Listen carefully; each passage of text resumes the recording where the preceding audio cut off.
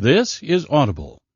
Recorded Books and One Click Digital present What We Find by Robin Carr. Narrated by Therese Plummer. A quote from Hans Christian Andersen. Just living is not enough. One must have sunshine, freedom, and a little flower. Chapter 1. Maggie Sullivan sought refuge in the stairwell between the 6th and 7th floors at the far west end of the hospital, the steps least traveled by interns and residents racing from floor to floor, from emergency to emergency. She sat on the landing between two flights, feet on the stairs, arms crossed on her knees, her face buried in her arms. She didn't understand how her heart could feel as if it was breaking every day. She thought of herself as much stronger. "Well now, some things never change," a familiar voice said. She looked up at her closest friend, J.C. Kent. They had gone to med school together, though residency had separated them. J.C. was an OB and Maggie a neurosurgeon. And they had hidden in stairwells to cry all those years ago when med school life was kicking their asses. Most of their fellow students and instructors were men. They refused to let the men see them cry. Maggie gave a wet, burbly huff of laughter. "How'd you find me?" Maggie asked. "How do you know you're not in my spot?"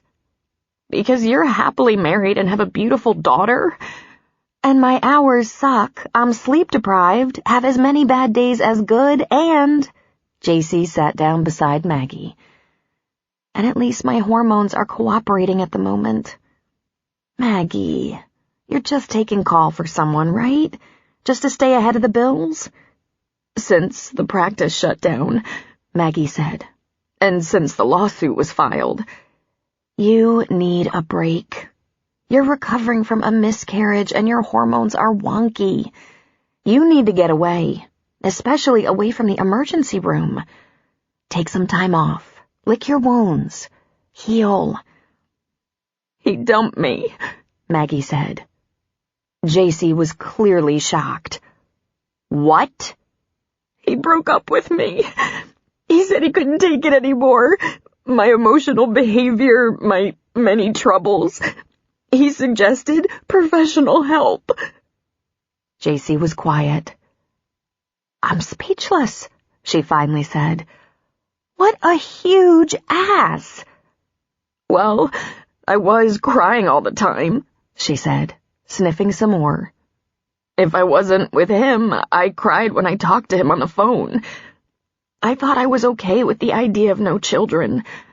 I'm almost 37. I work long hours. I was with a good man who was just off a bad marriage and already had a child."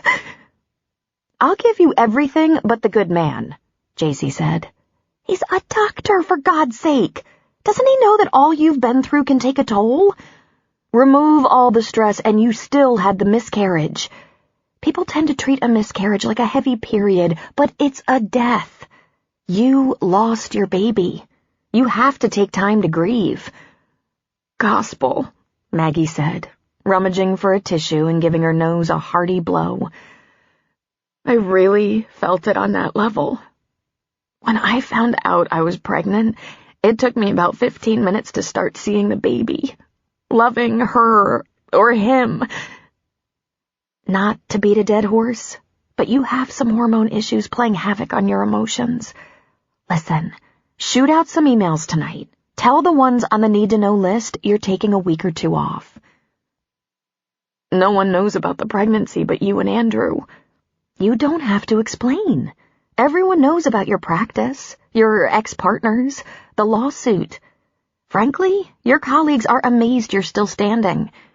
Get out of town or something. Get some rest." "You might be right," Maggie said. "These cement stairwells are killing me." J.C. put an arm around her. "Just like old times, huh?" The last 7 or 8 miles to Sullivan's Crossing was nothing but mud, and Maggie's cream-colored Toyota SUV was coated up to the windows. This wasn't exactly a surprise. It had rained all week in Denver, now that she thought about it. March was typically the most unpredictable and sloppiest month of the year, especially in the mountains. If it wasn't rain, it could be snow. But Maggie had had such a lousy year, the weather barely crossed her mind. Last year had produced so many medical, legal, and personal complications that her practice had shut down a few months ago.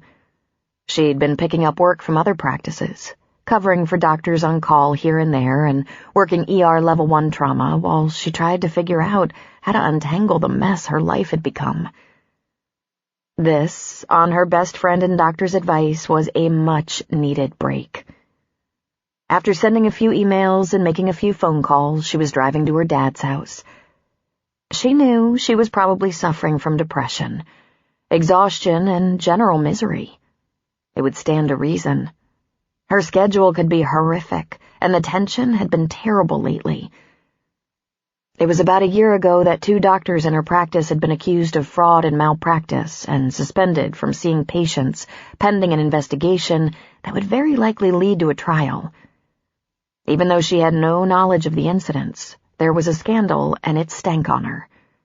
There'd been wild media attention, and she was left alone trying to hold a wilting practice together. Then the parents of a boy who died from injuries sustained in a terrible car accident while on her watch filed a wrongful death suit against her.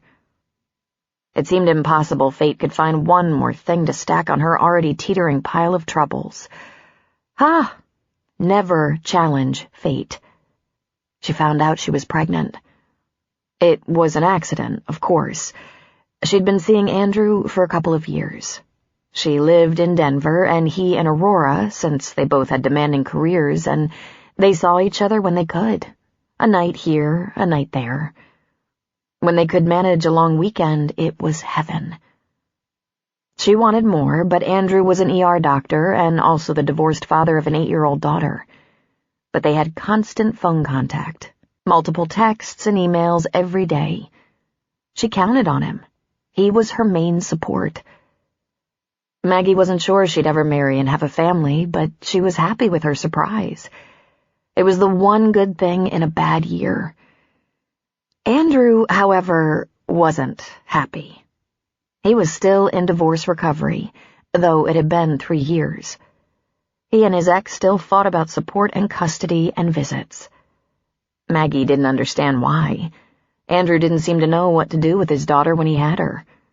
He immediately suggested terminating the pregnancy. He said they could revisit the issue in a couple of years if it turned out to be that important to her and if their relationship was thriving.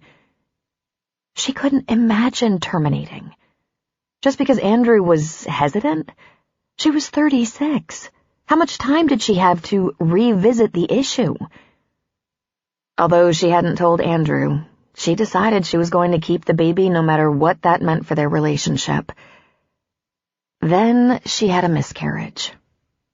Grief-stricken and broken-hearted, she sank lower. Exactly 2 people knew about the pregnancy and miscarriage, Andrew and JC. Maggie cried gut-wrenching tears every night. Sometimes she couldn't even wait to get home from work and started crying the second she pulled the car door closed. And there were those stairwell visits. She cried on the phone to Andrew, cried in his arms as he tried to comfort her, all the while knowing he was relieved. And then he'd said, "You know what, Maggie? I just can't do it anymore. We need a timeout. I can't prop you up, can't bolster you. You have to get some help. Get your emotional life back on track or something. You're sucking the life out of me, and I'm not equipped to help you." "Are you kidding me?" she had demanded. "You're dropping me when I'm down? When I'm only 3 weeks beyond a miscarriage?" And in typical Andrew fashion, he'd said, "That's all I got, baby." It was really and truly the first moment she'd realized it was all about him.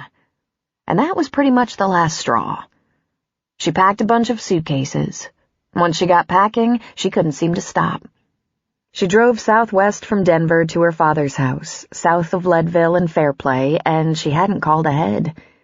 She did call her mother, Phoebe, just to say she was going to Sully's and she wasn't sure how long she'd stay. At the moment, she had no plan except to escape from that life of persistent strain, anxiety, and heartache. It was early afternoon when she drove up to the country store that had been her great-grandfather's, then her grandfather's, now her father's. Her father, Harry Sullivan, known by one and all as Sully, was a fit and hearty 70, and showed no signs of slowing down and no interest in retiring. She just sat in her car for a while, trying to figure out what she was going to say to him. How could she phrase it so it didn't sound like she'd just lost a baby and had her heart broken?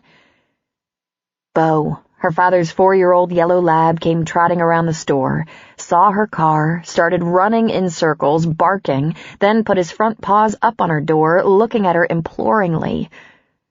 Frank Masterson, a local who'd been a fixture at the store for as long as Maggie could remember, was sitting on the porch, nursing a cup of coffee with a newspaper on his lap. One glance told her the campground was barely occupied. Only a couple of pop-up trailers and tents on campsites down the road toward the lake. She saw a man sitting outside his tent in a canvas camp chair, reading. She'd expected the sparse population. It was the middle of the week, middle of the day, and the beginning of March, the least busy month of the year. Frank glanced at her twice but didn't even wave. Bo trotted off, disappointed, when Maggie didn't get out of the car. She still hadn't come up with a good entry line. 5 minutes passed before her father walked out of the store, across the porch and down the steps, Bo following. She lowered the window. "Hi, Maggie," he said, leaning on the car's roof. "Wasn't expecting you." It was spur of the moment. He glanced into her back seat at all the luggage. "How long you planning to stay?" She shrugged. "Didn't you say I was always welcome? Any time?" He smiled at her. "Sometimes I run off at the mouth." "I need a break from work, from all that crap, from everything." "Understandable. What can I get you?" "Is it too much trouble to get 2 beers and a bed?" she asked, maybe a little sarcastically. "Coors okay by you?" "Sure." "Go on and park by the house. There's beer in the fridge, and I haven't sold your bed yet." "That's gracious of you," she said. "You want some help to unload your entire wardrobe?" he asked. "Nope, I don't need much for now. I'll take care of it." "Then I'll get back to work, and we'll meet up later." "Sounds like a plan," she said. Maggie dragged only one bag into the house, the one with her toothbrush, pajamas, and clean jeans. When she was a little girl and both her parents and her grandfather lived on this property, she'd been happy most of the time. The general store, the locals and campers, the mountains, lake and valley, wildlife and sunshine kept her constantly cheerful. But the part of her that had a miserable mother, a father who tended to drink a little too much, and bickering parents, had been forlorn. Then, when she was 6, her mother had had enough of hardship, rural living, driving Maggie a long distance to a school that Phoebe found inadequate. Throw in an unsatisfactory husband, and that was all she could take. Phoebe took Maggie away to Chicago. Maggie didn't see Sully for several years, and her mother married Walter Lancaster, a prominent neurosurgeon with lots of money. Maggie had hated it all. Chicago, Walter, the big house, the private school, the blistering cold and concrete landscape. She hated the sound of traffic and emergency vehicles. One thing she could recall in retrospect, it brought her mother to life. Phoebe was almost entirely happy, the only smudge on her brightness being her ornery daughter. They had switched roles. By the time Maggie was 11, she was visiting her dad regularly. First a few weekends, then whole months and some holidays. She lived for it, and Phoebe constantly held it over her.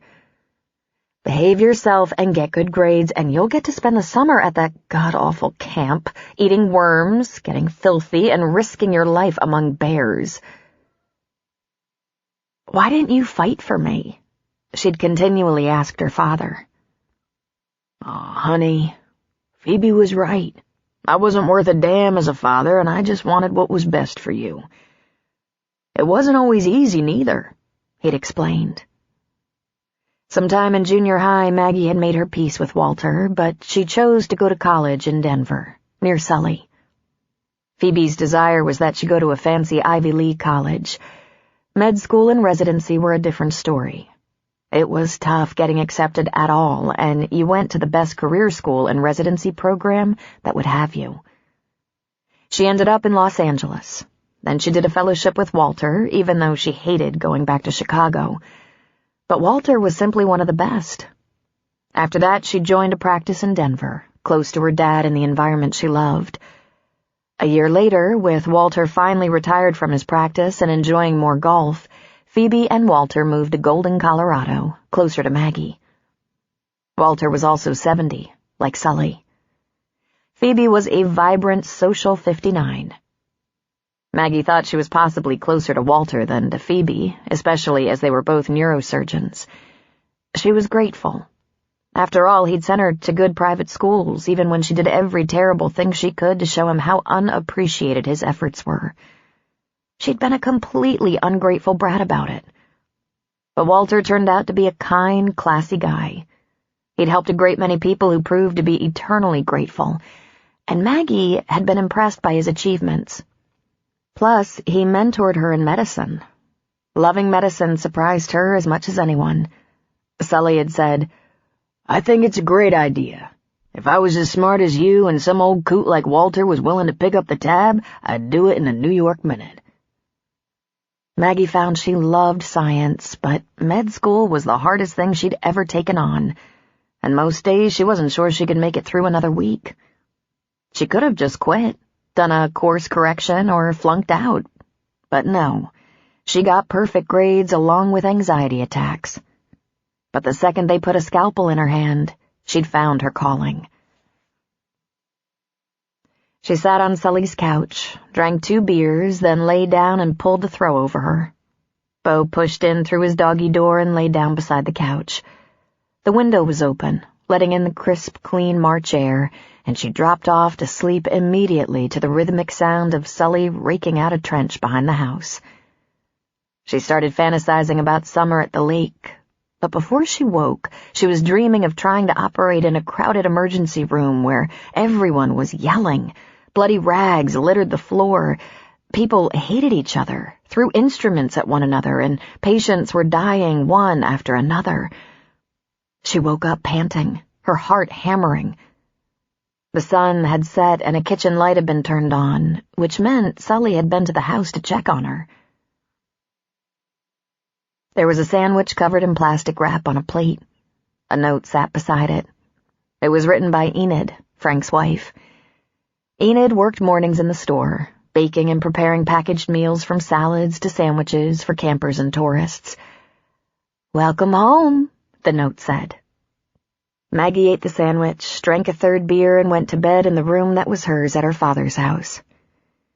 She woke to the sound of Sully moving around and saw that it was not quite 5 a.m., so she decided to go back to sleep until she didn't have anxiety dreams anymore. She got up at noon, grazed through the refrigerator's bleak contents, and went back to sleep. At about 2 in the afternoon, the door to her room opened noisily, and Sully said, "All right, enough is enough." Sully's store had been built in 1906 by Maggie's great-grandfather, Nathaniel Greeley Sullivan. Nathaniel had a son and a daughter, married off the daughter, and gave the son, Horace, the store. Horace had one son, Harry, who really had better things to do than run a country store. He wanted to see the world and have adventures, so he joined the army and went to Vietnam, among other places, but by the age of 33 he finally married and brought his pretty young wife, Phoebe, home to Sullivan's Crossing. They immediately had one child, Maggie, and settled in for the long haul. All of the store owners had been called Sully, but Maggie was always called Maggie. The store had once been the only place to get bread, milk, thread, or nails within 20 miles. But things had changed mightily by the time Maggie's father had taken it on. It had become a recreational facility. 4 one-room cabins, dry campsites, a few RV hookups, a dock on the lake, a boat launch, public bathrooms with showers, coin-operated laundry facilities, picnic tables and grills. Sully had installed a few extra electrical outlets on the porch so people in tents could charge their electronics, and now Sully himself had satellite TV and Wi-Fi. Sullivan's Crossing sat in a valley south of Leadville at the base of some stunning mountains and just off the Continental Divide Trail. The camping was cheap and well managed. The grounds were clean. The store large and well stocked. They had a post office. Sully was the postmaster. And now it was the closest place to get supplies, beer and ice for locals and tourists alike. The people who ventured there ranged from hikers to bikers to cross-country skiers, boating enthusiasts, rock climbers, fishermen, nature lovers, and weekend campers. Plenty of hikers went out on the trails for a day, a few days, a week, or even longer. Hikers who were taking on the CDT or the Colorado Trail often planned on Sully's as a stopping point to resupply, rest, and get cleaned up. Those hardies were called the through hikers, as the Continental Divide Trail was 3,100 miles long, while the Colorado Trail was almost 500. But the two trails converged for about 200 miles just west of Sully's. Thus, Sully's was often referred to as the Crossing. People who knew the place referred to it as Sully's. Some of their campers were one-timers, never seen again. Many were regulars within an easy drive looking for a weekend or holiday escape. They were all interesting to Maggie. Men, women, young, old, athletes, wannabe athletes, scout troops, nature clubs, weirdos, the occasional creep. But the ones who intrigued her the most were the long-distance hikers, the through hikers. She couldn't imagine the kind of commitment needed to take on the CDT, not to mention the courage and strength. She loved to hear their stories about everything from wildlife on the trail to how many toenails they'd lost on their journey. There were tables and chairs on the store's wide front porch, and people tended to hang out there whether the store was open or closed. When the weather was warm and fair, there were spontaneous gatherings and campfires at the edge of the lake. Long-distance hikers often mailed themselves packages that held dry socks, extra food supplies, a little cash, maybe even a book, first aid items, a new lighter for their campfires, a fresh shirt or two. Maggie loved to watch them retrieve and open boxes they'd packed themselves. It was like Christmas.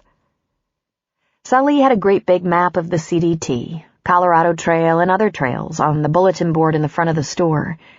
It was surrounded by pictures either left or sent back to him. He'd put out a journal book where hikers could leave news or messages. The journals, when filled, were kept by Sully and had become very well known. People could spend hours reading through them. Sully's was an escape, a refuge, a gathering place or recreational outpost. Maggie and Andrew liked to come for the occasional weekend to ski. The cross-country trails were safe and well-marked.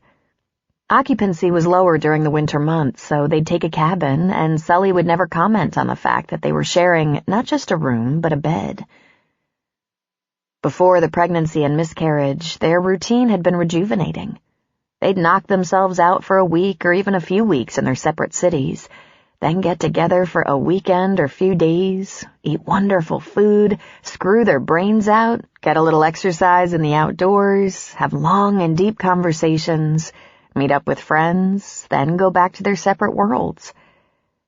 Andrew was shy of marriage, having failed at one and being left a single father.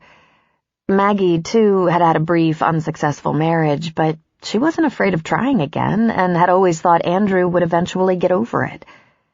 She accepted the fact that she might not have children, coupled with a man who, right up front, declared he didn't want more.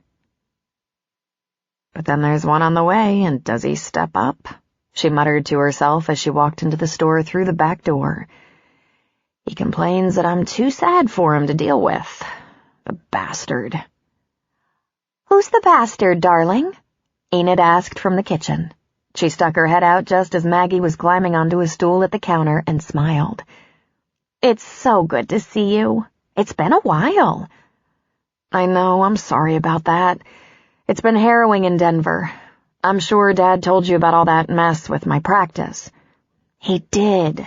Those awful doctors, tricking people into thinking they needed surgery on their backs and everything.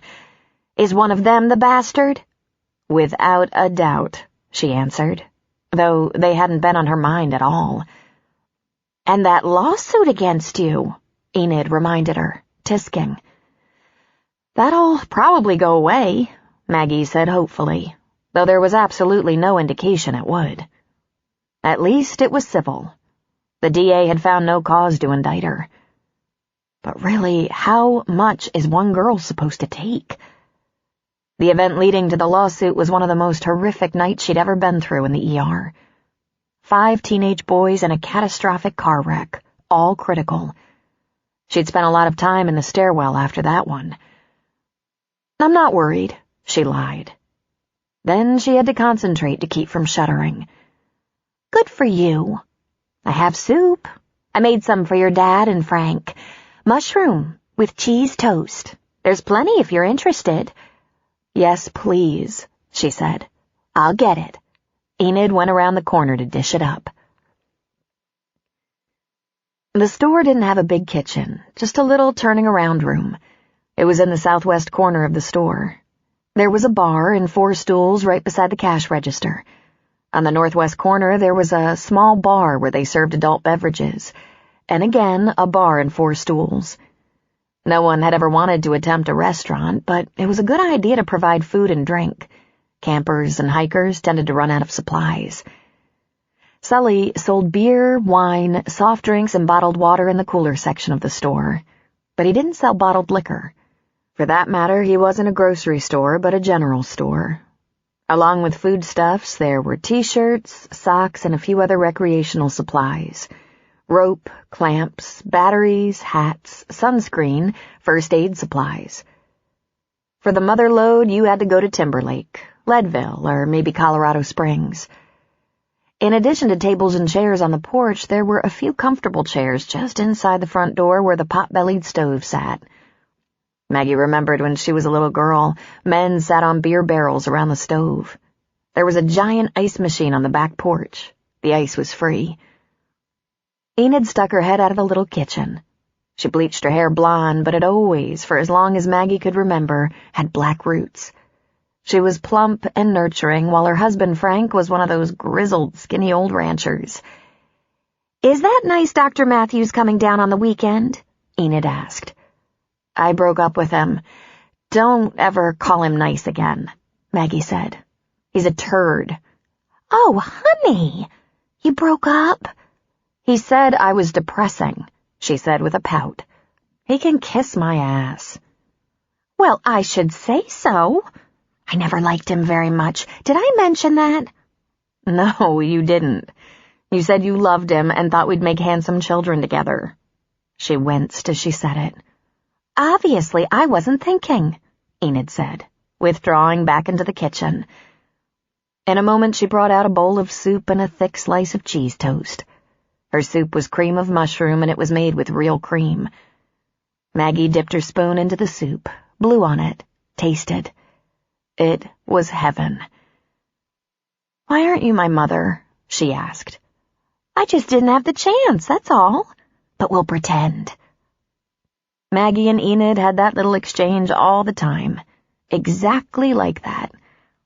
Maggie had always wanted one of those soft, nurturing, homespun types for a mother, instead of Phoebe, who was thin, chic, active in society, snobby and prissy.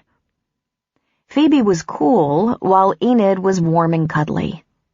Phoebe could read the hell out of a menu, while Enid could cure anything with her chicken soup, her grandmother's recipe. Phoebe rarely cooked, and when she did, it didn't go well. But lest Maggie completely throw her mother under the bus, she reminded herself that Phoebe had a quick wit, and though she was sarcastic and ironic, she could make Maggie laugh. She was devoted to Maggie and craved her loyalty, especially that Maggie liked her more than she liked Sully. She gave Maggie everything she had to give. It wasn't Phoebe's fault they were not the things Maggie wanted.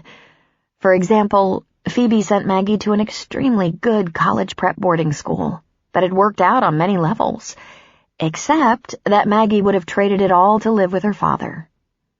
Foolishly, perhaps, but still. And while Phoebe would not visit Sully's campground under pain of death, she had thrown Maggie a $50,000 wedding that Maggie hadn't wanted. And Walter had given her and Sergei a trip to Europe for their honeymoon. Maggie had appreciated the trip to Europe quite a lot, but she should never have married Sergei.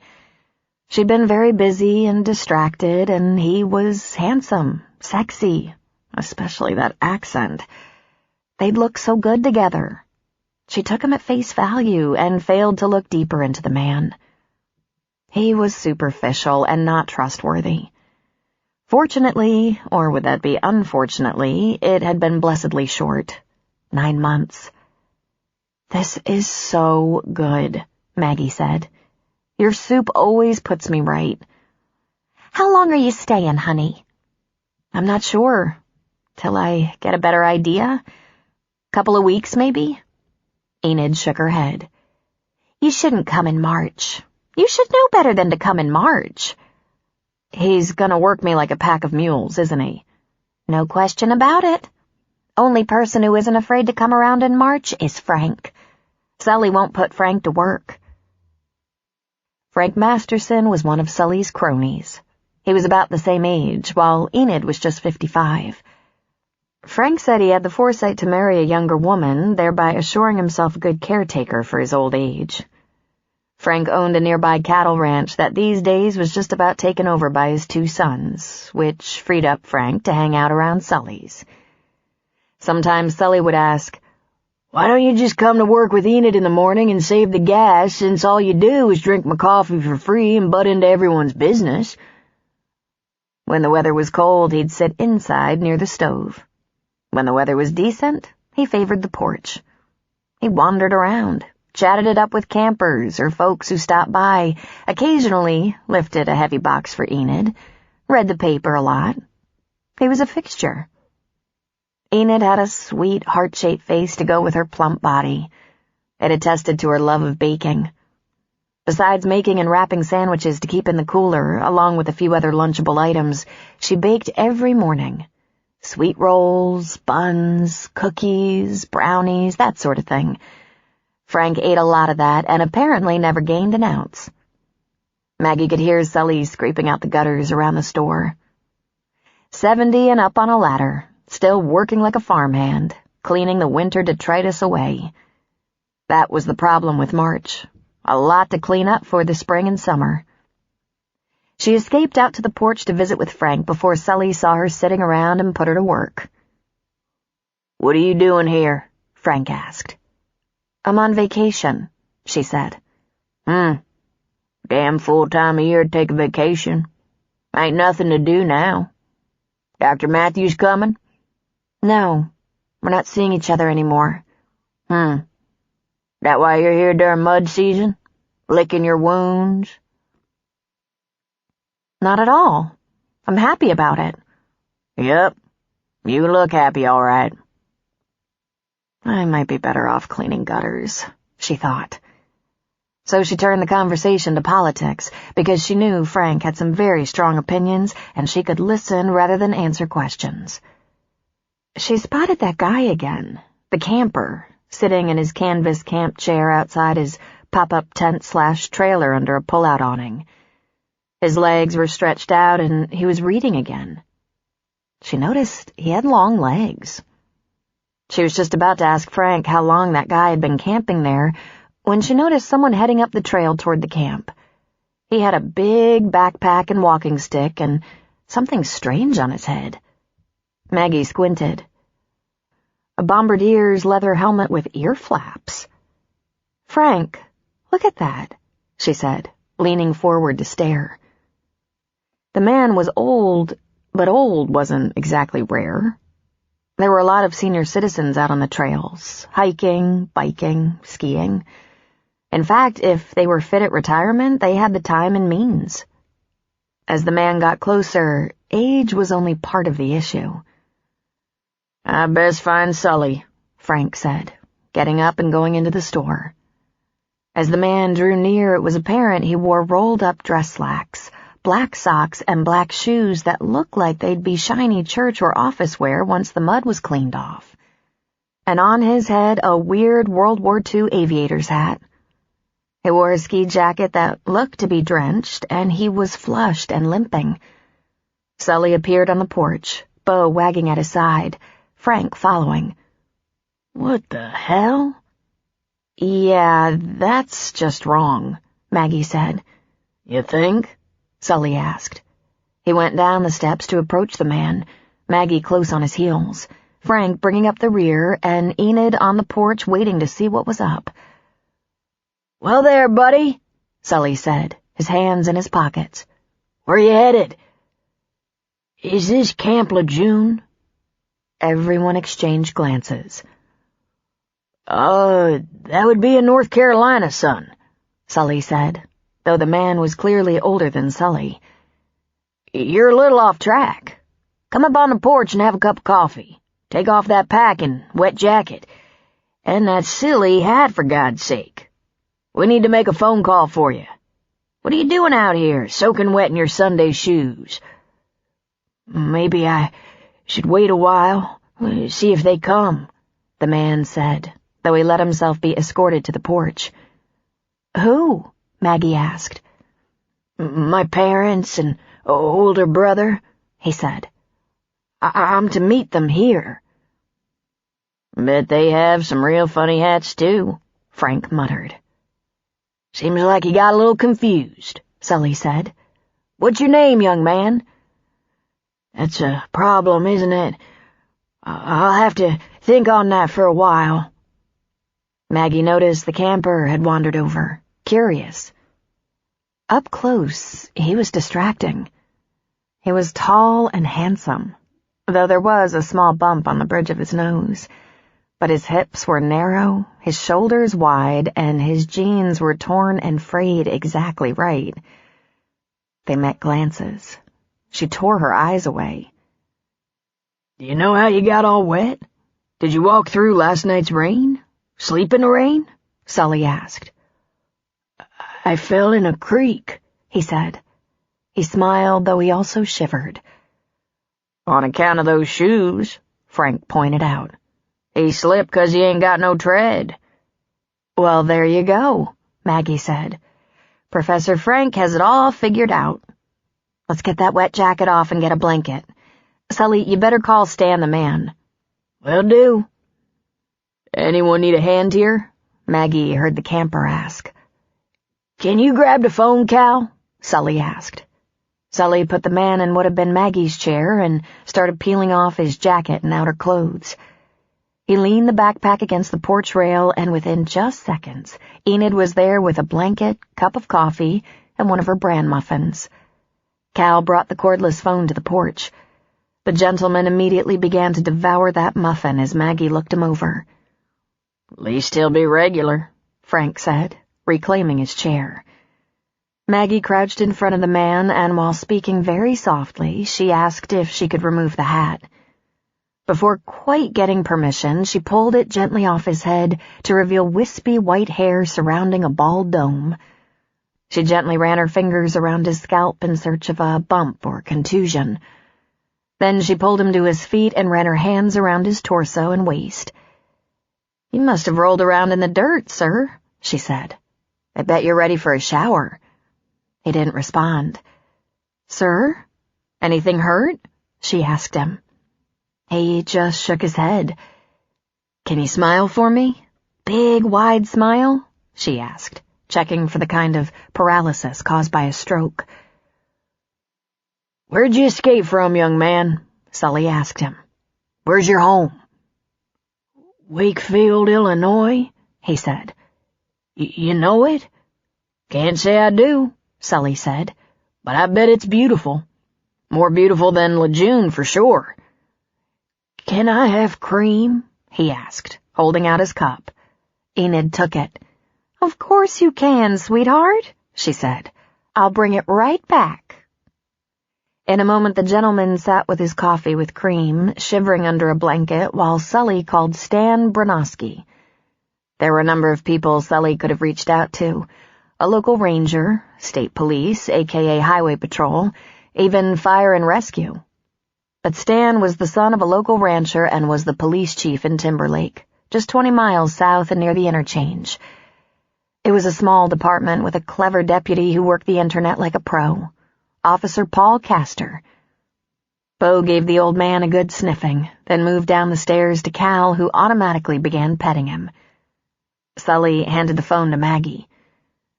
"Stan wants to talk to you." "He sounds like someone who wandered off," Stan said to Maggie. "But I don't have any missing persons from nearby. I'll get Castor looking into it. I'm on my way. Does he have any ID on him?" "We haven't really checked yet," Maggie said into the phone. "Why don't I do that while you drive? Here's Sully." Maggie handed the phone back to her dad and said, "Pass the time with Stan while I chat with this gentleman."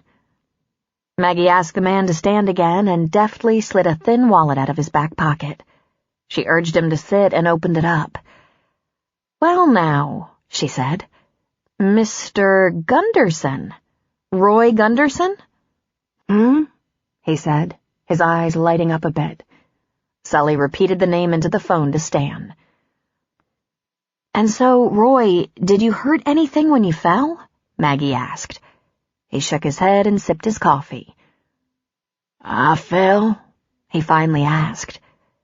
Maggie looked at Sully, lifting a questioning brow. "I'm Mr. Gunderson from Park City, Utah," Sully said. "Wandered off from his home a few days ago. On foot." "He must have gotten a ride or something," Cal said. "His driver's license, which was supposed to be renewed 10 years ago, says his address is in Illinois." "Stan says he'll probably have more information by the time he gets here, but this must be him. Dementia, he says." "You can say that again," Maggie observed. "I can't imagine what the last few days have been like for him. He must have been terrified." "He looked terrified to you?" Frank asked. "He might as well be on a cruise ship." "Tell Stan we'll take care of him till he gets here." Maggie went about the business of caring for Mr. Gunderson, getting water and a little soup into him while the camper, Cal, chatted with Sully and Frank, apparently well known to them. When the situation was resolved, she meant to find out more about him, like how long he'd been here. She took off Roy's shoes and socks and looked at his feet. No injuries or frostbite, but some serious swelling and bruised toenails. She wondered where he'd been and how he'd gotten the backpack. He certainly hadn't brought it from home or packed it himself. That would be too complicated for a man in his condition. It was a miracle he could carry it. 2 hours later, the sun lowering in the sky, an ambulance had arrived for Roy Gunderson. He didn't appear to be seriously injured or ill, but he was definitely unstable, and Stan wasn't inclined to transport him alone. He could bolt, try to get out of a moving car, or interfere with the driver, although Stan had a divider cage in his police car. What Maggie and Sully had learned, no thanks to Roy himself, was that he'd been cared for at home by his wife, wandered off without his GPS bracelet, walked around a while before coming upon a rather old Chevy sedan with the keys in the ignition. So he must have helped himself. The car was reported stolen from near his house, but had no tracking device installed. And since Mr. Gunderson hadn't driven in years, no one put him with the borrowed motor vehicle for a couple of days. The car was found abandoned near Salt Lake City, with Roy's jacket in it. From there, the old man had probably hitched a ride. His condition was too good to have walked for days. Roy was likely left near a rest stop or campgrounds where he helped himself to a backpack. Where he'd been, what he'd done, how he'd survived, was unknown. The EMTs were just about to load Mr. Gunderson into the back of the ambulance when Sully sat down on the porch steps with a loud huff. Dad? Maggie asked. Sully was grabbing the front of his chest, over his heart. He was pale as snow, sweaty, his eyes glassy, his breathing shallow and ragged. Dad! Maggie shouted.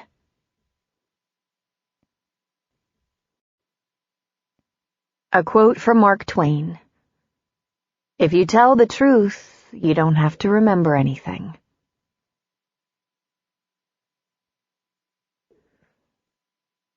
Chapter 2. It's different when it's your father.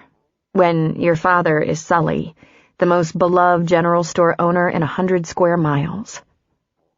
Maggie felt a rising panic that she hoped didn't show. First, she gave him an aspirin.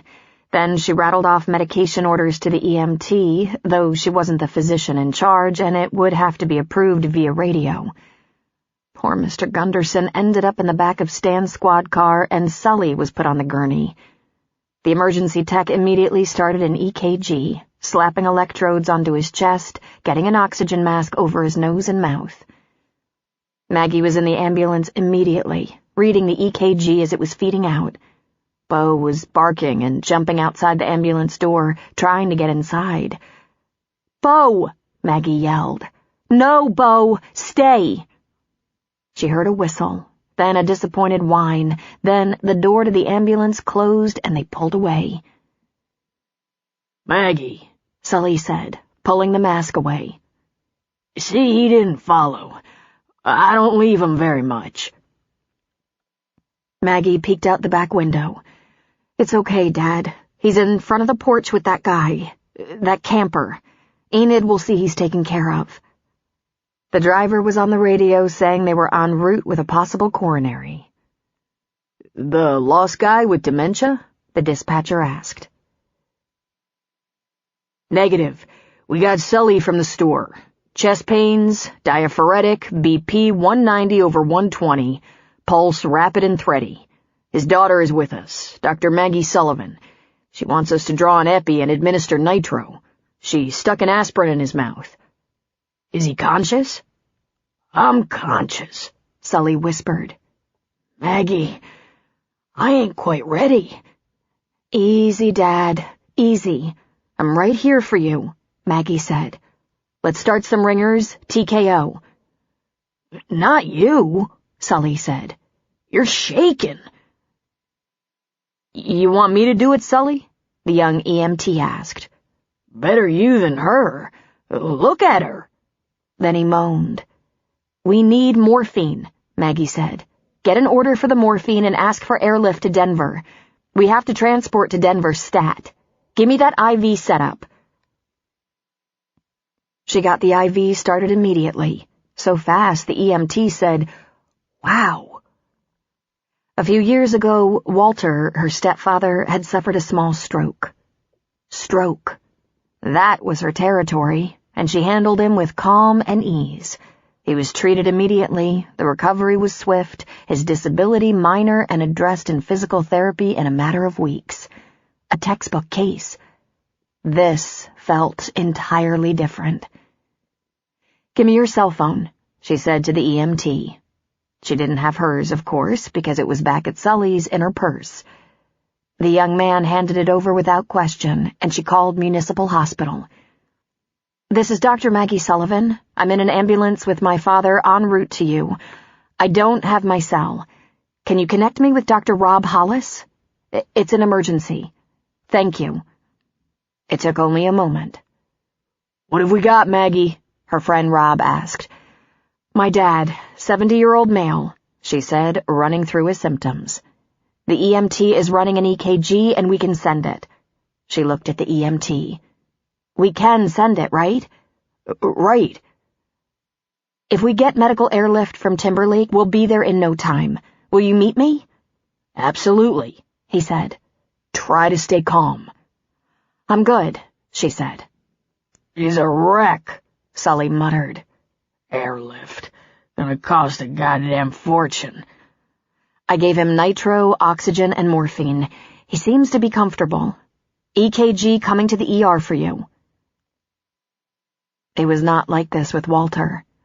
With Walter, whom she'd become close to once she'd passed through adolescence, she was able to be a physician. Objective, cool, confident. With Sully, she was a daughter clinging to her medical training with an internal fear that if anything terrible happened to him, she would be forever lost. Sully wasn't experiencing terrible pain once the morphine kicked in. His breathing was slightly labored and his blood pressure remained high. Maggie watched over him through the transfer into a medical transport helicopter and stayed with him while he was taken into the emergency room where Dr. Hollis waited. "Jesus, Maggie," Rob said, his stethoscope going immediately to Sully's chest. "Nothing like making an entrance." "Who are you?" Sully asked. "Rob Hollis, cardiac surgeon. And you must be Sully." He picked up a section of the EKG tape, glancing at it almost casually. "We're going to run a few tests, draw some blood, bring down that blood pressure if possible, and then, very probably, depending on the test results, go to the OR and perform a bypass surgery. Do you know what that is?" "Sure I do," Sully said, his voice tired and soft. "I'm the last one on my block to get one." "Maggie, this is going to take a while, even though we'll push it through with stat orders. Maybe you should go to the doctor's lounge and rest." "She should go grab a beer and find a poker game, but she don't need no rest," Sully said. "She's plenty rested." "I'll stay with my dad," she said. "I'll keep out of your way." "You're going to be bored," Rob said. "Not as long as he's breathing," she thought. "I'll manage."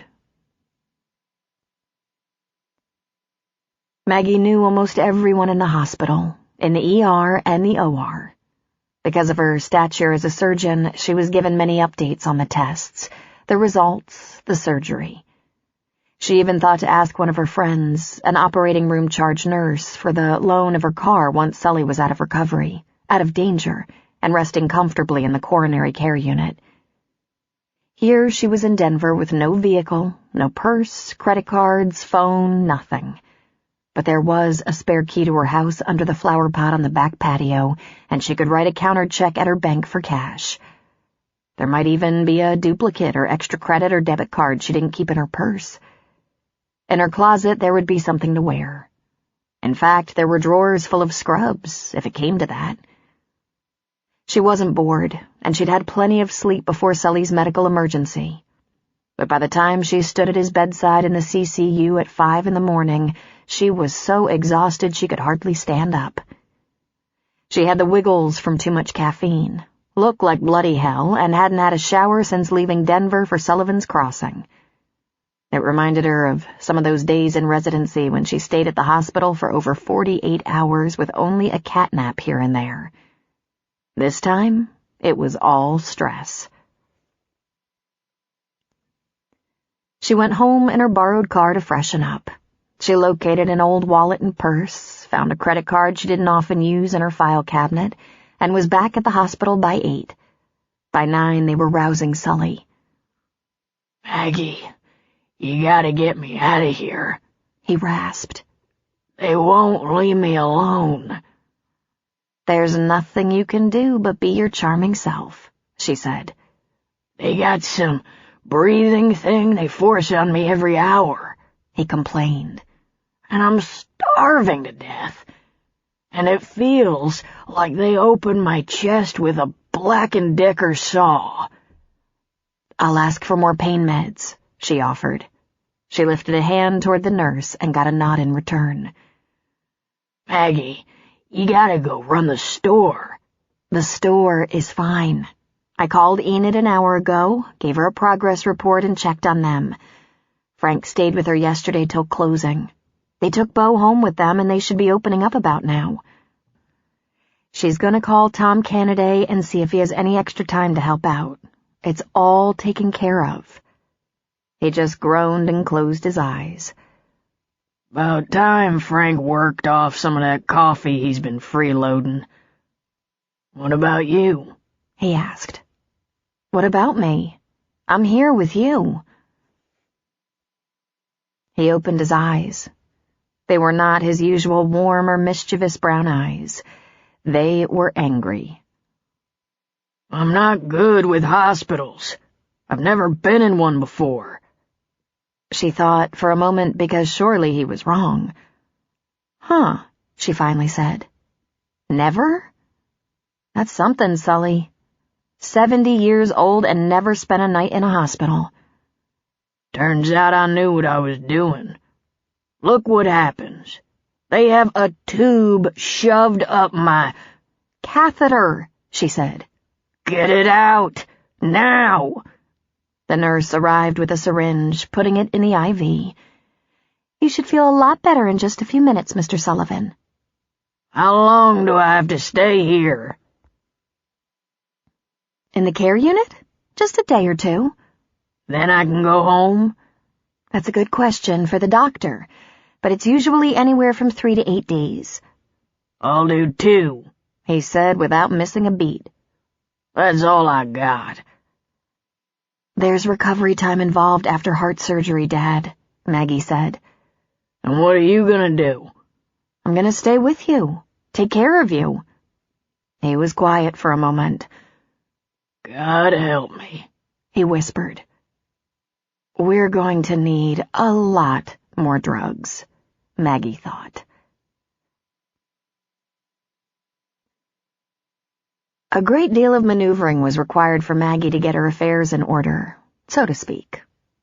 According to Enid, Tom Kennedy, their handyman and helper, was going to adjust his schedule to spend more time at Sully's. Tom had a lot of jobs. He drove a tow truck, worked on car repairs in a service station, drove a plow in winter, and did road work in summer, which kept him on the county payroll. He did a variety of handyman and maintenance jobs around the area. He'd do just about anything if the money was right, because he was a single father with 4 kids aged 12 to 19. Sometimes he'd bring 1 or 2 along to help him, or just to hang out with him. And now, when Tom couldn't work, he could send his oldest son, Jackson, the 19-year-old. Maggie asked Enid if she could come to Denver to pick her up, drive her back to Sully's where she would get her own car and some incidentals like her cell phone, purse, extra clothes, makeup, and the like. Also, she would get some clothing and a shaving kit for Sully, who wasn't going back home soon, a subject she wasn't looking forward to discussing with him. Enid said she'd be at the hospital in the morning. Can I see him when I get there? She asked. You don't want to see him, Enid. He's a huge pain in the ass. He's been complaining and trying to get out of here from the minute he arrived, and the fact that he can hardly get out of bed hasn't deterred him one bit. Well, I could have told you it would be like that. Maggie was waiting outside the hospital's front entrance for Enid when who should pull up in a banged-up old red pickup truck but Frank. Maggie sighed. Just what I need. 2 hours held captive by Frank. All the way back to Sullivan's Crossing, Frank droned on and on about the evils of government in every conspiracy theory ever imagined, including his belief that commercial jetliners were spraying the atmosphere with enhanced jet stream in an effort to lower the temperature of the Earth to combat global warming. Of which there ain't no damn such thing anyhow. By the time they got back to the crossing, she was exhausted all over again. I can't believe you did that to me, she said to Enid. You find him a little talkative, Maggie? She asked with a teasing smile. He got there, didn't he? We're a little short-handed around here, you know. Maggie hurried to gather up what she needed and asked Enid to make her a sandwich. Already done, Cupcake. Turkey and Swiss on whole grain, and I packed up a box of cookies and muffins for Sully. I'm afraid his cookie and muffin days are over for now. Listen, Enid, we can put a sign on the door. Close up for a while. You and Frank just can't handle the whole place on your own. We're getting by all right, honey. People understand about stuff like this. Tom's been here with his boy. That camper with the pop-up trailer has even been pitching in. Nice fella, Cal. Oh, Enid, he'll probably steal the silver, if we had any. Nah, he's a good enough fella. He's got that spot and asked for a weekly rate. I offered him the house for his shower, but he said he's doing just fine. He's probably homeless, Maggie said. You know we don't really know these people. Tom offered to try to spend some nights around here, but we don't hardly have anybody in the park anyhow. And besides, we got Cal here if there's trouble, which there ain't likely to be. Cal's got a cell phone. He'll probably break into the store and clean us out the first night and— Maggie, the first night's come and gone and he's still here helping out. You've been in the city too long. That isn't gonna happen, honey, and for sure not in March. No one's passing through in this mucking mess. But there had been times when the police or sheriff or ranger had to be called, when a few campers had a little too much fun, too much to drink, got aggressive. Sully had a baseball bat he took with him if he went out to see what was going on late at night. There was a domestic once when Maggie was young. Some man knocking around his woman, and Sully just couldn't resist. He decked him, knocked him out. Maggie had been stunned. Not just that her dad would do that, but that he was that strong. Plus, even though she'd always been told, we never hit, no matter what, she had adored him for it. It was true the crossing was mostly peaceful, but they were isolated, especially from November to March, and from time to time had a little trouble. They didn't have any paid security like some of the bigger or state-operated campgrounds. Just Sully. Maggie could count on one hand the number of nights Sully had spent away from the campground. Her graduations, her wedding. Was it awful? Enid asked of Sully's heart attack. I was terrified, Maggie whispered back. Maggie went back to Denver, to a hospital she knew well, and commenced what would become 3 of the longest weeks of her life. Sully was healing nicely and making great progress, and he was incorrigible. He sulked, he didn't follow explicit instructions, he got very constipated, and it riled him beyond measure. He began speaking abusively to the nursing staff. He went from stonily silent to loud and abrasive. He wouldn't eat his food, and he was moved to a private room because Maggie couldn't bear the effect he had on his roommate. "What is the matter with you?" she ground out. "Besides the fact that my chest was ripped open and I haven't had a good shit in 10 days? Not a goddamn thing." "You haven't been here 10 days, but I'm gonna get you fixed right away. And you're gonna be sorry you complained to me." She put 2 residents on the job. She told them to use any means available and legal. Just make it happen. She said she didn't want to know how they did it, but they were to see to it he had a bowel movement by morning. When she came in to see Sully the next day, he was smiling, and he was passably pleasant most of the day. After 7 days in the hospital, she took him home to her house where she was cloistered with him, fed him low-sodium and low-fat foods, took him to rehab every other day, and listened to him bitch for another 13 days. Finally, she took him back to Sullivan's Crossing, and Sully was reborn. His temperament immediately smoothed over. His facial features relaxed. He greeted Enid, Frank, and Tom, and spent about 15 straight minutes greeting Bo. Then Sully ate a salad with turkey slices and complimented Maggie's thoughtfulness for the lunch. "I think you dropped 20 pounds, Enid said. 12, and I could spare it. Now, Enid, it looks like I'm going to be keeping Frank company for a while. Maggie says I have to go slow. We should get Tom's boy to help out with things like stocking shelves. Get Tom to finish cleaning the gutters and clearing that trench around the house to the stream so we don't get flooded, if we aren't already." "You aren't," a voice said. "I finished clearing that trench, and I checked the basement at your house." Everyone turned to see the man standing in the doorway of the store. Cal. Maggie looked at him closely for the first time. He was somewhere just under 40, with dark brown hair and light brown eyes that twinkled.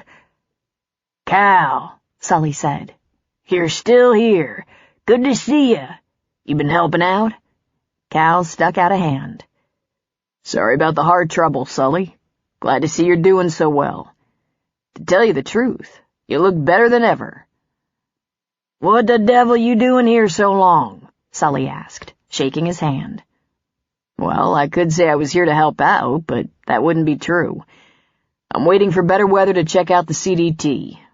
Since I was here, I tried to lend Enid a hand." "He did a great job, Sully," Enid said.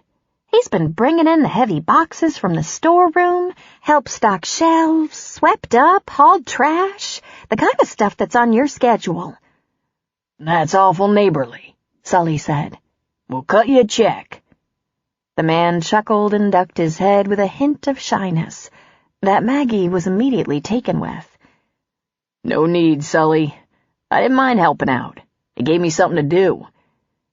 "If you're camping, you must have had other things on your mind to take up time." "To tell the truth, I messed up my planning. I thought I'd pick up the CDT out of Leadville, but where it's not icy, it's flooding. A few chores weren't anything.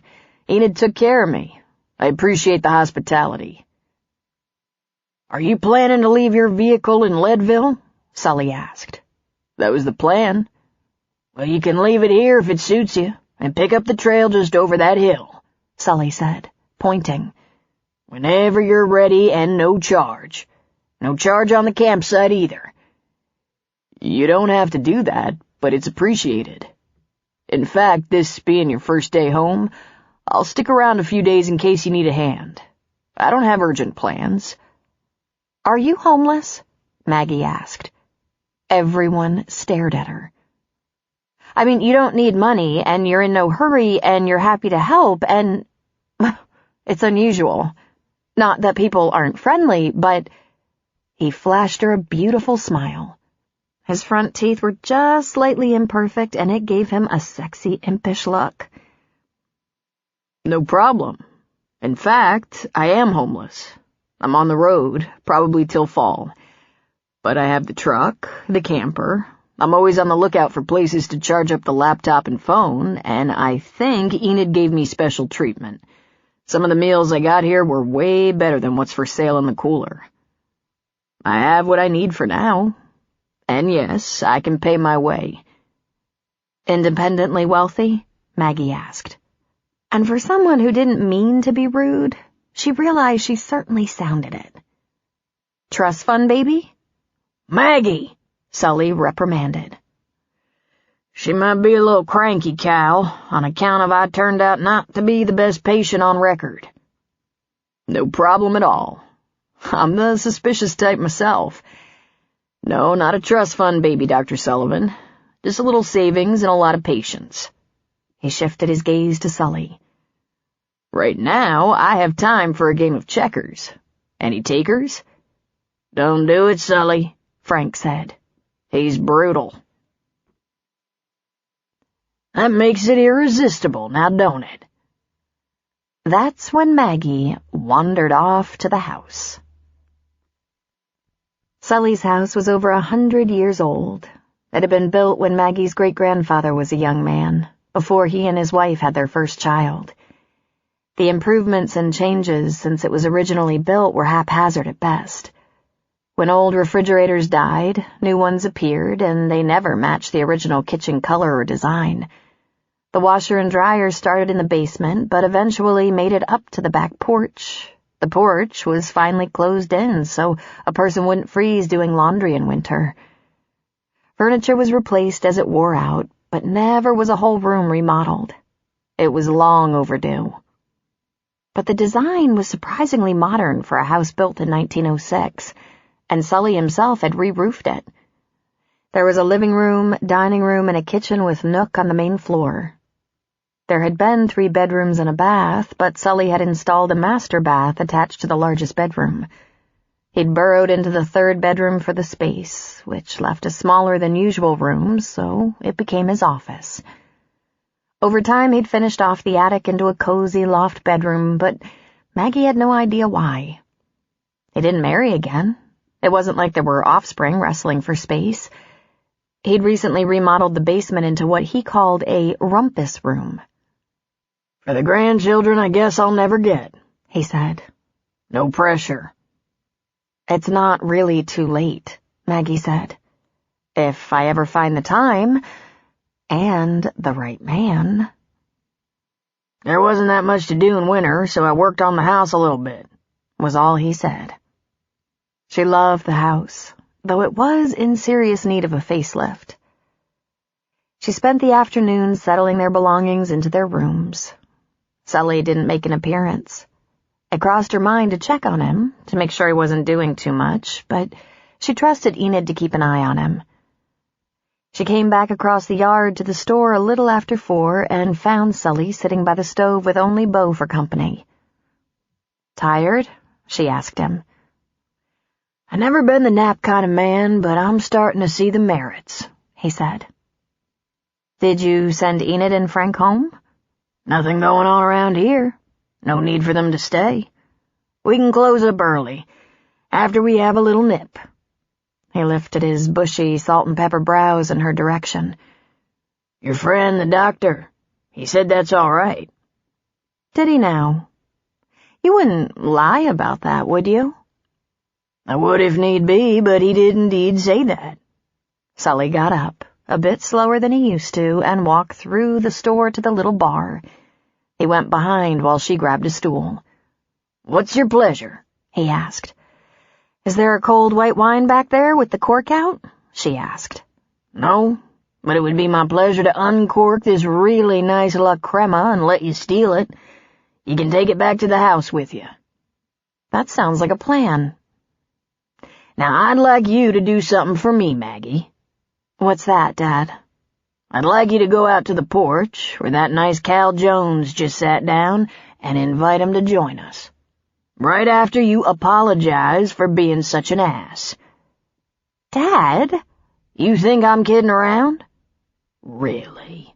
I didn't raise you like that. And maybe Phoebe did, but I doubt it. She's snooty, but not nasty. I've never seen the like. She took a breath. After your behavior in the hospital? After you get your chest sawed open, we'll compare notes. For now, the man was decent enough to help Enid, and we're grateful. Aren't we, Maggie? She sighed. You know what this is like? This is like getting in trouble at school and being marched back to the classroom to humbly take your medicine. How do you know he's not a serial killer? I'm not, said an amused voice. Don't you just have the worst habit of sneaking up on people, she said. This old man is a heart patient. That's no way to worm back into my good graces, calling me old, Sully said. Say what I told you, Maggie. I might have been a little impatient today, she said. And perhaps I didn't show my gratitude very well. She was an ass, Sully said. Not like her, neither. You want a little pop, son? You're on, he said, sitting on one of the stools. How about a Chivas neat water back? While Sully pulled the cork out of the wine, he talked. So Maggie here is very tough, but tender-hearted, and usually very good with her manners, much better than I am. But I think putting up with me for 3 weeks since this operation just plain ruined her. He pushed a glass of wine toward Maggie. She isn't going to do that again, unless you give her trouble. Don't give her trouble, son. She's very strong. Maggie the bold and strong, she thought. I don't have any trouble in me, Sully, Cal said with a chuckle. I'm just checking out Colorado. And what are you doing here? She asked. When both men looked at her, she held up a hand. Hey, no offense, but people usually have a reason for finding themselves at Sullivan's Crossing. No offense taken, he said. I've been doing some hiking here and there, hiking and camping. There's a lot of stuff online about hiking the Divide, but you don't want to hit the Rockies before May, and that might even be too soon. Not this year, Sully said. It's an early thaw. We damn near washed into the lake one year with an early thaw. The snowpack flows to the west, but we're not without our wash. I gotta figure out how to get that garden in without lifting a finger." Maggie laughed. "Once again, he talks about me like I'm not even here. Of course I'll help with the garden." "So, you think you might hike the whole CDT?" Cal shook his head. "I don't think so. Just a little piece of it. But I'd like to get up there and see what I see. I'll hike and camp for a few weeks, then I'll decide what's next. Montana, maybe. Or Idaho. Canada. But not in winter." Over the years, Maggie had learned that you don't ask a hiker why they take on something like the Appalachian Trail or the CDT. They're driven. They want to be stronger than the trail, to break it, or maybe just survive it. "The CDT is the longest one," Maggie pointed out. "It can get lonely out there." "I know. I like the solitude. I also like the people I run into. People who want to do that are... I don't know how to explain it. It's like they have things to understand about themselves, and every single one of them has different things to figure out." "And what do you have to figure out, Mr. Jones?" she asked. "I don't know. Nothing too deep. How about what to do next? Where to settle?" That sounded like true freedom to Maggie. Choosing something new. She'd eventually have to go back to work in Denver. Right now, she was using Sully's rehabilitation as an excuse. She was needed here. "If you like solitude, then that must be why you chose this campground in March," Sully said, sipping from his glass and letting go a giant as he appreciated it. Maggie and Cal laughed. "Doc says this is all right, but you can bet your sweet ass that bitch of a nurse didn't bring me no nightcap." "Dad!" "You expect me to apologize for saying that? That was a simple, true statement." He shook his head. "That one nurse, the one at night with the black hair and silver roots, she was mean as a snake. If I die and go to hell, I'll meet her there." Cal looked at Maggie and with a wry smile said, "Long convalescence?" 3 weeks of my life I'll never get back," Maggie said. A quote from Nathaniel Hawthorne. "No man can for any considerable time wear one face to himself and another to the multitude, without finally getting bewildered as to which is the true one." Chapter 3. Once Sully had gone to bed, Maggie got on her computer. She might not be a trained investigator, but she was damn sure an experienced researcher. She started by collecting the possible variants on the name Cal. Calvin, Calhoun, Caleb, Callahan, Callaway, even Pascal. Then she tried just plain Cal Jones. She found several obituaries, but not a single reference that could be their camper. So if he was a serial killer, he was still an unknown one. She wasted 2 hours on that. She heard her phone chime with a text. She was surprised to see it was from Andrew. "I heard about Sully. Is he doing well? Are you?" "We're fine," she texted back. There was no response, and she went back to tinkering on her laptop. About 10 minutes later, her phone rang, and she saw the call was from Andrew. She sent it to voicemail. There was a ping. Message received. There were so many times over the past 3 weeks she had wished to hear Andrew's confident and reassuring voice, to feel his arms closing around her. She had a few close women friends. There was Jacie, her closest friend. Jacie had called or texted every day to see how they were getting along. There were a few of the women she worked with, but Andrew had been the only man in her life for a long time, since Sergei, and Sergei had been a total mistake. an artist of Ukrainian descent who, she eventually realized, wanted to marry an American doctor or someone of equal income potential. He'd had the mistaken impression she came from money because of the show Phoebe and Walter could put on. Walter could affect an image of aristocracy. "I am so lousy at men," she muttered to herself. But Andrew shouldn't have been a mistake. Her eyes had been wide open. They were both professionals with young practices and bruised hearts. She'd been 34, he almost 40. His marriage had been longer, but far more expensive than hers, and his ex had been so mean. Sergei hadn't been mean, not at all.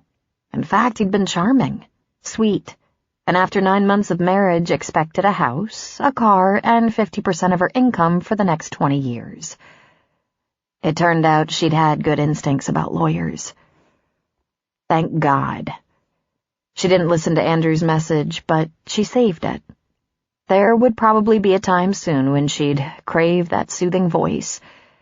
She wondered if he even realized that after all the storms she'd weathered lately, one of her darkest hours had been the sight of Sully gripping his chest, panting, washing pale. She knew true terror in that moment. It was amusing to Maggie that her mother thought Sully was such a loser, a simple, laid-back general store owner, a country boy, an underachiever. Maggie didn't see him that way at all.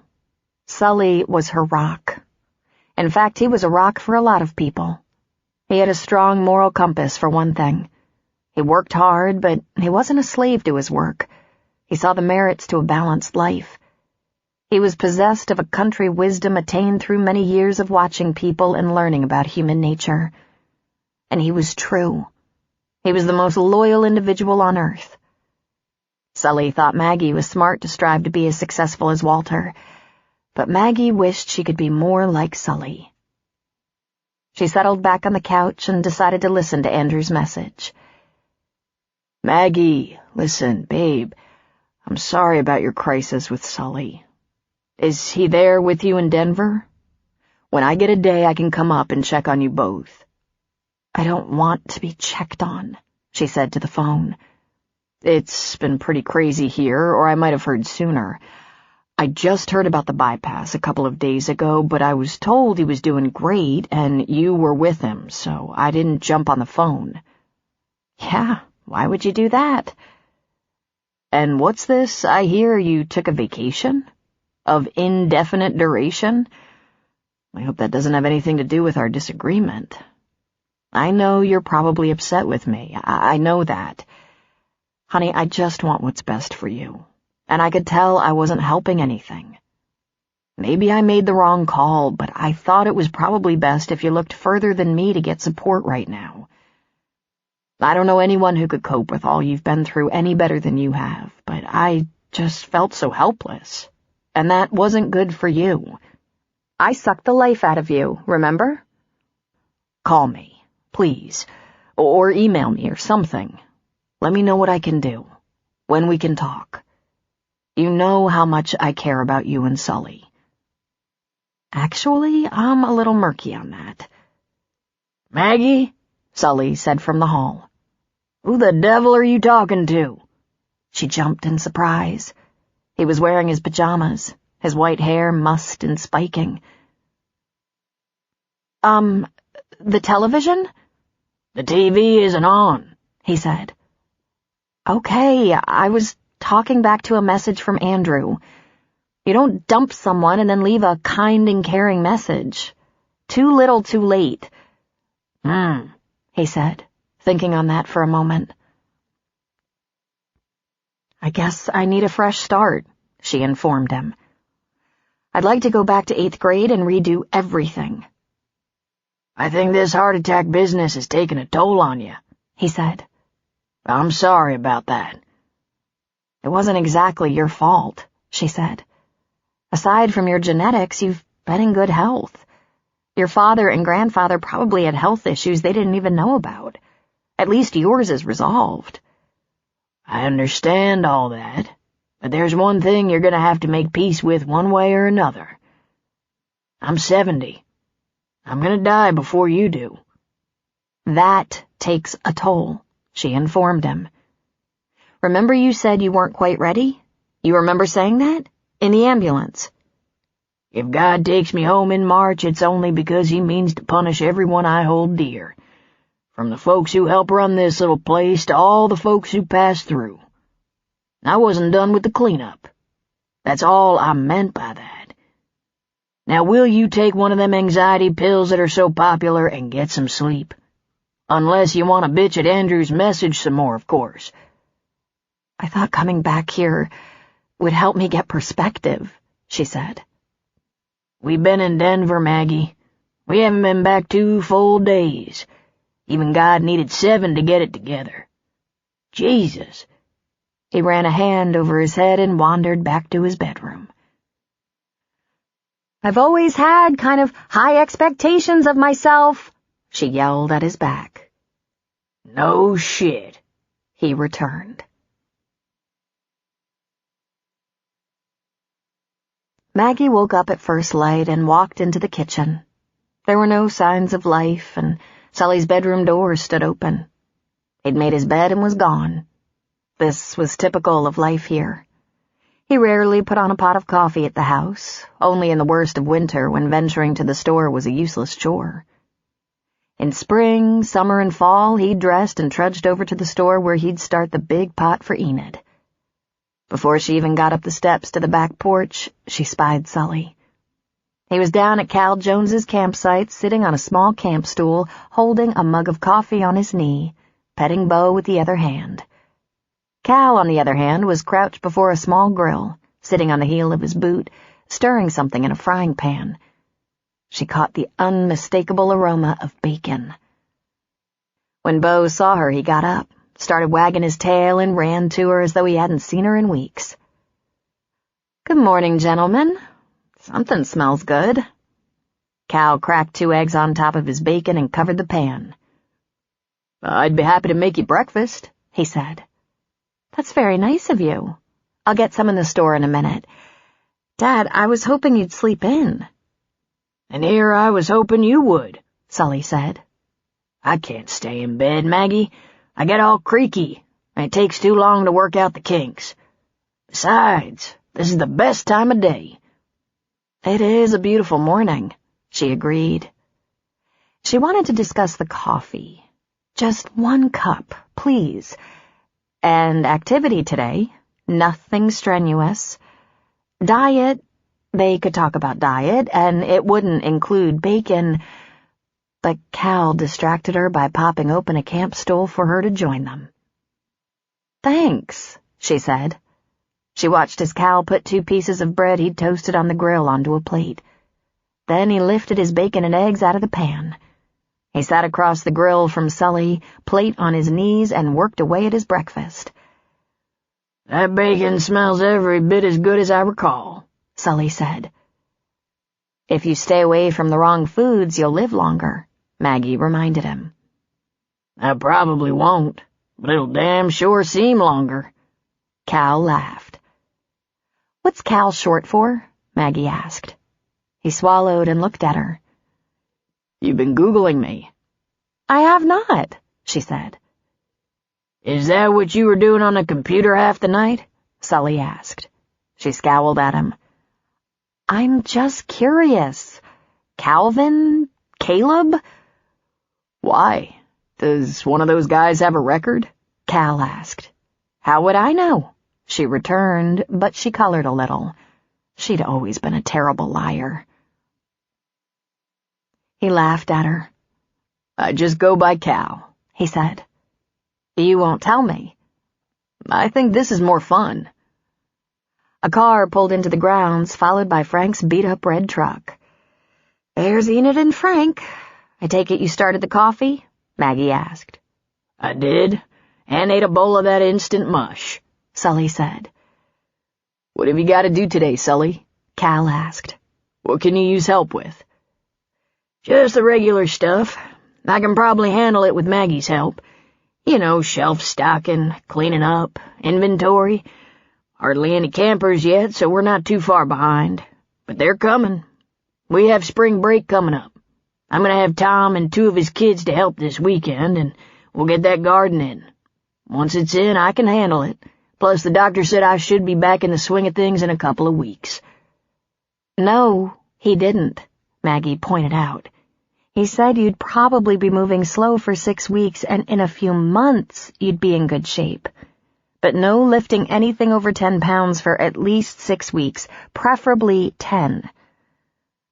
"Thank God you were listening, Maggie," he said sarcastically. "Otherwise, I might have just killed myself planting a carrot." Maggie got up, turned, and started walking to the store. "I don't appreciate the attitude," she said. "I'm about ready to get out a big cigar and see how strong your heart is." "Do that, and you'll see how strong my right arm is." "This is gonna be one giant pain in the ass, that's what." "Sully, can't you appreciate that I'm just being responsible? If you live right, you have many good years ahead," she said, a pleading quality to her voice. "Let's try to relax, Maggie. The doctor said I'd be fine and to keep an eye on too much bruising from the blood thinner. He didn't tell me to stay in bed until I die of boredom." Sully stood from his camp chair to follow Maggie. "He did tell me not to have sex or take my Viagra for a while," Sully said to Cal. Maggie whirled and gave him a dirty look as Cal smirked. "Bummer," Sully said. Cal puttered around his campsite, cleaning up and stowing things. Then he ambled over to the store to check things out before Sully got himself in any more trouble with Maggie. Sully was full of mischief and reminded Cal a lot of his grandfather. His grandfather had died at the age of 75, and it had seemed so premature at the time. He, like Sully, had been so physically strong, mentally sharp. Maggie was a very interesting character. He didn't know all the details, but he'd peg her for either a firstborn or only child. She was strong like her father, that was undeniable. Or maybe she was strong-willed like a doctor? Cal had had plenty of experience with doctors, and he knew they could be arrogant, stubborn, and nurse a great need to be right about everything. They were also often brilliant, compassionate, sensitive, and yet not too sentimental. Maggie seemed to embody those qualities. And she wasn't hard to look at either. She had good teeth, he thought, then laughed at himself. Like he was judging a horse? He was just one of those people who noticed eyes and mouths first. It was somehow natural to him, and also something he consciously thought about. You can tell a lot about a person from their mouth and eyes. Maggie's eyes were brown like his, but darker, chocolate. She had thick lashes, fine, thin, arching brows, and a sparkle in her eyes.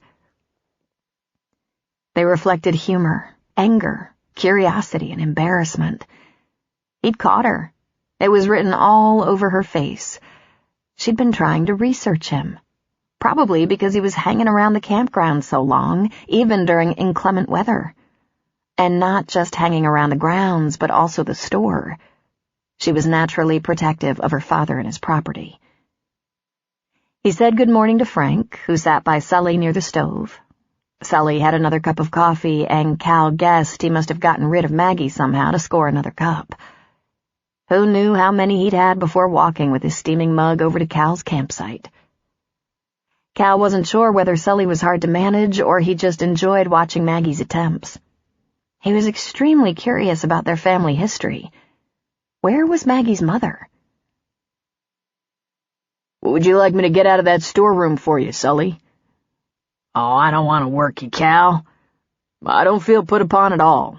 I don't have anything on the calendar. Another week and your campground will get busy. The weather will get warmer, and I'm going to take you up on your offer to park and see what these trails have to offer. So, want to tell me?" "I'll go with you and show you," Sully said. "As long as you don't get in trouble with the warden." Cal went about the business of bringing out boxes of supplies and restocking the shelves. He rotated the goods so the newest went in the back and the oldest would sell first. He checked the dates on the food products if necessary, and he used a dampened rag to wipe the shelving clean. It brought back memories of his student days. Stocking supermarket shelves didn't pay particularly well, but it was something he could do at night. He went to classes and study groups during the day and early evening, worked at night, and sleep when he could. He learned to work quickly, study every second he could spare, power nap, eat on the run. He recorded facts, stats, case studies, and lectures into his pocket recorder, listened and repeated as he showered, drove, shelved. The days were long, the nights short, the labor intense. Yet it was a happy time. He was achieving all his goals, was deeply bonded with his friends and fellow students. His life felt challenging, but very stable. And he met Lynn. Lynn Amy Baxter was the smartest, kindest, strongest, funniest person he'd ever known. They weren't headed in the same direction. Not really. They both wanted to work in the legal system. He wanted to make a good living, put down roots, build a house that could hold him till he died, and with space to accommodate a growing family. Lynn wanted to help people. He might end up in criminal law, maybe tax law, same thing, they would joke. She might end up a public defender, or better still, a storefront operation for the underprivileged in need of legal counsel. What was so comical? He came from nothing while she was a trust fund baby. Maybe that explained it.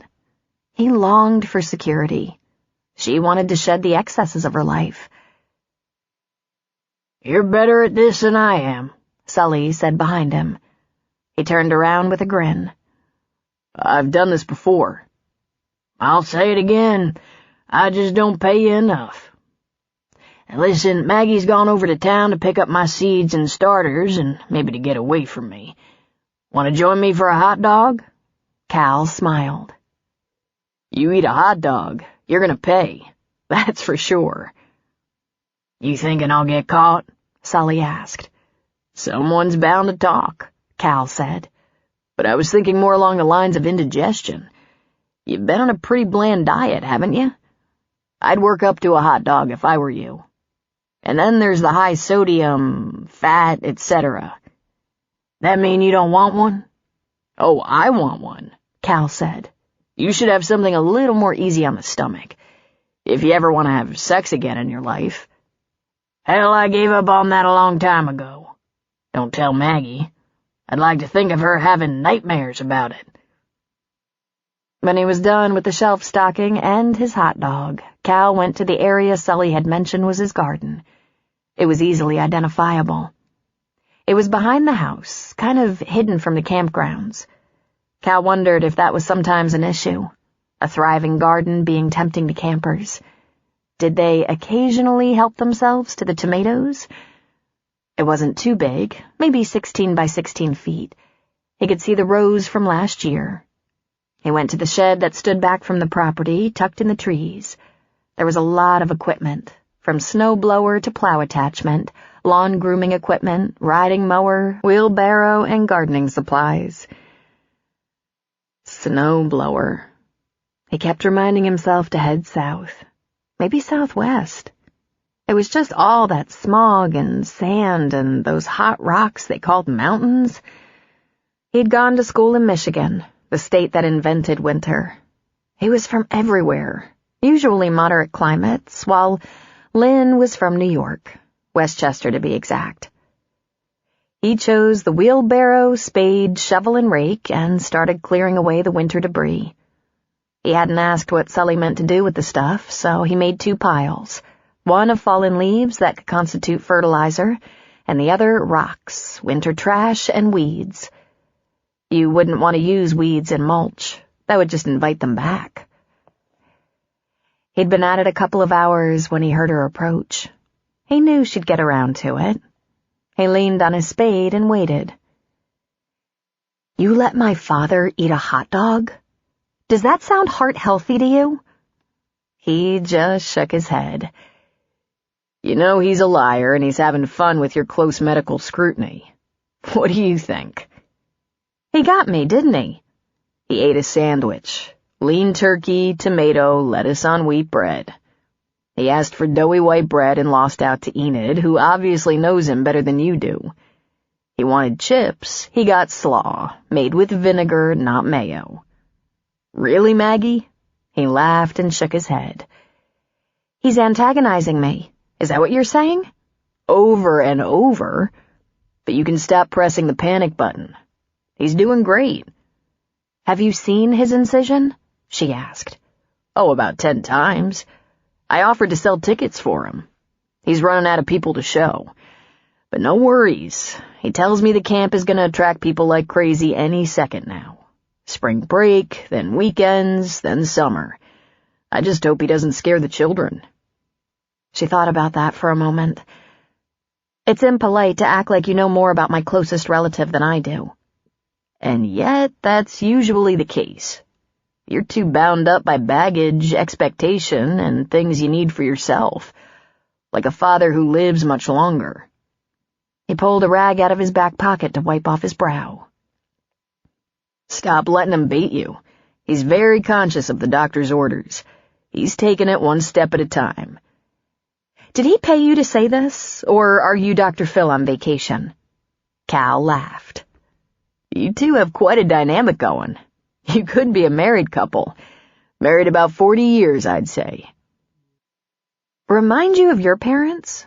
She asked, raising one brow. She crossed her arms over her chest. My parents are unnaturally tight, he said. They're kind of amazing, I guess. Deeply supportive of each other, almost to the exclusion of everything around them and everyone else. Protective. They're in their 60s, as in love as the day they met, and total whack jobs. But sweet. They're very sweet. Her arms dropped to her sides. What makes them whack jobs? Well, they always describe themselves as hippies, New Age disciples, free thinkers, intelligent and experimental and artistic. They're from that dropout generation, and deadheads. As in the Grateful Dead? Exactly. Just a little more complex. She dropped down to the ground like a child fascinated by a bedtime story filled with adventure and excitement. She circled her knees with her arms. He'd seen this before. It was kind of fun, as a matter of fact. Where are they now? She asked. Living on my grandfather's farm in Iowa. My grandfather passed away quite a while ago, and my grandmother just a few years ago. Are they still whack jobs? She asked. Oh, yeah, he said, working his spade again. Or maybe it's more kind to say they're eccentric. My mother doesn't hear voices or anything. Then he smiled. But my dad is another story. My father fancies himself a New Age thinker. He's incredibly smart. And he regularly gets, messages. Oh, this is fascinating, she said. What kind of messages? Come on, nosy. How about you? Are you the oldest in the family? The only. My parents divorced when I was 6. My mother lives in Golden with my stepfather. What kind of messages? Well, let's see. There have been so many. One of the most memorable was when my father believed space aliens were living among us and systematically killing us off by putting chemicals in our food. That was a very bad couple of years for meals. Wow. It definitely hits the wow factor. We were gypsies with no Romany heritage, and my parents glommed on to a lot of bizarre beliefs that came and went. And this has to do with Jerry Garcia how? He appealed to their freedom factor. No rules, no being bound by traditional ideas or values. Crusaders of antisocial thinking, protesting the status quo. They were also very fond of Timothy Leary and Aldous Huxley. My father favors dystopian literature like Brave New World. My mother, on the other hand, is a very sweet lady who adores him, agrees with everything he says, likes to paint and weave, and is really a brilliant but misguided soul. She usually homeschooled us since we were wanderers. He took a breath and dug around a little bit. My father is undiagnosed schizophrenic. Mild, functional. And my mother is his enabler and codependent. It sounds so interesting, she said, kind of agog. And you're an only child, too? He shook his head. The oldest of 4. 2 boys, 2 girls. Where's the rest of the family? She asked. Here and there, he told her. My youngest sister was on the farm with my parents last I checked. There's a sister back east living a very conventional life with a nice, normal husband and 2 very proper children. My brother's in the military, Army. He's an infantry major. That's taken years off my mother's life, I'm sure. She laughed, and it was a bright musical sound. You are no ordinary camper. What are you doing here? He leaned on the spade. What are you doing here? He asked. Looking after Sully, she said. Oh, but that's not all, he said. Neurosurgeons don't just take weeks off when duty calls. True. Not weeks off, anyway. I was already here for a vacation. My practice in Denver shut down because 2 of my former partners are not only being sued, but being investigated by the Attorney General for fraud and malpractice. I'm not being indicted. I had no knowledge of their situation. But I can't float a practice alone. And that's not all, either. My father had a heart attack, she said indignantly. I know. But there's something else. Something that made you run home. Run to your father, who is a remarkable man, by the way. There's at least one more thing. What are you talking about? She demanded. That little shadow behind your eyes. Something personal hurt you. I don't know what you mean. A man, he said. I bet there was a man. You had a falling out or fight or something. Or he cheated. Or you did. There was no cheating. We just parted company. Now we're getting somewhere, he said, grinning at her. That's just plain rude. Prying like that? I didn't do that to you. I was only curious, and I asked, but if you'd said it was none of my business, I wouldn't have pushed. And I wouldn't have given you some bullshit about something behind your eyes. I think I'm getting a name, he said, rolling his eyes upward as if seeking the answer in the heavens. Arthur? Adam? Andrew. That's it. She got to her feet, a disgusted smirk marring her pretty face. Oh, that was good, Calhoun, she said. Frank told me, he said. You weren't thinking of keeping a secret around here, were you? He laughed, very amused with himself. And it's not Calhoun. She brushed off the butt of her jeans. You're going to pay for that. I don't know how yet, but trust me. Someone has to teach you how to have a little fun, Maggie, he said. Well, it's not going to be you, Carlisle. He just shook his head and laughed. Then he worked on tilling the garden plot.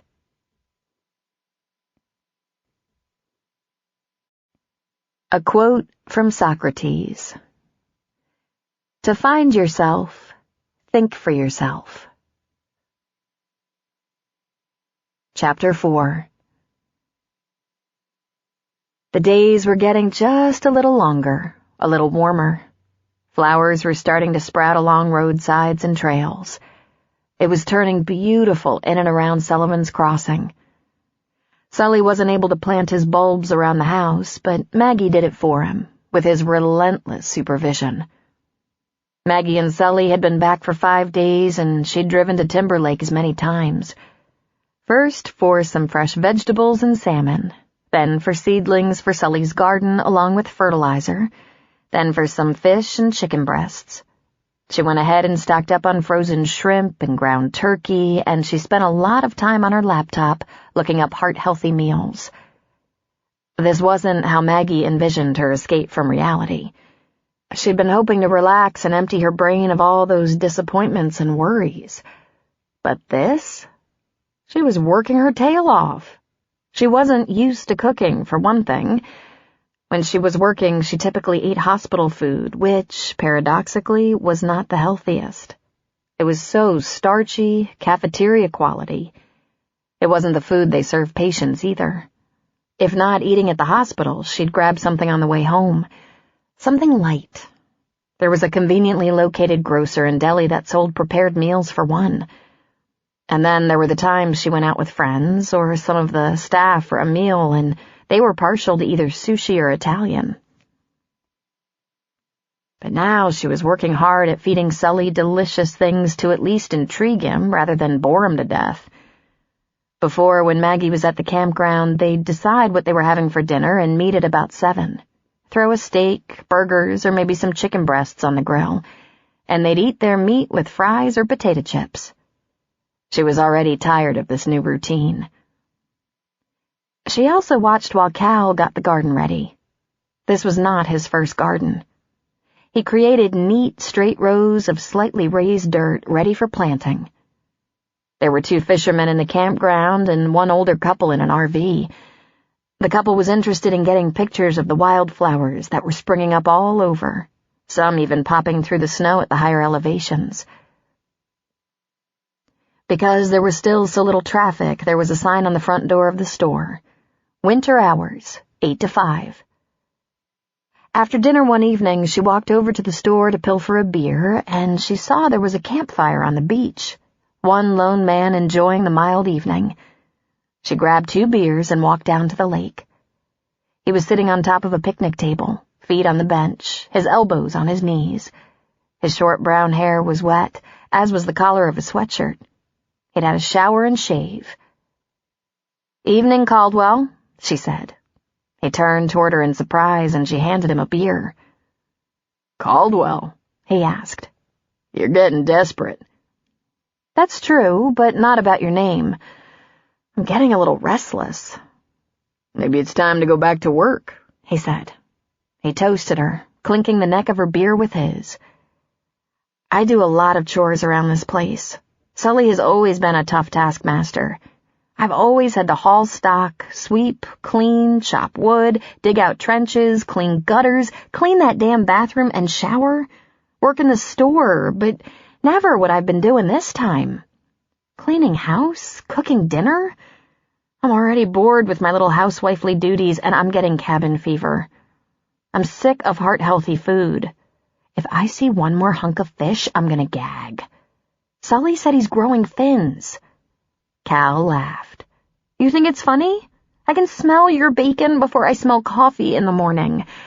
I sneaked over to Timberlake for a hamburger today, and Sully claimed he could smell it on my breath." He leaned closer to her, sniffing. "Yep." I asked him if he had any ideas for dinner, and he said he'd like a New York strip smothered in onions on a hoagie bun. She took a pull on her beer. "God, that sounds good." "I knew it," he said. "You're a carnivore." "You're kind of interesting, Caliber.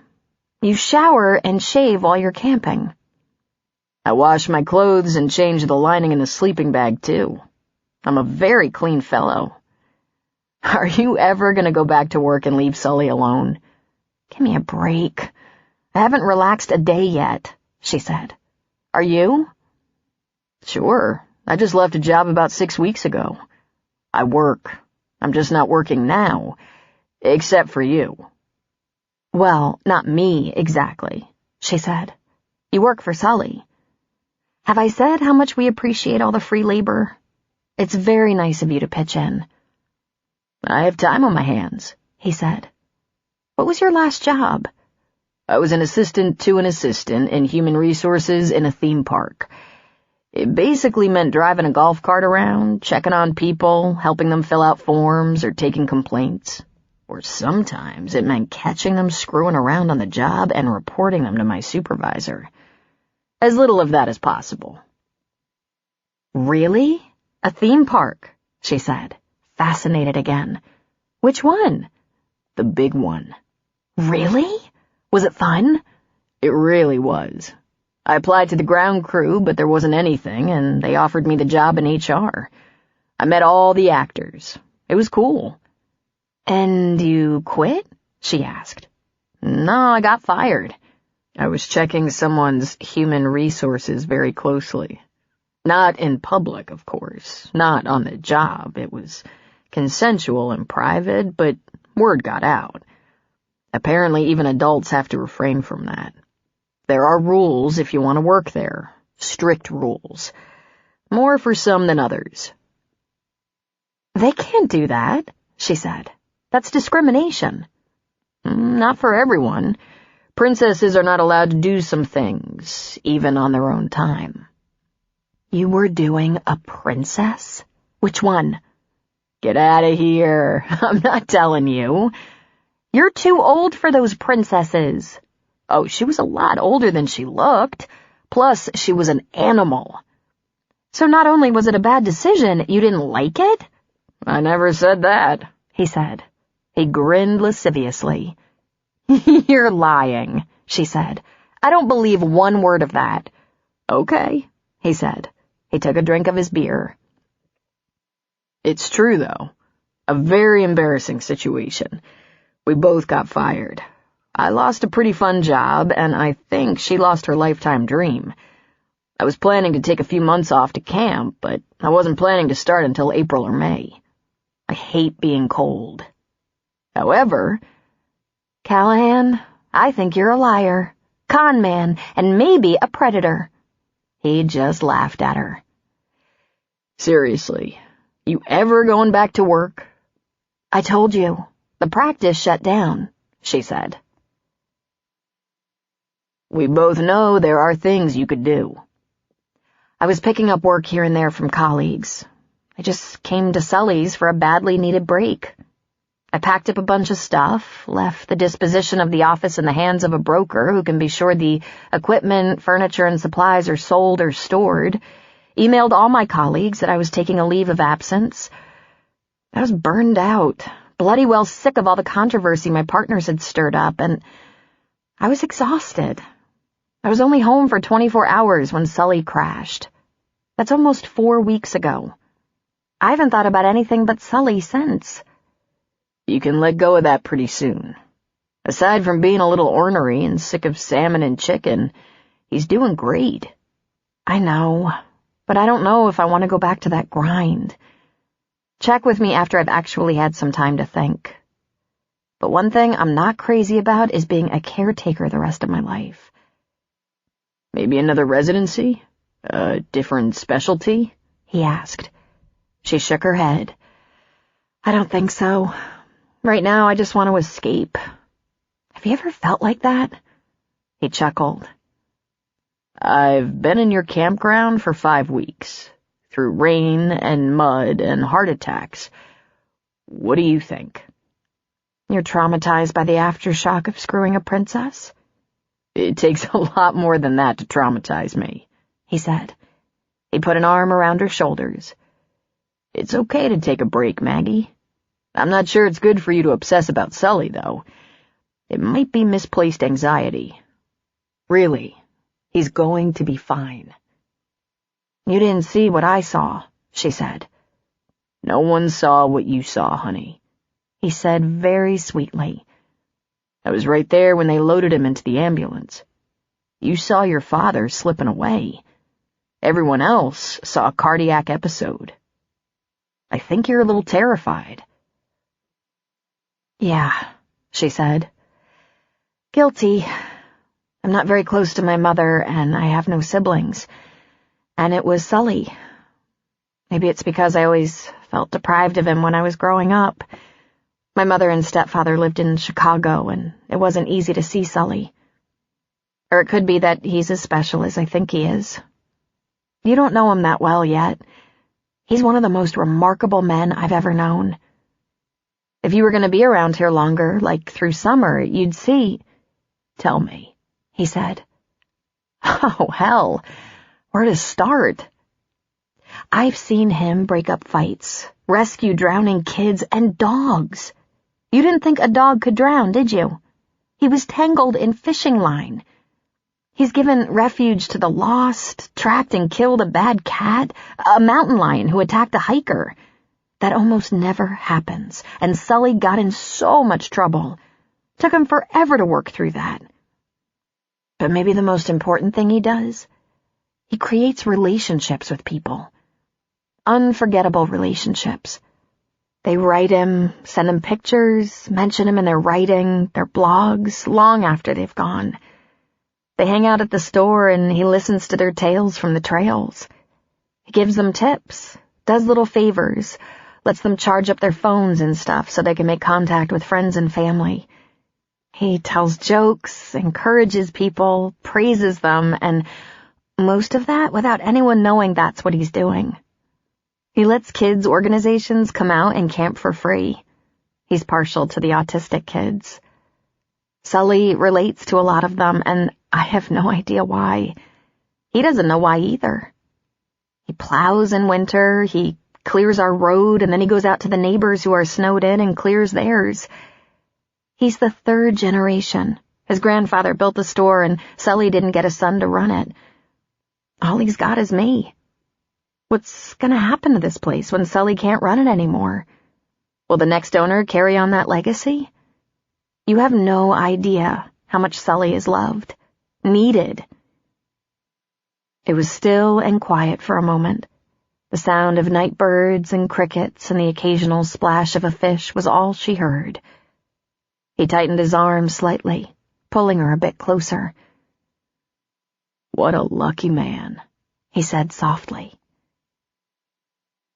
I never looked at it that way, as Sully being the lucky one. I always thought it was the rest of us who were lucky. It's the rest of you, too. One of the things I think about a lot when I'm alone is what makes a life well spent. It sounds like you described one. Yeah, Sully's very happy. I'd say he's good at making relationships with everyone. Well, except maybe me. He never tried very hard to make a relationship with me. You? I thought you two were very close. We are, I guess.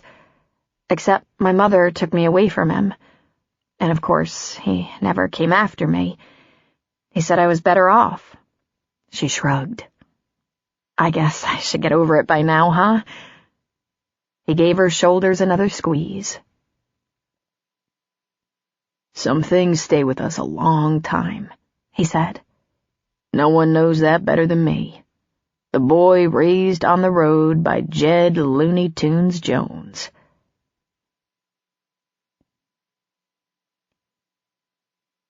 Maggie had a new friend. The days around the store and grounds were busy, but in the evenings, when things were quiet, she wandered down to the lakefront or over to Cal's campsite. One night she invited him to meet her on her front porch at the house. They talked about their lives, even though she wasn't sure how much of his was true. "Did I mention I'm being sued?" she said. No. No wonder you don't want to go back to work. Oh, I've been sued before. It might settle or just go away, but if it doesn't, it could drag on. There was no malpractice. We did everything humanly possible. It really took its toll on me. It was a hard one. A terrible accident involving teenagers. We all did what we could, but we were so helpless. I've lost patients before. In my business, it happens too often. It was awful. I'm so sorry. Are you worried about the lawsuit? He asked. I worry about everything, she admitted. But when I'm in the moment, in surgery, I'm not worrying. I'm performing and thinking hard. Before and after, I worry too much. On the weekend, the park began to fill up with campers. The weather was outstanding, sunny and warm spring weather. Tom and his oldest son Jackson came to the property to help Maggie finish putting in the garden. She had several flats of flowers and vegetable starters. Cal dug in and helped while Bo did his job chasing the rabbits into the woods, and Sully watched over everyone, giving plenty of advice. Like I've never put in a garden before, Tom said. What haven't you done, Tom? Maggie asked. Never did surgery, he said. Yet. Tom Cannaday was a big, happy guy whose wife divorced him years ago. At first, she wanted to take the girls, Nikki and Brenda, to her new home in Aurora, but that didn't last long. The girls were miserable away from the home and school they knew, and Tom convinced his ex-wife to give them back to him, that he was in a better position to take care of them and see they were doing well in school. Nikki was now 17 and Brenda 14. His ex visited from time to time, and as far as Maggie knew from the gossip, they were amicable and got along better divorced than they had as a married couple. Tom had indeed had a million jobs, and on top of that was a volunteer on the search and rescue team. The campground welcomed a lot of what Maggie referred to as weekend warriors. They began to pull in on Thursday and Friday afternoons. A few planned to stay a few days, but most would pack up on Sunday night. During school breaks, whole families or large groups of young people would stay through 2 weekends, and school breaks came at various times all over the country. "We're going to do some hiring for the spring and summer. Interested, Jackson?" Maggie asked. "Doing what?" he asked. "Everything," she said. "From spring till August, this place will be busy. I'm still trying to hold Sully down. Do you have any time?" "I can take on a little work," Jackson said, smiling handsomely. "This isn't a bad place to be in summer. Girls everywhere." "Thanks, Maggie. As if college isn't hard enough on my nerves," Tom said, staking the tomato plants. "I have an idea. Why don't you ask Nikki if she wants a summer job, too? Maybe they can spy on each other and tattle." "Oh, much better, Maggie," Tom said, one knee in the dirt. He looked up at her and shook his head. "You're just looking for ways to make my life easier, aren't you? Now I have to worry about 2 of them. Yeah, schoolwork is a priority." "Well," Maggie rubbed her hands together. "Until school is out for summer, if you can come after school, I'll give you dinner, and when things are slow, you can study. You can try to study anyway." "I've been working for my dad the last 2 years, and I have good grades. He just doesn't want to part with his cheap labor," Jackson said. "He doesn't want you looking at too many bikinis," Sully said. "Oh, is there such a thing?" Jackson asked, grinning. The camp came alive in the sunshine. The lake was still too cold to enjoy swimming, but women rolled up their shorts and sat in lawn chairs in the sun by the water. Maggie strung up a couple of macrame hammocks, and they were filled before she could walk away. There was a steady stream of people through the store all weekend, getting ice for their coolers, grabbing items they missed like butter, Tabasco, salt and pepper. Enid left early. She wasn't usually in on weekends, but was coming around to make sure they were covered since Sully's surgery. Her cookies and breakfast muffins sold like crazy. There was activity beginning on other spots around the lake. A dozen rental cabins across the lake, a Girl Scout camp, a church camp, a U.S. Forest Service campground with bathrooms but no laundry, showers, or store. Most of them were just starting to get ready for summer vacationers. A couple of them on the other side of the lake had little mini-marts, but no general store. A family camp across the lake sold gas for the boats. People who needed to do a little shopping had to choose between a trip to Leadville, Timberlake, or Sully's. Maggie kept the store open a little later than usual, enjoying the sound of laughter, the smell of cooking fires. Sully operated the cash drawer, and Maggie knew there was no way she could leave him yet. Dusk came. The air cooled, and campers settled their lawn chairs around their campfires. Cal came into the store carrying 2 covered plates. "I thought you might not have time to cook," he said. "What have you got there?" she asked. "Look and see. Where's Sully?" "He's checking inventory," she said. She pulled the foil off one plate. "Oh my," she said. It was a skinless chicken breast cut in strips, smothered in a light sauce surrounded by broccoli, peppers, mushrooms, cherry tomatoes, onions, and a couple of baby corns tossed in for color. "Sauce?" "Yogurt flavored with spices. Try it." She took the offered fork and dipped into it. "Wow, You did this on that little grill of yours?" "The Coleman stove. I'm a pretty experienced camper." "Gee," she said, chewing and swallowing. "Imagine what you could do with a real stove. Did you go to town today? Shop for dinner?" "Yesterday." "I have to stay open a little later tonight," she said. "I hope it's not past your bedtime." "I'll manage," he said. "Go get Sully." After eating at the checkout counter, Sully went back to the house. Maggie washed up the plates and gave them back to Cal. Then she dimmed the lights in the store and they sat on the front porch for a while. They sat side by side, their feet up on the porch rail. The store was officially closed, but if someone came down the path and needed something, she'd unlock the door. Since no one did, they talked, softly. He put his arm around her again and told her that he admired her ability to shift gears, be flexible during this important time. "That you put his needs above your own for now? That's generous. A lot of people couldn't." "You thought I was overdoing it a bit," she reminded him. "You are," he said, giving her shoulders a squeeze. "But I think it'll give you both peace of mind. You're important to each other. I think you watch over each other. That's all that matters." Maggie was working up a crush. She thought about Cal while she was falling asleep. She was probably a sucker for a soft, calm, confident voice and a steadying arm, she thought. In medical school, one learns to worship calm confidence, especially in surgery, and particularly in specialties like hers, where no doubt, no tremor, no hesitation could be tolerated. There were occasions she'd had to make a life-altering decision in under a minute. Maggie remembered times her knees had knocked, but no one knew. She was decisive. This was probably not what JC had in mind when she suggested a break, and becoming a caretaker and full-time grocer was certainly not what Maggie had in mind.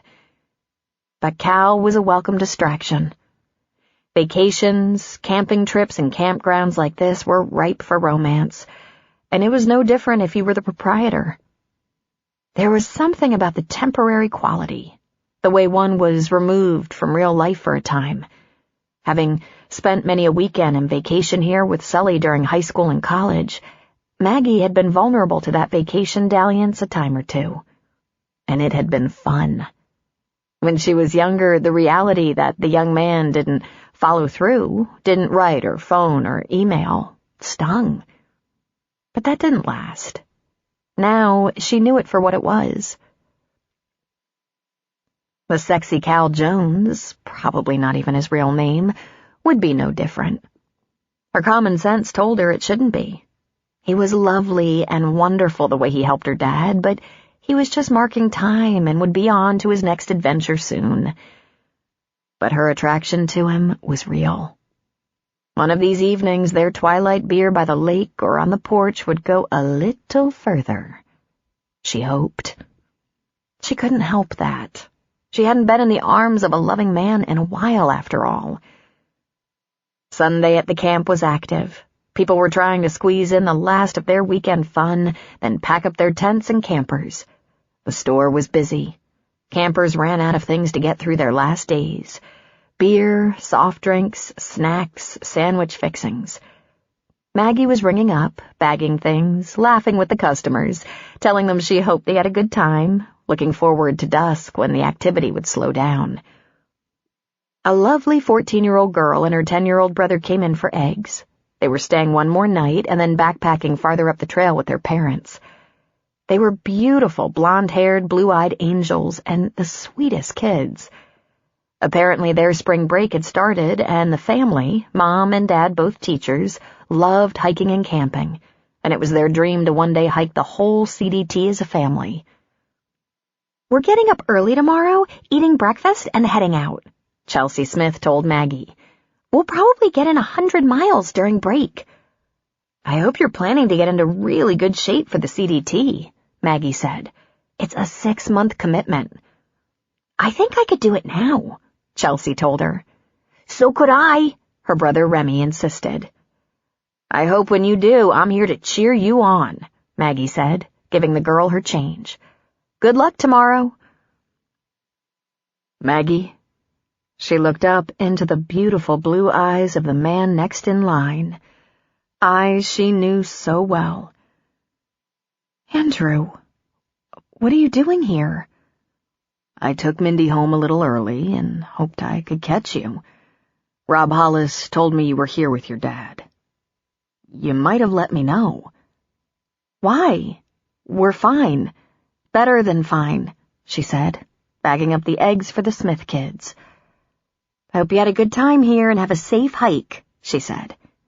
She waited for the kids to clear the door and then turned on Andrew.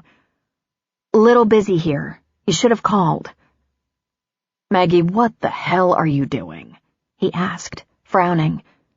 "Bagging groceries, mostly." "No. What are you doing here? The rumor is you quit." "That's not quite accurate. I decided to take some time off since the practice is closed, and I've just been picking up hospital shifts here and there. Then Sully needed me, so it's a good thing I have the time. I don't have any patients counting on me."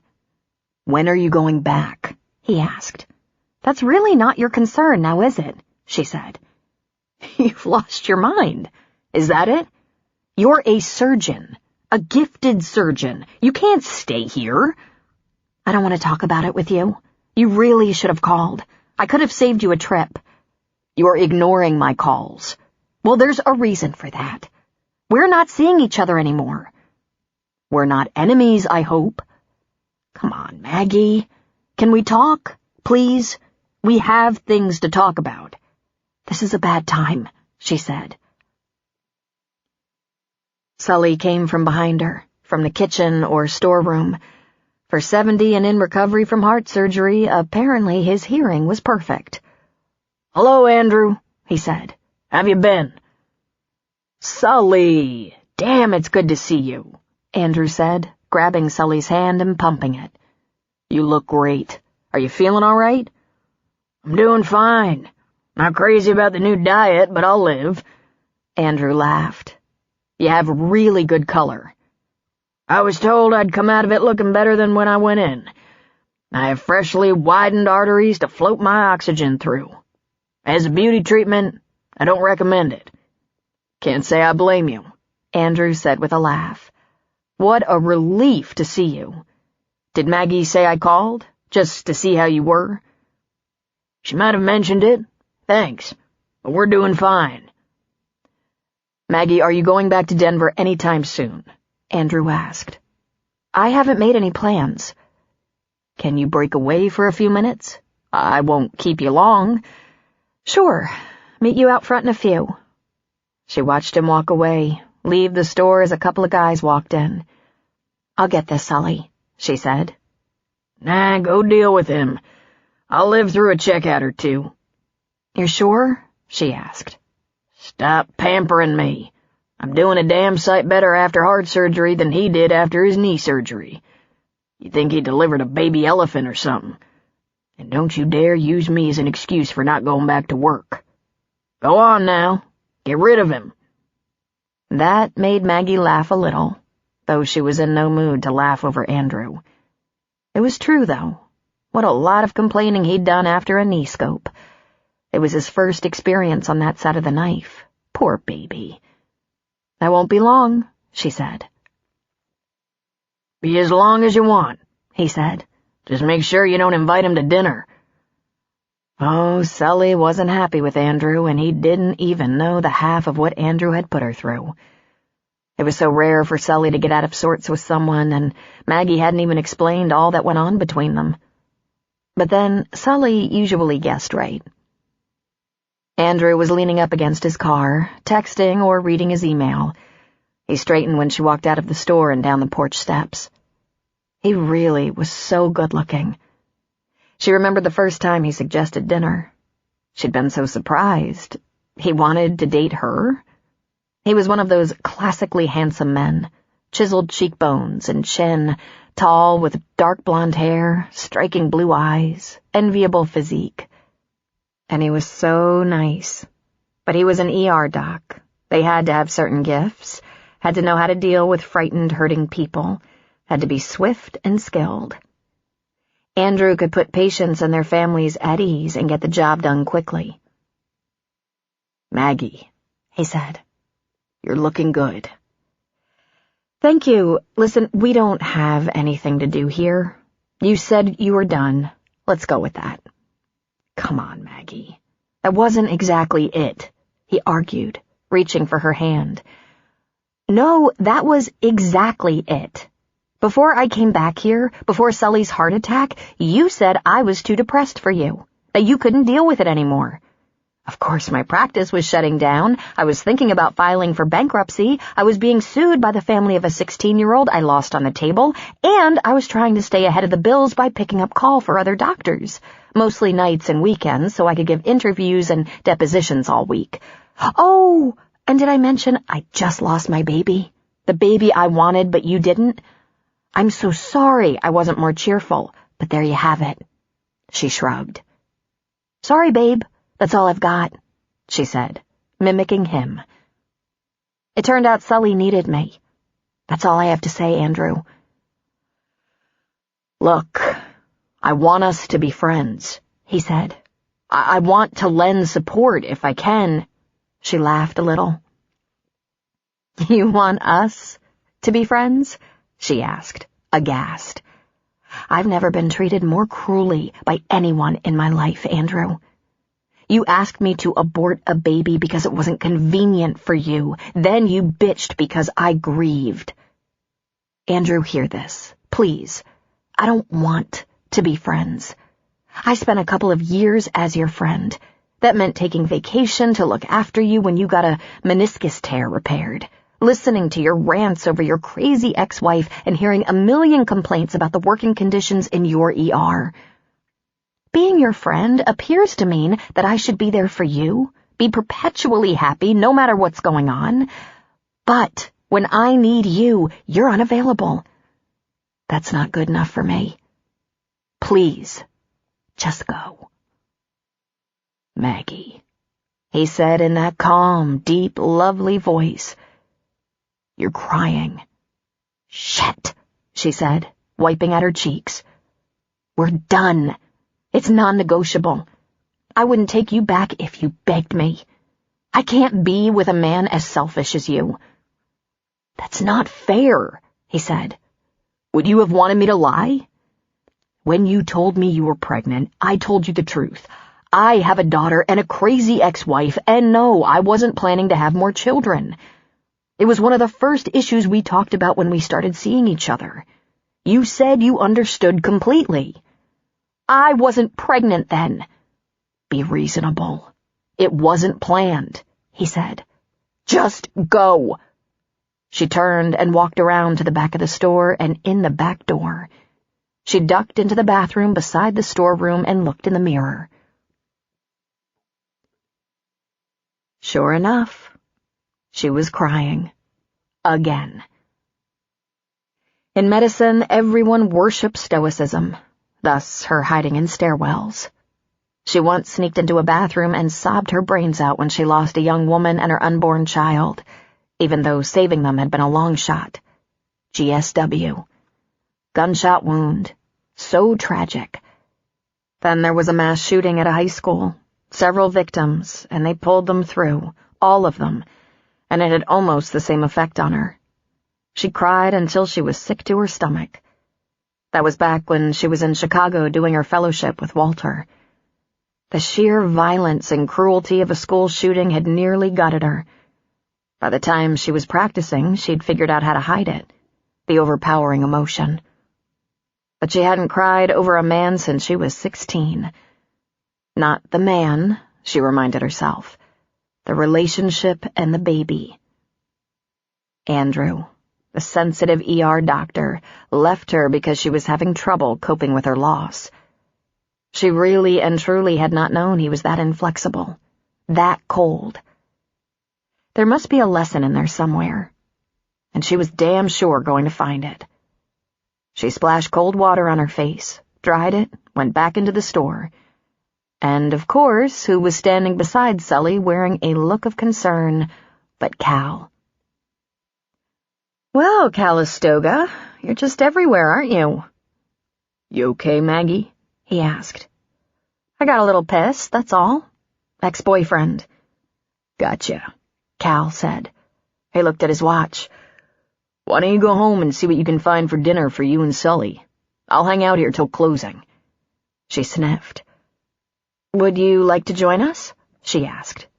"Thanks, but I've already eaten." "It's early," she said. "It's okay, Maggie," he said. "Take a break. Get some alone time." "Sunday night can get a little... hell. I'm going," she said. A quote from William Shakespeare. "No legacy is so rich as honesty." Chapter 5. When Maggie had gone, Cal looked at Sully. "I bet she doesn't get like that very often," he said. "Like what?" Sully said, but he was frowning. "Teary, splotchy, shook up. What did he do to her?" "I have no idea, but I bet I wouldn't like it."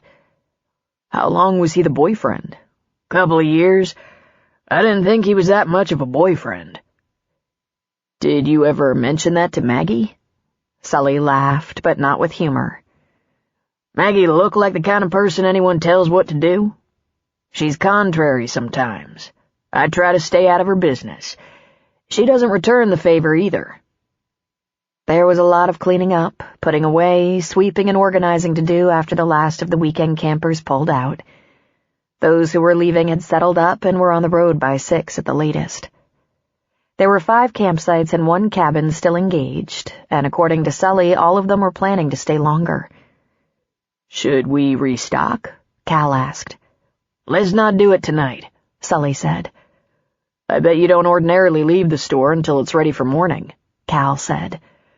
"I don't ordinarily get tired. In summer and warm weather, me and Tom give the place a nice facelift on Wednesdays, slowest day.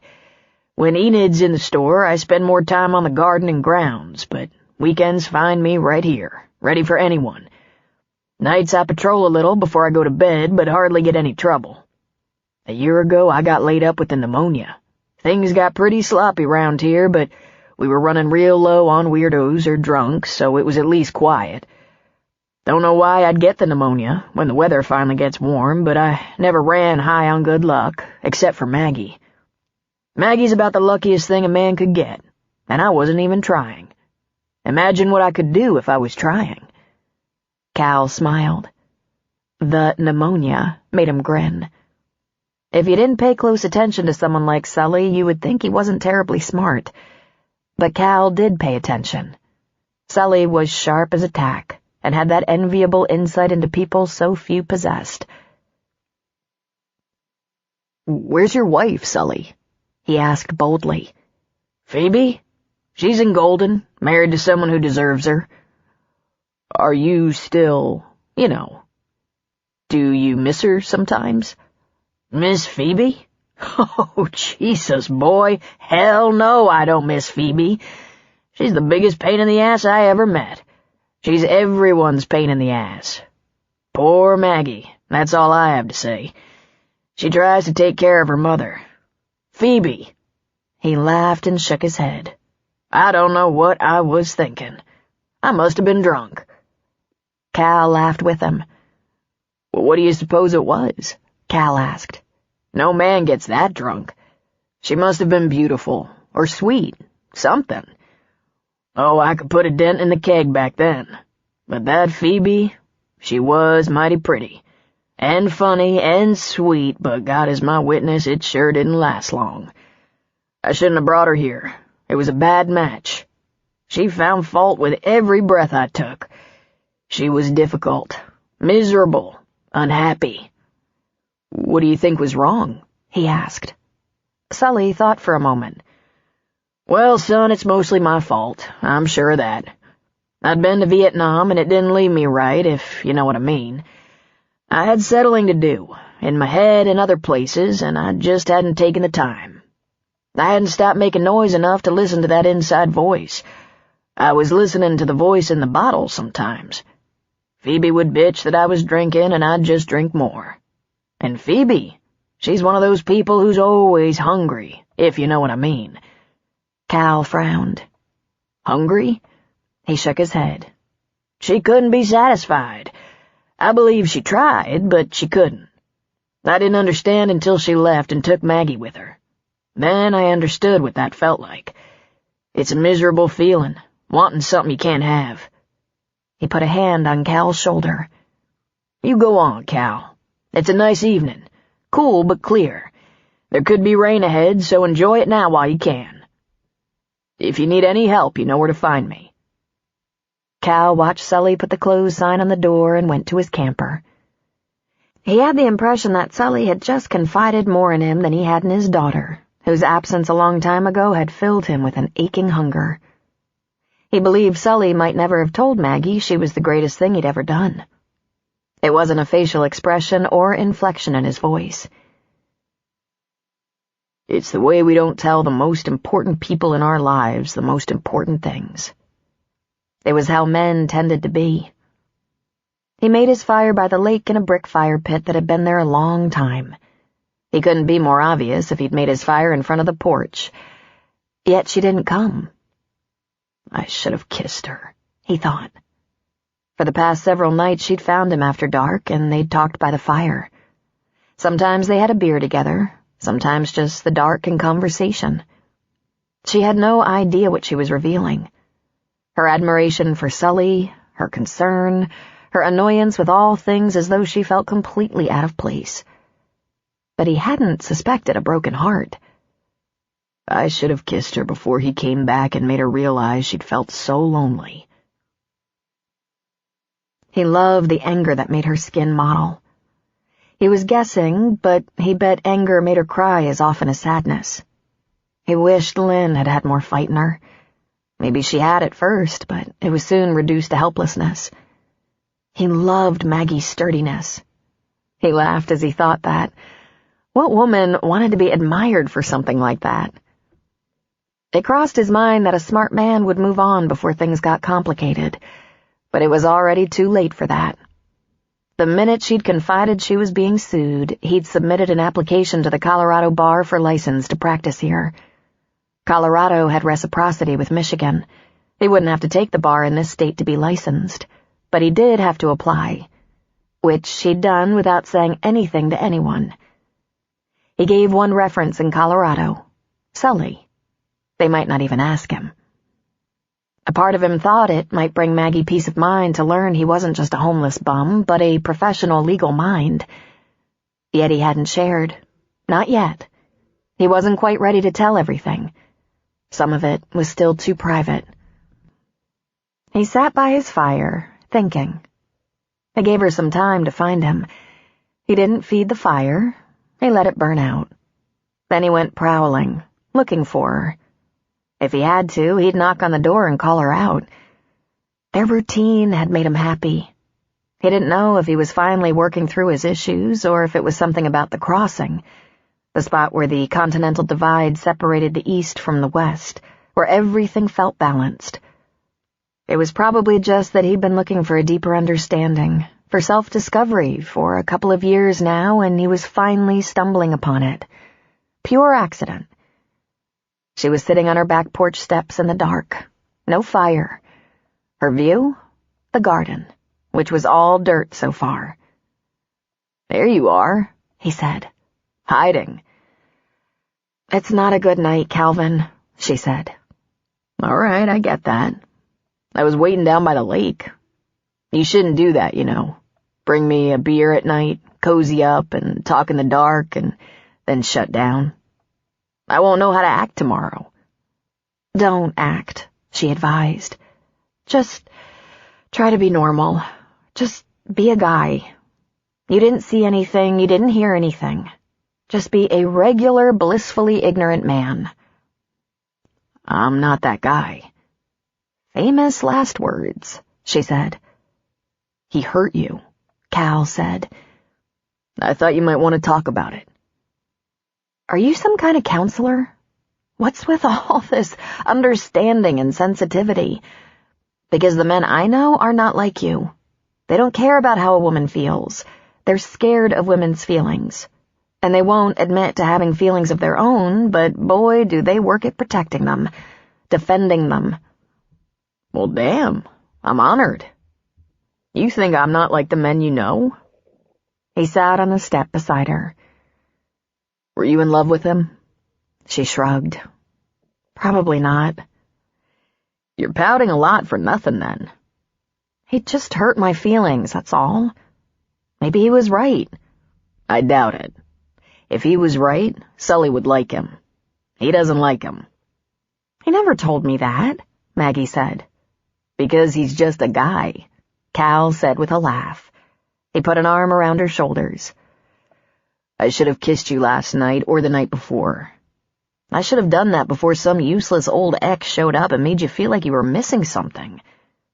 She laughed in spite of herself. You arrogant fool. What makes you think you kissed that good? He turned her toward him. He grabbed her so suddenly her arms were flapping like a bird's wings. He covered her gasp with his lips, tightened his arms around her waist, held her close, and moved over her lips with urgency, giving it his very best effort. The fit was perfect, and he thought this might be one of his most outstanding kisses. He kept his eyes closed, but he knew if he peeked, hers would be wide open. He tilted his mouth over hers to kiss her more deeply, edging his lips apart just enough to run his tongue along the seam of her lips, urging her to open up to him a little bit. Her arms finally wrapped around him. That was what he was hoping for. Then her lips opened a little bit. She took a small, experimental taste, and then with a sigh, he felt her sink into his kiss. He concentrated on just that, making it a wonderful kiss for as long as he could. She was molded to him, and it felt just right. When he thought he'd given her a minute of brain-numbing kissing, he slowly pulled his lips away, but he didn't let go. Her eyes were closed now, that's for sure. Her head tilted back, her chin lifted slightly, and she let out her breath. Without opening her eyes, she said, "Meh, it wasn't that great." "It was fantastic, and you know it," he said. Then he nibbled at her bottom lip a little bit. "If it wasn't perfect, I'm willing to keep trying." "Okay," she said in a breath, leaning toward him. Cal was happy to comply, especially if it helped her mood, as it was definitely helping his. It wasn't typical of him to do much thinking while he was kissing or making love, but in this case he did a little of that. He was reminding himself that this was perfectly normal, reasonable. He'd been around the crossing for weeks now.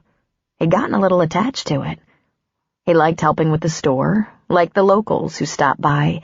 The lake was lovely. Then Sully and Maggie came home and the place took on a new dimension. He was busy and starting to feel needed. He'd always liked feeling useful. The surrounding towns were friendly and quirky. There was no more beautiful landscape in the country, and Cal had seen a lot of the country. And then there was Maggie. Yes, he'd gotten to know quite a few doctors, but he'd never kissed one before. Never one in khaki shorts and lace-up hiking boots. He gently pulled away from her lips. "Am I getting any better?" he asked. "Pretty average so far," she said. "Let's rest a minute, then I'll go at it again. Let's have something to drink. I have some brandy in my camper." "Brandy?" she said. "Ugh, that's for eggnog." "We can break into the store," he suggested. She patted her pocket to feel for a key and smiled. "Let's." He wouldn't let her get too far away from him. He put his arm around her waist and strolled with her from her back porch to the store's back porch. She unlocked the back door. "Don't turn on any lights or people will see and come wanting something." "Where's Sully?" "He's on his way to bed. He just doesn't have that much stamina. Truth is, he wasn't up past 9 very often when he was 100% because he gets up so early. Don't trip over anything." she said as they entered the store. The only light was from the front porch. They didn't mind if people gathered there and used the tables after the store was closed, but it being a cold, early April night in the mountains, folks preferred their campfires and the porch was empty. She got behind the bar and he sat on a stool in front. "What's your pleasure?" "Shivas. Neat." She tipped the bottle over 2 glasses and put it on the bar. "Now come around here," he said. "I don't want that bar between us. I want us together. Here." There was no argument from her. She sat on a bar stool facing him. She was ready to be kissed some more. He pulled her knees inside his spread legs, bringing her a little closer. "Has Sully ever talked to you about your mother? About when they separated and divorced?" "Some. We don't dwell on that too much. It was a hard time all around. Why?" "He mentioned 1 or 2 things. It's come to my attention the last few years. Sometimes men don't say things they should to the people that matter to them. In trying to be strong and protective, they neglect to mention important things to the people they love. He said you were, by far, the luckiest thing he's ever done with his life." She smiled. "I guess I knew he felt that way, but he never said it. I didn't see my dad for about 5 years, and I was hateful during that time. Once we were seeing each other again, I constantly asked him why he let that happen. Why didn't he fight? He just said he thought of himself as a lousy father, and I'd be better off with Walter."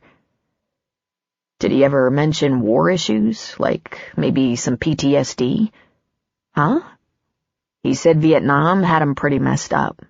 Of course, you knew he went to Vietnam, right?" She nodded and sipped her drink. "I didn't know there were any issues. Why do you think he told you these things?" "It seemed spontaneous. It was as if you were on his mind, having just had your little reunion with... what's the boyfriend's name?" "X. It's Andrew." "I think that's why he talked about some personal things. He also said your mother is a pain in the ass." She laughed at that. "You won't be surprised to learn I've heard that from him before. At least 10,000 times. And it's pretty accurate. Phoebe is very high maintenance, but the universe will catch up with her. Walter is older than Phoebe. He was a wealthy neurosurgeon, and he took very good care of my mother and me. He's in excellent shape, energetic and healthy and on the golf course whenever he can. But he's 70, like Sully. Phoebe's only 59. Not a bad age for a woman in good health. She's always had to be indulged and taken care of, and Walter certainly stepped up to the plate. But she could end up the caretaker." "Or she could put him in a nursing home and walk away from it all," Cal said. Walter turned out to be a good guy.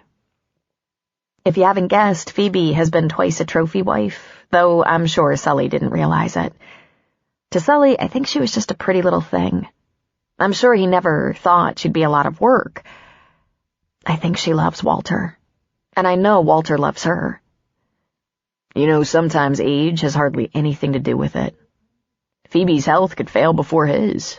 You just never know," Cal said, taking a drink. "So now that Sully is so much better, what are you gonna do?" he asked her. "It's been weeks. Can you even remember why he came home in the first place?" "Oh, Cal, not you too. Lecturing me to go back to the grind?" "Did I say that? I asked what you're doing here." "There was a pile-up," she said. "Not only was it getting bigger than I was, I ran out of ways to practice. I ran out of ways to cope. And then Andrew..." She looked away. "What?" he said. "He said he couldn't take it anymore. My plethora of problems. He said I was sucking the life out of him. He broke it off, not me. And the funny thing about that is we didn't even live in the same town. We texted, talked, emailed, saw each other when we could, every couple of days or weeks. I was having too many problems for anyone, but I looked back through the texts and emails. They weren't all my problems. They were friendly, chatty little things, affectionate comments, questions about him and his ER and his daughter. In fact, there's more bitching about his alimony and custody issues than what I'd been dealing with. I realized I wasn't supposed to have any problems. I was supposed to be his mommy and lover and cheerleader. I'd fallen down on the job by getting needy. He wanted me to get professional help so I could get back to work. Not work as a surgeon, work as his support system. She took a deep breath. It was my best friend, who was also my doctor, who said, "Get out of town for a week or two. Get some rest." There was no reason not to. I was grateful for the push. How the hell did he think he was going to get that kind of attention and nurturing from a neurosurgeon? Aren't you a little too overwhelmed on an average day to take on a little boy and all his little needs? She was silent for a moment. Oh, I do like you, Calum. Where are you from? I'm from everywhere. If he wasn't doing anything for you, why was I with him? After he dumped me, I asked myself that question. It was comfortable in many ways. I had someone to talk to, play with, sit next to during a bad movie, someone to go to a restaurant with, someone to make love to. But then he left me and basically said it was my fault. Cal grinned. You won't have any trouble filling the position. Maybe around here it'll be iffy, but when you go back to Denver... Since I've been here, since Sully has been doing better, I'm starting to feel almost normal. I'm gonna milk this for a little while, since I don't have a job. Were you bored with surgery? You don't get bored with the kind of surgery I do. There's no margin for boredom. The pressure's too intense, and the odds against success, despite our progress, are still too high. Never bored. I think I might have been addicted to the rush. It's damned exciting. I might be making a change, however. I'll think about that for a while. I like it here. It's pretty uncomplicated, she said, leaning toward him for a kiss. She tasted of chivas and playfulness, and he lapped it up. He was starting to have thoughts of going further. And what about you, Calico? You have no job. You've been here for weeks. You don't have a woman. You don't seem to be doing anything. Shame on you. I dug your whole damn garden. I stock your shelves every day, fish off the dock, hike around the crossing, and build a fire for you at night. Then I let you talk. I've been very busy. What brought you here? I was looking at the CDT trail map, and from New Mexico to Salida across the Rockies, it's frozen. I hate being cold. I'm just waiting for some of that snowpack to melt, and then I want to do some serious hiking. I decided when I left Walt's world to take 6 months to wander, and I'll settle somewhere and get back to work. I'm just doing what you're doing.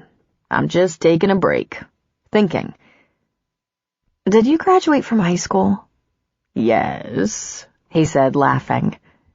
Did you go to college at all? Yes, he said, trying to look serious. I studied literature. I'm a romantic.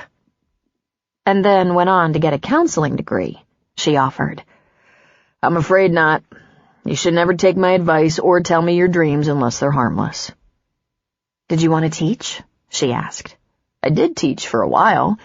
A short and memorable time. 6 months in what was called a men's academy, the oldest man being 17. I think I'm probably better with girls. I really like that HR job. He put his hands on her hips and leaned toward her. Because it got you laid. I saw that as a perk, not part of the job. I'd really love to see that princess someday. He decided it was time to talk less and kiss more. She was every bit as excellent as he was. She was getting closer and closer, her hands caressing his shoulders, neck, and head. He loved female fingers in his hair. She was breathing hard, and so was he. I have a roomy tent, he said against her lips. That probably wouldn't be smart of me, she said. You worried about Sully? I'm worried about me, she said emphatically. You're probably riddled with theme park diseases. He laughed. Making serious love to you will be hard if you keep making jokes. I'm not riddled with anything. Except, things like lust. How long has this been on your mind? She asked. Specifically? He asked. Just when did it first come to you? I think it was when you asked me if I was homeless, he said. There was a dominatrix quality about it. Then he smiled against her lips. I'm not spanking you, no matter how you beg. Aww. Why do you want to? Besides the fact that you're a man. You're so pretty, Maggie, he said tenderly. He tucked her hair behind her ear. You have such a hot body, too. And you take such good care of your dad. Okay, that last has nothing to do with sex. It just makes you so much more desirable. That you're a caring person. Mostly, you're pretty and clever. I'm such a sucker for looks and brains. Gives me such a hard-on. She sighed. All right, Calypso.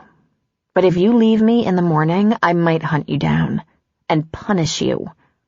He put his hands on either side of her face, on her cheeks. Listen to me, Maggie. I'm going to explore this summer, but I won't leave you without saying goodbye, because that would be awful, and if you did that to me, I would be disappointed. We'll make love. We'll laugh, we'll play, and when the weather is warm enough so I'm not caught in some damn avalanche, I'm going up the trail to the divide. I've been dying for two things. You and that trail. You most. You promise? Yes, even though I have a bad track record with promises. You break them? She asked. They usually break me, he said. Let's sneak out the back door.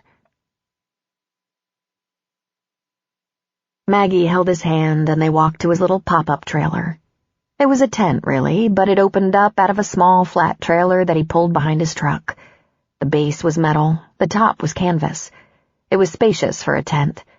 She could almost stand up inside. It wasn't furnished with a king-size bed, however. There were 2 single but large cots, one on each side with space in the center. Hopefully we won't take up too much room, she said. We'll have all the room we need, he said. He pulled her down beside him, and after their shoes were off, they disrobed each other while they kissed. She was in a hurry, and he was slowing her down. Don't rush this, Maggie, he whispered, kissing her neck and chest. Let's enjoy it. People can't see our silhouettes through this tent, can they? She asked. They can't hear us, can they? You grew up in a campground and you don't know? If you're really loud, someone might get Sully out of bed and tell him someone's killing a cat. She moaned and lay back on his cot. He pulled off the last of her clothes, her shorts and panties. Life was good, she thought. She'd shaved her legs without the faintest idea there might be sex in her life again. It was a miracle. She'd been attracted to him since first meeting him, but that didn't translate into making love for her. She just thought he was very good-looking for a bum. But it was really talking to him that did it to her. He was the clever one. She should have known he was learned in literature. He was so well-spoken. Her Achilles heel was being told she was pretty. Not just pretty, so pretty. Maggie wasn't used to that. People didn't say that to her. They said things like, "Of course you're pretty, Maggie," and "You're a very attractive woman." She was ordinary, not homely, certainly not ugly, but there was nothing special about her looks. Brown hair, brown eyes, 5'9", straight teeth. She was always picked first in sports for teams, but if there was a school play, she got the part of the aunt or sister, while those achingly beautiful girls played Blanche or Cinderella. Those girls who would grow up to work as princesses. His hands on her were so delicious. His mouth was heaven. He was determined to take his time, stroking and caressing slowly. She moaned and squirmed beneath him, the craving building. But he just hummed as he kissed, sucked, licked, nibbled, caressed. Somehow he knew exactly how to touch her, how to titillate with his lips and tongue. He brought her nipples to life with those excellent lips. Then he kissed his way down over her belly and between her legs, his miraculous tongue torturing her for a little while as she gritted her teeth to stay quiet, gripping his shoulders. Then he kissed his way back up to her mouth. "I think I could do this for a living," he said. "You really turn me on." "I'm ready for you to get going here," she said. He laughed. "Are you now? You sure you want it bad enough?" "I'm sure," she said, running her hands down his smooth back, over his muscled butt. "I think you have a better butt than I do," she said. "Not possible. Your butt knocks me out." He reached down and fumbled around under the cot. She heard him rummaging, and he came up with a condom. "That was convenient," she whispered. "My shaving kit," he said. He knelt between her legs and looked down at her. "Maggie," he said in a breath, "look at you. So lovely. Ready for love."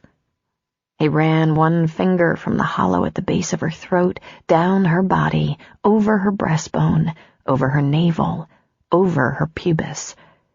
He gave her clitoris a brief tease, then lowered himself into her. "Whoa," he said in appreciation. "God, that's good." "Good," she agreed softly. With his mouth on hers, his hands on her hips, he slowly rocked with her, gradually setting a pace that grew deeper and deeper, harder and faster. She pushed back against him, embracing him and kissing him wildly, little whimpers of hunger escaping her until before long she froze, lifting off the cot, lifting him in her sudden strength, and she clenched as she came with heat and power. While her insides gripped and quivered, he emitted a deep groan, and she felt him throbbing inside her. As she was coming down from the experience, he began to move, ramping her up again, making her come again. He was limited to the one, however. So sad for the man, she abstractly thought as she indulged a second orgasm, almost as good as the first. Then she collapsed beneath him, weak and satisfied. "Oh, Calder," she finally said. "That was amazing." He chuckled and ran a knuckle over her cheek, giving her bruised lips little pecks. "Did we rock the tent?" she asked. "Who cares? I don't care. I'd be happy to rock this camper all night, entertain the neighbors. Unfortunately, I can't stay all night. The bed is too small for one thing." "You can stay a little while, till I get a second wind. I'm not like some people, on a hair trigger and able to throw out an orgasm a minute. That's a very neat trick, by the way. I bet I enjoyed that as much as you did." "Highly doubtful," she said. She rubbed her hands over his shoulders. "You're very good at that, like a man with tons of practice. Lucky for you, I have to stay right here until my bones grow back." "We came together like old pros," he pointed out. "Like lovers with a routine. I love that. It's kind of kismet, don't you think?" "I don't know what to think," she muttered. She ran her hands over his chest. "You're so smooth." I never saw this coming. "You didn't?" he asked. "The second I saw you, I knew we'd end up like this. Waiting for you was hard." He moved a little inside her. "It's hard again." "You don't have to wait now, Caleb," she said.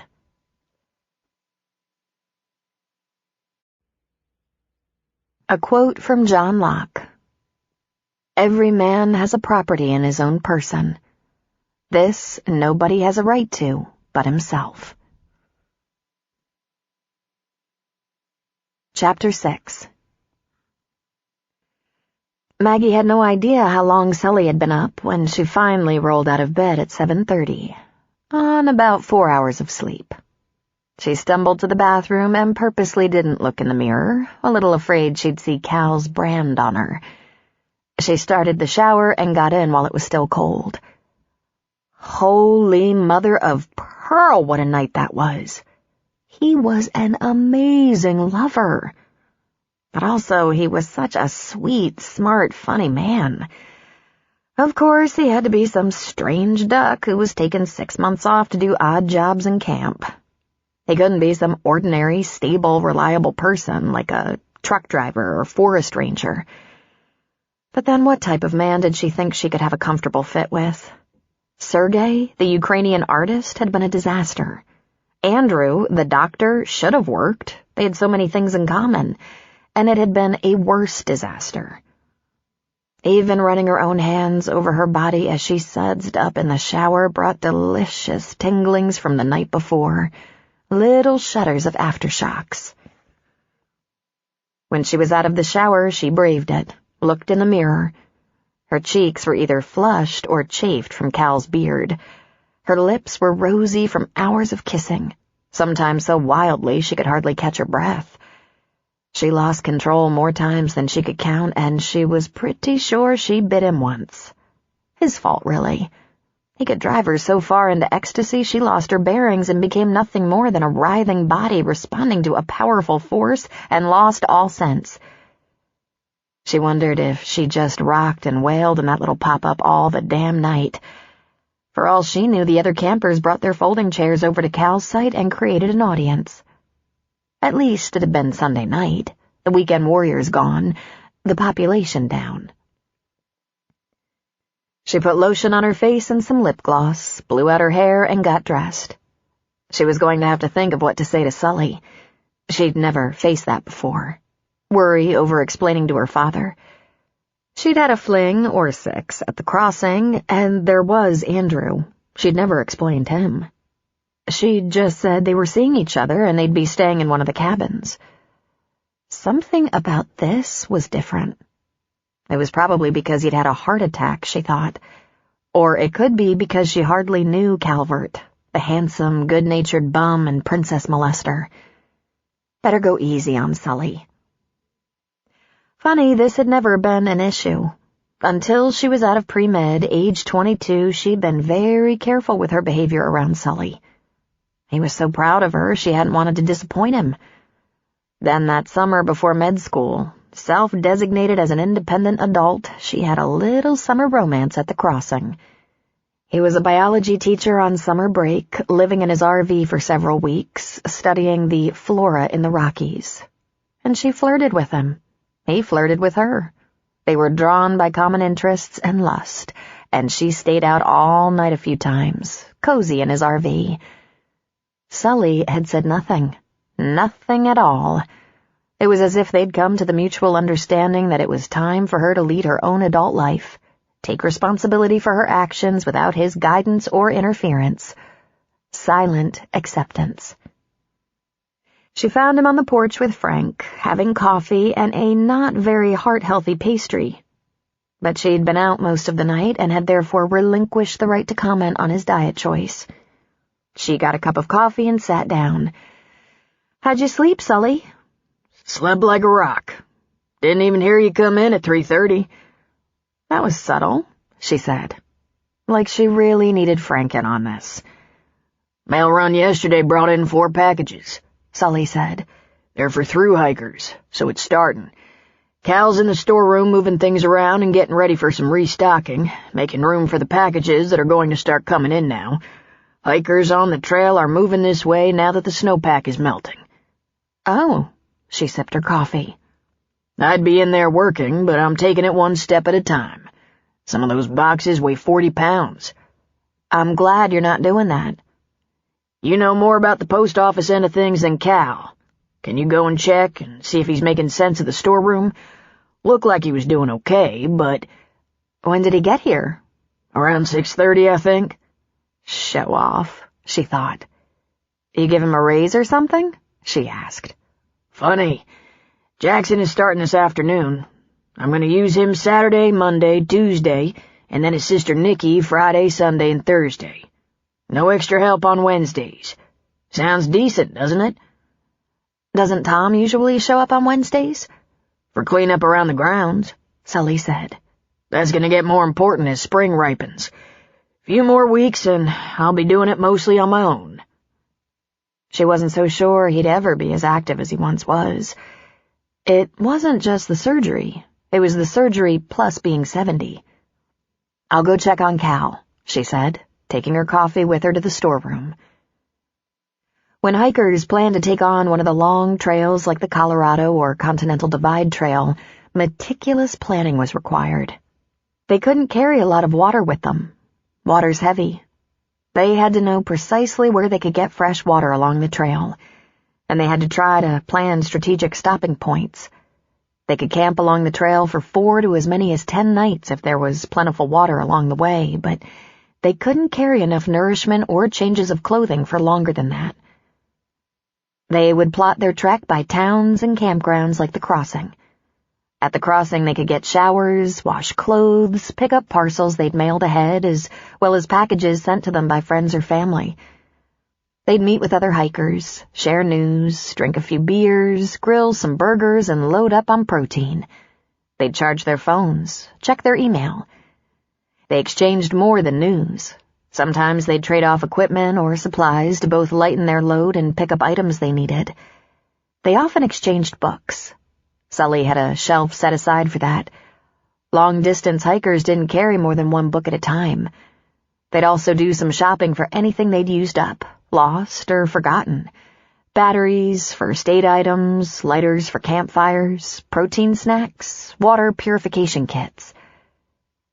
She walked into the storeroom where Cal was stacking boxes containing food and supply items on one side of the room and leaving some shelves empty to give their postal items more space. "Sully said you were here at 6:30 this morning," she said. He turned toward her with a very large smile. His eyes were a little sleepy, sexy and satisfied. He took her cup of coffee out of her hand, placed it on the shelf, and pulled her closer. "And I think your complexion is cleared up," she added. He kissed her, long and lovingly. Yes, this guy was a little gift. She would try not to fantasize spending every night of her life getting trimmed up like she had last night. "I have to rent a cabin," he said when he released her. "Oh? And why is that? I thought you liked the tent." "I think we weakened the struts that hold up the sides last night, and I want to stretch out a little bit." "How soon will you be checking in, sir?" "By this afternoon," he said. "They have a bathroom, shower, etc., right?" "They do. But we're coming into our busy season, so I don't think a free cabin is in your future, even though I have a feeling I'd somehow benefit." His lips quirked in a superior smile. "I'm capable of paying my way. Didn't I explain that?" "I wasn't sure whether to believe you," she explained. He cocked his head. "I don't think you got enough sleep.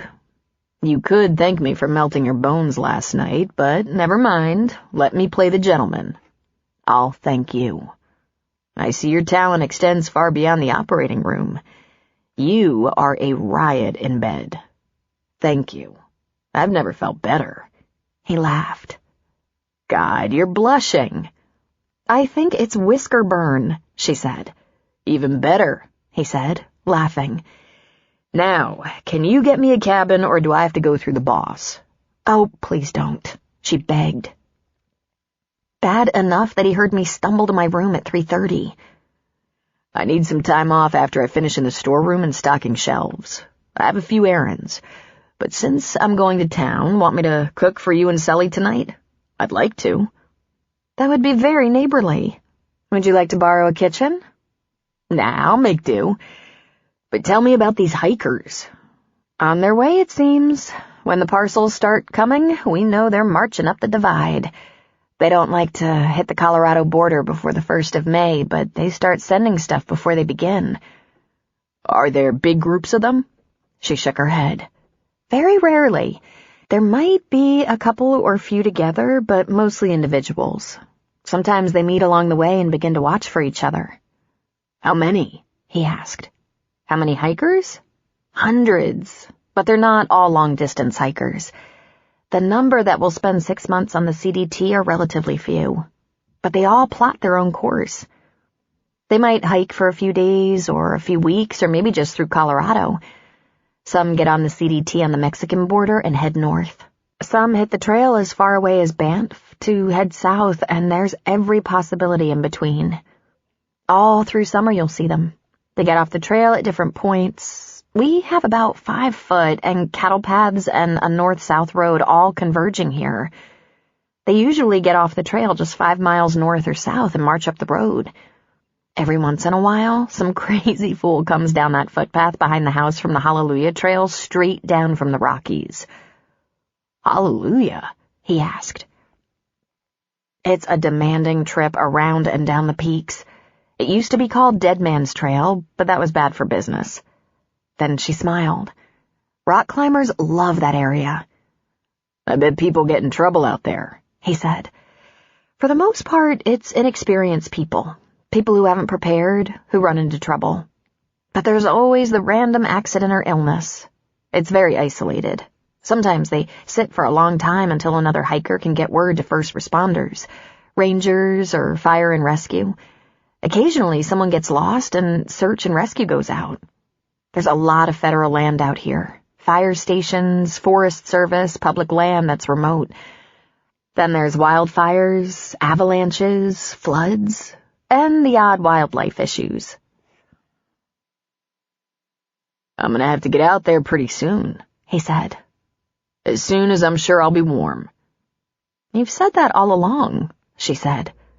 I'm going to hate that day, for obvious reasons. He grinned his wicked grin. That's very flattering, Maggie. That day isn't coming too soon, also for obvious reasons, he added. It would be kind of you to at least let me get tired of you. But Maggie, what if you never do? She just sighed. The one thing you always secretly hope for can become your biggest fear. Any special requests for dinner? He asked. She shook her head. Something very lean, please. Sully's eating a pastry. Maggie's cell phone, left at the house, was beeping with a message. Her primary attorney, Steve Rubin, asked that she call him. Her heart beat a little faster as she prayed, "Please let it be news that the lawsuit is dropped." How you doing, Maggie? How's your dad? He's good, Steve. What's up? Well, it looks like we're going to trial. It should be in about a month, maybe 2. Crap, she said. Crap, crap, crap. I don't see this as terrible news. In fact, it'll look better for you if you win this one rather than settling. I know it's a little traumatic, but our case is looking strong. Are you still at your dad's? I am. I think he could manage without me now if you think it would appear better if I went back to work. Maggie, it makes no difference. The closing of your practice has no bearing on this case. And if your father is recovering from a heart attack and you're the only relative, you have a perfectly good reason to be on leave. Unless you're bored out of your wits or he's driving you nuts. If you're comfortable there, relax and try to enjoy the time off. However, you have to feel good about yourself, and if working helps that, by all means, go back to work. I don't consider it risky, and neither do the many colleagues who have asked you to fill in for them. They haven't been emailing or calling, begging me to come back. I know the kind of blow this is to your confidence, but I'm sure your colleagues are leaving you alone to rest and tend to family matters.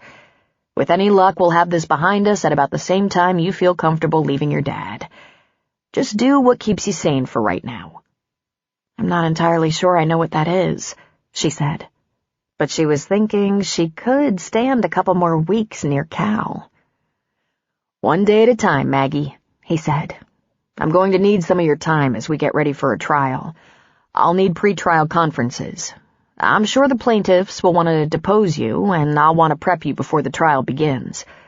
Call me in a few days and let me know if there are any changes in your work status. Sure, she said. Listen, it's not like this brought me to my knees, Steve. It's a combination of things, really. Mostly my dad, but...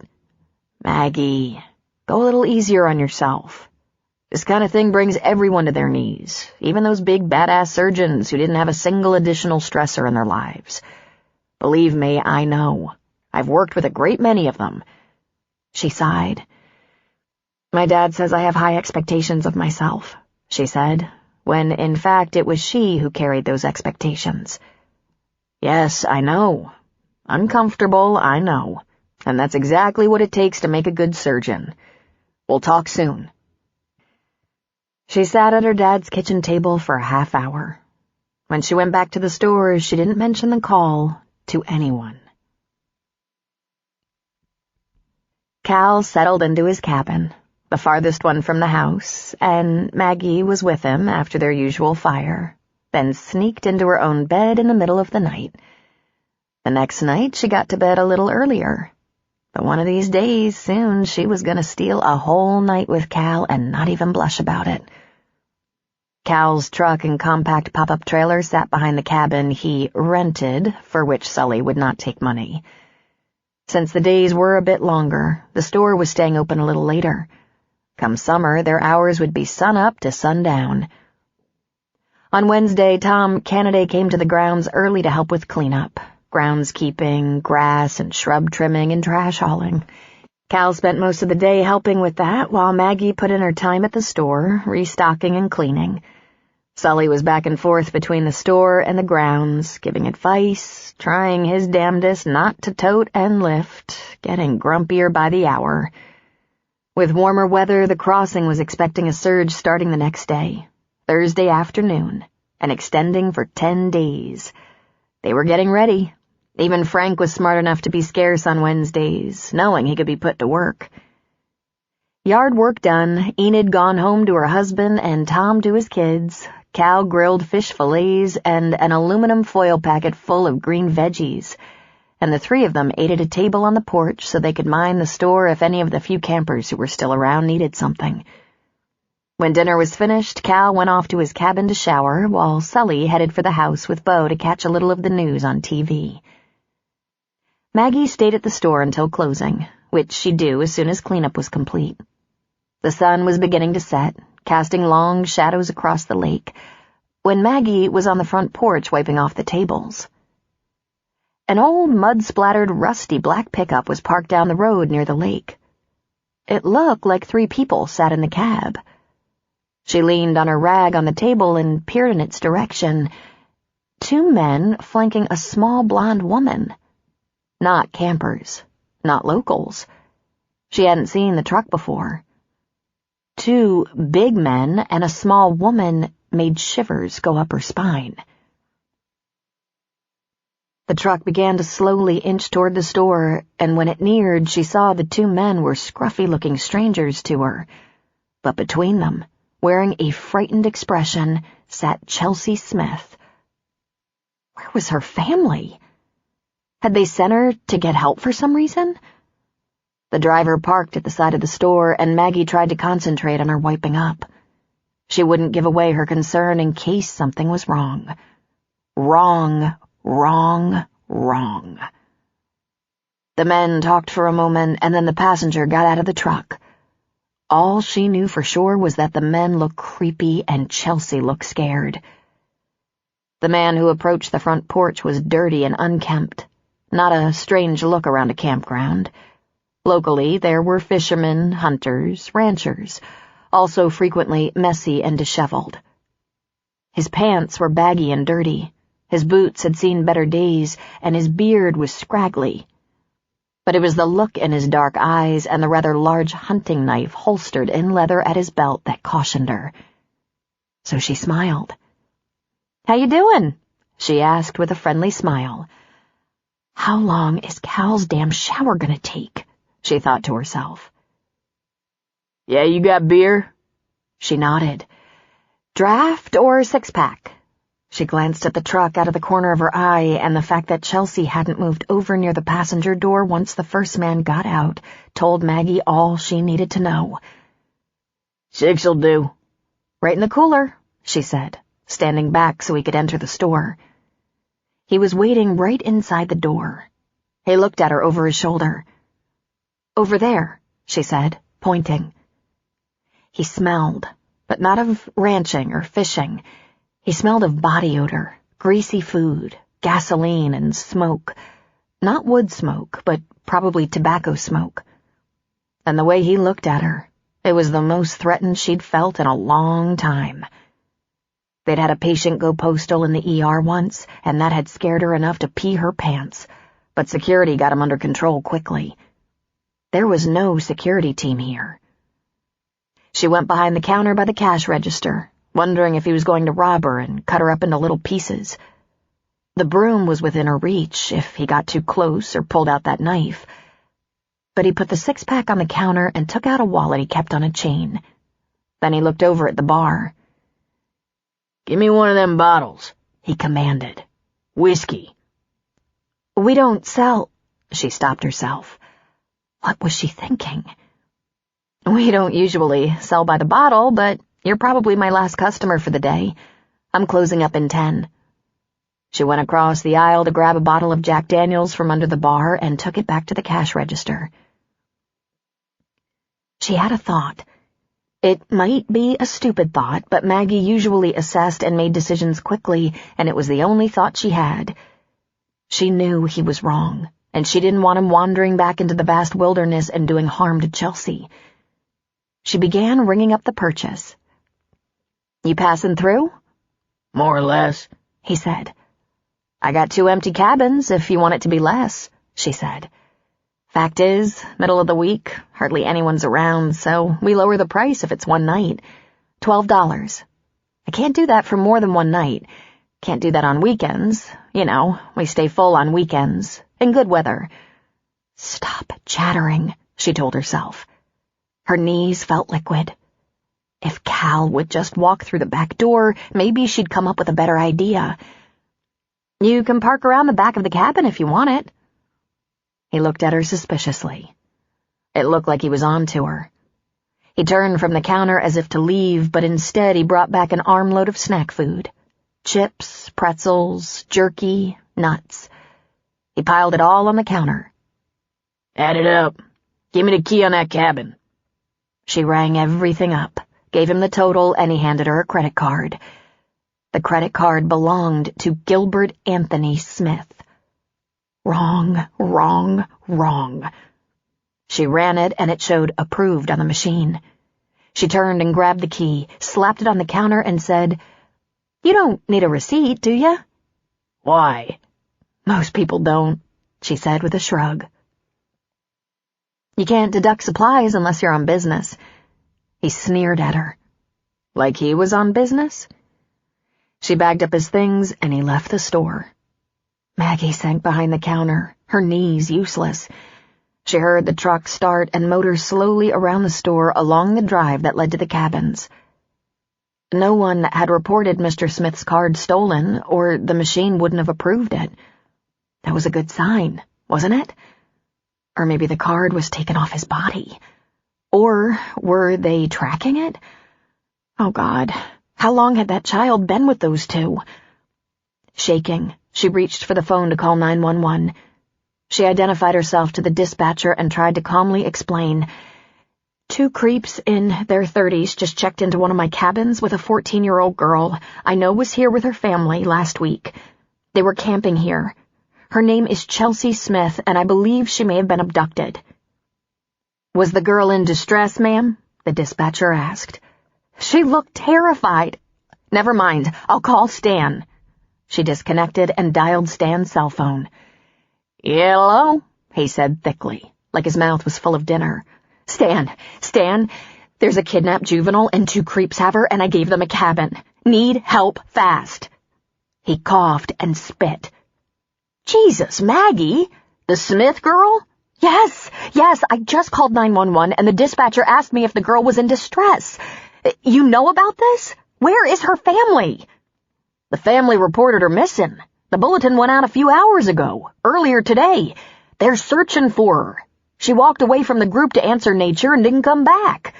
She's here. I recognized her. She's with 2 creepy guys in a dirty old muddy truck. Where'd she go missing? Northwest of Leadville, in the mountains. They aren't looking this far south. They thought she was lost but started exploring abduction just lately," he said. One of the men used her father's credit card, Gilbert Smith. "Please, hurry before they hurt that girl, if they haven't already."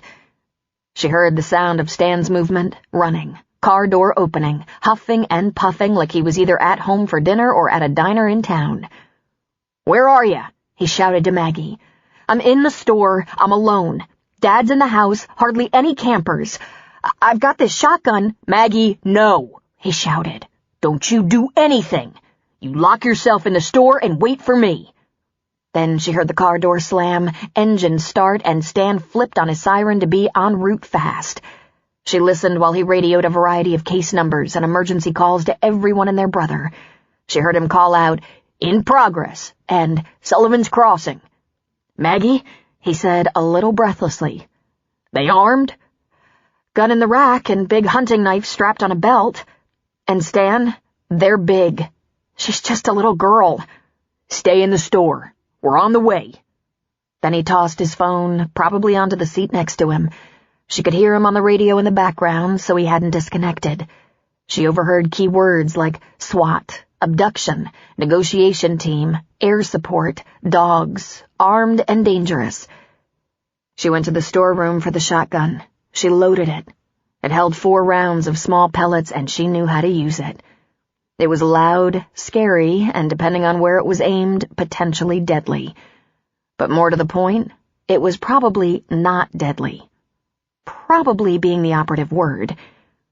Where was Cal? Should she go find him? Maggie, her mind asked. When was the last time you had to have a man to help you make a decision? Well, hell, Cal didn't seem to be in possession of a gun, and who knew if he'd ever fired one? He was a theme park employee. She grabbed a roll of duct tape out of the store. Maggie loved duct tape. It cured almost everything shy of an aneurysm. She'd even seen a maintenance guy slapping it along the leading edge of the wing of a 757 once. But if she had the chance, she was going to tape up the hands and feet of 2 bad guys. She stuffed it in her pocket and went out the back door. She had several concerns, all of which had her marching with a shotgun toward the closest cabin. Sully. She couldn't let him try to handle this. It could kill him. A few months ago, she would have turned it over to him, but not now. She could wait for Cal, but something told her he might try to reason with her, make her wait. And she knew what was coming. Law enforcement complete with a negotiator. They would surround the cabin and... She was reminded of an emergency case years ago, her last year of residency. The victim. Oh, God. What they could do to that girl in the time it took. What if they already have? She said to herself. Then they won't again, her mind whispered back. Oh, this was crazy. She stopped walking 10 feet from the cabin to ask herself essential questions. Could a frontal attack make this worse instead of better? They could shield themselves with the girl, but not both of them. She could shoot the other one if that happened. It could piss them off. Oh, hell, they were already dangerous. My God, he bought snacks and liquor to enjoy while they did who knew what to that innocent girl. Maybe if the police, better equipped and experts in this sort of thing, had their chance, maybe no one would... But they weren't expecting her. If the police and SWAT team surrounded that cabin, they'd have all the time in the world to plan how to defend themselves or hurt the girl. Then she heard Chelsea's scream fade into a sobbing cry, and Maggie couldn't help herself. She marched to the front of the cabin and gave the door a mighty kick right at the latch. When it didn't open, she gave it another right away, and the door flew open. She fired a shot into the ceiling, and it made an earth-shaking blast, a thundering explosion. She barely had time to make out what was going on inside. One of the men was standing on the left side of the bed, crouched in a fighting position with that big hunting knife in his hand, while the other was moving off the bed toward something. The gun was leaning against the wall in the corner. His pants were open, and even though she didn't see Chelsea, she shot the man with the open pants, shot him below the chest, dropping him screaming to the ground. Then she swung her shotgun wide to aim at the second man, racking up the next round. A scary sound. That's when she saw Chelsea, crouched in the corner, her hands over her face. "Run to the store," she said to the girl. Then to the man, "Put the knife on the floor or I'll shoot you. Now!" He backed away, palms toward her. She glanced at the first man, crying out in pain, crawling toward the rifle. So she fired at the wall behind him and he scrambled away, back against the wall. "You shot me in the dick!" he screamed. "You shot me!" Well, that was fortuitous, she thought. She'd been aiming for his head. Chelsea whisked past her through the door and she heard lots of feet running. She imagined everyone within earshot was running toward her now. "Lie on your stomach flat, hands stretched out," she ordered the men. The one who'd been holding the knife did so immediately, but the other one, crying, curled up into a ball against the wall. She racked up her last round, and then Cal was behind her. She could smell him. "Maggie?" he said. "Jesus." "Protect the girl," she said. "Take care of my father." "Maggie, what did you do?" Sully asked from behind her. "I'll explain after these two are tied up. Cal, there's a roll of tape in my pocket. Stan and all the police in Colorado are on the way. Can someone please secure these men up so I don't have to shoot anyone? Again?"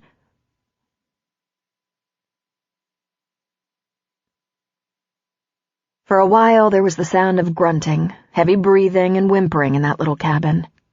Outside there was a lot of murmuring as campers had gathered around to see what was going on, though Maggie wasn't compelled to explain other than to say the police were on their way. Then after about 5 minutes of that, the uninjured man began making excuses. "We weren't going to do anything. That girl come along of her own. You can even ask her. If you'd have just said something, we'd be on our way. We got no cause to make trouble anywhere." Maggie, still holding her father's shotgun, snorted. "They used her father's credit card in the store." "She shot me. I'm dying," the wounded man cried. "He's not bleeding enough to be dying, and he's not bleeding in the right places to be dying," Maggie said. Cal rose from his job of binding the men. He was glistening with sweat and he was barely dressed. He must have just pulled on his jeans after his shower. Their weapons were tossed outside. One was bound face down and the injured man was bound sitting up, leaning against the wall. He had splatters of blood on him, but nothing serious. Maggie wasn't about to give him a checkup. "I'll be fine if you want to grab a shirt," she told Cal. "I'm not leaving you here. In fact, I'd rather you give me that gun now." "I know what I'm doing," she said. "I know how to use it." "I got that message, honey," he said, pulling it gently from her hands. "I don't want you to use it too much, that's all. Why don't you go check on the girl? Sully and I'll take over now." "Thanks," she said, relinquishing the weapon. "I'm worried about her. Will you two be all right?" "I got it," Sully said, picking up the man's rifle and checking to see that it was loaded. "Go ahead." When she walked in the back door, Chelsea jumped off her stool at the counter and ran to her, throwing her arms around her. Honey, it's gonna be okay. The police are on their way." "My mom and dad?" she asked through her sobs. "I'm sure they'll be notified and either come here or meet you at the hospital or police station. Are you hurt in any way, honey?" She shook her head against Maggie's shoulder, crying. "Do you want me to take you over to the house? Do you want something to eat or drink?" She leaned back and shook her head. "I just want my mom and dad," she said. Maggie pulled her toward the kitchen. "How'd you end up with those two, honey?" "They tricked me. One of them was crying for help right by the stream where I was filling my water bottle, and when I looked, one of them dragged me down the hill with a hand over my mouth. I couldn't even scream. I lost my whole pack." She started to tremble and sob again, clinging to Maggie. "One of them used your dad's credit card," Maggie said. "It was in my pocket," she said. I've had it in my pocket since we were here. I used it to pay for stuff here. It was an extra. My mom had hers. My dad said hold on to it. Keep it safe. When I saw that card, I knew you'd been kidnapped, Maggie said. So, it did the trick. Did you really shoot that man in the... Nah, Maggie said. I just shot him where I thought I could stop him and do the least damage. He's fine. They're just pellets. They hurt and sting, but he'll live. He'll need a few stitches and that's all. He's going to jail. Finally, the sound of distant sirens. A helicopter neared. A few minutes later, there were cops everywhere, though Sully had called Stan to tell him Maggie had rescued the girl and that Chelsea was safe. Along with law enforcement, they got fire and rescue, and, as could be predicted, they made a mess of things with their big trucks and heavy equipment. It was completely dark, but with a nice big moon lighting up the property. And boy, were the police pissed at Maggie. She had specifically defied Stan's orders. "What the hell were you thinking?" Stan raged. "You could have killed somebody. You could have hurt that little girl." I took that into consideration, she said. If she'd gotten hurt, I could still do damage to them and get her out. But no one was going to die from Sully's old shotgun. Noisiest piece of gun in the West, I think, she said. Scared 'em. That's what I wanted. You could have been killed. Those big old bad boys could have walked right through that shot and killed you dead. Well, I was doing my best at least, she said. "Leave her be now. She did what she had to do," Sully said. "You gonna sit outside and listen to a little girl scream?" It's okay, Dad, she said. Let 'em get it off their chest. You can go to the house and rest. This has been a strain on you. "You think I'm likely to miss any of this?" he said. You could have been killed, Maggie, Stan persisted. Yeah, but I thought there was a better chance they'd never anticipate me coming at them with a shotgun. So look, I shot the ceiling, hoping to scare them and hold a gun on them until police arrived. But they were going for their weapons, and I was without a choice. From there, she had to sit at one of the tables on the porch with her dad and Cal and police detectives, her interview recorded, while crime scene people examined the cabin where the shooting took place. They confiscated all the weapons, including Sully's, the truck, and everything else that belonged to the men. While the police made it very clear they didn't approve of the action she'd taken, they also conceded that with one holding a knife and the other reaching for his gun, it was self-defense. They weren't inclined to arrest her, but they did tell her to stay at the camp and not to leave without notifying Stan. Are there any charges pending? Cal asked the detective. The file isn't closed, he answered, but so far I haven't seen any evidence that would warrant arrest. Still, the investigation isn't quite over. A while later, a paramedic she'd known for about 10 years, Conrad Boyle, Connie for short, came up on the porch. He grinned at her. Nothing to worry about, Maggie, he said, except the one that got hit. He says he's going to sue you. Tell him to get in line, she answered somewhat bitterly. No good deed ever goes unpunished. He's going to be fine. They're twins, you know that? Bert and Bud, from the Wet Mountain Valley area, back in the hills. I'm just guessing, but I bet they're pretty well known back in those trees. Thanks, Connie.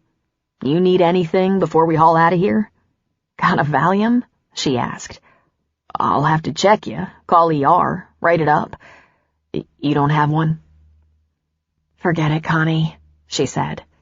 After everyone gets out of here, maybe I'll have a drink or something. He grinned at her. I don't care what anyone says. Good on you, Maggie. You probably saved that girl's life. Thanks, Connie. An hour and a half later, the grounds finally quiet, law enforcement and rescue gone. Maggie had a nice hearty whiskey blend over a couple of ice cubes out on the porch with Cal. Sully had gone to bed, but she was still way too wired and spooked. She could tell that while the grounds were quiet, people were still awake. She could see the glow of fires in the dark night. She heard the gentle murmurs of talking. She wasn't the only one afraid to close her eyes on the night.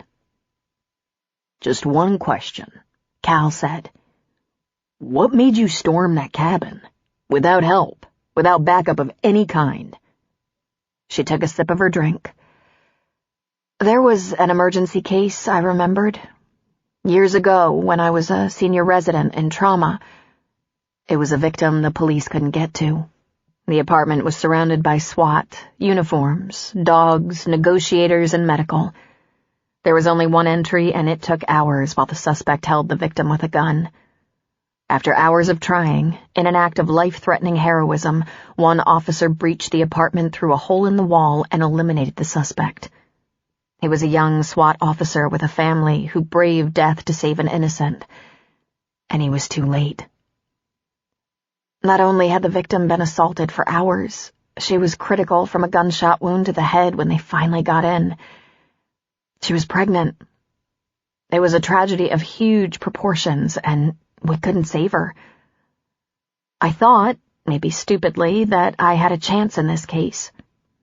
I thought I might have to kill them to get Chelsea out, but I also thought if I fired one round and they gave up, I wouldn't have to kill them and maybe could save her before any more damage was done. "You weren't scared?" he asked. Of course. I must have been.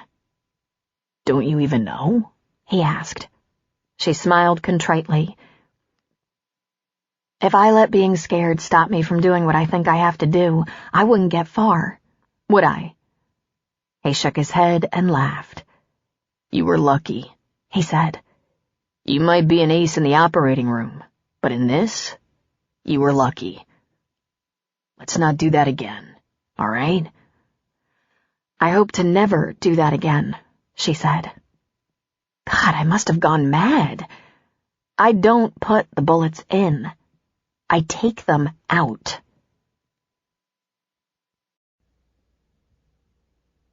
A quote from Sir Thomas Browne. Be able to be alone. Lose not the advantage of solitude. Chapter 7.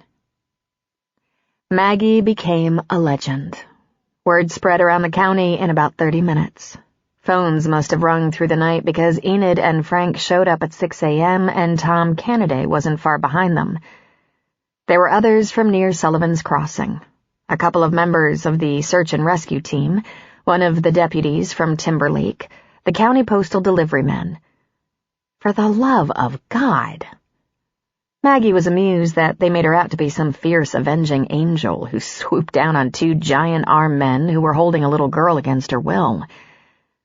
As a bunch of locals gathered on the store's porch, Sully tried to help. "This story might have got a little embellished here and there," he said. "Did she kick in the door?" Frank asked. "Yeah, she did that." Sully relented. Blow a hole in the ceiling of that little cabin? Enid wanted to know. "It was a shotgun, so not a big hole, but there's repairs to do," Sully said. "And she shot one of them in the nuts?" someone asked. "More or less," Sully said. "She's touched that gun under a dozen times in her life. You reckon she's a good enough shot to do that on purpose?" "Makes me shiver to think she is," Frank said. "I heard she had 'em in 2 shots. I'm gonna be way more careful what I say around her." "I think you're all being just plain ridiculous," Sully said. "It was a damn fool thing she did with pretty poor odds." If I'm ever in trouble, I want her on my team, Enid said. Maybe the lot of you should be careful what you say around me. "Oh, you're carried away, that's all," Sully sulked. "She's just a girl. Don't encourage her." Cal, listening to every word, smiled. A few days later, the Smith family paid a visit, expressing gratitude and giving Maggie great peace of mind. As it turned out, the scruffy, felonious twins had a long list of priors, including sexual assault and battery. The county was delighted to hold them without bail, and the prediction was that they had reached the end of their criminal careers. Cal made a secret pledge to follow up on those two, make sure they were securely locked away. The crossing was teeming with people, some on vacation and others stretching out their weekends.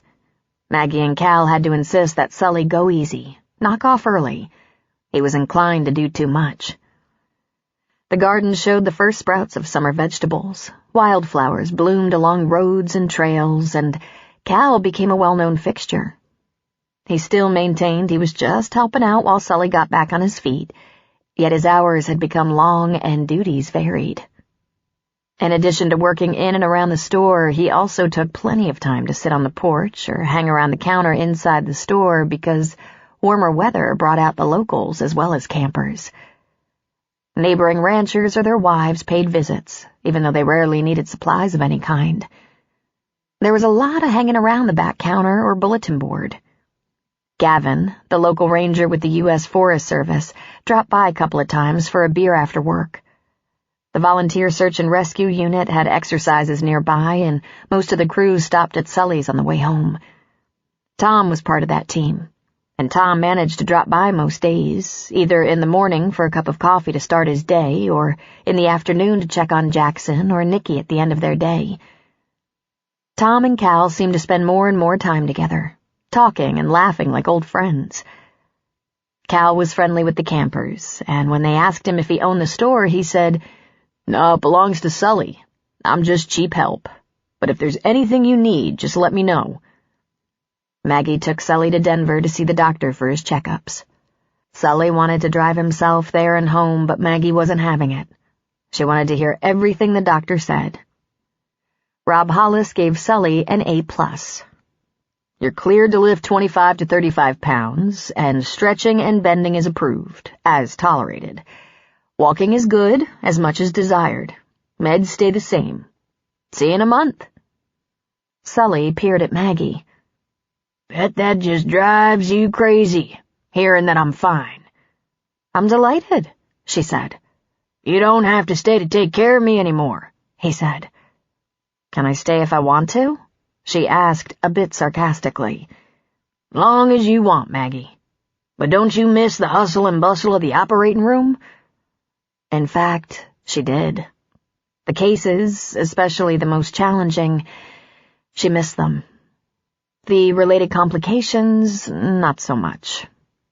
She was keeping up with the emails and snippets of news she got during regular calls with JC, not to mention being in touch with her lawyer. He said she'd be deposed in a couple of weeks, and she'd have to go back to Denver for that. "The excitement of Trauma 1 calls to me," she confessed to JC, the only one of her friends she kept up to date on her legal issues. But lawsuits, complex insurance disputes, and the politics of medicine does not. "Oh, I hear you there," JC said. "OBs are almost as pursued as neurosurgeons. One of our practice has stopped delivering for that reason." "What were we thinking?" "We were thinking we could save the world, or at least a nice big chunk of it," Maggie said. "I hope you think hard on this decision to hang around the store, Maggie," Sully said. "You went to school for a lifetime to do what you do. You saved lives. I think it would be a terrible waste to spend all that training and education handing out picnic supplies." "I need some time off," she said. But Maggie did take advantage of Sully's clean bill of health, the extra help around the crossing, and the beautiful late spring weather by heading into the surrounding hills for a few hours here and there. On a few quiet days, Cal went with her, hiking into the hills, enjoying the beautiful views and breathtaking vistas.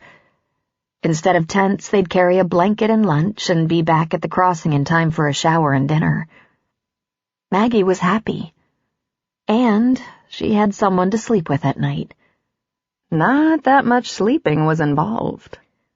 It seemed to her that Cal was settling in, getting comfortable. Now that there was help after 4 in the afternoon till closing up at the store, Maggie was having dinner with Sully and Cal most nights at their kitchen table. Maggie and Cal traded off cooking, cleaned up the dishes together, sat out on the porch at the store or by a fire near the lake. They sat at a table together checking their laptops for email and news. And Cal liked to read. He spent at least a couple of hours every afternoon reading, maybe in one of his lawn chairs, maybe in a hammock, maybe on the porch. He worked vigorously, but he wasn't around constantly.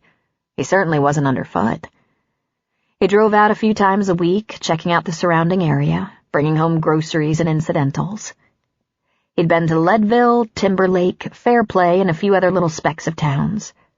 He dropped in on Stan, the man at the Timberlake Police Department, and they had a hamburger together, he reported. He met Paul Castor, the deputy Stan bragged was a computer genius. He claims to be in his 30s, Cal said. He looks 12. His truck and closed pop-up camper were parked behind the cabin that had become his, but even though he was helping around the store and property, he was still camping.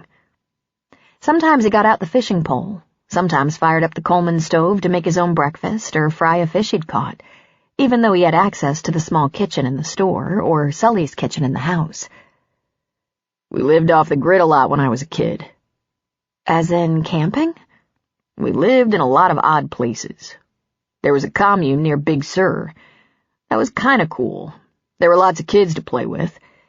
There were times we camped, but it wasn't recreational. It was lack of proper housing. Or it was part of traveling. My parents decided we should see the country, so we spent a year on the road. How amazing, Maggie said.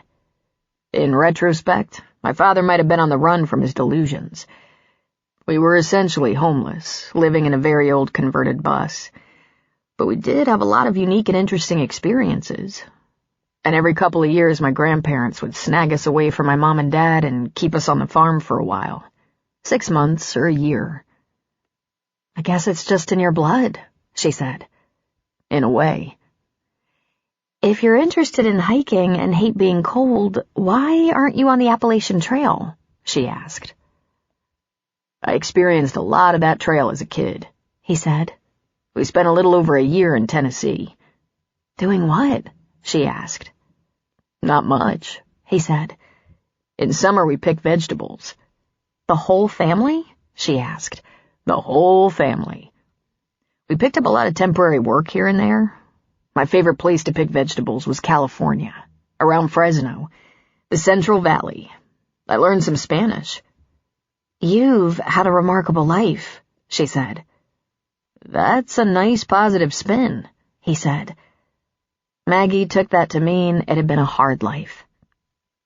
More and more packages arrived, indicating hikers were on the trails. A few straggled in here and there, but none of them had traveled great distances. It was still too early in the spring. One couple had been hiking for 6 weeks, having started in Wyoming, planning to head farther south through the Rockies if the snow had melted enough. 2 guys came over the Rockies from the south and reported it was passable. They had picked up the trail on the north rim of New Mexico. There were several people who'd hiked from Boulder and planned to go all the way to Durango. On the weekends, there were hiking groups who were out for the day, or maybe one overnight on the trail. Cal wanted to visit with each one of them, asking about what had motivated them and how their experience had been.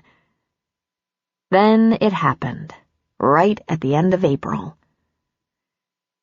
Maggie, your dad's doing great. He must be the poster child for bypass recovery. I saw him hauling flour sacks for Enid, patching the rain drain on the outside of the store, putting a little weatherall on the porch rail, and throwing the ball for Bo. He's been cleaning out grills, hosing down your back porch and garden, and I caught him doing a little maintenance on his truck. Nothing too serious. The truck is running fine. I wish he wouldn't push it, she said. He's not, according to him. He said the doctor gave him the go-ahead, normal activities, and if he feels any discomfort, he's supposed to rest. But he seems to be fine. You seem to be fine. Any thoughts of going back to work? Going back to your house in Denver? I'm going back next week for a day to be deposed for that lawsuit. But to practice? She shook her head. Not yet. I'm thinking of staying through summer.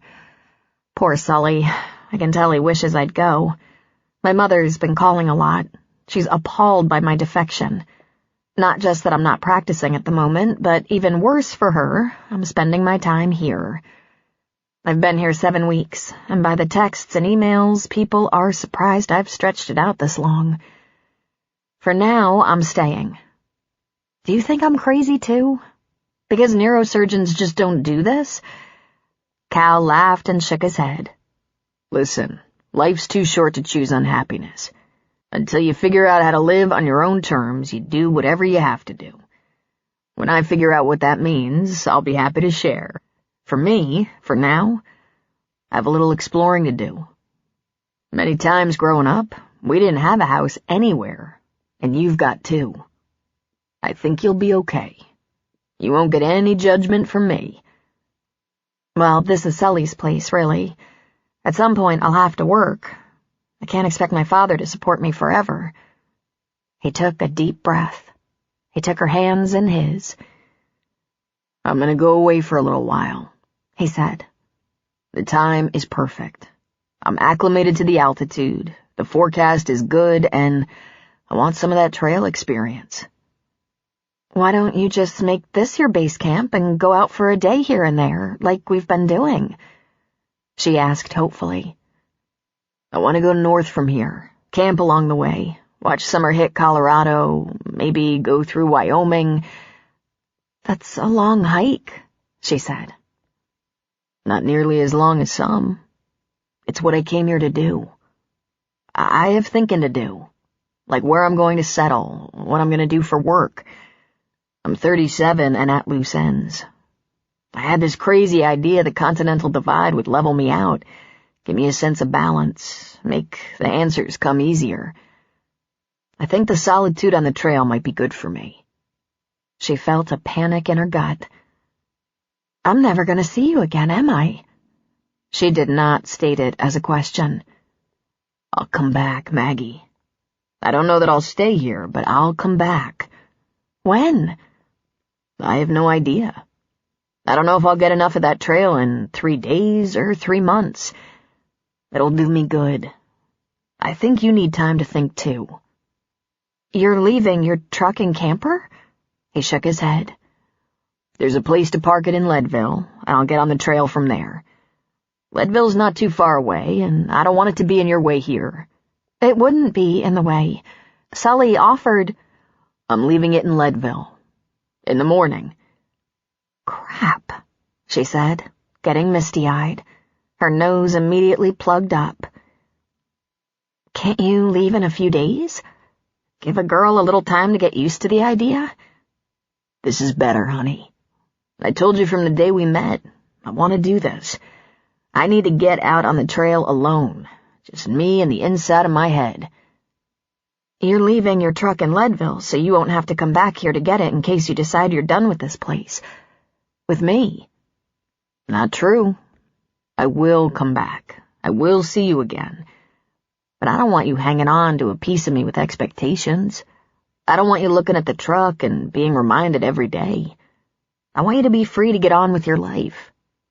If you go back to Denver, I can find you there. What in the world do you have to think about? She demanded. You're almost the most normal man I've ever known. You are not even slightly fucked up. There's nothing you can't think about right here. In fact, I'll promise not to talk to you for 3 months so you can work through whatever it is, and then we can work out anything else. She stopped herself. I'm close to begging, she said. I'm not gonna do that. You know how you said you had a pile up in Denver? Everything crashed down on you at once? Well, I went through a rough patch myself. Not something I'm ready to talk about just yet. Maybe someday. That's why I need some time alone. Alone against the challenge of the hike over the mountains and through some wild country. Alone with no one in sight, where I have to rely on myself. Sometimes that's what it takes. You know, you get a little tired, depleted, deprived. You have to push yourself. Then things start to fall into place. I'm counting on that. I promise I'll get in touch when I've had all I can take of the trail. Okay? Whatever, she said. She tried to hide the fact that tears were leaking out of her eyes. For just a second, she thought, I can tell him I'm coming up on a trial, that I need him, that I need the support. But she couldn't. Come here, he said. Close to me. We'll hold on to each other. It's hard for me to leave, you know. But I should do this even if it's hard. I have to look around the inside of my head and sort things out. You only think I'm the most normal guy in town. I have a gnarly mess in there. Now come on, kiss me. You're like buried treasure, you know that? I hobbled into this camp with no idea I'd have you for a while. Maggie, you were so wonderful. Just after dawn, Cal got dressed and ready to get in his truck and on the road. Maggie pulled on her clothes and joined him outside beside the truck. You'll be okay, Maggie. You're strong and you have good sense. Don't get talked into anything. Do what feels right. You shouldn't say that. What feels right is following you. You wouldn't like it. I'm a great experienced hiker. Nah, you wouldn't like watching me think. It's like watching paint dry. You're a miserable tease, she said. I don't even know your real name. He grinned. I loved you trying to guess, though. It was fun hearing what you'd come up with next. You're very creative. He sighed. It's California. I'm California Caesar Jones. She was struck silent for a moment. You have got to be kidding. I wouldn't kid about that. It's on my driver's license and everything. But don't make me go through all that now. Just, please, kiss me goodbye. You promise you'll get in touch when this pilgrimage is over? Yes, I promise. Thank you for everything you did for me. She kissed him deeply, held him tightly, damned fate for this. Just when she started to feel she was with a man who could carry his weight, he confessed that he was nuts and had to work on his issues by trotting over the mountains. Boy, could she pick him. Whatever saint was in charge of her love life was terrible at it. He slapped her on the ass. Take care of Sully. Take care of you. Be careful, she said. You bet I will. He climbed in the truck and pulled away. He drove slowly down the dirt drive to the road, and without even thinking, she followed, walking along behind him. Bo was barking and running to her as Cal pulled out of sight through the trees. She turned to see Sully approaching. Gone, is he? Sully said. She nodded. Did you know he was going? He said so a couple of times this week, that the weather was just about mild enough for him, that he'd planned it all along, and he thanked me several times for the hospitality and for letting him lend a hand. Damn fool thing to do. Thank me. Might as well thank me for having a damn heart attack. We're never going to see him again, Dad, she said. And that's a shame.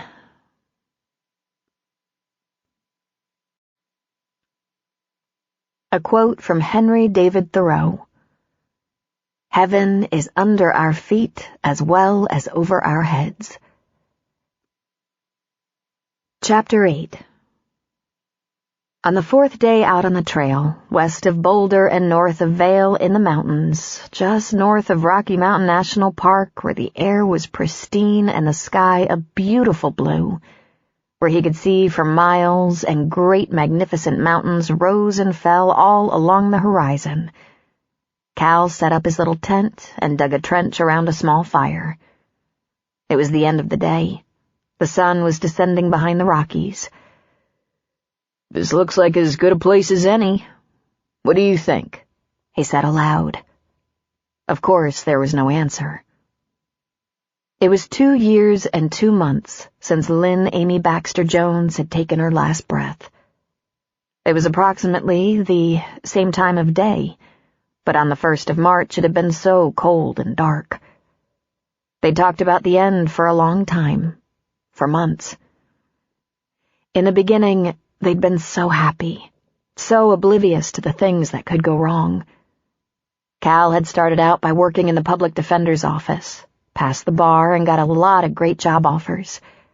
Then Lynn passed the bar, gathered a few like-minded friends, wrote grants, and within a couple of years she was operating a storefront legal clinic for the underprivileged. She won an award from the city of Detroit and was appointed to a legal oversight committee by the governor, a watchdog team running herd on lawyers with intent to mislead and gouge an unsuspecting public, particularly those of low income. Meanwhile, California Jones was becoming famous in his own right, a white knight in the criminal law community. He was actually becoming rich, kid lawyer that he was. Cal had some gifts that he'd acquired from his off-balance crazy family.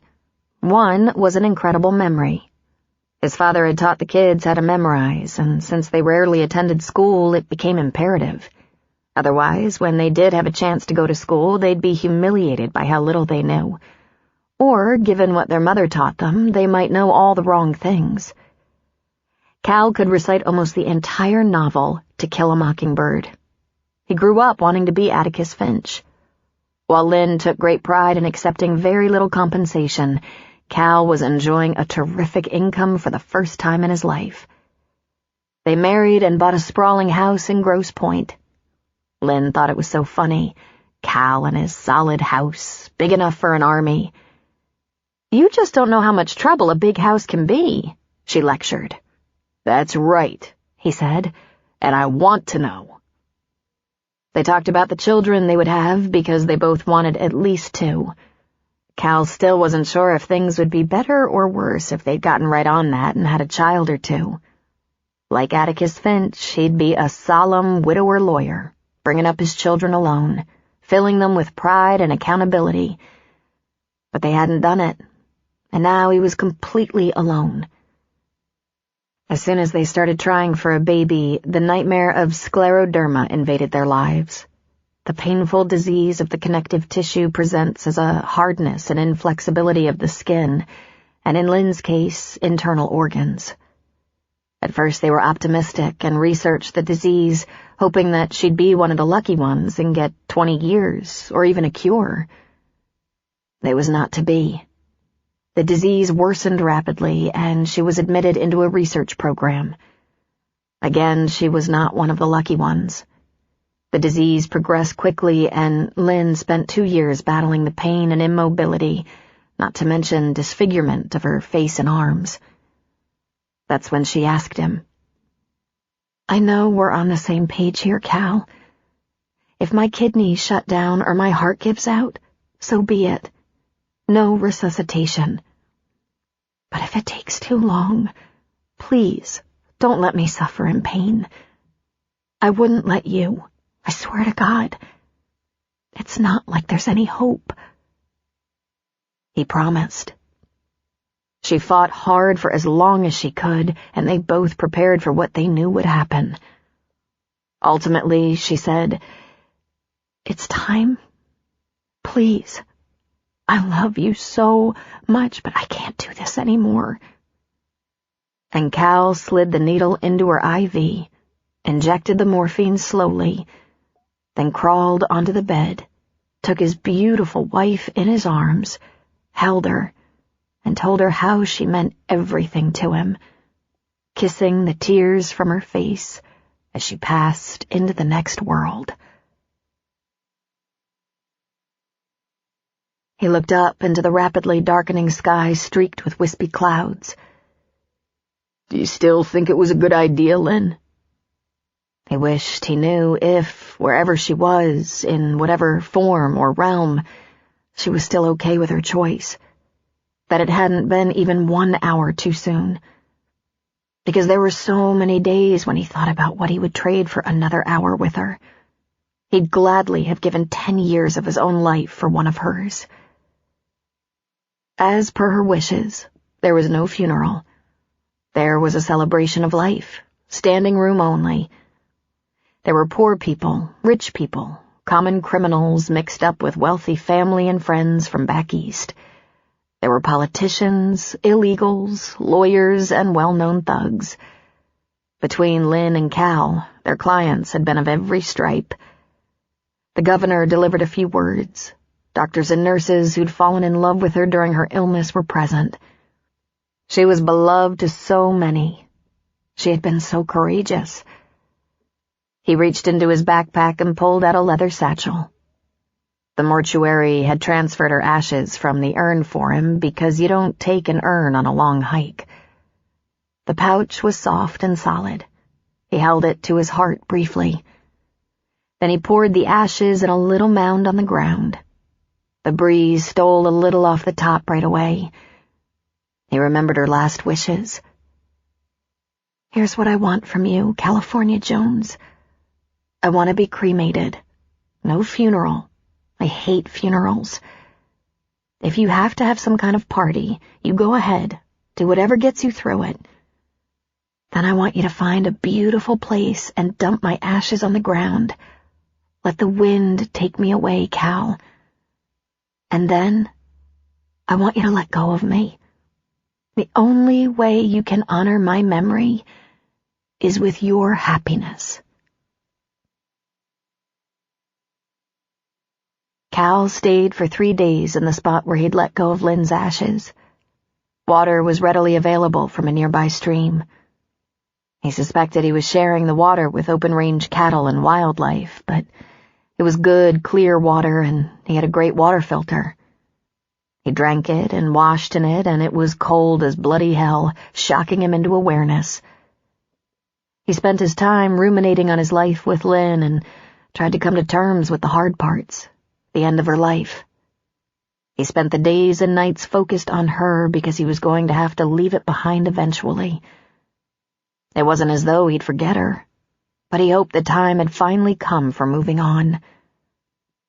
The past 2 years had been so lonely, and he'd held on long enough. He made a very difficult decision. He left the leather satchel on the ground where the now dissipated ashes had been. He didn't want to carry it with her remembrance, just a bit of dust inside. He might obsess on it, caress it. It was time. He thought of his promise to her. She wanted him to be happy. He started walking north.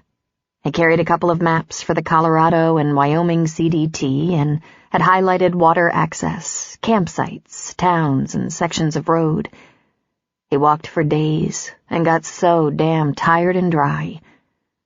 But his mind felt free to wander, and unsurprisingly, he spent a lot of time thinking about his childhood and about his dad, Jed Jones. In fact, he worried about his parents a lot. Jed was so flaky and unbalanced, the range of possibilities with him was endless. He'd gotten a little steadier in the past several years since he'd been on the farm in Iowa and wasn't roaming. But Cal wouldn't be surprised to hear his parents were suddenly off on a mission to save cheetahs in the Congo, or that his father had taken his own life. He'd attempted suicide a few times, though they were half-hearted attempts. He jumped off a bridge and broke a leg once, but it was a low bridge. He took a bunch of pills, but slept it off. It turned out he didn't have enough for a deadly dose. He stabbed himself in the heart. Missed. In the way that the eldest child in a family with dysfunctional parents will shift into the parent role at a very early age, Cal had become the one in charge. He couldn't say exactly when. Maybe it was when Sierra was born. He was about 8 and remembered carrying her around, feeding her, changing her.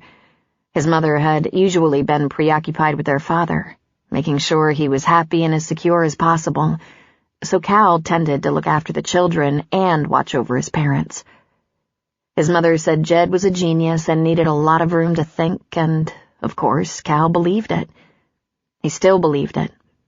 Jed had an amazing mind and was charismatic. When he started talking, people couldn't turn away. He'd lecture on everything from the solar system to the cure for cancer. Jed had studied law before marrying Marissa, Cal's mother, and he remembered every word he'd ever read. Or so it seemed. Cal always knew there was something wrong with his father, but he had no idea what. Eccentric, they called him. When Cal was about 13, he thought he'd figured it out. He blamed it on the pot. Jed smoked daily. But it was another few years before he'd learn the truth. His father heard voices. They were back on the farm because Marissa's father had fallen ill and she was an only child. It was a lucky break. They were stable for a while. Jed, who knew a lot about everything and had experience in farming from their days as migrant workers, had something to do, and they were all warm and fed. And one night, Marissa asked, "Where's your father?" Cal said, "I saw him by the barn, talking to himself again. I guess he's running ideas." And out of the blue, Marissa said, "He's not talking to himself." Cal was 17, and suddenly it was all so clear. Jed had secret friends. Their mother was completely devoted because she was busy trying to conceal his illness. His delusions conversed with him and gave him advice. Not always good advice. He smoked a lot of dope to keep them quiet, and Marissa watched over him like the keeper she was and made sure the drug use didn't get out of hand. She supported him in not seeking medical intervention because the drugs doctors used would slow down his beautiful mind, and he couldn't bear it. He tried a couple of times, she said, and it was brutal. He became a zombie. But worse, he became depressed because he couldn't think. Things had been quiet in those quarters the past 10 years or so. Cal's grandfather had died a long time ago, and then his grandmother, as old as the ages, had needed Jed and Marissa on the farm. So they stayed. Then Grandma passed. Cal and his siblings were raised and gone. Jed and Marissa had no other means of support. Sometimes Cal held his breath, ready for some harebrained idea that would have them off on an adventure. But so far so good. Cal, being the father to his father, could usually talk Jed out of things. "I think if we burn the fields instead of plow them, the ash will give essential nutrients to the soil and make next year's crop richer." "No," Cal said. "That only works on rice fields. It has the opposite effect on corn and wheat. Besides, you lease those fields to farmers." But God, they were exhausting. So, unable to really help and refusing to be as codependent as Marissa was, Cal limited his contact with them. He visited about once a year and talked to them every 2 to 4 weeks. He'd like to just talk to his mother, but she was attached to his father, and there was no way to isolate her and pull her out of that mess, not even for a conversation. They were like conjoined twins. Interestingly, Cal, his younger sister Sedona, and younger brother Dakota all broke out of that craziness. With a vengeance. Sedona was a psychologist, married to a businessman, mother of 2 children, living a very stable, happy life. Dakota was an army major, decorated for valor. He was so rigid and conservative it almost made Cal's teeth ache to be around him. But Sierra, the baby, was lost. She might be schizophrenic like her father, but it was impossible to tell because of her drug use. She'd seemed all right into her 20s and was an excellent student. Then it fell apart. Cal and Lynn had staged an intervention, explaining the situation with her father and mother, for that matter, and tried to get her help. But rather than finding the source of her pain in Jed Jones, Sierra found an ally. Apparently she understood about the wild notions and mysterious voices. Sierra was now on the farm with Mom and Dad, probably weaving, reading bizarre shit, and toking it up with Dad in the afternoons. "Whatever works," Marissa was known to say. Living with, perhaps understanding how to function in such a family, had made careers for Cal and Sedona. They were the opposite of freewheeling, new-age, wackadoodle hippies. Maybe Dakota, too. It was almost counterintuitive. If the parents are hippies and revolutionaries, the kids end up moderate and conventional. Cal kept hiking. Every 3rd or 4th night he found a campground or a little bit of a town where he could wash, eat a protein-heavy meal, drink a couple of beers, talk to people, resupply. It was when his trail also became counterintuitive, when he had to hike south to hike north, that he realized how much he missed Maggie. They were a little bit alike. They were both struggling to move on from their dynamic but abandoned careers, both getting over difficult childhoods, both floundering a little as they reached for a lifestyle that brought peace and comfort, and they could both go back to where they'd been tomorrow, pick up the threads of their previous lives and succeed in many ways. She could go back to Denver and step into the operating room and resume her role as a talented young neurosurgeon. He could go back to Grosse Pointe and his old firm would welcome him with open arms. But he didn't think either of them would do that. He'd been on the trail for 14 days. He'd done what he came to do. He'd left Lynn in the wind on a beautiful mountain pass. He turned right then, in the middle of the trail, and began walking south. Maggie's muscles ached, and for good reason. She'd thrown herself into physical labor. She'd far rather enjoy the calisthenics of sex, but her lover had taken to the trail. He'd been gone 2 weeks, and she was trying to accept the idea that her fling was over, and she wouldn't see him again. Maggie ran the store, organizing, learning, stocking, ordering, even balancing the books, which was mostly accomplished by a computer program, thankfully. Know how to make a small fortune? Sully asked Frank. Take a large fortune and put it into educating a neurosurgeon who decides to quit and sell picnic supplies. Then, turning toward Maggie, he said, You're going to ruin your hands in the garden and shelving. For the love of God, go home. No, she said. Not yet. And I didn't quit. I'm taking a break. She drove to Denver one day to meet with her lawyer and the plaintiff's counsel, spent 3 exhausting hours in deposition, and then stopped in Golden to visit her mother. That was a mini nightmare. It was one endless argument. Phoebe was outraged that her daughter would throw away all the prestige of her career to stock shelves in a little country store.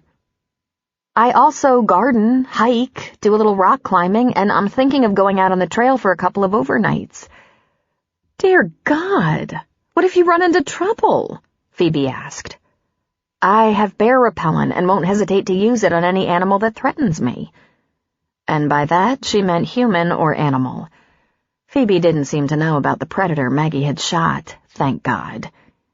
There had only been a small story that included the names of the felons, the general location, and had not named the minor child.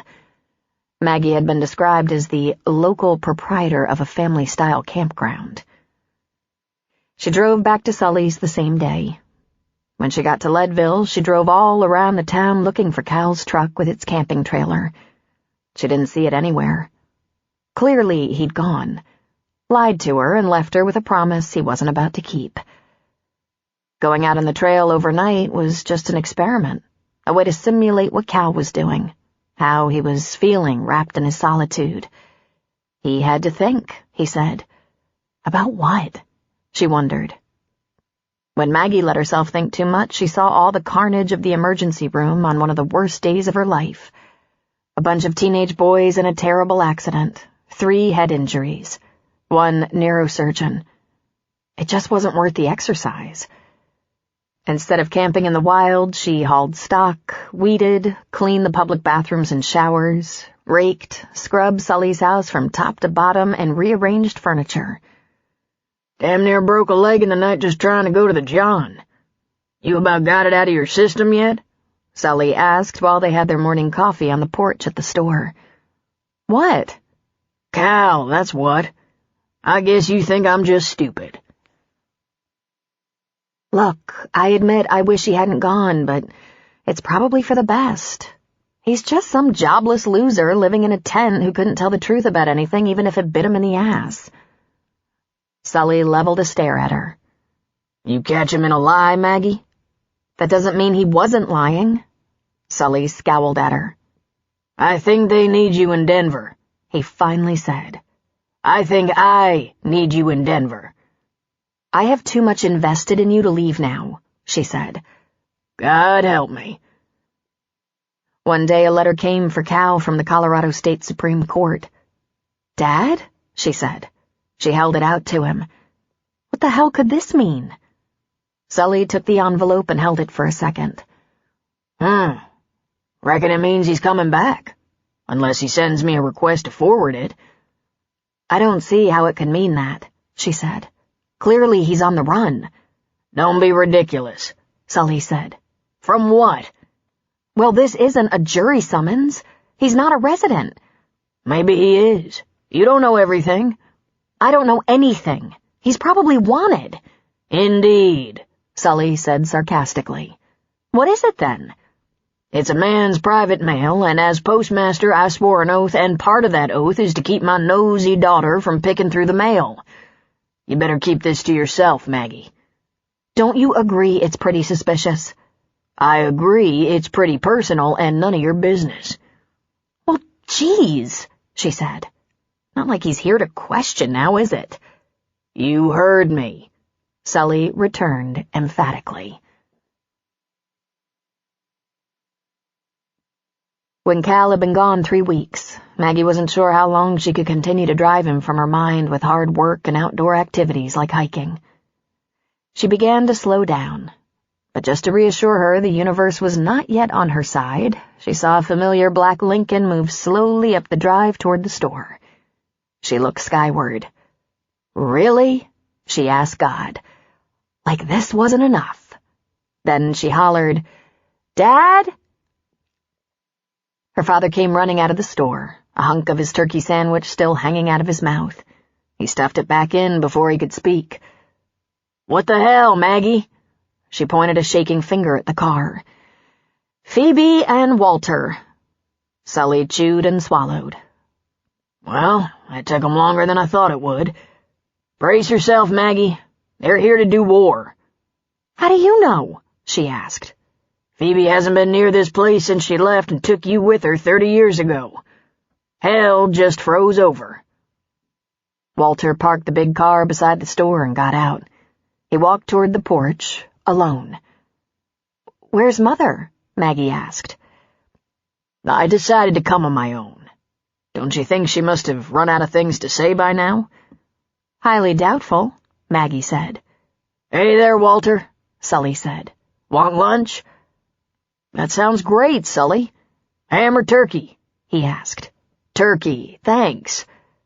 Walter came up on the porch. He wore yellow golf pants with a peach-collared shirt and white sweater. He was a handsome man. She'd give her mother that. Phoebe had had 2 husbands, and both were fine-looking men. Sully was stockier and had those strong arms and shoulders. Walter was reed-thin with silver hair and a surgeon's long, slim fingers. Can we sit? Walter finally asked. Yes, right. Listen, she said while she was taking her chair. I'm sorry about the money, Walter. All the money you invested in my education and career and... Maggie, do you think I came here to talk about money? I thought maybe we could have a conversation without your mother. Doctor to doctor? Maggie frowned. This was rare with Walter. Where does Mother think you are? The club. Where else would I be? Then he grinned like a naughty little boy. Maggie could count on one hand the number of times she'd had a serious and private conversation with her stepfather, yet each one had been meaningful. It wasn't just that Phoebe rarely gave him time to speak, though that was often the case. On top of that, Walter was hardly verbose, and he was relatively soft-spoken. They loved working with him in the operating room. While other surgeons were swearing and throwing things, Walter was saying please and thank you. Sometimes it seemed as if Walter saved himself for those important messages, while Sully spit out weighty and sarcastic wisdom all day long. There you go, Sully said, putting a tray on the porch table. There were 2 wrap sandwiches, 2 prepared and wrapped green salads with a packet of dressing and fork enclosed, 2 bags of chips and 2 bottled teas. I'll leave you alone to talk. Join us, Sully, Walter said. Then he looked at their surroundings. This is a nice place. Quiet. Comfortable. It's usually quiet during the day, except on weekends when there are more than the usual boats on the lake, Sully said. Most folks are exploring or hiking or rock climbing. They'll all be back, stirring up their grills and washing off the grit of the trail. Let me get my lunch. Don't wait for me. Walter immediately unwrapped his sandwich and opened his bottled tea, taking a drink. Well, I'll give you this. You picked a good place to unwind. What a beautiful day. Walter, forgive me, but I'm overcome by the strangest feeling. He just lifted one gray brow as he bit into his sandwich. Then Sully was with them again, sitting at the table, his half-finished lunch on a tray in front of him. You were saying? Walter asked. I said this is strange. I can't decide whether to be touched, grateful, or scared to death. Whatever prompted this little meeting, are you going to lecture me about leaving my job? I was under the impression it was a time out, Walter said. Are you actually quitting? No, I don't know, she said. She couldn't eat her sandwich. The truth is, I don't know what to do. What if I didn't go back to it? You'd hardly be the first. A good dozen of my colleagues from medical school gave up practicing. They found it wasn't right for them for a variety of reasons. One went into business, didn't do so well as I recall, but another quit to write romance novels, and she's cleaning up. He chuckled. Another is living on a farm, growing organic vegetables and manufacturing salad dressing. Very good stuff, he added, taking another bite. Sully, this is a delicious sandwich. We get a delivery from a greengrocer in Timberlake every couple of days. Enid makes the sandwiches and bakes all the cookies, brownies, and muffins. According to Maggie, they're going to kill us. I'll have to have one, Walter said. Okay, now you're scaring me, Maggie said. Why don't you get it over with? Rip off that old bandage, Walter. Say it. Yell at me. You poured a fortune into me, and now I'm threatening to walk away to bag groceries, and— I've never once raised my voice to Maggie, Walter told Sully. Course not, Sully said. I do whenever I please, however, so she's not being neglected in that area. We've only had a few serious talks in my life, and as I recall, they were so mild I hardly realized until afterward that you had any idea what you were doing. There was that time when I was a freshman in college that you came all the way out here from Chicago. You said you wanted to see the campus again. You'd seen it before I enrolled. But that was a ruse. You wanted me to change my major. No, not exactly, Walter corrected. I thought you were too young to commit to a course of study. I wanted you to check a lot of different things while you had the chance. But I didn't insist, did I? No, she relented. But you had a good argument. And then there was that little talk we had before I married Sergei, the artist. That one didn't go as well, regrettably, Walter said. You tell her to bail out while she could? Sully asked. Not exactly, Walter said. I did suggest they had little in common and she might want to think on it a while longer. The kid was penniless. So was Maggie, for that matter. But Maggie wasn't going to stay penniless, and I highly recommended a prenup. Nothing at all wrong with a prenup when one of the couple has great potential and the other doesn't. You have a prenup, Walter? Maggie asked. We did, he said. It was Phoebe's idea. It became null and void after a decade of marriage. That seemed reasonable. All that aside, you managed your situation very well. Sad, but predictable. I wasted a perfectly good marriage on him. And then there was the time right before residency. We had a very long talk about what it was going to be like, what kind of commitment I was making, how I had to be sure my personal goals match my professional goals, that sort of thing. I'm still not sure what that means. Now's probably as good a time as any to think about what it means. Listen, Walter, did you ever have second thoughts about important stuff? Like neurosurgery? Or maybe marrying a woman with a 6-year-old? Or sinking all that money into a med student? I'm a human being, Maggie. I've had second thoughts about everything. Giving important matters serious consideration and reevaluations is vital. I even have some regrets. Not about my practice, my wife, or my stepdaughter. I was lucky in those areas of my life. At least luckier than most men. Although I have to be honest, I think I'd rather have been a pilot. Seriously? I never heard you say that before. But I remember your flying lessons. Didn't you have an airplane for a while? I was part owner of a Piper, but I didn't keep it too long. Your mother wouldn't go up with me. Such is life. We're all different. Maggie took a bite of her sandwich, feeling a little more relaxed. And there was one other time, high school, remember? I remember, he said, finishing off his sandwich. She'd got a speeding ticket. She'd had girlfriends in the car and got caught annihilating the speed limit. She was going 100 in a 55. And of course lost all driving privileges for a long time. It didn't matter that much as she was in boarding school where they weren't allowed to have cars. But she went home some weekends. Walter was surprisingly firm in the no driving department, and even when her friends wanted to take her out, she was grounded. Then one Saturday night he said, "Come with me, Maggie. We're going to the hospital. You'll be out late."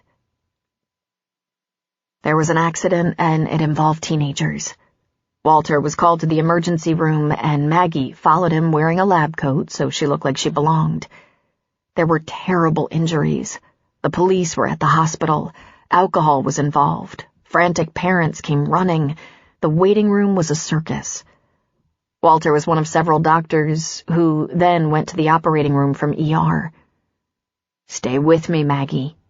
She remembered, thinking Walter had shown her exactly what he wanted her to see. That recklessness hurt people, and it could be deadly. But imagine her shock when he told his OR tech to suit her up and scrub her in. "What?" she had asked, horrified. "What if I faint?" "The circulating nurse will kick you to one side so you're not in our way. But I want you to be there." She stood through not one, but 2 surgeries on teenagers and watched in fascination as Walter calmly and confidently called for instruments, asked for extra hands, ordered suction while blood dripped on his shoes, drilled holes in a skull, implanted shunts, carved and stitched, even had to resuscitate one patient on the table. He never panicked. He never raised his voice. The circulating nurse mopped his sweating brow. Both patients went to recovery, Walter and Maggie following. Maggie heard a nurse say, "By the grace of God and a hair." She heard Walter say to one of the parents, "We were very lucky." Maggie had been in a silent cloud of sheer wonder. It was nearly dawn when they were driving home. "Well, Maggie," Walter said. In a voice that sometimes rang in her ears to this day, she heard herself say to her stepfather, "I have to do that." He pulled the car into their garage, stopped the engine, and looked across the front seat at her. "You can do anything you choose to do, Maggie.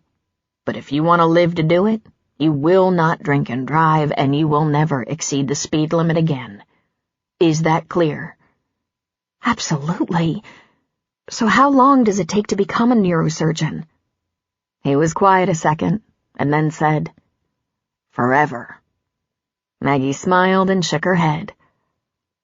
"Walter, high school, my speeding ticket, a watershed moment."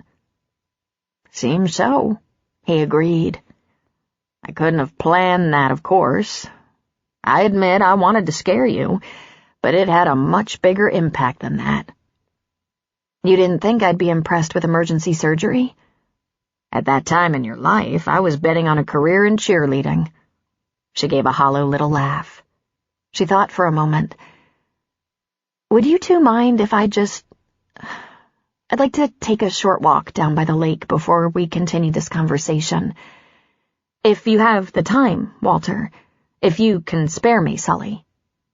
"We'll just have our drinks and catch up." "Go ahead," Walter said. "I'm in no hurry to get back on the road." As she walked along the edge of the lake, hands in the pockets of her shorts, her sneakers getting wet and dirty, she remembered with such clarity the night in the emergency room, that night of vivid lucidity, watching Walter save lives. She followed him at 3 feet, listening raptly, but he only spoke to her twice. Both times he said, "All right, Maggie?" And she had replied, All right. All he'd had in mind was showing her blood and fear and trauma from a car accident. But something had happened. Though a kind and gentle man, until that night she hadn't appreciated how strong and wise Walter was, how thoroughly competent. That night she learned a new respect for her stepfather. Later, while in medical school, she'd scrubbed in with Walter a few times, much closer to the sterile field, watching his perfect nimble fingers work magic. That was when she learned that Walter Lancaster was a highly respected neurosurgeon. He was the one to ask for when you wanted the best. She did her fellowship in neurosurgery with him. He'd since retired from his practice after a couple of small strokes, unwilling to take any chances on his health or that of his patients. He still worked now and then, taking a few days to go back to Chicago where he was licensed, where he consulted, scrubbed in with another surgeon occasionally, that sort of thing. And he continued to go to neurosurgery conferences where he was often a presenter. It suddenly occurred to her. Maybe their move to Golden wasn't Phoebe's idea. Maybe Walter liked the idea. She dawdled for a half hour or so, just thinking. Then she went back to find someone had wrapped up her uneaten sandwich, and Sully was showing Walter the garden. She walked over to take some credit for it. Stuff was sprouting up all over. Pretty soon we'll come out here to cut a few inches off the top of the lettuce for salad, and it grows back in a couple of days. Tomatoes will be coming all summer. Melon vines are starting to crawl over the yard. I've always wished we had a garden, Walter said, bending to pet Bo. But between me and Phoebe, there was no one to take care of one, and hiring it done just wouldn't be the same, would it? Mother isn't sinking her hands in the dirt, Walter. You know better than that, Maggie said. Well, she's good at other things, he said. Like what? Maggie asked, sounding insolent. But Walter laughed. She's a genius at hiring a cleaning service and picking restaurants. And she has other gifts. She's a great decorator, an excellent travel companion. She can entertain with great fanfare. And I think you don't give her enough credit for being a wonderful mother. Maggie reserved comment on that. It might just be there were too many complications given 2 marriages, the separation from Sully. She was willing to give Phoebe the benefit of the doubt. Maybe under it all she was a good mother, just not that good for Maggie. I'm getting back to work, Sully said. Nice to see you, Walter. The men shook hands and Sully wandered off toward the store, Bo at his heels. And I should get back to Golden, Walter said. It was nice having lunch with you, Maggie. I think you picked a nice place to hole up a while. I think you came here to give me things to think about. So let me admit it. I miss my job. The patients, the surgery, some of the staff. It's just the other forces. Insurance, administrators, lawsuits, politics, and, Jesus, even the media. They make it so hard to help people. I know. It's very hard to find a way to do what you do on your own terms. Did you do it on your terms? Yes, he said. There were occasional trade-offs, but I managed most of the time. But it's obvious in 1 hour here that I wanted an entirely different kind of life than you do. I didn't grow up in the country, in the mountains. I grew up in a nice house in Chicago. I didn't play sports. I got a chemistry set when I was 7. I was in the chess club, the debate club, the science club, the old-fashioned version of a nerd. And all I wanted in a wife was everything that would drive Sully and maybe you crazy. He smiled at her. No one can live your life but you, Maggie. But if you find a way to use your talents to help people, I think you'll be happier. She couldn't deny it. She was deeply touched that Walter would do this. Ditch her mother and drive to the crossing to speak to her alone. No pressure, just a conversation. You're a good man, Walter. You've been a good father to me. He kissed her forehead. I'm very proud of you. In all your incarnations. The store was pretty quiet, so they left Jackson in charge and went to the house for dinner. Maggie grilled a couple of fish fillets and sautéed some vegetables. Sully sat at the table. "That was good of Walter to drive down just to talk to you," he said. "You're a very lucky girl." Yes, Walter went out of his way, didn't he? And wouldn't it be nice if my own father had gone out of his way when I was growing up? Sully put down his fork. "How dare you say that to me?" he said, his voice very calm. Well, you let them take me. You let them keep me even though all of you knew I wanted to be here. And you— "Stop it," he snapped. "You were a little girl. You needed some things I couldn't give you, like a decent education. You needed a mother, and don't you dare criticize your mother again. She sacrificed so much for you. I don't like her, but she was damn good to you, and she wouldn't have married Walter if he hadn't been the best thing for you. And before you lay that on me one more time, I want you to think about the sacrifice I made. My own child, gone to another state because it was the best thing. You think you'd be a goddamn surgeon if you'd stayed here where I wanted you to be?" She broke down. I thought you didn't want me. I thought you found me annoying, she whispered. "You are annoying, but I loved you with a father's heart. I wanted more for you. It was terrible, and I wouldn't change one goddamn thing." She put her hands over her face, covering the tears. She was probably 10 the last time she cried in front of Sully. "Maggie, don't snivel about it. I did the best I could, and I apologize if it wasn't good enough." "It was good enough," she said. "You never say you love me." "I just did," he grumbled. "I'll say one thing. You never thank me for all the years I did without you for your own damn good. If you had a child, you'd understand." I almost did, she thought, emotions overflowing. "Because I'll tell you something, Maggie. When you have a child, you'll understand how hard it is when she's taken from you. I guess I was supposed to grieve for you so you'd be convinced it wasn't fun for me, but I didn't want to do that to you. I wanted you to take everything offered you in a good home and not feel the tearing inside when—" "I just wanted to know that," she said. "I didn't know you were protecting me. I thought you were just as happy I was gone so much." "So now you have it. I wasn't one goddamn bit happy about it. But it worked out the way I wanted it to. You made something out of yourself. If you'd stayed around here, you'd be bagging groceries and cleaning up campsites." He shook his head. "You're welcome." "I just wanted to know," she said. "Now you know. We gonna let go of this now?" She nodded and wiped her cheeks. "I'll tell you what, girl. You do make a man work hard for it." She gave a little huff of laughter. "About Mother," she said. "She's a pain in the ass." "I know that," he said, picking up his fork. "At least she's not my pain in the ass. Now I want you to tell me something. How long are you planning to stay here and make me pay for all my parenting mistakes?" She took a breath. "I came for a 2-week break. I stayed because I knew that despite all your grumbling, you could use my help. Then my lawyer called and said we're going to trial. Soon. In a month or so.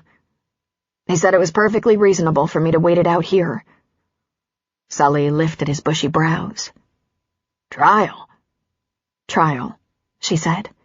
"The lawsuit. It's taking all my energy to keep from running scared." "You have nothing to be scared about," he said. "Walter says you're one of the best, and it'll all come to light. Meanwhile, I can stand it a little longer if you're determined to stay on a bit." She laughed. "You certainly know how to suck up, Sully." "Don't I?" he said.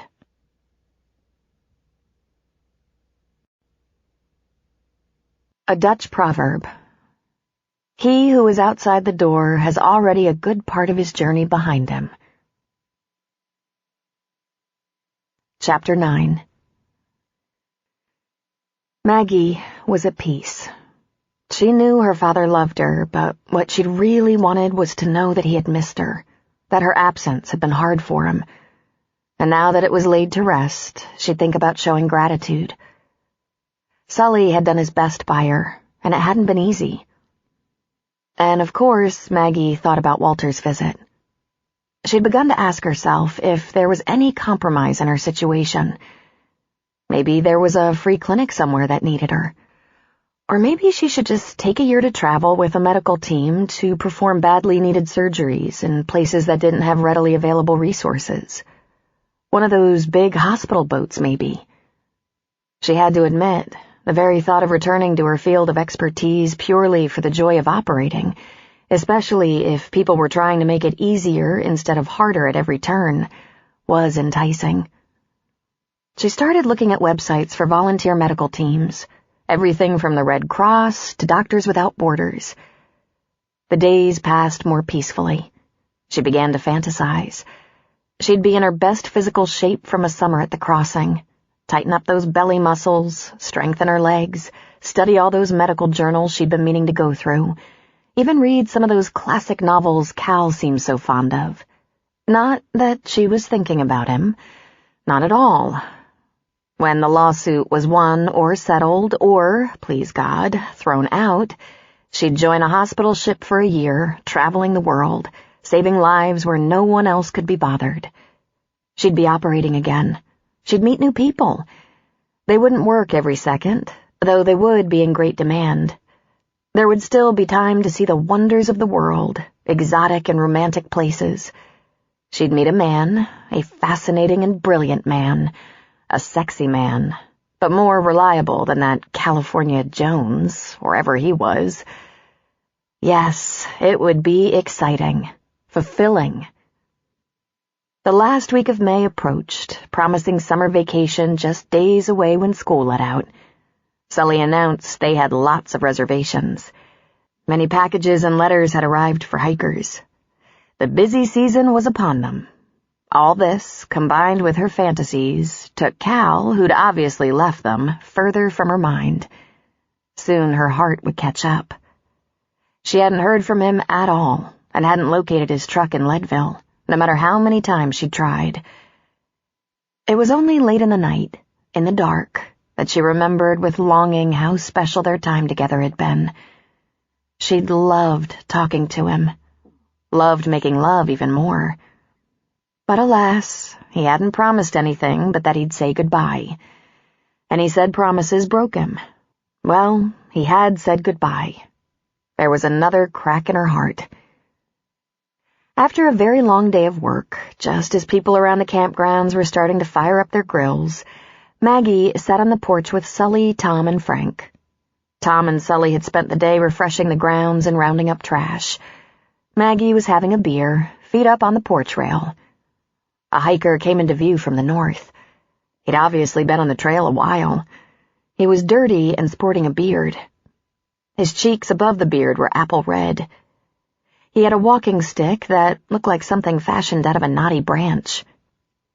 "Look at that," Sully said. "Looks like he could use a cold one," Tom said. "Wonder how many miles he logged," Frank said. "He's been gone almost a month, ain't he?" Maggie sat up in her chair, feet off the rail. She leaned forward and squinted. Could it be? She stood, and the hiker waved. "Reckon I'm gonna be cooking my own dinner tonight," Sully said. Maggie put her beer on the table and went down the porch steps. She walked toward him, at first thinking it might not be him. He was barely recognizable. She walked a little faster. He dropped his stick and shrugged off his backpack, letting it fall to the ground, and she broke into a run. So now all those guys on the porch knew everything, knew that he meant so much to her, knew she'd been missing him madly. When she reached him, she threw her arms around his neck and almost knocked him over. He kissed her as he lifted her off the ground. Damn, you feel good, he said. Miss me? I was so busy I hardly noticed you were gone. He laughed. I'm gonna need a ride to Leadville to pick up my truck. She pulled away from him just a little bit. It's not there, she said. I looked and He grinned. It's there. Why didn't you just get it on your way? She asked. I didn't want to get off the trail when this was closer. Besides, I knew you'd give me a ride. And it has to be soon. There's nothing clean in my pack. You're pretty ripe, she noted, wrinkling her nose. Good hike? I'll tell you all about it, he said. But can I have a beer first? Sure. He grabbed her hand and his backpack, letting her have the walking stick. Come on then. I bet I can clear the porch without hardly trying. You gave up shaving, she said, leaning into him a little bit. Just for a week or 10 days. Once I started south, I didn't bother. How far did you go? Not so far. Couple of weeks north with a stop or two. 10 days south, no stops. 26 days since I left. I was into Wyoming. Did you run into wildlife? She asked. Here and there. Lots of cows and deer. I heard wildlife. Coyotes for sure. And wolves. I wanted to go farther north to see what was up there, but I couldn't. Oh, why not? You were here, he said. It was time to get back.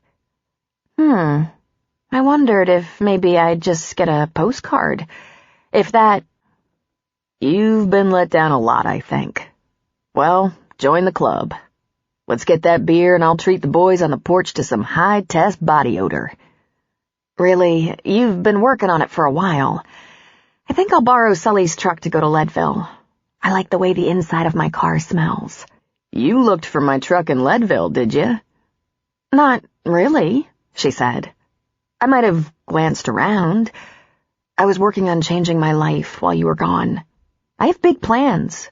I'm thinking of joining a hospital ship, doing surgery for those in need and without resources, having a long, magnificent affair with a brilliant, hot Australian doctor. Is that so? You haven't gone back to work, I take it, he said. That's a matter of opinion. I've been working my tail off. Ah, that's what I saw when I got here, he said. That was you, working. Maggie allowed him only one beer, though he snatched a second while following her to the house. She raided Sully's closet and found sweatpants, a t-shirt, and pair of socks for him, and he had a pair of rubber shower sandals in his pack, something he put on his feet when he got out of his hiking boots at the end of every day on the trail. She pushed him into the shower and said, "We'll talk about the truck tomorrow. Want me to throw your dirty clothes in the wash?" They might have to be burned, he said. God, these thru-hikers must be evil smelling by the time they make the Canada border. Are you going to shave? She asked. That depends. How sexy do you find the beard? I'll get you a new razor and some shaving cream, she said. I'll meet you back at the store. Sully said he'd throw some burgers on the grill for you. Maggie was sitting at the bar, waiting for him. She smiled, pleased with the improvement. Better, she said. Hungry? For real food? You bet. He sat on the stool beside her. I spent half my childhood camping, but I realized I've never been on a long trek alone. I lost 4 toenails, and my feet are now extra ugly. I hear the toenail stories from everyone who comes through, she said. Were you lonely? I was. But I was also amazed by the whole thing. I ran into people. They let you hike with them for a while, but it's every man for himself. Sometimes I camped near other people, but we didn't wait for each other. We exchanged trail news, where there was a snake, where there's water, where there's an alternative to the water source shown on the map. One guy had wolves curious around his camp. No bears. I saw elk, but at a great distance. It's very beautiful. I can see why some people are driven by the need to conquer the trail, why they think of it as a religious experience. Do you feel the need for a lot more religion? She asked. I think I've had enough for now, he said. Part of me didn't think I'd last a whole week. Another part wondered if I might not be able to stop until I'd gone all the way. What made you stop? She asked. I was done, he said with a shrug. I turned around in the middle of the trail, in the middle of the day, and started back. Sully came in from the back porch and put a plate with a burger on it in front of Cal. He produced little packs of ketchup, mustard, and mayo. Sully, this is great.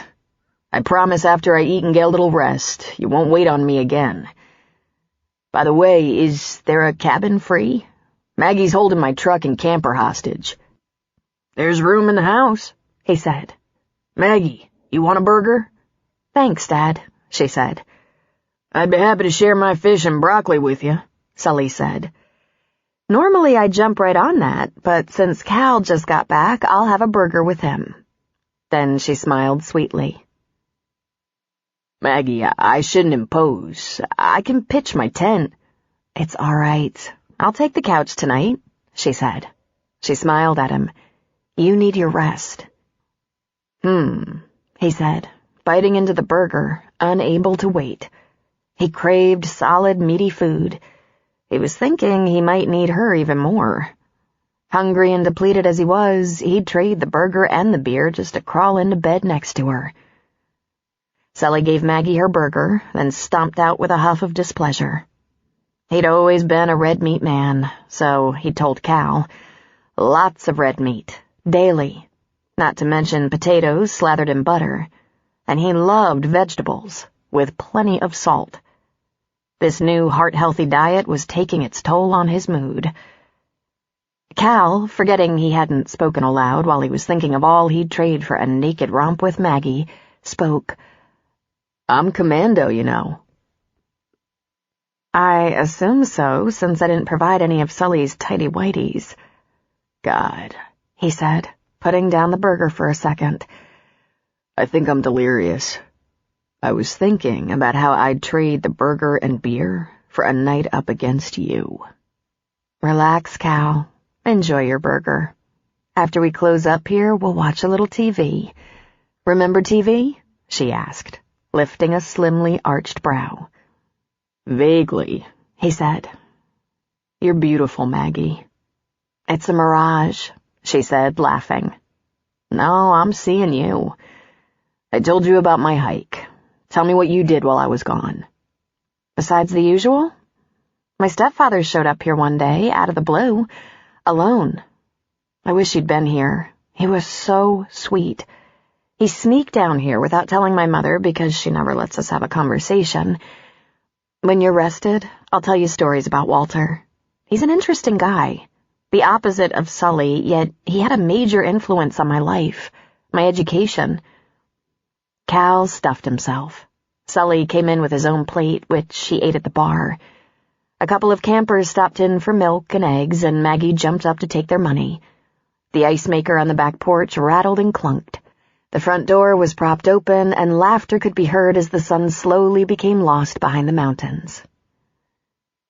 This must be such a happy place in summer, when families come here to play, to be together, to get away from their stress and worry, Cal thought. He was in a daze, and he knew it.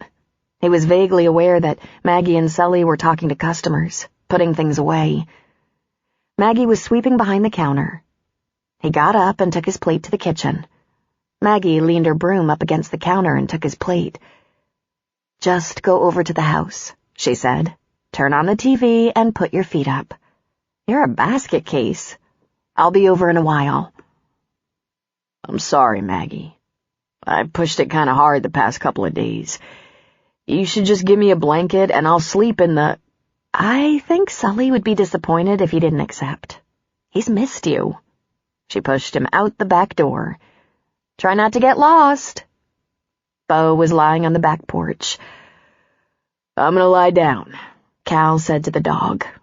Bo jumped to his feet and began wagging his tail. Okay then, he said. You and me on the couch. Maggie and Sully essentially closed down the store, but they sat out on the porch in front. They watched over the grounds while the moon cast a glow over the lake. This was the perfect end to a perfect day in Maggie's mind. Even though Cal was in the house, even though she told him she'd be along soon, she felt no urgency, but a sense of comfort, of all being right in her world. When she visited Sully's while she was in med school or residency, she might study all day, but come evening, they'd eat a burger or barbecued chicken and sit on the porch after sunset. From here, they could hear the conversations, children running and playing, clattering of dishes from the various campsites. They could see the small fires that dotted the landscape by tents and campers or at the edge of the beach. On some nights, Sully would wander through the grounds to make sure everyone had safe fires, contained at all times of the year. A wildfire was a nightmare come to life in the Colorado mountains. "Are you glad he came home?" Sully asked. Maggie laughed softly. "This isn't home for him, Dad. But yes, I'm glad he came back." "You were missing him," Sully said. "I was just about over him. I was building a new life in my head, and it had nothing to do with him." That brilliant Australian doctor, however, bore an uncanny resemblance to Cal.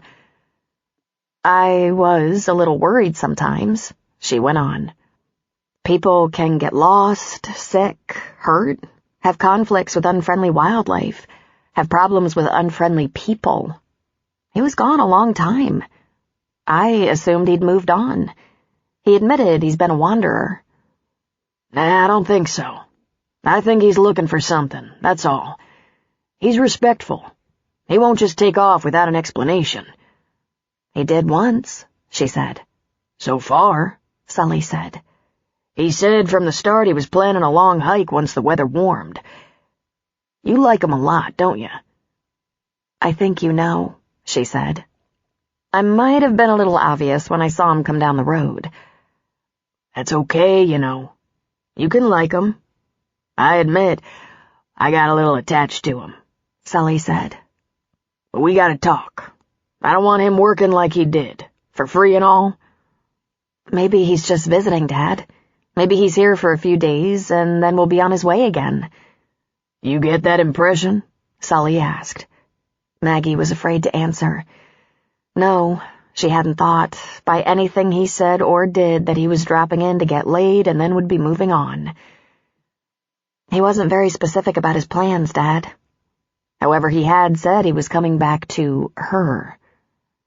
"Well, I get the impression he could be hanging around," Sully said. "That'd be okay by you?" he asked. "Well, I guess. I'm hanging around. But my way isn't as clear as when I got here. I was taking a break, yet I'm still here. I've been trying to figure out what I'm going to do next. More specifically, I'd better figure out who I am and where I belong." "Walter gave you some things to think about," Sully said. "Good." "What did you and Walter talk about while I was walking down by the lake?" You know, the usual. Weather, Broncos, how you're a work in progress." "Is that so?" she asked somewhat indignantly. "And pretty much on schedule. We used to call it a midlife crisis," he said. "What do we call it now?" "What are you talking about, Sully?" "You know, the day you wake up and see that even though you've been busy every second, there's a whole lot missing out of your life. I was about your age when I decided it was time to get married." He shook his head. "I don't regret it, but I should have thought that one through a little better." "Well, then there was me." "That's why I have no regrets. Isn't that just about what happened, Maggie? You wake up one morning and say to yourself, something's got to change here?" "I don't think it was quite that abrupt." "Everybody's got a different bottom," he said. "But a midlife crisis used to have a lot to do with seeing 40 staring you in the eye and asking yourself some important questions about whether it's time to get that old." "Oh, yeah. And for a woman, that has a lot to do with her eggs," she thought to herself. It had seemed to Maggie that it had been more like a boulder rolling down a steep hill, picking up speed as it went, rather than a sudden explosion. But it must have seemed abrupt to everyone around her. The rush of emails, the call to her neighbor to keep an eye on her house. She never did call Sully, and calling Phoebe when she was on her way out of town, headed south, her car full of luggage. She heard her mother saying, "Have you lost your mind? What do you mean you're taking an indefinite leave? You don't study for 25 straight years and then just walk away." Her bottom? She'd been building to it. She loved her work, but she wanted more. She wanted a family. She wanted a permanent partner, not some convenient boyfriend. She remembered that night with Walter in the hospital, suddenly thinking she wanted to be that doctor, that single person everyone depended on. And she'd been right. It was as if she was made for it. And then, when the pressure and frustration became overwhelming and she needed relief, she was alone. Even the short-lived joy and excitement of having a baby grow inside her was suddenly gone. It was both, she told her father. It was a slow, steady build, and then it was all of a sudden. I was having irrational thoughts, feeling so lonely, wondering if I'd be alone my entire life. You ever feel like that, Sully? He laughed softly. Well, I got married all of a sudden to a woman I'd known for 3 weeks and couldn't hardly get along with. I don't know much about all those deep feelings. I never bothered to check what I was feeling. But I know I did some things that I can't explain, and they were way out of character for me. I married Phoebe and brought her to a country store to live in an old house with my elderly father. What do you think? God, I hope panic attacks don't run in the family, she said. If it's any comfort, I haven't felt that lonely since I got here. Well, we each have one short, crappy marriage to our credit. I'd like to think I'd have somehow got you anyway, even if I'd accidentally married the right woman. But Maggie, everything has a higher purpose. Walter's right. You just slow down a spell and try to remember why you decided to spend 100 years getting ready to do brain surgery. I'll think about that, she said. Let's walk over to the house. When they got to the house, Cal was stretched out on the couch, dead to the world, the TV still on. Bo, lying on the floor beside him, perked up in greeting. Maggie sighed and went to wake him. She jostled him, then pulled on his arm. "Come on," she said. "I'm putting you to bed." She led him to her room, and he flopped on the bed, face down. She went back to the living room. "It's okay," she told her father. "I can take the couch. And he owes me." "There's that bed in the loft," Sully said. "That is the worst bed ever built. I think you pulled it off a trash heap. There's a spring sticking out of the mattress." "Just go to bed. I'll turn the volume down on the TV," she said. "Sweet dreams." Cal was having a lovely dream, and in a half-conscious state, he decided it was brought on by sleeping in Maggie's fragrant sheets. He felt her naked flesh under his hand, sliding down her flat belly, headed for the promised land. Then he felt her lips on his neck and came awake to the delicious sensation of her soft skin against his. He moved just enough so that her lips found his, and he pulled her against him. He'd awakened sometime in the night and shed his t-shirt, and he was glad. Her breasts were pressed against his bare chest, her nipples branding him. He moaned in appreciation. "When did you decide you had to have me?" he whispered. "I don't know. An hour ago, maybe?" "You were completely naked. Thank you." "It didn't seem to disturb your sleep much," she said. "I'm not sure what woke me up, your flagrant groping or this raging hard-on." He ran a hand through her hair. "I don't have a single condom. Not much need for them on a hike." "I have a couple," she said. "I stole them from the store while you were showering."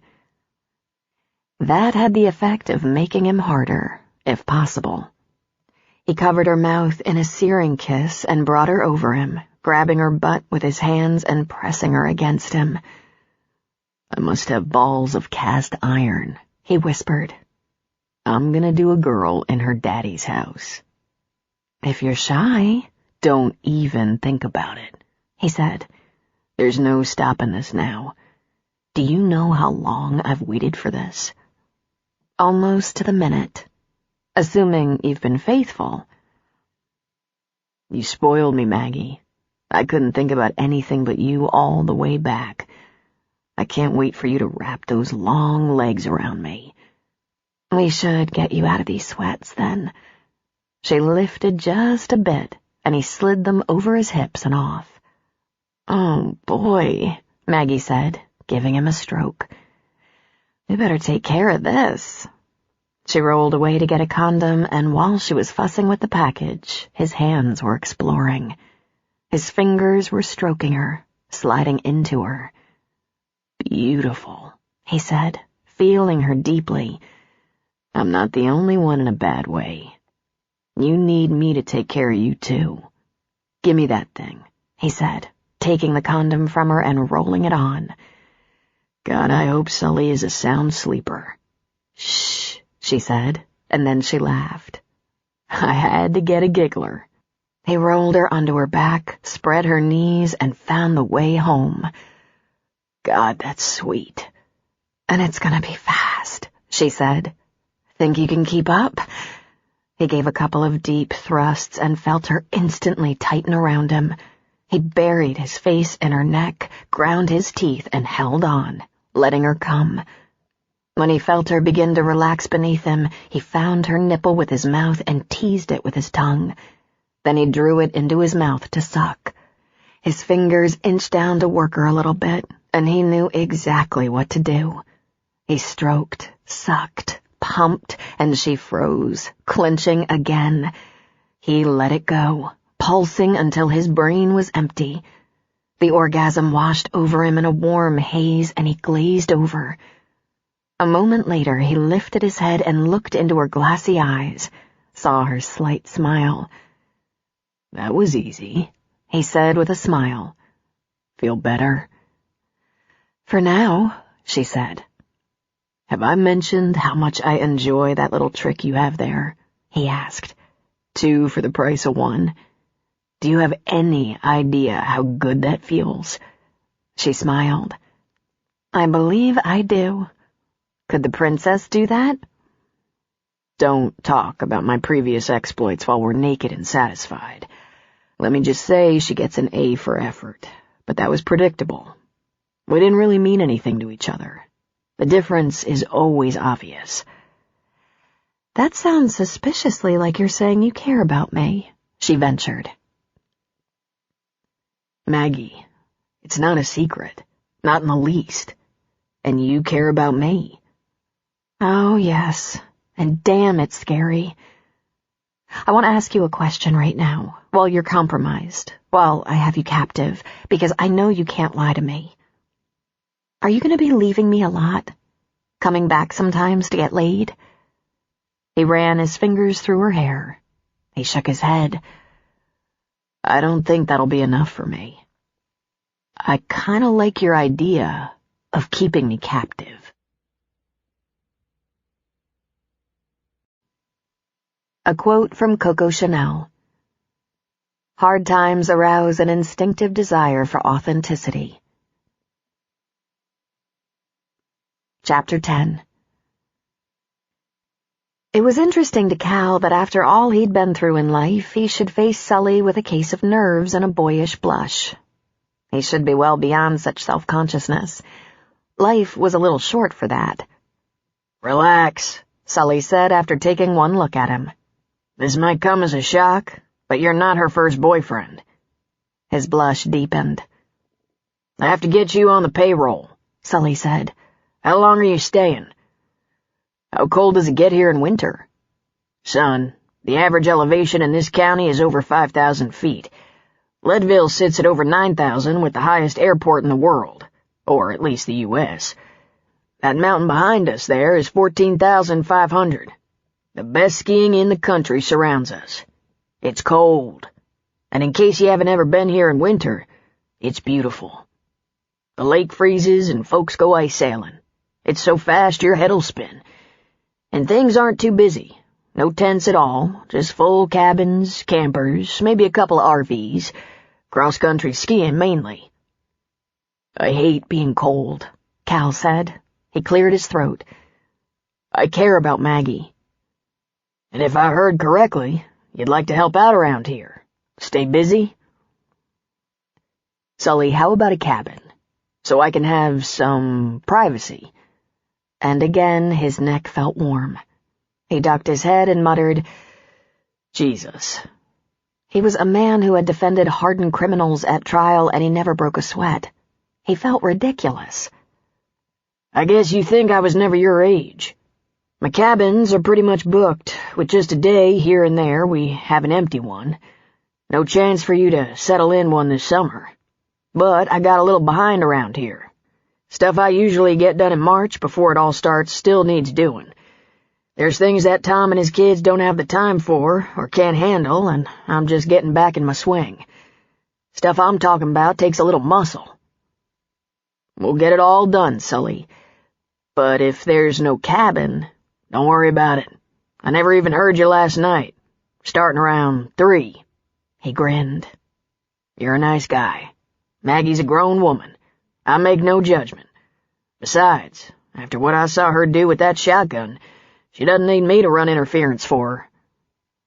All right, look. Cal rubbed a hand across the back of his neck. I'm not taking your money. I'll earn my keep. And then some, Sully said. He smiled slyly. Cal supposed he'd adjust. The problem wasn't having sex with Maggie in her father's house while her father slept in the room across the hall. It was doing that in her father's house without being married to her, with no plans to marry her. It was a great dichotomy, considering the way Cal grew up. The weird things his parents were into, not the least of which was his father's dope, and everything from nudism to Wicca, didn't foster this conservative thinking.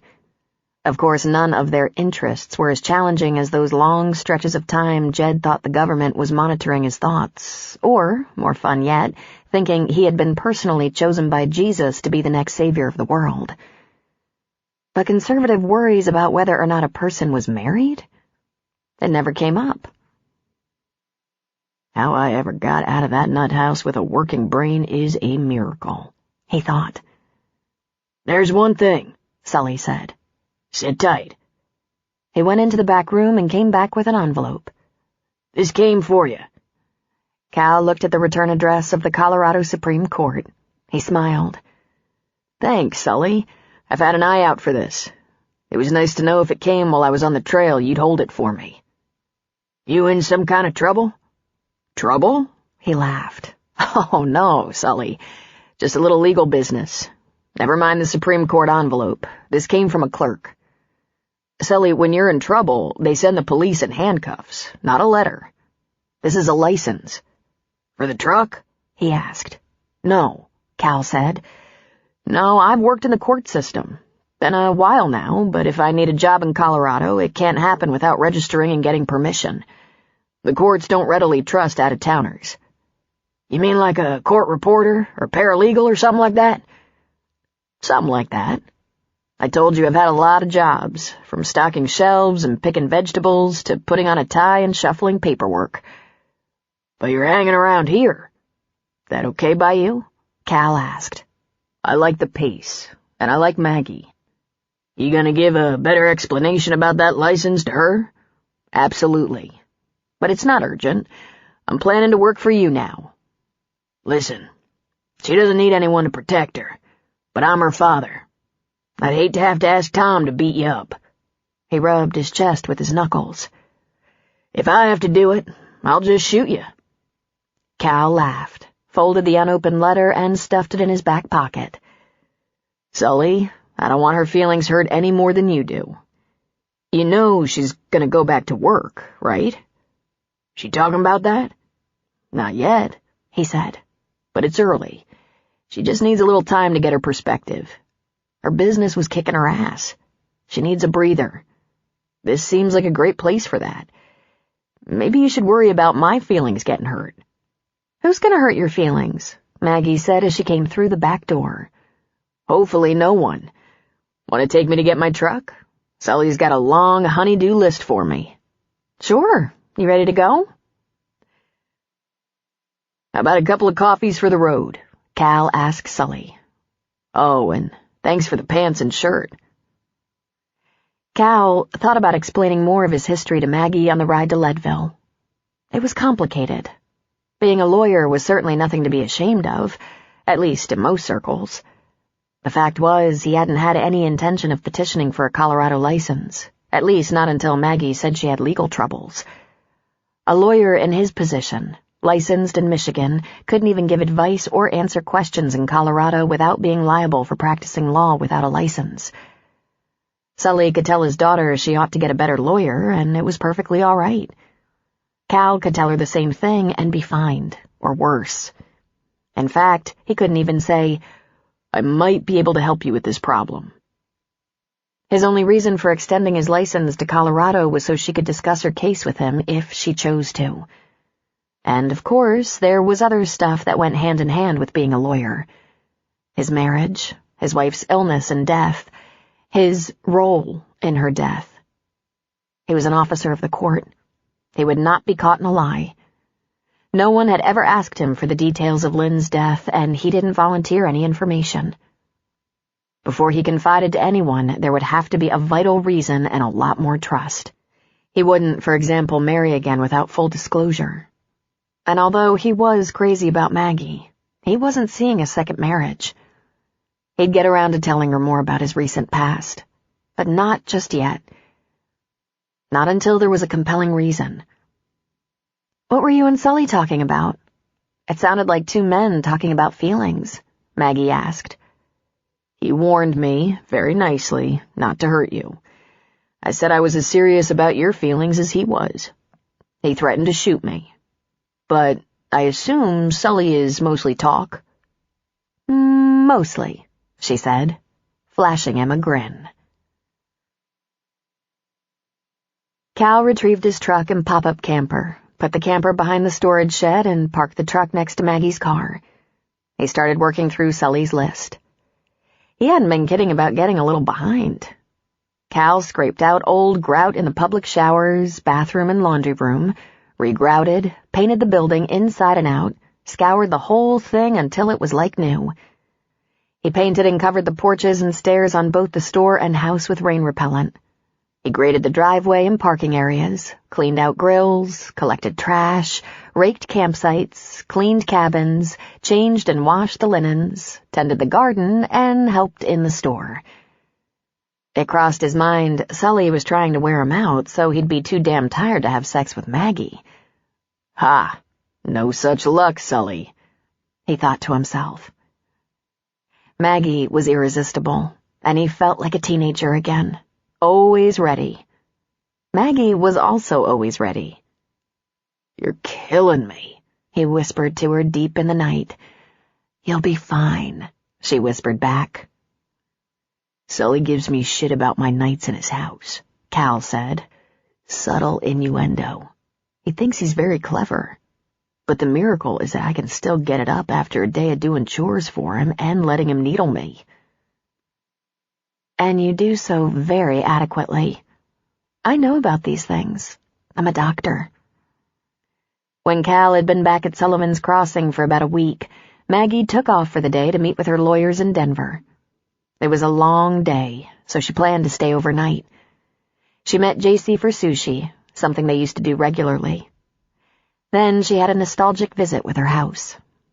It was a great single woman's house, large enough to give her plenty of room, small enough to hug her when she was there. Even though her schedule hadn't allowed her a great deal of time at home, she'd gone to great trouble and considerable expense in decorating. Her furniture was contemporary and comfortable. Dark walnut tables and accents, her sectional cozy in deep velour. She had a wonderful mattress that she'd missed, but she missed Cal more. Sometime in the middle of the night, she went to the guest room bed and found it slept just as well. When Maggie returned to Sullivan's Crossing, she was driving a rental truck that she could return in Leadville, and she was towing her car. In the truck was a thick area rug and the furniture from her guest bedroom. She brought a bookcase and reading lamp. Sully already had an old leather chair and ottoman that had been his father's. It was a beautiful, comfortable relic. "What's this?" Cal asked. "We're moving downstairs, into Sully's rumpus room." "Will he know everything we're doing if we're down there?" Cal asked. "Only if he has a nanny cam." Cal's eyes lit up with pleasure. "Oh boy, we're gonna rumpus our brains out." Cal was quickly absorbed into summer at the crossing. Guests and campers greeted him by name. He asked kids if they were having fun, checked to see if there was anything he could do for their parents. He worked with Tom on the care of the grounds and did any heavy lifting that had to be done if he caught it before Sully did. He also got better acquainted with the neighbors and friends who stopped by. People who worked at other campgrounds on the lake liked to grab a beer or drink at Sully's store. First responders dropped by now and then to see how things were going, get the latest gossip, grab a beer if they were off duty. "Tom's got a lot on his plate. I can take on his Wednesday jobs," he suggested to Sully. "I can keep up with the grounds." "I couldn't do that to Tom," Sully said. "He supports 4 kids on his own. He does every job he can manage, and he's a search and rescue volunteer besides. He depends on his paychecks. And now he's helping Jackson with college." Cal was impressed. This responsibility to other people around the crossing shared. His own family was barely capable of that. They checked on each other, and one would think, given the unbalanced lifestyle in which they'd grown up, they would cling to each other for survival. But it seemed to go the other way. Once they broke free, their contact was steady but minimal. It was every man for himself. He liked his brother-in-law, Sedona's husband, and his niece and nephew were great, but they didn't see each other often. Dakota, being a military man, wasn't easy to keep up with. He'd deployed 3 times in the past 10 years. If they didn't all have cell phones, they would hardly be in touch at all. They didn't exactly have family reunions. "Family reunion?" Sedona had once said. "Doesn't that sound like a day in hell?" "Nah," Cal had replied. "Just a day at the loony bin." Summer brought Sullivan's Crossing to life. Vacationers abounded. The camps across the lake were full. There were fishing boats and jet skis all over the water. The occasional Boy Scout or teen camp counselor escaped to Sully's to get away from their kids. Hikers passed through in a steady stream, some who had made the trek south from Boulder, some who had been out for a short time, some who had come all the way from the Mexican border and had already logged close to 1,000 miles. They usually straggled in at the end of the day. They had a variety of reasons for taking to the trail. A cancer survivor who had a lot of living to do, a professor who was documenting his hike, a divorcee getting her confidence back, a couple of ministers who wanted to experience the CDT for the spiritual messages, married teachers doing as much of the hike as they could over summer and hoping to get across 3 states. They sometimes recognized each other from the trail or from names in trail logs they'd read along the way. They gathered around picnic tables, on the porch or the dock. Remembering all too well coming off the trail, Cal began grilling burgers for hikers. He kept ground beef and buns on hand just for that purpose. Burgers and chips, no charge. "You're gonna go broke that way," Sully groused. "I can spend my money any way I like," Cal said. Later that night, Maggie told him that Sully had been doing the same thing for years. Most hikers weren't destitute at all and traveled with their credit cards. They'd leave a nice tip behind, more than covering the cost. Cal and Maggie both loved talking to them, watching them open the packages they sent themselves, hearing them describe the almost religious experience they had from taking a hot shower. Cal particularly enjoyed watching families together, couples with 2 or 3 kids who camped in big family-sized tents and stayed for anywhere from a few days to more than a week. Sometimes they were on the move, seeing as many of Colorado's national parks as possible. They usually staked out a picnic table and grill for their meals and played cards or games at night, and went hiking, rock climbing, boating, or fishing by day. Cal had always expected to have a family like one of these, a boy and girl, a family having fun together in the healthy outdoors. Cal was at peace with the place. Since he had grown up with no security or schedule, always some new agenda or scheme, he fell in love with the routine. Mornings he used Sully's kitchen for breakfast, though Sully rose at dawn and headed for the store. Then he'd have coffee on the porch with Frank, Sully, and often Tom, who would come by on his way to some job, usually a handyman project for a local homeowner. Sully would let Cal know what he wanted done that day. Frank would head to his ranch to give his sons advice. Everyone got to work. The end of the day found him back on the same porch, talking with hikers, having a cold drink. He hated to go inside at the end of the day unless it was raining, which was seldom this time of year. He would sit outside with Sully and Maggie until the sun was well set. When he retired with Maggie to the rumpus room, he took at least an hour in that old leather chair, feet up, nose in a book. There was a bookstore in Leadville he'd visited a couple of times, and he had a nice library forming on that bookcase of Maggie's. "What are you reading?" she asked. "I'm doing a lot more rereading than reading these days. Isn't that what you do on vacation?" "As hard as you work all day? This is hardly a vacation." "What are you rereading?" "Great Expectations." "You're the only theme park employee I've ever known who reads classics." "Literature major," he reminded her. "Why reread now?" He closed his book. "Sometimes it takes me back in time, remembering who I was the first time I experienced a great book. It reminds me where I thought I was headed and how life changed and changed me. When I first read this, I was a kid. It was one of my mother's favorites. I thought I might be a famous playwright, or at least a rich novelist. I changed my mind and direction a few times, at least." Cal didn't explain how much he liked the language of exceptional storytelling because, in a way, he was a storyteller. But he'd done it in court. He'd never made things up or lied, but he offered possibilities. Enough to cloud a jury's decision, enough to confuse human nature. Sometimes he'd complicate an already complex process. That was plotting. That was what the greats of literature did.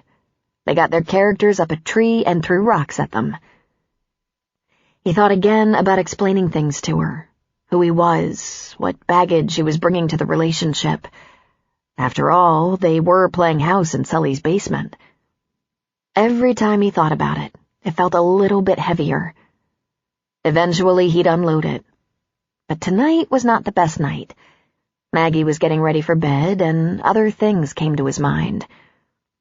He didn't explain himself, but he did ask her if she wanted to talk about the lawsuit, the case against her. "Eventually," she said. "Not yet. Frankly, I get tired of thinking about it, and talking about it is even worse.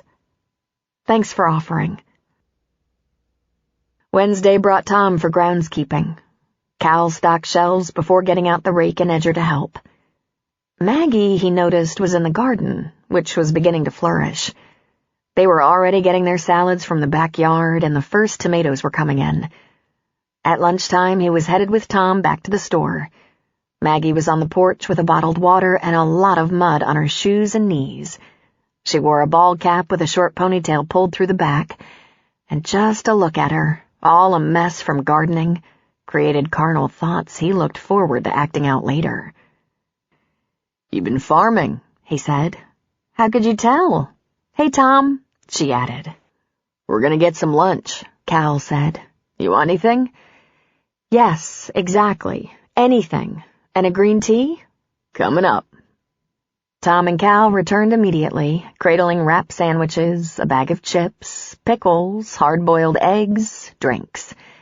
They put everything on the table, and Cal pulled napkins and a packet of salt from his pocket. A couple of campers with a small ice chest passed by the porch and yelled out, "Hi, Cal. Hey, Tom. Hi, Maggie." Maggie unwrapped her sandwich and froze. She was staring at the drive. "Oh, God," she said. Pulling up to the store was a shiny BMW convertible, the top down. Inside the car was a woman with dark glasses and an elaborate scarf covering her head. "What?" Cal asked, his mouth full. "Phoebe," she said dismally. My mother. Really? Cal said slowly, smiling. Oops, I just remembered something, Tom said, gathering up all his food in his big arms and fleeing the porch into the store. Would you like me to leave you two alone? Cal asked. It really doesn't matter, but if you stay, I'll introduce you as my boyfriend. This could surpass interesting. After all you've told me about... Maggie stood. Mother, what are you doing here?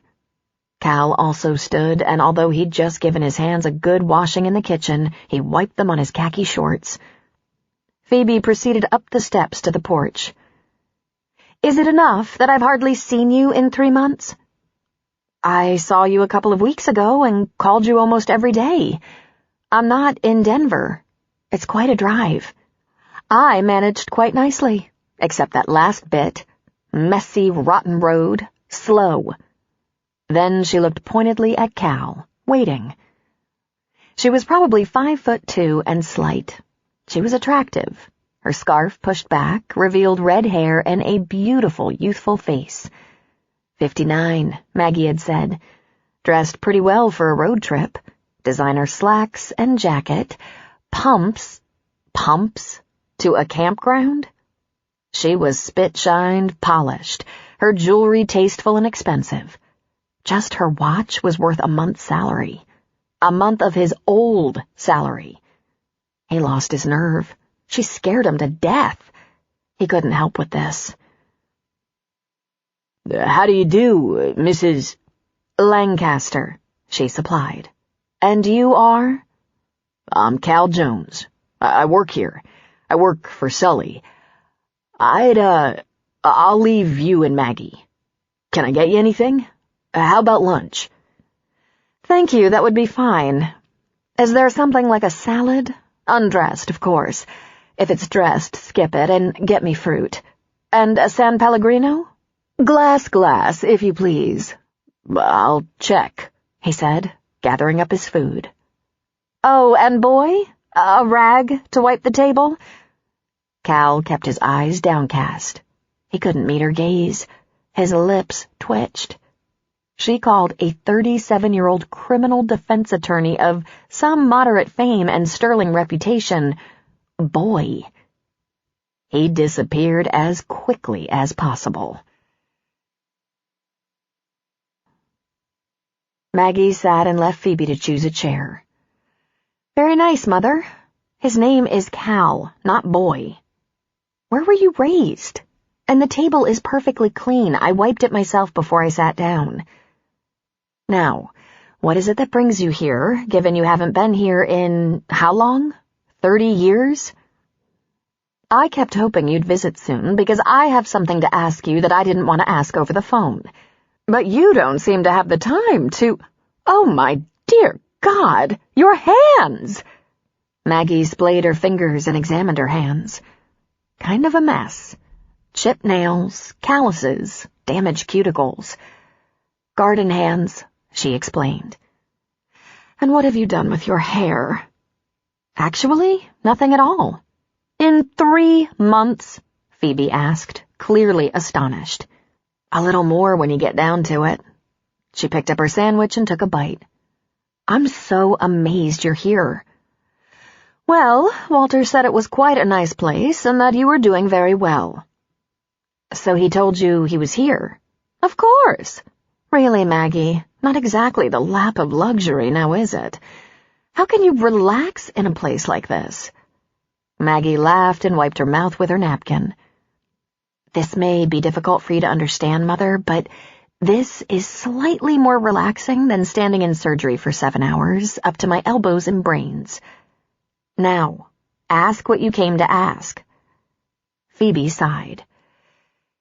It's that time again, Maggie. Missy Stanhope is having her summer luncheon gala. This year she's raising money for cancer research. I had hoped you'd be back in Denver by now, but never mind that. You'll go with me, of course, after you've had a decent color and cut and a manicure. I don't know, Mother. I might have to bow out this year. Too many complications. There are always complications, Maggie. Many more complications when you were working and on call all the time. I don't ask much. Yes, but what you do ask is always hefty. She took another bite and swallowed. Have you ever asked yourself why a 70-year-old woman goes by the name Missy? Come on. She's a lovely person, and I didn't pick her silly name. Missy was a wonderful person, but Maggie knew that wasn't why Phoebe had chosen her for a friend. Her friends all had tons of money, all belonged to the same club, all played bridge and golf and had luncheons and participated in fundraisers. An exact replica of Phoebe's life back in Chicago. Only now Walter had more time to participate. And most of the women in Phoebe's circle skied, which Phoebe did not. Phoebe also did not do volunteer work.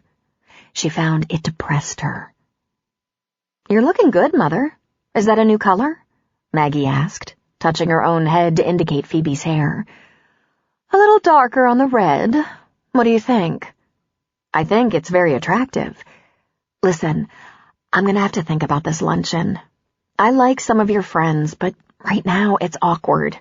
I don't want to talk about my ex-partners, the lawsuit, my leave from work." "I think it's better to be seen," Phoebe advised. "Be seen looking perfectly fine and then say you're not allowed to discuss any of that on advice of counsel, but you're confident it's going to work out just fine."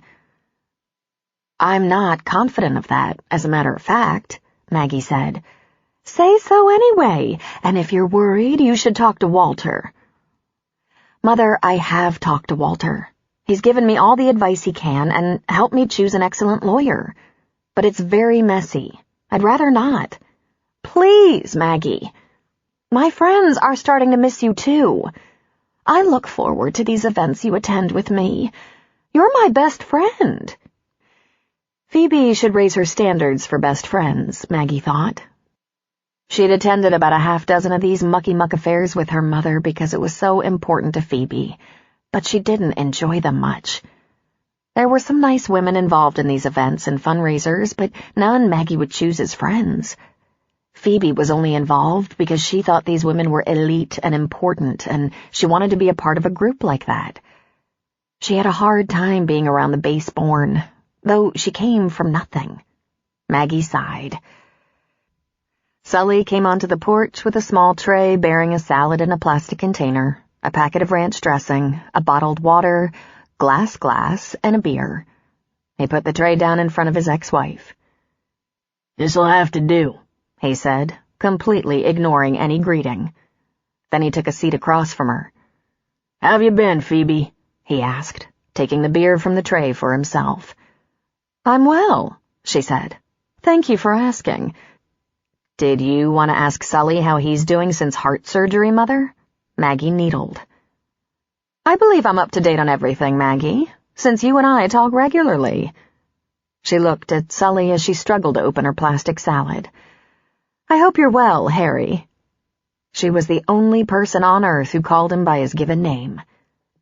Phoebe managed to get the container open after a brief struggle, and a few chunks of lettuce and the fork popped out onto the table. Out of habit, Maggie just scooped it away and arranged the meal for Phoebe, putting the fork beside the container and shaking out the densely folded napkin and snaking it onto her lap. "Well," Phoebe said, moving the clumps of lettuce around a bit, "Walter said he enjoyed his visit to your camp." "He told you?" Sully asked, surprised. "Of course he told me. Why would you think otherwise? Do you think we have secrets from each other?" "I meant no offense," Sully said, taking a long pull on his beer. "He said you thought he was playing golf," he added. "I thought that meant—" "He's always playing golf," Phoebe said. "New hair color?" Sully asked her. "My hair has always been red," she said. "Was it red?" he asked. "I can't remember." "Well, at your age, that's to be expected, isn't it?" Phoebe said. "Maybe if you weren't always headlong into the bottle." "Oh, Jesus," Maggie muttered, rubbing her temples. "I haven't had a beer before 5 in the afternoon in at least 20 years, he said. "Hadn't felt the need until now." At least I don't have to point out where your sore spots are, Maggie said. Be nice to each other or you'll be sent to your rooms. When will you be done with this hiatus? Phoebe asked. When will you be back in Denver? I don't know. Not much longer. Leave her be, Phoebe. She hasn't had a proper vacation in years, and she's burnt out. She can stay here as long as she likes. Don't bully her. I've been more relaxed since I've been here than I've been in years, and that should make you happy, Mother. Of course your health and happiness are paramount, and I don't bully. Course not, Maggie said. She took a big bite of her pickle. There was a loud burst of laughter somewhere in the campground, and Maggie looked around. A man wearing a backpack but no clothes was coming down the trail. He had excellent hiking boots on his feet, a straw hat on his head, and that was all. His thing was swaying in the breeze. Maggie hadn't seen something like this in a long time. She covered her mouth to keep from bursting into laughter. Oh, my hell, Sully swore, slamming down the beer and jumping to his feet. I should shoot his pecker off. Doesn't that idiot know this is a family place? And he charged down the steps toward the naked man. Maggie started to laugh and slid down in her chair. Dear God, Phoebe said. Maggie, you can't stay here. This is why I took you away. This is the bowels of hell.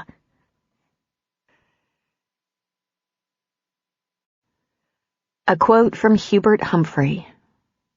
Just be what you are and speak from your guts and heart. It's all a man has. Chapter 11. You're a coward. That's what you are, Maggie told Cal. Don't be so hard on me. Tom ran for his life, and he said he'd never even met the woman, just heard about her. I'm sure she's very nice, but she just intimidated the hell out of me. So what happened with the naked man? Oh, he gave Sully some song and dance about being overheated, taking off his shirt first, then his sweaty shorts, being dehydrated and confused, and forgot to get dressed again before hitting camp. All bullshit, I'm sure. They sat on low beach chairs by a little fire near the lake. Lots of small fires dotted the grounds, being enjoyed by campers. This was the first chance they'd had to talk since Phoebe's visit. Sully was occupied with him, dragging him out of sight of the other campers, not so many around at lunchtime, and out of sight of the porch. Just another Looney Tune. They pop up regularly, though that's the first nudist I've seen. But I've heard naked hikers are seen out on the trails from time to time. If one of the forestry guys, a park ranger, sees one, they throw the book at them. That was pretty brazen, walking into camp that way. Why anyone wants to hike naked is beyond me. Imagine the interesting places you could get a mosquito bite. And here's a little-known fact. They're never women. Exhibitionists, Cal said. I bet it made your mother's day. She'll be talking about it for years, trust me. So then we had a little chat, not too long. She wants me to go to a charity luncheon with her. She has these social obligations from time to time, and in the past I've gone to some with her. They're not horrible, and she likes to show me off, I think. My daughter, the doctor, you know. When I'm in Denver, I try to spend a little time with her. Sometimes I take her to lunch and endure a little shopping. It makes her happy and quiet. What intimidated you about her? The very look on her face, he said. Looked like she was here for a takedown. And you abandoned me? Some knight in shining armor you are. You didn't ask me to stay. You said it made no difference. Well, I think she was here for more than her need to corner me and convince me to go to her friend's charity luncheon. I think she wanted to see it again because Walter had been here and told her he enjoyed himself and that it was a nice place. It wasn't up to her standards, of course, which I think came as a relief to her. She'd die 1,000 deaths if this had been an exclusive spa or something. She wants to see Sully as a country bumpkin, an idiot with no taste. She hates that I love his campground. It's been a thorn in her butt all my life. I'd love to meet this Walter, Cal said. I'm sure it'll be another 30 years before either of them will be back. They live in an entirely different world. But Walter isn't uppity. He's rich, of course. He not only comes from old money, but is a highly respected neurosurgeon. But his gift is his passion. His patients have always been his priority. He's compassionate and brilliant, very soft-spoken and quietly powerful. Since I've known him, he makes the money and Phoebe spends it. And that works fine for him. She smiled at Cal. Phoebe means well, I suppose, but she's shallow. She can't help it. Everyone can help it, Maggie, Cal said. She was poor growing up, she said. I don't know the details because, to my memory, we never had anything to do with her family, but clearly she plotted her escape from her roots. She fully intended to marry up, as they say. She started off with a tech school that would teach her what she needed to know to get a great job in a high-level corporate setting where she would meet men with money. She concentrated on beauty, intending to snag a rich husband. Sully was an accident. Oh? I think he was working as a welder at the time they met. They met in a classy uptown bar in Chicago. He was a handsome, sexy guy, mid-30s, had been a Green Beret, had been to war a couple of times, had medals, liked to have fun. She fell for him. He told her he was coming into a big property near Aspen, and so she married him. She was 22. He brought her here and knocked her up. It was all downhill from there. Cal whistled. Best laid plans. She obviously played a better hand with Walter. Oh, I so hated him. They wouldn't let me see Sully for years. Of course, that was Phoebe, but Walter went along with it. Later, much later, I came to like him. Then respect him. Now I'm more fond of Walter than of Phoebe. He's always been on my team. He tried to talk me out of marrying my husband. I should have listened to him. Cal came to attention. You were married? Didn't I tell you that? She laughed a little, slightly embarrassed. I apologize. It was so insignificant. Sergei is an artist. Painter, sculptor. He was a dirt-poor immigrant, but hung out with important people who endorsed his talent. Someone introduced us. I was still finishing residency, which might account for my brain atrophy. I didn't realize Sergei would do absolutely anything for money, and I was the trifecta. I came from Walter's money, sort of. I had great earning potential, and I had the prestige of being a neurosurgeon who was the stepdaughter of a very well-known and highly respected neurosurgeon. But Sergei had a very short attention span, and once the wedding was done, he began to flirt and rove, and we didn't last long. We were divorced before our first anniversary. Honestly, it's the dumbest thing I've ever done. I should have listened to... Hey! What's that look? Have you lost all respect for me because I married badly? He raised his gaze to hers. I didn't know you were married. I could have sworn I told you that. Maggie, I was married. Well, that's okay. A lot of people our age... Mine wasn't short, he said. It wasn't a mistake. I was married for 8 years. My wife died 2 years ago. She was stunned silent for a moment. Wow. I'm sorry. Thanks. Listen, I'm not trying to be secretive, but is it okay if I don't talk about it right now? She died of scleroderma, a difficult disease. Let's save that discussion for another time, okay? It's still hard to talk about. Sure, she said quietly. Wow, I mean, I had no idea. How could you? I'll fill in the blanks one of these days, when the time feels right, okay? Are there a lot of blanks? She asked. Details, that's all. He reached for her hand and squeezed it. I'm moving on the best I can, but I still find it very personal and emotional. Right now, I want to hear about Phoebe and Walter and anything else. I want to laugh with you. Then I want to hold you and take you to bed. Let's cover my background another time. A better time. Okay. Tell me about your childhood with Phoebe, he suggested. Oh, you're not going to believe any of it, she said. After the family I came from? He asked, lifting a brow. Really? You mean that's all true?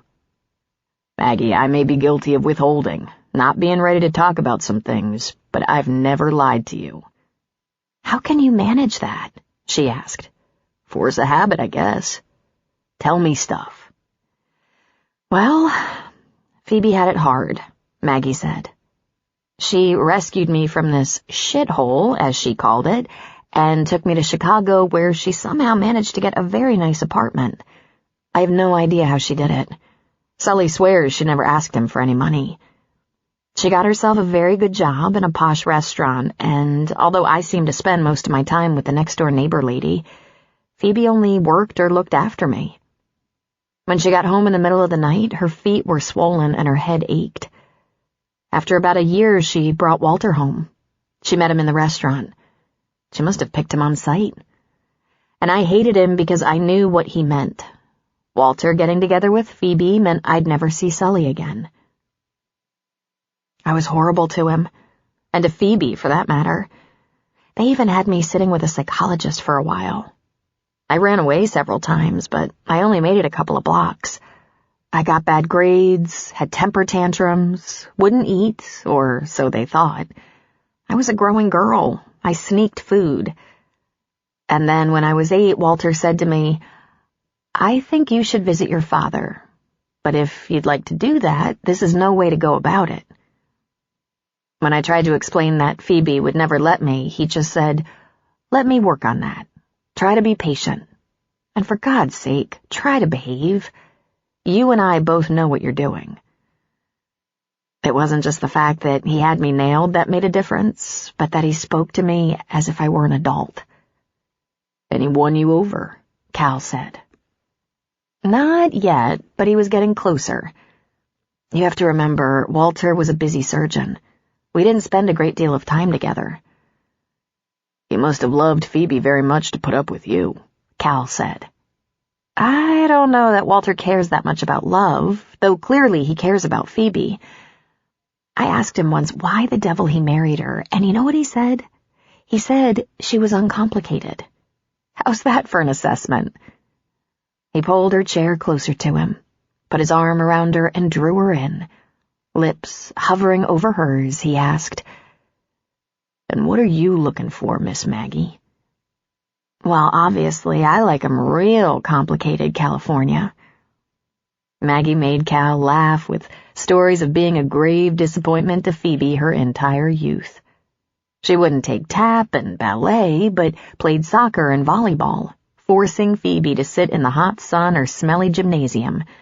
And when it came to the debutante ball, of course Maggie wanted no part of that, and her mother cried for a month. She wore a uniform at school, but the rest of the time could hardly be pried out of her tight, torn jeans, boots, and gauzy blouses that showed her bra. And just to see her mother freak out, she'd leave out pictures of tattoos she was thinking of getting. "I was a serpent's tooth," she said, sending him into peals of laughter. And oh, God, if she ever found out I lost my virginity here at the camp when I was 15, she would die. But first, she'd kill Sully. "But, of course, you were safe and protected, and—" "I was 15! I worried about being pregnant for a year, and the guy broke my heart by being a summer dude who never called or wrote or came back.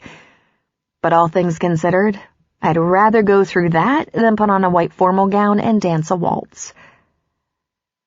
Cal sprinkled sand on the embers, and they left their chairs sitting out. He had his arm around her shoulders as they walked toward the house. As they grew closer, his hand slid down and he began to caress her butt. "Are you worried that I'm just a summer dude?" he asked. "If there's one thing I've learned, no one stays here. This is a bump in the road." Sully stayed, he reminded her. Well, that's different. It's his legacy. You haven't made any noises about leaving, he said. I was born to this.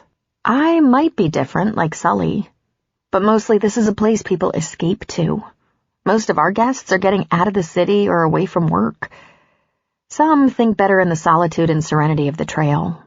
They work things out, but no one stays. You think I'll go? That I'll love you all summer, right in your father's house, and leave you? Probably, she said. He stopped walking. He turned her toward him and took her into his arms, kissing her deeply, passionately. He backed her up a couple of steps so that she was against the thick trunk of a big tree, and he pressed the length of his body against hers. He was already aroused, and if he knew Maggie, so was she. You don't think this time it might be different? He whispered against her lips. I can want it to, but there's been nothing to convince me. I don't really know you. I'm trying to know you, but there's new information every day. Maggie, you know the best parts of me. When I make love to you, I give you everything I have. Will you deny there have been quite a few women along the way who have benefited from your rather amazing erotic skills? Not really quite a few. Not as many as you might think. But at least one princess. At least, she said, already a little breathless. Come with me, Maggie. You're way overdressed. So after all that, you're just gonna play with my feelings again? She teased. I won't be playing. He kissed her again and grabbed her ass, giving her a hard squeeze. Come on, Angel. Let's get comfortable. Comfort was the least of his intentions. He stripped her and played her body as if it were a Stradivarius, and he knew every note perfectly. He wanted to give her everything within him. It all came so naturally with her. He'd been aware of every nuance since that very first night they were together, and making love to Maggie allowed him to pull all his deepest feelings together. Sex with Maggie was more than just sex. It was intensely personal. All he had to do was think about getting into her body, and his chest expanded a little. His wounded heart seemed to grow stronger. What she gave back to him fulfilled him. Her natural abandon, her complete trust reminded him that this was like a smooth pathway to his most private emotions. Lovemaking wasn't always like that. Sometimes it was all physical, just a need satisfied, not complicated at all. Sometimes sex was emotional, a blending of spirits to strengthen each other. And then there were times like this, when the give and take of bodies in the act of loving made one's very soul feel sturdier, more sure, more stable. Sometimes making love relieved a deep tension. It could be exciting, stimulating, and electrifying. And then there were times it felt like the one person you were destined to find came into your life, and all the jagged edges you struggled with had smoothed out, calmed down, quieted. He knew what it was. It was at once a great comfort and dangerous. When a man gives all of himself to a woman who gives everything she has, the bond is so powerful it can be the ultimate fulfillment. And if lost, the ultimate destruction. Their love play left them panting, wrapped around each other, holding on for dear life. They whispered to each other, praise mostly, compliments and simple adoration. Then he loved her again. He was falling in love with her. It was a terrifying concept. Cal rose early, leaving Maggie to sleep. She was naked, twisted in the sheets, looking like she'd never had a deeper, more comforting rest. He'd worn her out, his objective. After his shower, he walked over to the store, and of course Sully was there, getting started on his day. There was no denying the man looked a little better each day, his cheeks slightly pink, his hands steady, eyes alert and sparkling. "Morning," Cal said. "Good night." "Mine was, and I heard yours was too." "You're full of it, Sully," he said, gambling on a lie. "There wasn't anything to hear." "Well, I'm old. I gotta have my fun where I can." "Aren't you afraid you'll go to hell for lying?" Cal asked. "For lying?" Sully roared with laughter. "Son, I'm going to hell for way worse than that. Trust me." "I'm taking a morning off, Sully. If there's anything important you need me to do, either tell me right now or save it for this afternoon." "Nothing I can't manage." "Errands?" "Yup. I'll be done by noon." "Gee, son, take the day if need be.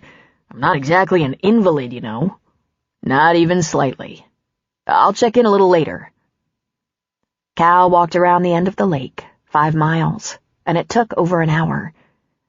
There was a perfectly serviceable road, and he could have driven, but the morning was clear and cool, and he thought the walk might be a good idea. The cabins on the other side had a bay of small watercraft, 5 or 6 sun dolphin boats with small motors. These could be rented for fishing or just touring the lake, getting some sun, having a date. Cal rented one and motored over to Sully's dock, tied up his boat and went looking for Maggie. He caught her just coming out of the house on her way to the store. "Well, sleepyhead, I wondered when you'd roll out," he said. "You are the best sleeping pill." "We all have our gifts." He reached for her hand. "Grab a hat and come out on the lake with me for a couple of hours. I rented us a boat." "This should be interesting. Let me go tell Sully where I'll be." 10 minutes later, they were underway in the little boat, putt-putting across the narrow part of the lake to the turn where it opened up into a big, round body of water. Sully's and some of the other camps were built around the north end because the boats had more play on the wider expanse of the lake, making the campground's swimming areas safer. "Where are you taking me?" she asked. "I don't know," he said. "Just somewhere quiet where we can talk. Maybe right over there," he said, pointing to an area of the lake that seemed out of the way. He let the small engine idle and then stop, leaving them floating quietly. He faced her. "I think I should explain a few things." "Are we out on the lake so I won't panic and run?" He chuckled. "Nah, I'm not wanted or anything. Yet, anyway. I'm an attorney," he said. "My wife was an attorney. We had very different practices. She was part owner of a nonprofit legal clinic that operated mostly on grants and donations. I was part of a large firm. We met in law school, University of Michigan. We married as soon as I graduated. I was only 27, in a brand new job, studying for the bar. Her name was Lynn Amy Baxter, and she was an amazing woman. She got sick before she was 30, but for a while we considered it a nuisance. We researched it, got a lot of medical opinions, but we got on with our lives. We had a few years before things got worse." "You know about the disease?" "I know about it." "She suffered tremendously. After she died, I tried to be half as brave as she was and just carry on. I stayed in our house. I went to work every day. I called my in-laws every Sunday. I did that for a year. And then suddenly, I just couldn't do it anymore. I finished up or handed off what was on my desk. I tried to resign, but my boss wouldn't let me.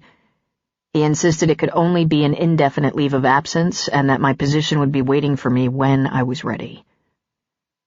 "Doesn't it figure that we'd have that in common? Why didn't you just admit you were a lawyer named California Jones right away?" "The stages," he said. "First, it's because to tell one part invites questions that insist on answers. Why aren't you a lawyer now? Why walk out on a great job at your age, etc. I don't talk to everyone about my wife, about her illness and the way she suffered. Then the next stage is this. I can't give legal advice anywhere I'm not licensed, and I wasn't licensed in California or here." "Really? Because I don't have to have a medical license in the state of Michigan to advise a friend with blinding headaches to get a head CT." There's an argument that if I don't get paid for the advice, I'm not breaking the law, but it's an argument that's been challenged. Doctors and attorneys volunteering their services are still culpable for practicing without a license. Screwing it up could not only get me in trouble, it could compromise your defense. It wasn't worth the risk. Well, I can't count the number of cocktail parties where I've been backed into a corner and asked if an eye twitch could be a brain tumor. The problem for me was that I'd have to be so careful not to be involved. And you told me you were being sued. So instead of saying anything, I petitioned the state of Colorado for a license to practice. There's reciprocity between our states. It was just a formality, but a requirement. Now, if you need me, I'm available. And, he shrugged, I wanted to tell you I was married before. That seemed like something you should know. It wasn't important for me to share with anyone before, Maggie. It wasn't important until it was you. I'm sorry for all that, Cal.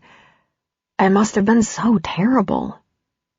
So after a year, you just got in your truck and... First, I packed up everything with Sedona's help. I put a lot of stuff I thought I'd want again someday in storage and sold the house and most of the furnishings. And then I relived the odyssey of growing up, living in a different place every few months. I can't explain why, Maggie. It makes no sense. The best time of my life was when I was settled, when I had a job, a house, a family, even if it was only me and my wife. It was instinctive, I think. Reaching back in time to see if I could retrace my footprints. That's what I said to Sully, she said, that I wanted to go back to the 8th grade and rethink everything. You should definitely try that debutante ball thing, he said. I bet you'd look like a regular princess. Then he grinned at her. So is telling me now significant in some way? Meaning you trust me? It's more than that. Whatever's happening between us is growing. For me, anyway, and I think for you. He laughed, but not out of humor. I hope you're a patient woman, because I'm probably fucked up. I'm wound too tight. I'm working on that. What's the prognosis? That I'm determined to keep working on it until it's fixed. At least fixed enough to have a life again. Then you might not need me anymore, she said. I don't need you now, honey. It's all want. It's powerful want. It's driving me forward. She said. So you're a widowed lawyer, and I know your resources. You have access to court documents, and you know how to research. You've studied my case. He shook his head. I'm not gonna do that. I'm not even tempted to do that, although I do want to know. But I only want to know if you want to tell me. She sat up a little straighter and took a deep breath. Have you got any idea how bad the mortality rate is in neurosurgery? There was a time when Walter started practicing that he could face losing half his patients to brain surgery, but he put his personal feelings aside and took the emotional risk for the ones he could save. It's better now, but it's still high. The suit against me alleges that I made a bad choice in a triage situation, that I left a patient to die by not taking him to the OR immediately. So the lawsuit is for malpractice? He asked. She shook her head. Malpractice charges haven't been filed, though there was an investigation and it's still possible. Not likely. The investigation returned no malpractice. It's a wrongful death suit filed by the parents of a teenager who died in the emergency room. We were in triage hell after an accident that brought 5 teenagers to the trauma unit. The call I made was practiced, logical, and routine protocol. I took the patient who was the most critical, unconscious with an obvious epidural hematoma, to surgery and sent the conscious patient with a head injury for a CT. He frowned as he listened. How do you make the call? Besides experience and sound medical judgment? The ABCs. Open airway, breathing, circulatory function, conscious. My patient was unconscious and he had a blown pupil. Classic epidural hematoma. bleeding between the skull and brain. We had to drill holes in the skull immediately to get pressure off the brain. Another patient we pronounced. His heart was still beating, but there was gray matter all over the gurney. We put him on life support for possible organ donation. The patient we sent for a CT was crying, bleeding, conscious, coherent. She stopped talking and looked away. He had a fatal hemorrhage before we could get him to the OR. If he'd gotten to the operating room first, would he have lived? She shrugged. Who knows? I can't control everything that happens during surgery. Sometimes we get a brain bleed, a reaction to anesthesia. Any number of things can go wrong. It's always a risk. Always. So a stroke was the cause of death?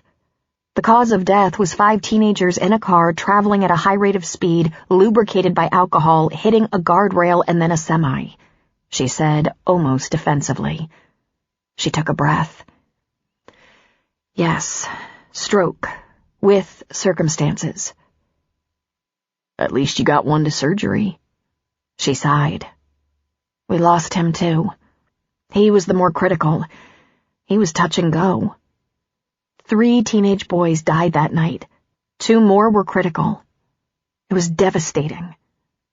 Aw, baby, he said. You know, I don't mind that they think I made the wrong call. I don't mind that they're angry and hate me. I don't even mind if they sue me. But what I do mind is they think I don't care. How could you do this job if you didn't care? Sometimes I care so much it almost brings me to my knees. For the toughest of us, there's still an emotional cost. I understand. As a defense attorney, I've faced people that think I want crime to pay or that it's my intention to get bad people off, neither being true. I can imagine, though it's unjust of them to judge you for your clients. But you must admit, with the unsavory element seeking your support, it's at least understandable. You represent criminals. I save lives. I do everything humanly possible to save lives. That they're not all savable isn't my fault. Cal smiled patiently. I don't represent criminals. I represent individuals charged with crimes. Whether guilty or innocent is not up to me, but decided by a judge and jury. The element I represent is the accused. The element I represent is you.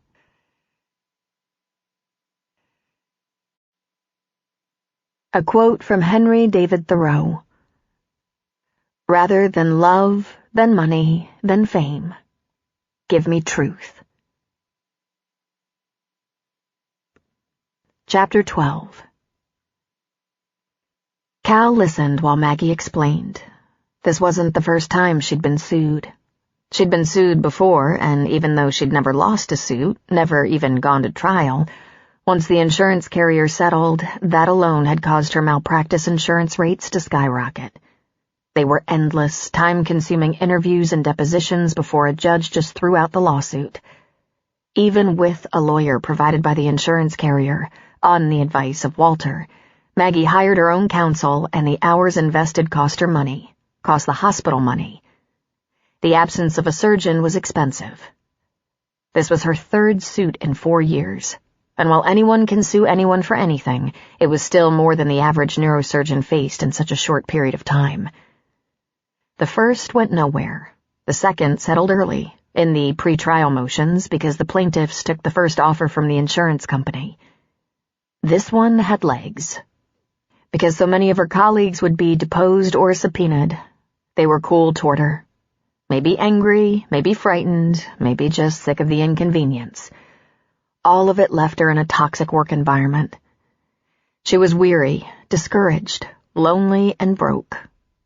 Maggie had shifted positions, so she was leaning up against Cal, and they floated aimlessly, talking. And yet, I feel robbed, she said. I love what I do, and I don't feel I can do it.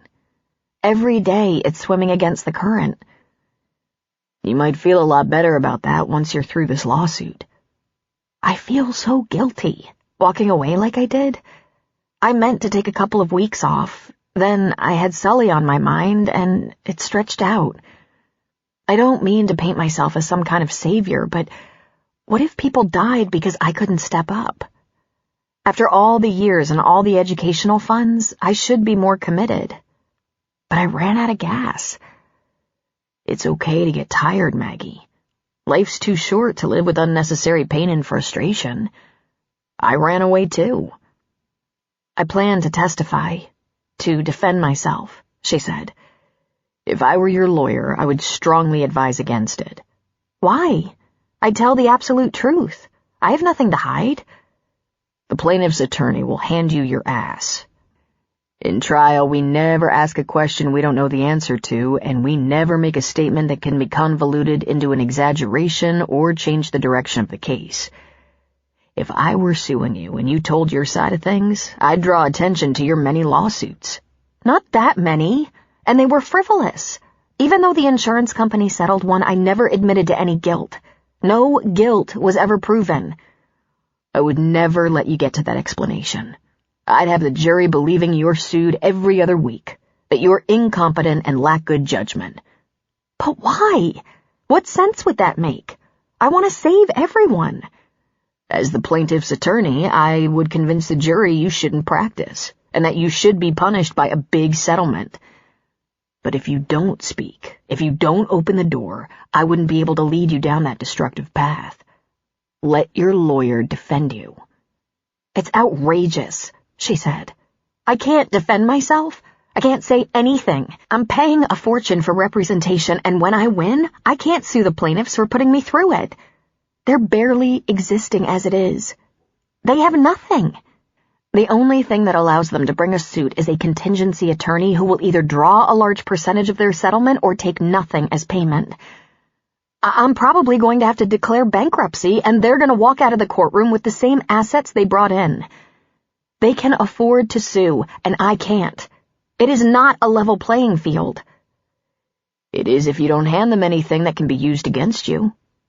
You are a highly trained, impressively educated surgeon of sterling reputation with many next to impossible saves to your credit. Stand on that. Stand on it silently. Oh, you're as frustrating as anyone else I've spoken to. Do you have any idea how hard this is? Well, just lie back and relax a while, he said. He pulled off her straw hat and began to massage her scalp. He'd just talked to her, said things that required no response. They're not really suing you. They're suing the injustice of it all. 16-year-old boys shouldn't die. Even stupid 16-year-old boys who take foolish risks. The broken-hearted parents only want to strike out and feel some sense of relief. It won't bring relief, of course, but it will keep them busy until relief eventually begins to come. I always try to walk in their shoes, see the world from their perspective, understand what they hope for. There are two kinds of plaintiffs I've never understood. The kind that can forgive immediately, forgive without any struggle or hint of hate or rage, and the kind motivated purely by profit. And the lawyer, even the contingency lawyer, doesn't know if you're exceptionally gifted or if you're a silly klutz who shouldn't be allowed to hold a scalpel. He's an expert on your credentials by now, but those can be manufactured just as realistically as a highly credentialed surgeon can be accident-prone. Both lawyers will seek the truth in court. The court seeks the truth in the lawyers, charging them with the responsibility to produce honest and powerful cases for their clients so that there's evidence to show a decision that serves the truth. The plaintiffs, however, will be disappointed no matter what. Oh, they might cheer with a win. They might even give a press conference and say that justice was served and their son's death was vindicated. But they'll go home to find his room empty, and the photographs of him will bring gut-wrenching tears. They can't win, Maggie, no matter how hard they try. The attorney for the accused will show them that the boy had the best possible care, though the outcome was destined to be tragic. Hopefully the attorney, the smart attorney, knows how to do that with compassion. It always wins more points. Cruelty toward the bereaved just never works. Sensitivity toward the parents is particularly essential since their beloved son made such a disastrous mistake. My gut tells me the plaintiff's son was the driver. Possible, since they're not suing the parents of the driver, all victims being minors. They're not suing whoever provided them with alcohol. But of course, as you know, you might be the most logical defendant, the one with the deep pockets. The most important thing to remember is this. No matter the outcome, the plaintiffs will always have the greater suffering. You can't help them. It's impossible. So you must save yourself. A good defense attorney can help with that, or at the very least, lessen the damage. They floated for a while, not talking, but Cal continued to play with her hair. He noticed an early strand or two of silver that he was smart enough not to mention. But it made him happy. Every woman should have the luxury of growing older, growing into her skin, settling her emotional debts. "Did you learn that in law school?" she finally asked him. "Sort of, yeah. I mean, that's what we do, right? We're seeking justice. But that stuff about understanding the other guy, that came from Atticus Finch. I grew up wanting to be him, partly because he was the most fair-minded man on the planet, and partly because he was so sane, so stable. I had to contend with a crazy father, remember? If I couldn't have a father like Atticus, then I'd like to be a father like Atticus." "Atticus?" "To Kill a Mockingbird." "Oh, right. Sure. So, you wanted to be a father?" "I did. I wondered if I was being ridiculous, given the dysfunctional family I came from. But my sister forged ahead, fearless, and had a family. A perfectly normal family. They have all the usual issues. She fights with her husband sometimes, the kids drive her batshit crazy, she's overworked, underpaid, running around trying to be a professional woman and a full-time mother, and she's happy. I think for us, for kids raised in so much uncertainty and occasional deprivation, being grounded in relationships and having relatively stable homes is reassuring." "Do you still want a family?" she asked bravely. "I don't know," he said. "I think so, if it's not too late." "Men can have families forever," she said. "They can have them so old it's like having their own grandchildren. I worked with a guy who's on his third wife and just had a baby at the age of 60. He's happy as a pig in mud." Cal laughed. "God bless him. Men are all a little obsessed about when it goes away. The erection. Is it at 60? 65? Didn't Groucho Marx or someone reproduce at 90? "Really? Men never let on, do they?" "Never. But hardly anything trumps erections. I guess brain tumors and heart attacks, but..." "So do you think about whether you'd actually be alive to raise them? These children you'll have if it's not too late?" "If I'm pushing that envelope, I won't have them. On purpose, anyway. But Maggie, I think there's still time to consider this. I fully intend to be at least 90, and I'm not just being ridiculous. That's completely reasonable for a healthy male my age." "Huh," she said. "I never think about that. How long I want to live. I wonder why I never think about that, especially since I had this crazy, irrational fear of dying alone." "You did? When was that?" "Oh, right before I came here. I'd been under a lot of pressure. I certainly wasn't the only one. The whole hospital was under a lot of pressure. We had a new administrator, a change in chief of staff, a scandal, a tragedy followed by a lawsuit. I was hardly the only one affected. I think I was the only one who's looking at bankruptcy. But while I was trying to figure out how to proceed, I suddenly felt completely isolated. Well, Andrew broke up with me, dumped me when I was inconsolably depressed. That probably contributed." "Dying?" he asked. "I thought about dying. No particular way, no particular age, just random lights out. And I thought about being so alone. It was the last straw. It might have been the fact that all those combined stresses made me feel pretty unloved. Know what I mean? So I ran home to Sully, and he surprised me with a heart attack." Cal found it interesting that the fear of death threw her into a panic. For him, it was the fear of living. Are you over that now? Oh, yes, completely. I shot at Dumb and Dumber, didn't I? Even though it crossed my mind, I could be in real trouble. I just have steps to take before I move on in my life.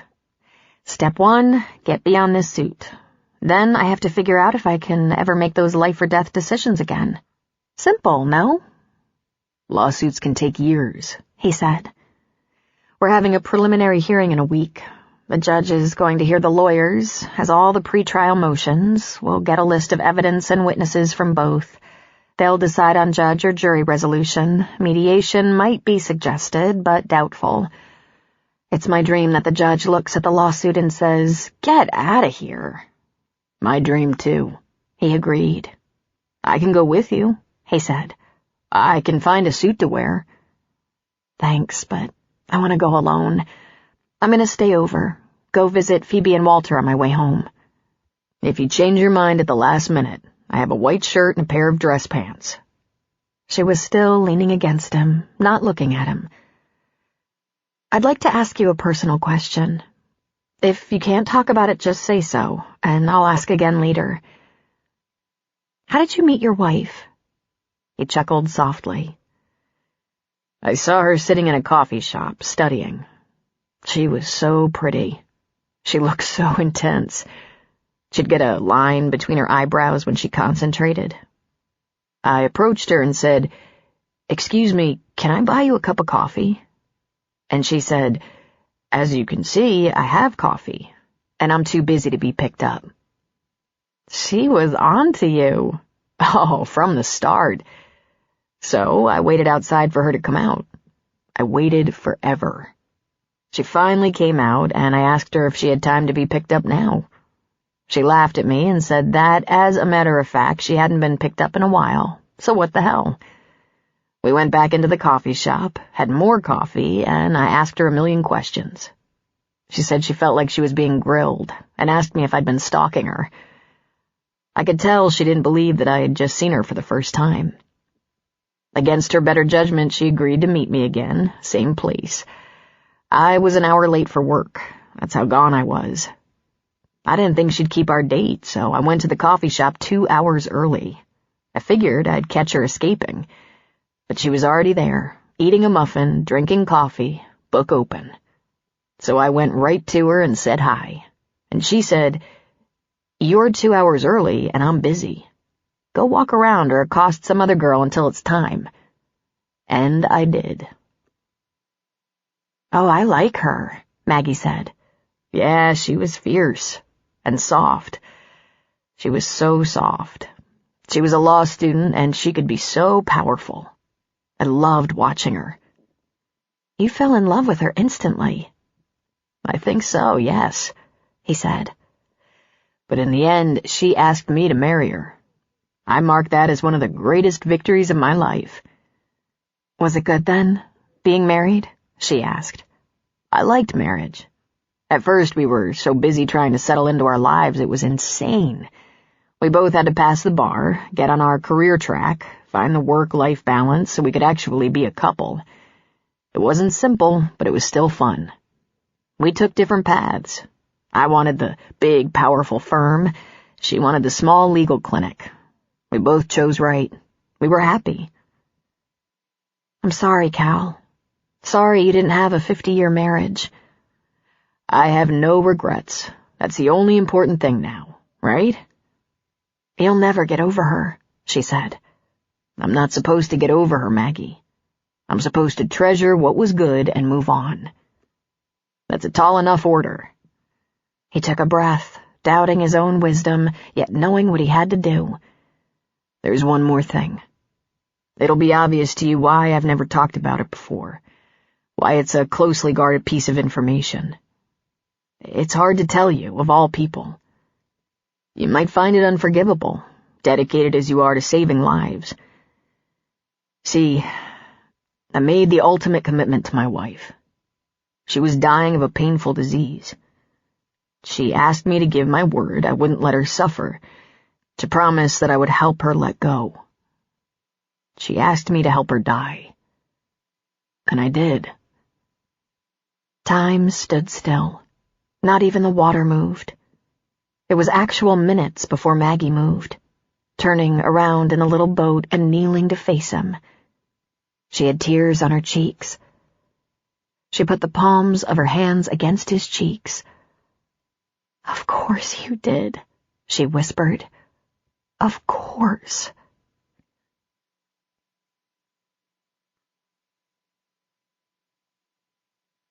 One way to move on, Cal discovered, was to have a heart-to-heart talk about both personal and professional things, leaving nothing unsaid.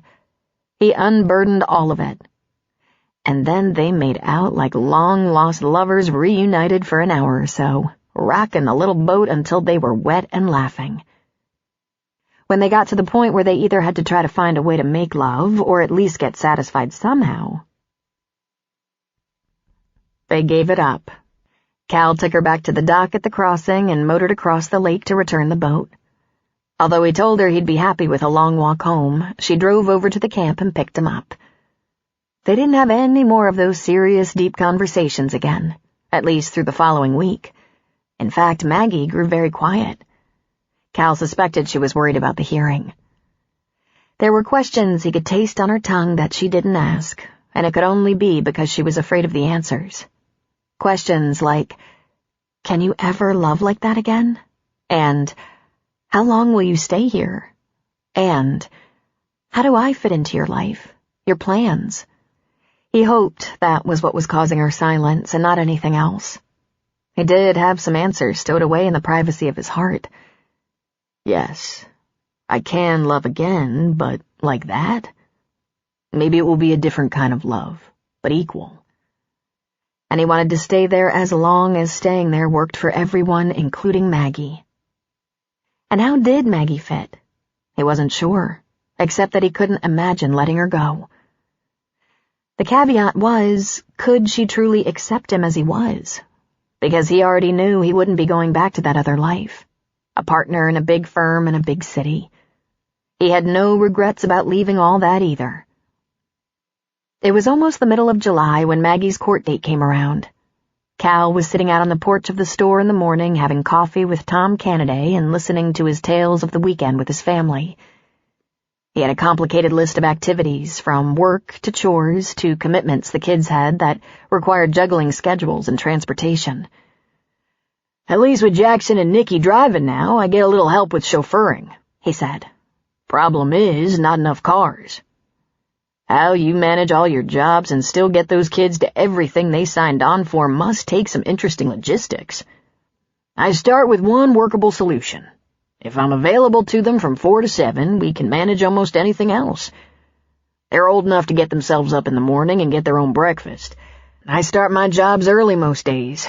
The bus comes for the younger 3. Jackson can drive himself to school and jobs. But from after school through dinner, if I'm not around, homework doesn't get done, and games, plays, dances, all that goes missed. And that stuff is just about as important if they're going to be balanced, right?" "I guess," Cal said. Campers were just beginning to come awake. The aroma of coffee and bacon around the campsites filled the air, as did the sounds of people getting ready for a day of fun. A couple of dogs barked. "Whoa," Tom said, looking over at the house. Maggie stepped out onto the porch. She wore a slim-fitting sleeveless black dress, black hose, black pumps. She carried a jacket over one arm and had a briefcase in hand. She'd fussed with her hair, that was obvious.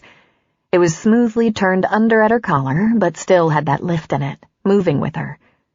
She was decked out somberly but classy. "Wow," Tom said again. Cal got up and walked over to the house. He'd already kissed her good morning, once in bed and once when she was in the shower. He'd already told her she'd be great today. He wasn't about to let her leave for court without another boost to her confidence. He took the steps up to the porch and stood before her. "You look beautiful," he said. "This is my funeral suit," she said. Then she winced. "How do you feel?" "Terrified, but as ready as I'll ever be." "If you've changed your mind, I can still go with you. I can be ready in 5 minutes. She shook her head. "I'm just going to do it." My phone is charged and I'll keep it on for you. You've been wonderful, she said. In case I didn't say it, or in case I forget to say it, you've been so wonderful. Helpful, encouraging, supportive. How about a dynamic lover who's taken you to heights never before experienced, taking your mind off your more cerebral legal affairs? He asked. Satisfactory, she said. Then she smiled her teasing smile. Okay, above average. The way you make me beg, it turns me on, he said, returning the smile. I'll call with updates, if there are any. I don't know the process, so if you don't hear from me as soon as you... It's okay, honey. I know the process. And the rule is unpredictable and leveraged on the mood of the judge and the paperwork involved. Well, we're ready. At least that's what the lawyers say. It's gonna be okay. Just remember, you did the right thing. I did my best, she said. It's been good enough so many times. Maggie, you did the right thing. You'll do the right thing today. All you have to do is listen and confer with your attorneys. You're gonna be fine. This'll soon be behind you. Only to happen again and again? He grabbed her around the waist and pulled her to him, kissing her passionately. She couldn't embrace him, coat in one hand and briefcase in the other, but she certainly gave full attention to his kiss. Did you smear my lipstick? She asked. No. Now listen to me. Everything is going to happen again and again, Maggie. There will be accidents, there will be lawyers, there will be grieving family members. There will also be magnificent victories and lives saved, and there will be joyous occasions. I'm remembering that book, When Bad Things Happen to Good People. Good things also happen to good people. This isn't the only outcome you're going to have to live through, you know. Now, are you ready to go? Do you want to tell Sully you're leaving? I saw him for a moment before I got in the shower, and he wished me luck. Will you tell him I'm on my way, please? I'll be glad to. He led her down the porch steps and helped her into her car. When she was getting in, he gave her fanny a pat. Break a leg, he said. Call when you can. Thanks, California. I'll return the favor if I can. Cal watched her leave and then walked back to the porch where Tom sat, waiting. When Cal sat down with his coffee cup again, he looked at Tom to see wide eyes and lots of teeth. Whoa, Tom said. You know what you should do.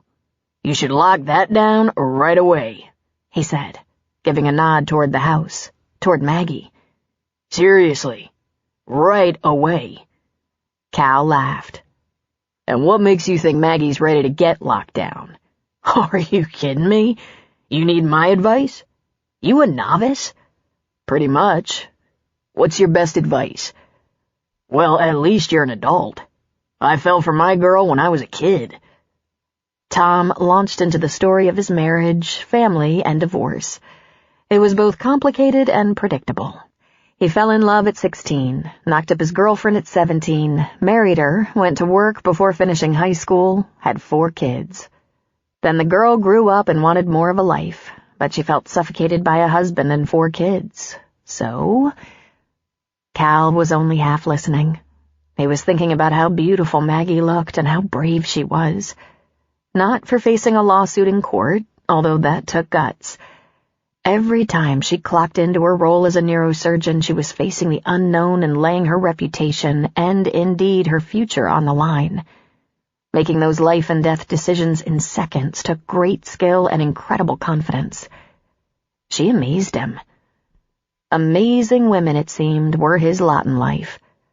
For this, he pushed aside his trepidation and said a little prayer of thanks.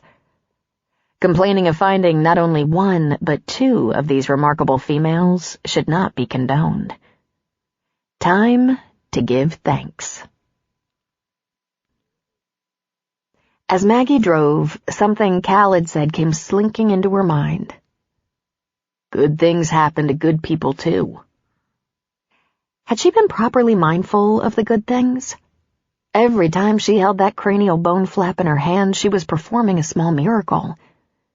There were surgeries she'd come to think of as routine, and yet she was conscious of the fact that whenever she was near the brain or spinal cord, it was a matter of life and death.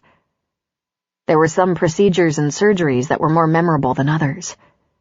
There'd been that inoperable brain tumor in a 7-year-old that Maggie dared to remove. No one would touch that little girl. It was just too complicated and dangerous. And no surgeon liked performing an operation that was 99% likely to fail. Yet the child was headed to certain death with a very minimal chance of prolonging her life and suffering through radiation and chemotherapy. But Maggie was willing to risk it for the child's sake. She'd once scrubbed in with a neurosurgeon who had excised a similar lesion. She had a very impressive team backing her up. They had several pre-surgical conferences to discuss it before taking it on.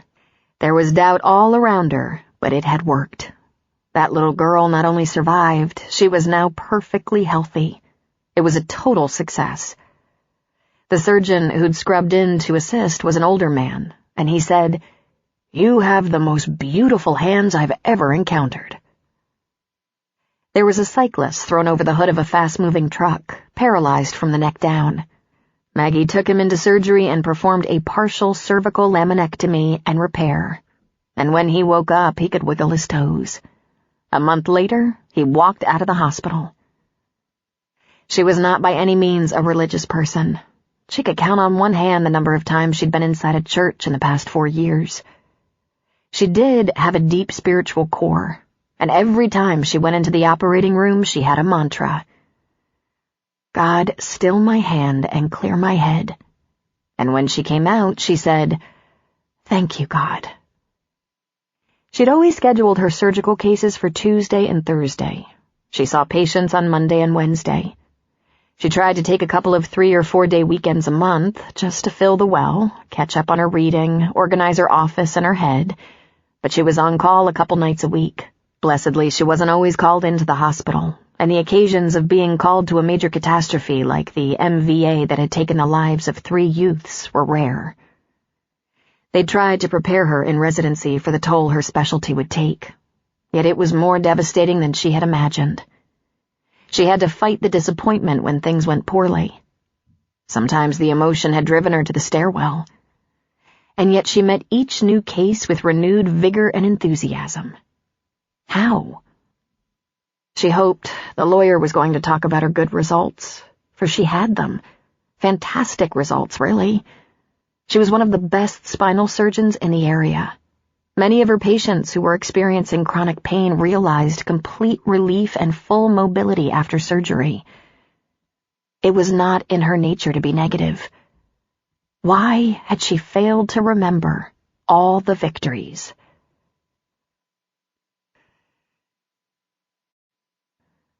A quote from Mother Teresa. Honesty and transparency make you vulnerable.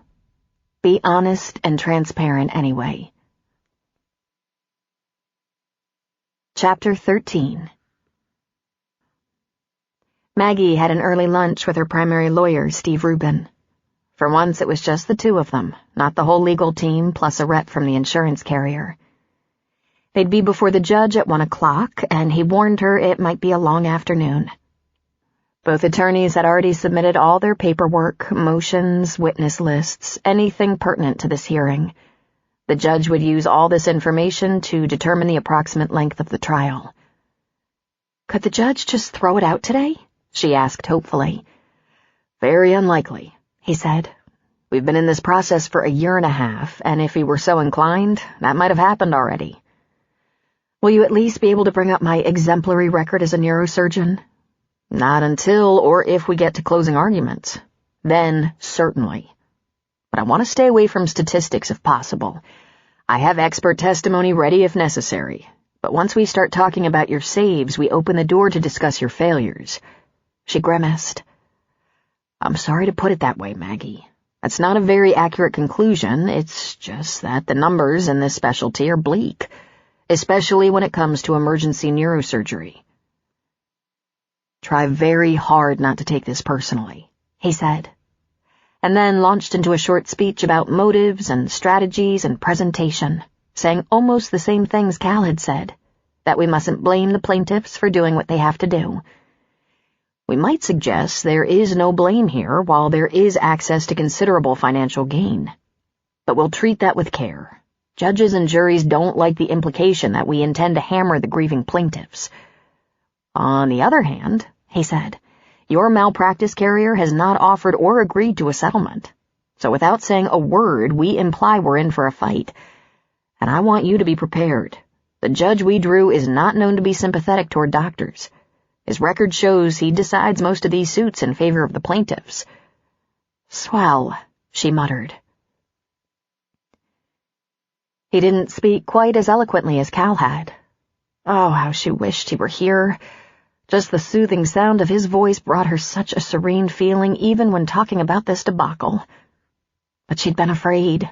She hadn't wanted him to see her fail. She listened to Steve Rubin talk, picking at her food. She was not on his witness list. He thought that ill-advised. They went from the restaurant to a small meeting room next to the courtroom. The courthouse seemed to be so busy, people everywhere. When they went into the courtroom via a side door, she saw that it was full. Who are all these people? She asked Steve. There are always spectators. Or perhaps witnesses are. Oh my God, she said, momentarily frozen in place. I know some of them. I know a lot of them. A woman separated herself from the crowd and came to the rail that divided the gallery from the attorneys' tables. JC, Maggie exclaimed, reaching over the rail to hug her. What are you doing here? I can't really do anything except show support. I just want you to know I'm here. I might not be able to get here more often. Babies, you know, they're relentlessly being born. But I wanted to make sure I was here for this evidentiary hearing. I've been in your shoes, and it's so difficult. Think positive. The outcome has to be good. Steve, this is my best friend, Dr. J.C. Kent, OBGYN. Pleasure, he said, sticking out his hand. Thank you, Maggie murmured to J.C. Next to neurosurgeons, OBs were very vulnerable to civil suits. You told me to take a week or two off, and I haven't been back yet. Then you needed the time to regroup. Maggie, you're not unique. A lot of doctors who are under enormous pressure have to schedule downtime just to recover. Now think positive. We're here for you. Over JC's shoulder, Maggie saw Terry Jordan, an RN from the operating room, a round and stern 55-year-old woman who ran that OR with an iron fist and had saved Maggie's ass more than once by knowing almost as much as Maggie did. And next to her, Rob Hollis touched 2 fingers to his brow in a salute. She spied her old office manager, Susan, a smile on her usually tight and grim face. And there was Kevin from radiology. Kevin, who could read those emergency CTs better and faster and more accurately than anyone she knew. There were 3 OR techs, a couple of nurses, a couple of paramedics she ran into in emergency quite a lot. An audience. They were here for her. She prayed she wouldn't just draw their pity. She hadn't even told her mother and Walter about this preliminary hearing. Now she remembered. She'd told JC and Terry in emails when they asked for updates on a lawsuit. Word must have spread like wildfire. Maggie turned around. She was faced with the plaintiffs for the first time in over a year, and it was shattering to see them. They were young, not that much older than Maggie, at right around 40. Yet they looked so devastatingly old. Mr. and Mrs. Markiff. She remembered telling them their son had expired. She'd held Mrs. Markiff in her arms for several minutes as she sobbed. Mrs. Markiff appeared to be losing her hair and was painfully thin, sallow, her face so deeply lined. She looked so weak. Mr. Markiff, on the other hand, looked so much bigger than she remembered. He had a fierce look on his face and a huge belly that strained the buttons on his white dress shirt. Both of them looked at her with loathing. She tried. She'd tried so hard.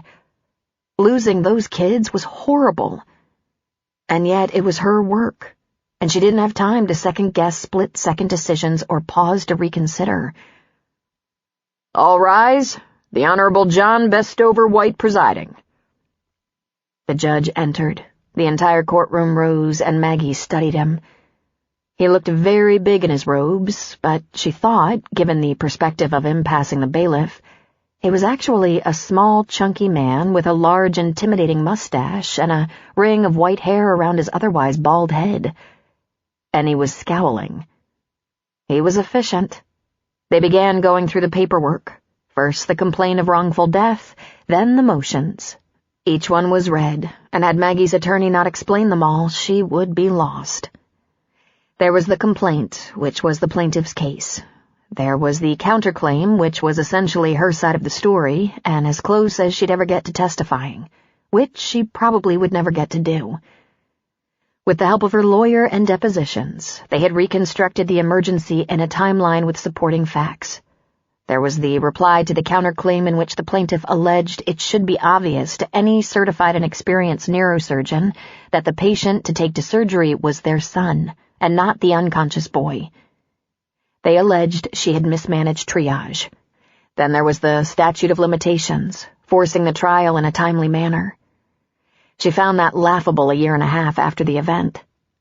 There were several more motions, as well as evidence and discovery. All of these motions, each one read and explained and denied, took almost 2 hours.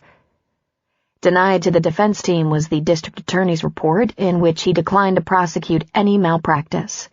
A blow to the defense. Then, finally, the plaintiff's attorney offered a motion of summary judgment. Steve whispered to her that meant they'd go with the judge's decision rather than a jury. They had no doubt heard Judge White wasn't crazy about doctors. "Your Honor, we make a motion to dismiss," Steve said. "Sit down, Mr. Rubin." The courtroom sank into dark quiet. The judge took a deep breath before he spoke. "My heart is very heavy today," he said. "I've read the claim, the counterclaim, all the motions and pleas. Inclusive in those materials was the accident report.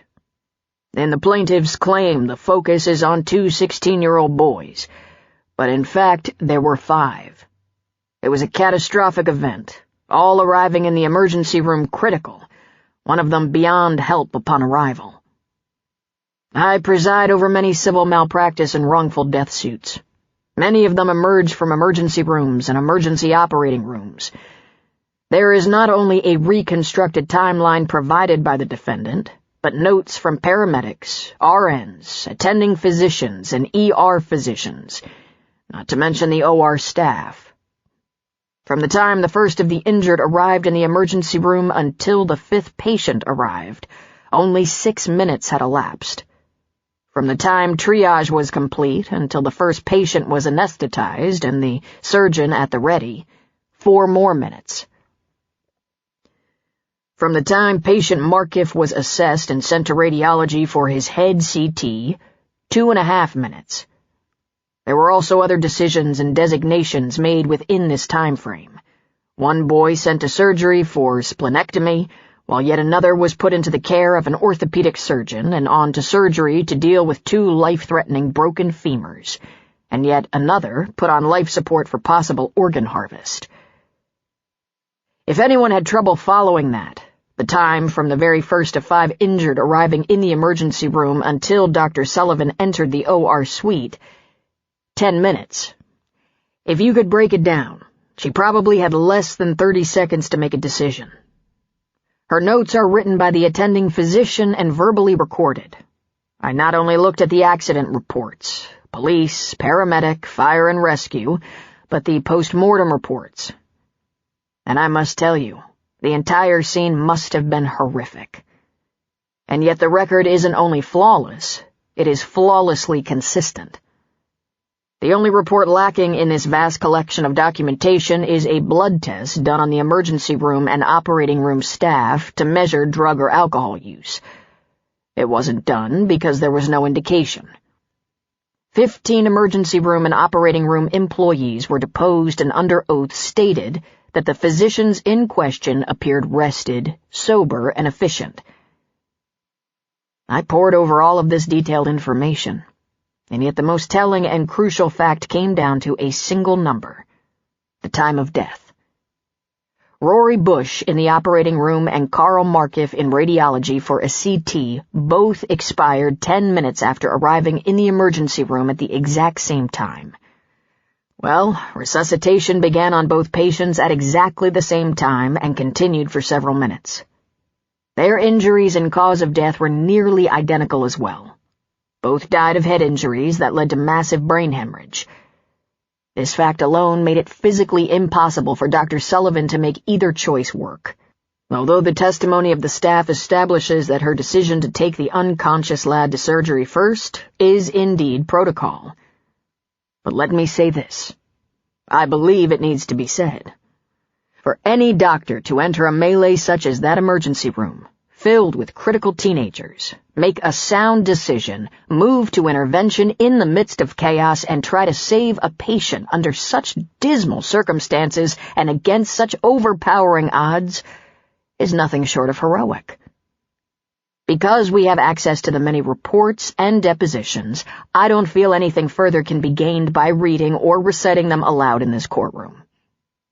I'm dismissing this case with prejudice. I find no case here. Mr. and Mrs. Markiff, my deepest sympathy for your tragic loss. We are adjourned. His gavel struck and the courtroom began to stir, first with voices, then cries of happiness, cries of devastation from the Markiffs. With prejudice? Maggie asked, though she thought she knew what it meant.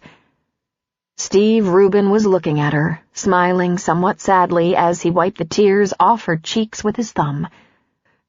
Maggie didn't even realize that when the judge started going through the events of that night, it took her back, and the tears were automatic, rolling down her cheeks. That means the case is closed forever, he said. Of course, in the event of new and previously undisclosed evidence, the plaintiffs can petition the court, but it would have to be stunning, and they'd have to find a lawyer willing to do that when the odds of winning are so remote. This is it, Maggie. You're through here. You did nothing wrong. There was no mistake. Oh, God, she whispered weakly. I think some people are waiting for you, he said. She looked up to see Rob Hollis leaning over the rail, grinning like a fool. We're going to O'Malley's down the street, Maggie. Terry sent a posse ahead to hold tables. We're taking you out to celebrate. JC? She asked, looking around. She'll be there. She just had to call her service first. You coming? Of course you're coming. Of course, yes, she said. Go ahead, I'll meet you. I'm going to get out of the courthouse parking garage and drive down.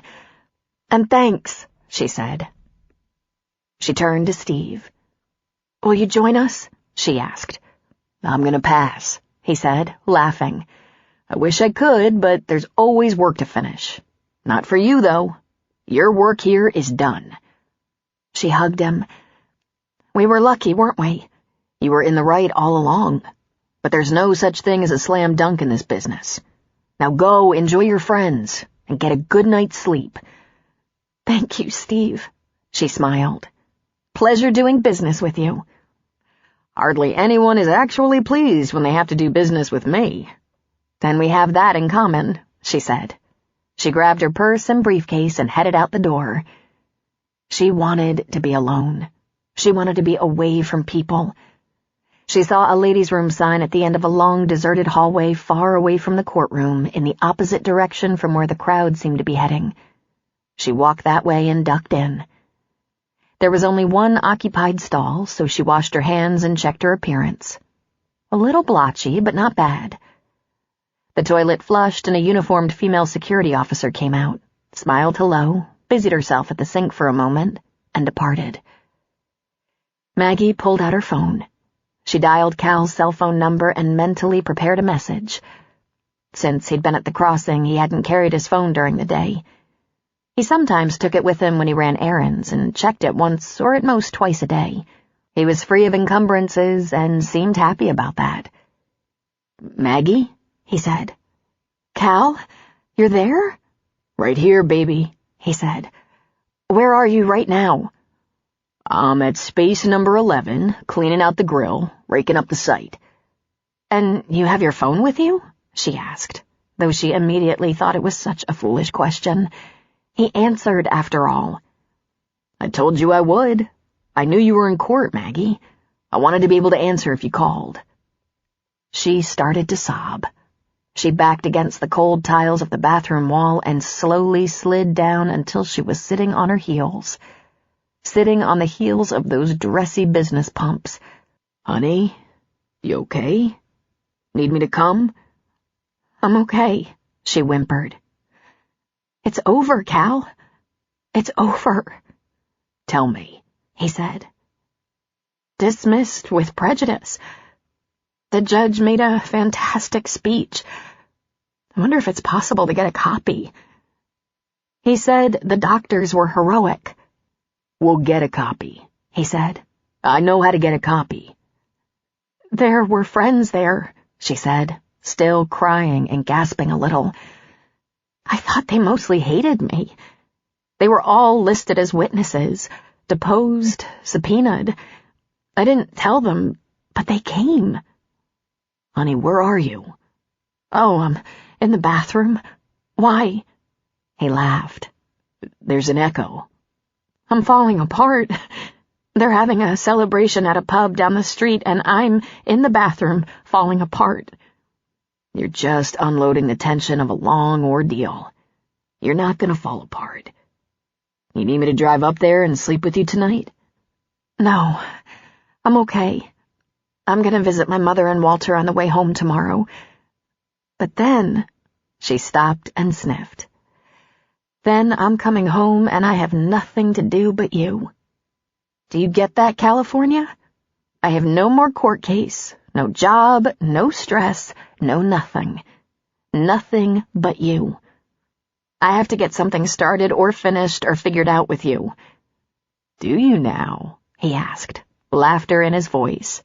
No pressure, she said. We just have to figure out where we're going because I just don't want anything else.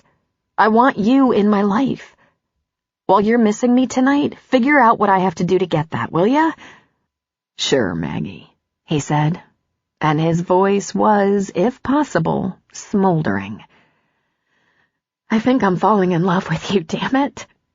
You're probably a worse risk than the artist or the ER doctor.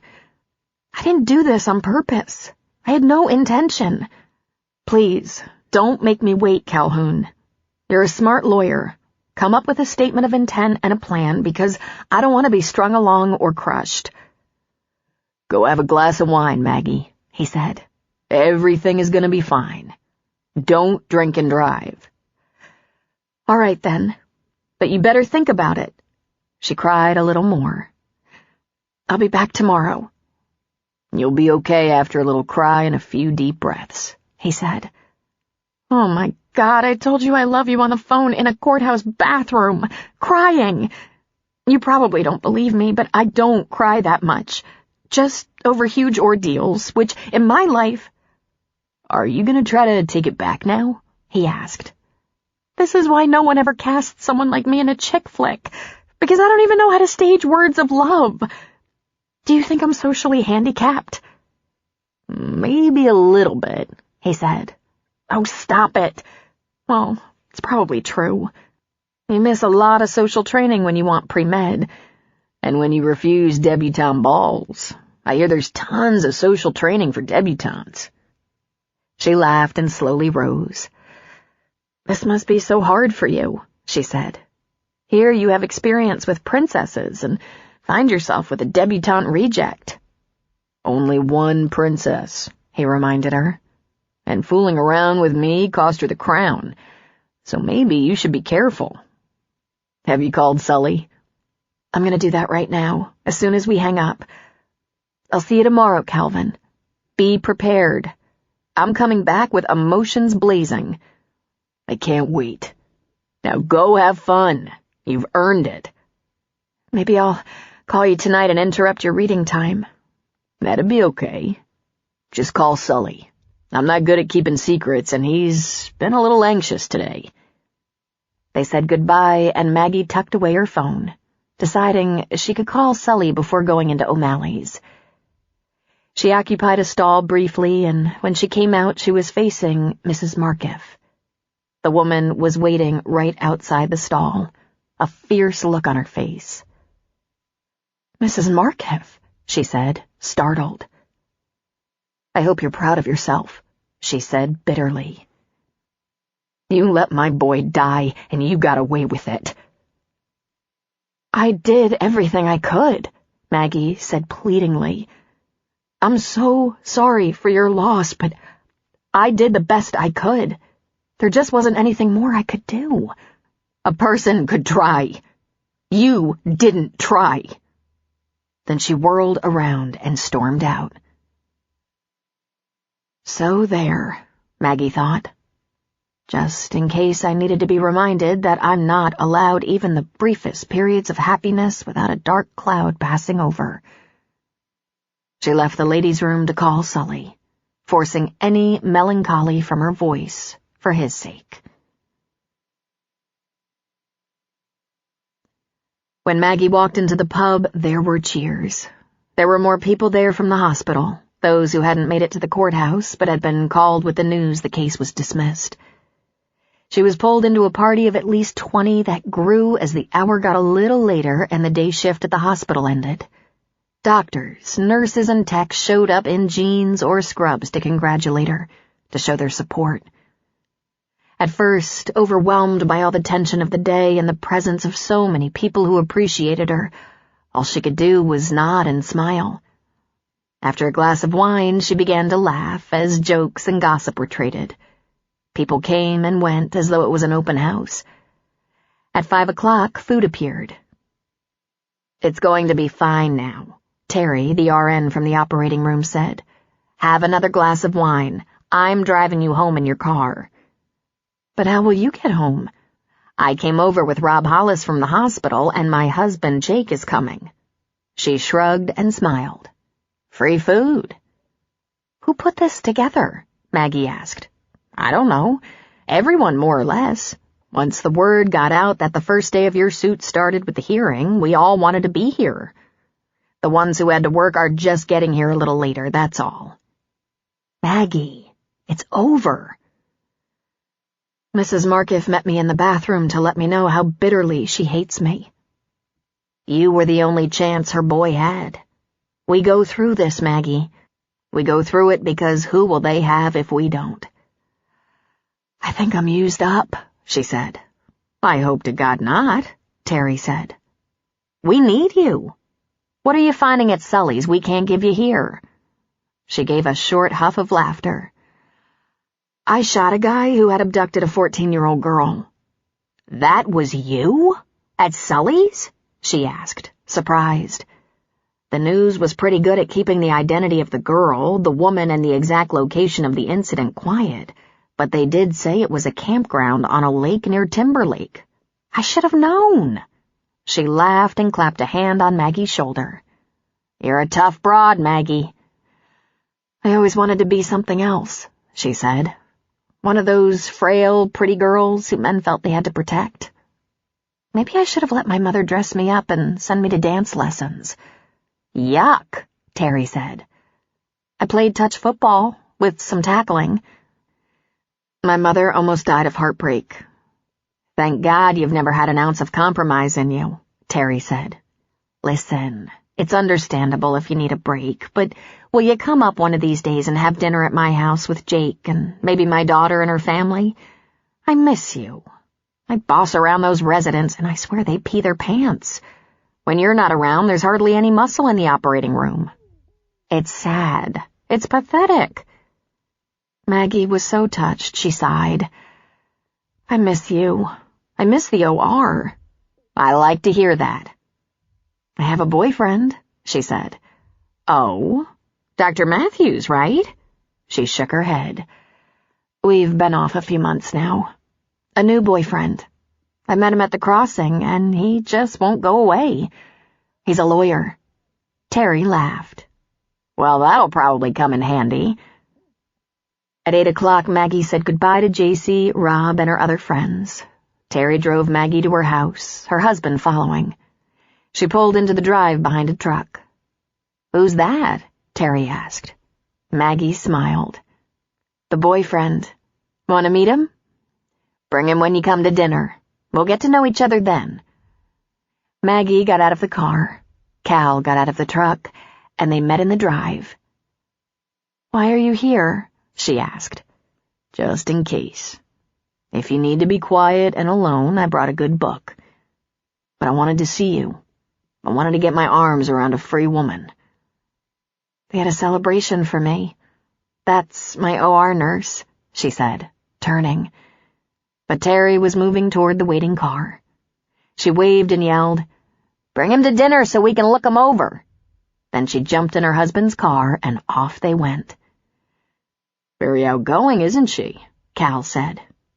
Did you bring an overnight bag? She asked.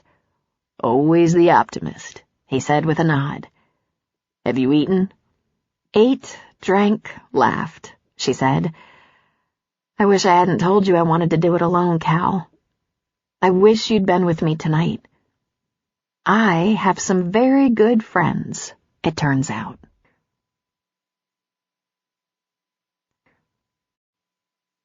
A quote from Sir John Lubbock. Earth and sky, woods and fields, lakes and rivers, the mountain and the sea are excellent schoolmasters, and teach some of us more than we can ever learn from books. Chapter 14. Cal suggested he drive back to the crossing rather than join Maggie for her visit with Phoebe and Walter. When the time is right, I'll visit them with you, he said.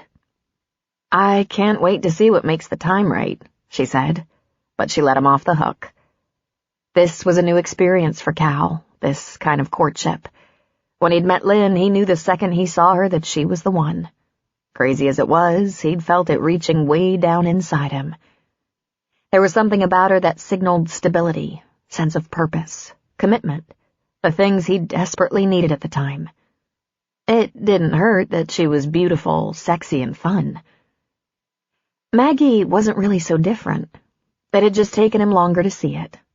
She was equally stable with an uncanny sense of purpose, even though she was on hiatus from her purpose at the moment. He was attracted right away. But how hard was that? Maggie was hot, tall, lean, muscular, with high cheekbones and a quirky, slightly crooked smile. And she didn't know that about herself, that she was stunning, which only added to her sexiness. He loved the way she stood, one knee bent, her foot balanced on a toe like some kind of dancer. And there were a dozen other qualities that kept turning up, making his attraction stronger and stronger. Her strength was empowering. It was ironic. She thought her strength was running out and that she had to step back, but it was only growing stronger. She was a little afraid, given all the complications in her life. That's all. She wasn't weakening. She was so demanding of herself.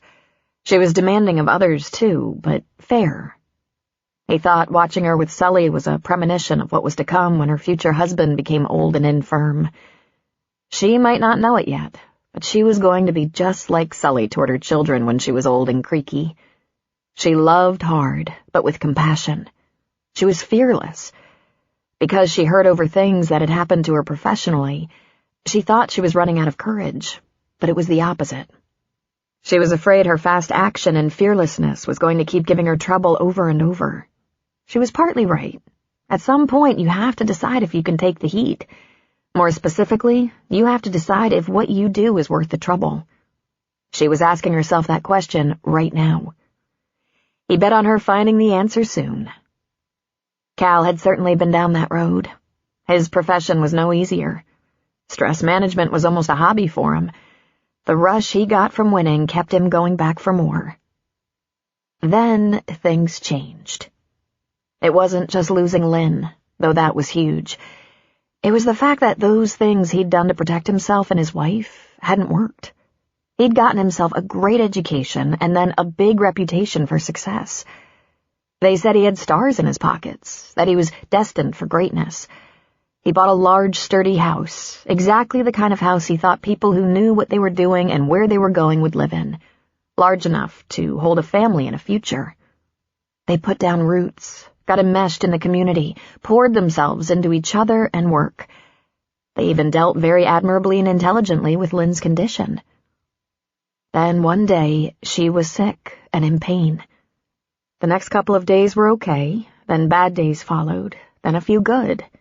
It wasn't long before Lynn suffered disfigurement and chronic pain. She couldn't work. Their lives became more of coping and praying than living and working. Her last 6 months had been hideous. Cal went to work because Lynn wanted him to, because she believed his work fed a need in him and that he'd have a life after her. He tried to make that true for her sake, but it took every fiber of his being to keep from crumbling in front of her while she was going through the last months, weeks, days. The only thing that kept him upright was an overpowering need to match her courage. The only reason he tried to get on with his life was for her. The truth was, there were so many hours he just wanted to go with her. He felt like his insides had been pulled out, stomped on, stuffed back into him. Life without her seemed unendurable. He kept trying after she was gone, and he did it not for himself, but to honor her. All she wanted was for him to live, to find joy in life. Well, that had taken a while. But here he was, remarkably having a life. One he hadn't planned, but found intensely satisfying. Between insurance, Lynn's legacy, a couple of bonuses, and the sale of the house, he had some money. He tried to turn the trust back to her parents, but they wouldn't have it. He'd been a devoted husband, and they appreciated his love and loyalty, especially during the darkest days. Lynn's will left a few special items to her parents for remembrance's sake, but the rest to Cal. Now his quest was simple. He just wanted to belong to someone and something. Life was precious and not to be taken for granted, and he would not disgrace his wife's memory with self-pity or misery. Part of that was being of service. It didn't have to be winning the most high-profile case. Sometimes it was stocking shelves. One of the many things Cal had learned was that the role he'd assumed as a kid, becoming the parent in a dysfunctional family, wasn't temporary. He still had that need to take care of people, watch over those he loved. He was watching over Maggie. He was pretty sure she had no idea. Maggie had packed a pair of jeans to wear in the drive home, but instead she showered, blew out her hair, and put on her dress, the one she had worn to court. She knew it would please Phoebe. She called her mother and asked if they could meet at her club for brunch, because she wanted to talk. While Cal made breakfast, she checked her email. She thought there might be a couple... Word travels fast in hospitals. "Holy shit," she said. There were over 50. "What did they say?" he asked. "Mostly congratulations, I think. It's going to take me forever to read through them. I had no idea people were paying this much attention. People didn't say much, just things like good luck and it'll be okay and tough break, Maggie, that sort of thing." "All doctors probably relate," he said. "If you didn't express a need to talk about it, they probably didn't want to pry too much." Would I have heard from them if I'd been beaten to a pulp instead? "How will you ever know?" he countered. Maggie couldn't help her doubts. Do they really like me, respect me, or only like and respect me if I win? She thought to herself. They ate a quick breakfast. Cal washed up the dishes while she read through email after email. Then he quickly got out of her hair so she could read and answer as many as possible before it was time to drive to Golden. There was one from Andrew. "Maggie, love, you've been on my mind since the day I last saw you. Before that, to tell you the truth, I don't blame you if you're still angry with me. That was a stupid-ass thing for me to do, telling you I couldn't take it anymore, rejecting the idea of our baby. So now I hear the suit is over, and your life can get back to some resemblance to normal, as much as lives like ours can. I just want you to know, I'm not over you. I'm sorry. I'm filled with regrets. I miss you, and I'd do just about anything to have another chance. We can even revisit the idea of a child, the little matter that had us at each other's throats. If it's that important to you, let's talk about it. At least think about it, will you? We were happy. We had a good time together despite the complications of our lives. I love you, Maggie, and I think you loved me. Tell me what to do and I'll do it. Andrew. She stopped herself before emailing back, "Kiss my ass, Andrew." She'd think of something profound to say to him on her drive home. There were emails from colleagues who wanted her to talk about possibly leasing office space, joining their practices, offers of part-time work on call, even suggestions of teaching assignments. Teaching? She thought she was a basket case, yet some surgeons thought she was stable enough to teach. It was the first time in too long that she felt there were many wonderful possibilities ahead. She felt strong, and above all, with Cal's encouragement embracing her, she thought her future was bright. Their future had great potential. She vowed to consider all the offers and see if she could do that thing Walter had long ago advised. Find out how to make her personal and professional goals match. She drove to Golden with that on her mind. Phoebe's eyes lit up when she saw Maggie all dressed up. She told her she looked beautiful and got a little misty-eyed. There was a hearing yesterday, Maggie told Phoebe and Walter. The judge threw out the lawsuit with prejudice, which means they can't retry it or appeal it. He said he didn't see a case. In fact, the judge said some very encouraging things, complimentary things. I'm going to try to get a copy of the hearing. If I do, I'll share it with you. Oh, thank God, Phoebe said. Then you're coming back to Denver. Mother, I have no practice, she said. That's a mere formality. You can work. I know you can. You can take a position with the hospital or the university medical school. Walter can ask around. You can figure out what to do about a practice and start seeing patients again. I know you wouldn't waste that marvelous education and spectacular gift. Phoebe proceeded to stop people in the dining room of the club and announce, with great excitement, that Maggie's lawsuit was over and she won. The maitre d' brought champagne to the table. Now stop, Mother, Maggie said firmly.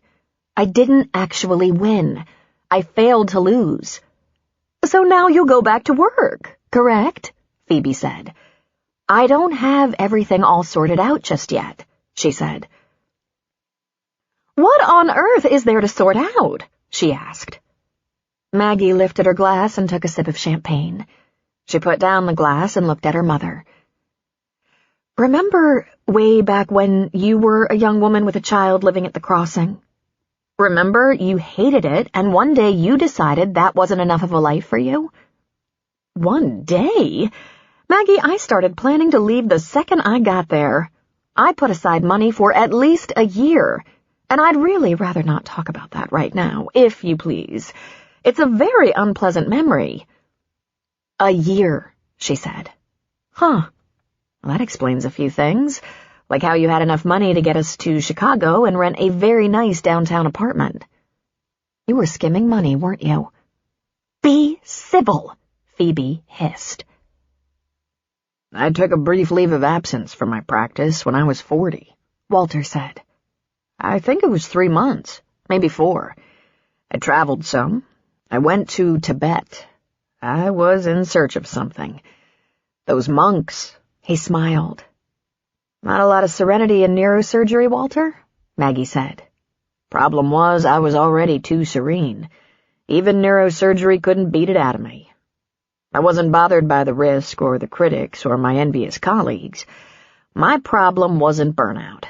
Not so much. I had no balance in my life. My family, God bless everyone, would bore the paint off an old Chevy. Phoebe gasped. Your mother was a lovely, genteel lady. My mother was a hopeless snob, but the two of you got on admirably. My colleagues were about as interesting plus twice as pompous. My house, which was large and impressive, echoed. I loved surgery, even the most challenging cases. But my life was empty. You'd think saving lives would be more fulfilling, wouldn't you?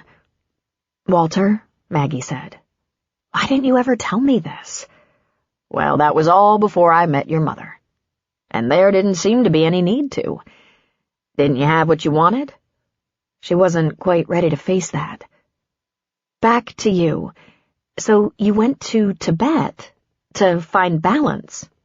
Tibet was another extreme. I was looking for the median, the radical center. He grabbed Phoebe's hand. I found your mother in the restaurant. She was the hostess. I started to eat there every night. Oh, Walter, Phoebe said, touched. But wait, Phoebe had a daughter. What was I then, 7, 8? Yes, a daughter. He chuckled a little. You did nothing to enhance my serenity, by the way. Now, Walter, Maggie said with a smile. Maggie, you were abominable, he said. Most days I couldn't tell if I was anxious to see what bad thing you'd done or excited to hear you'd been a good child for a change. It was a bundle, see? It was nothing like the family I grew up in. It was interesting. It took me a little while, but I suspected you had a very high IQ. Not that you needed one to be a surgeon. But there was such intelligence in you, especially when you were bad. I had you tested. I thought that was Mother, Maggie exclaimed. He was shaking his head. I gave strict instructions that you never be told the results. That Phoebe especially never be told. Walter? Phoebe asked, as if deeply hurt. You have so many wonderful qualities, darling, but humility isn't one of them. You would have had the number put on T-shirts. Besides, the most brilliant scientists in the world don't have the recipe for happiness. Maggie took a sip of champagne. Well, I'm 36 and have been around the block. What's the number? How brilliant am I? You must think I just fell off the turnip truck, Walter said with a laugh. All evidence is gone. It's right here, he said, tapping his temple. And right here is getting less reliable by the day. I can't believe you think I'm a snob, Phoebe said in a little pout. Don't complain, Phoebe. You taught me to have fun, and to value the frustrations of a real home life. I even half enjoyed all those parties you carted me off to. He rolled his eyes. How'd you two manage to be happy with all you were up against? Maggie asked Walter. It was probably all the great sex, Walter said. Ah, God, Maggie said. I can't believe you said that. He laughed and sipped his champagne. I'm not a very exciting guy, Maggie. I know that. Hardly anyone would take me for a complicated man with many layers. They saw one thing, a nice but boring man with a skill for neurosurgery. I was told many times that I wasn't personable. One patient said he was so grateful for me. It changed his life forever. He also said he wouldn't want to go to a ball game with me, but he sure was grateful. Most of my colleagues had way too many layers, booming personalities, many needs and desires, more emotions than one genie could stuff in a lamp. They were exciting men and women. I don't even have much of a sense of humor. But I did need things. I wasn't much fun, but that didn't mean I couldn't want a fun-loving woman. I wasn't much of a romantic, but I certainly appreciated how important love was. I wasn't full of great wisdom, but I thought I could be a good father. I thought I knew enough and felt enough to raise a child successfully, though you did cast doubt on that idea 1,000,000 times. There were 20 or 30 empty places inside me that could not be filled by neurosurgery, although that part of me did seem vital. One thing I found objectionable. When you make a steel worker walk again after he can't even wiggle his toes, he shouldn't say, "You might not have much of a personality, Doc, but you sure know how to untangle a spinal cord." Maggie gave a snort of laughter and realized she was tearing up. Sweet Walter, brilliant Walter, just as complicated as everyone else, she thought to herself. How in the world did you think you could fill up the empty places inside you with an incorrigible child? She asked. I didn't, Walter said. But up until you and your mother came into my world, I was living only for myself. I needed more. I needed someone to live for." He chuckled softly. "You certainly filled the bill, Maggie." "Weren't you afraid of being taken completely for granted?" Walter shook his head. "I didn't say I was looking to be used. I said I needed a purpose greater than myself." "Enough," Phoebe said. "Enough melancholy. We should be celebrating. Maggie won her case and is coming back to this part of the world. I'll get my decorator to go over to your house and make sure everything is like new. I'll send Carmen and her cleaning crew over. We'll get back to our lives, our real lives." Walter and Maggie just looked at each other and smiled. Before Maggie left the club to drive home, she embraced Walter. "Thank you, Walter. You were a wonderful father, and I love you."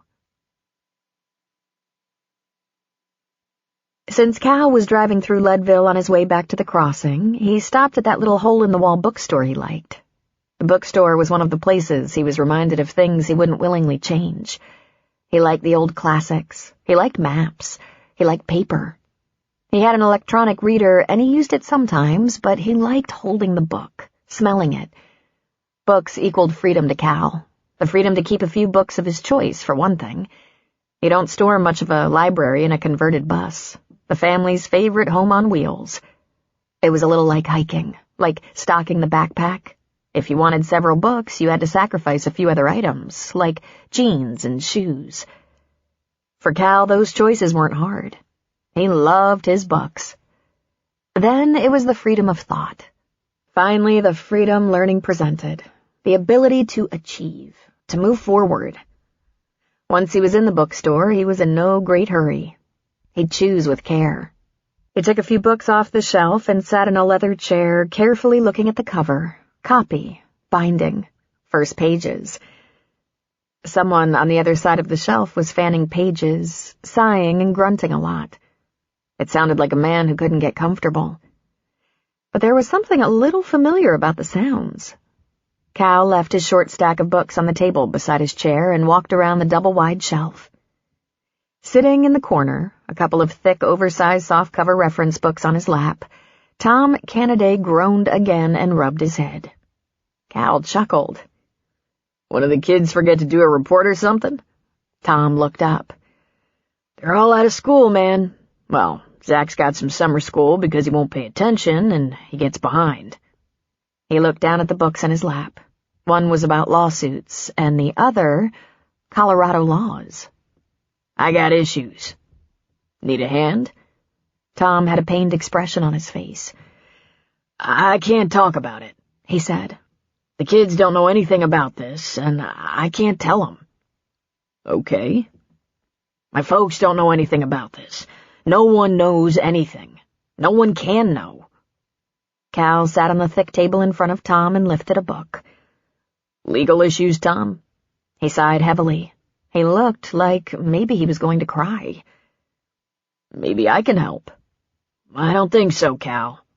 2 heads are better than 1, he said. "I know how to keep a confidence." "I don't know. Whatever it is, you think there's a book on it?" Tom nodded. "I got a workbook on divorce in here. But what I need, I don't know." "I'm a whiz at the library," Cal said. "If there's a book to help you solve your problem, I can find it for you." "You won't say anything to anyone?" "It's in the vault. Let's go get a cup of coffee." They walked down the street and around the block off the main drag to a diner the locals favored. While they walked, Tom talked. "My ex-wife, Becky, she's in trouble. Bad trouble. I don't know where to start. I think I should start by telling you about us. Me. Maybe I should tell you about me. One of the problems with growing up in a small town, some of us just don't think big enough. My dad had a small ranch. I played football in high school and helped my dad, and the idea of growing into that ranch worked for me. I had a serious crush on Becky, who was a year younger, but I was planning to go to college, and we were going to get married after. But being the genius I am, I got her pregnant. My dad's real old-fashioned. He told me to quit school, get a job or two, marry her, and sleep in the bed I made. Getting married, even though we were way too young and it was way too hard, that wasn't so bad. We lived in my folks' basement for a year or so, then we rented part of a house from a widow, and it was pretty awful. So I fixed it up until it was pretty darn nice. By the time Jackson was a year old, the folks had come around, and my dad and brother helped me fix up the house. In fact, I bet they paid for as many materials as I did. So, life was okay. I worked a lot, but I had good jobs. I drove a trash truck for a few years. Dirty job, but damn, the county pays good and the benefits are great. Then I started driving the plow, and that pays great. We had Nikki, and we were a real content little family, just barely old enough to vote. Then, after that, there were a couple of accidents. Brenda and Zach. I don't know if it was me or 4 kids or just the natural order of things, but when Zach was about 4, Becky had had enough. She wanted a life. Can't say I blame her. 4 kids and a husband who works all the time? Not much of a life. What about you? Cal asked. You had just as many kids, and you worked all the time. Yeah, but I had the life I wanted, he said with a shrug. Still do, pretty much. So you've been divorced how long? Cal asked. She left about 8 years ago. We've been divorced about 6 years now. We did it ourselves. Becky's never been far away. She moved to Aurora, worked and went to school, came back to Timberlake and stayed with us all the time. At one point, she thought it'd be a good idea if the girls lived with her and the boys with me. He snorted and shook his head. We tried it, but it didn't last long. But she shows up regularly. In fact, sometimes it's just like we're married, only nicer. Cal thought it might be impolite to ask, but it sounded like those were conjugal visits. They sat in a booth in the back of the diner, ordered pie and coffee, and Cal waited for Tom to get to the point. Instead, he talked about his on-again, off-again relationship with his wife. And now, Becky's in jail, he finally said. He hung his head. Oh, boy, Cal said. For solicitation. He shook his head. I said it had to be a mistake. She wouldn't do that. She said it was all a mistake. And it had been a mistake the first 2 times, too. It's the 3rd time. She said they're going to make her go to jail. She needs help. She called me for help. What the hell am I going to do? And if she's in jail, the kids are going to know something is terrible wrong. Cal's mouth didn't even hang open in awe, though he was a little surprised. Tom and his kids seemed so homespun, such simple rural folks without the kind of problems they have in the city. But given Cal's experience as a defense attorney, he'd seen and heard just about everything. I never suspected anything like this, not in a million years. I thought she lived pretty good for an office worker. But she's so beautiful. I thought she had boyfriends. Generous boyfriends. She didn't talk about her love life, but I figured she'd had one even though I didn't have one. But she could afford things. Nice things. Did you pay support? Cal asked. I didn't really pay alimony, he said. We didn't have an arrangement for that since I had the kids. But sometimes she ran short and I gave her money. I paid some child support for that little while when she had the girls. I wanted to be sure they were getting what they needed, you know? Your original agreement is for joint custody? Cal asked. We wrote it that way, yeah. The idea was to help each other out with the kids. What about property? Cal asked. What property? He asked with a laugh. Furniture, cars? He shrugged. I told her to take anything she wanted. I didn't want to fight. What I wanted was for her to stay. Have you gotten over that now? I guess it's about time, isn't it? I don't know that I'll ever be able to let the kids visit her now. And her coming to us? He shook his head. I can't think about that right now. Zach and Brenda, 12 and 14, at the absolute worst time for teenagers. They don't need this. But she loves her kids and they love her. I want to believe it's a mistake. But 3 mistakes? Man, I'm so screwed. Does she have a lawyer? Cal asked. Not yet, but she said she'll have to find one. She has nice stuff, but she doesn't exactly have money. And she's heard bad things about court-appointed lawyers, like they get a little lazy on these free clients. I don't think that's necessarily true, but I think you're gonna need a little help here, Tom. Legal help. He shook his head. I'll go online and study up. There's gotta be lots of help online. I bet if I break down and tell Jackson, he'll help me look things up. After he recovers from his nervous breakdown. That kid is smarter than anything. But Tom, you need a lawyer. Cal, I can't hire a lawyer. I can't even bail her out. She's gonna have to sit there till her court date in a week or so. We get by job to job. We're doing all right, but there's not 2 nickels left over. Trust me.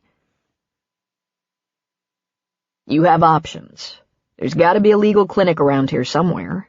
Might be Denver or Colorado Springs, but there's help out there. An attorney with experience in criminal defense would be best. Or maybe I can help you. I'm an attorney, but I have no experience in Colorado statutes. I can learn, though. It's not complicated, just a matter of looking things up. Tom's mouth was hanging open. You're a what? Lawyer, Cal said. A defense attorney, as a matter of fact. I practiced in Michigan, and the state of Colorado has graciously extended licensing to me here. You're a lawyer? And you're raking campsites and taking out trash? Cal smiled. I am a man of many talents. I also have a checkbook in the truck. Let's go by the bank so you can get Becky out of jail. Maggie enjoyed the drive back to Sully's. She used the time to think about her conversation with Walter. The first thing she was going to do, she was going to find a way to show Walter how much he mattered in her life. She had 2 pretty awesome fathers, nothing alike, and each in his own way, sensitive and astute. She wasn't sure what would have become of her if she hadn't had both of them in her life. So here we are. 4.5 months ago, she'd felt she'd lost everything. She thought she had nothing. No one but Sully. And even Sully, she thought, hadn't really wanted her. And no one needed her. Oh, there'd been patients, but she was hardly the only neurosurgeon. Almost 5 months later, her biggest discovery was that she wanted it all. She wanted her fathers, her dippy mother, a husband, or at least a full-time partner, and a child. She wanted that child she felt had been taken from her. She wanted a full home life. And she wanted to practice again. She wanted to pull her salad out of the garden, but also go to excellent restaurants now and then. She wanted everything. There would have to be compromises, but she'd figure it out. Who was that husband going to be? It wasn't going to be Andrew. That relationship was far behind her. But was there any way to convince California Jones he'd be happy with her? She had the slightly paranoid fear she was a placeholder, and that he hadn't yet decided what his life would look like in the future. As she drove into the campground, she came upon the strangest sight. There were people on the porch of the store, the porch of the house, and several were sitting in cars. And Stan's big SUV police cruiser was parked between a huge bull and the store. There were a couple of turned-over picnic tables, a collapsed tent, and a healthy dent in the police cruiser. "Maggie, stay in the car!" Stan's voice boomed over his loudspeaker. There, in the grassy area between the store and the campsites, the bull was grazing lazily. But it was very clear that before he settled down to lunch, he'd scared everyone half to death. She looked at the ceiling of her car.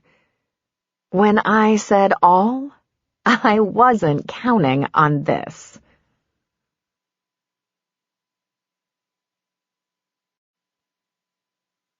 A quote from William Wordsworth. Come forth into the light of things. Let nature be your teacher. Chapter 15. Colorado was an open-range state. That meant the cattle roamed where they would, though ranchers took some measures to keep their herds segregated. The lake and the campgrounds and homes around the lake were surrounded by cattle ranches and grazing land. The entire valley was cattle land with a little silage farming for feed. If you didn't want cows in your yard, you had to fence yourself in, and that included public roads, lands, and parks. Though it wasn't a daily issue, there were times a piece of fence was down and cattle wandered onto the roads and highways, into parks and yards. Ranchers usually kept closer tabs on their bulls, especially if they were a little testy, as this one was. Maggie spied Cal on the porch and gave him a sheepish wave. He waved back. She put her car into gear and oh so gently inched her way around the store to the rear entrance.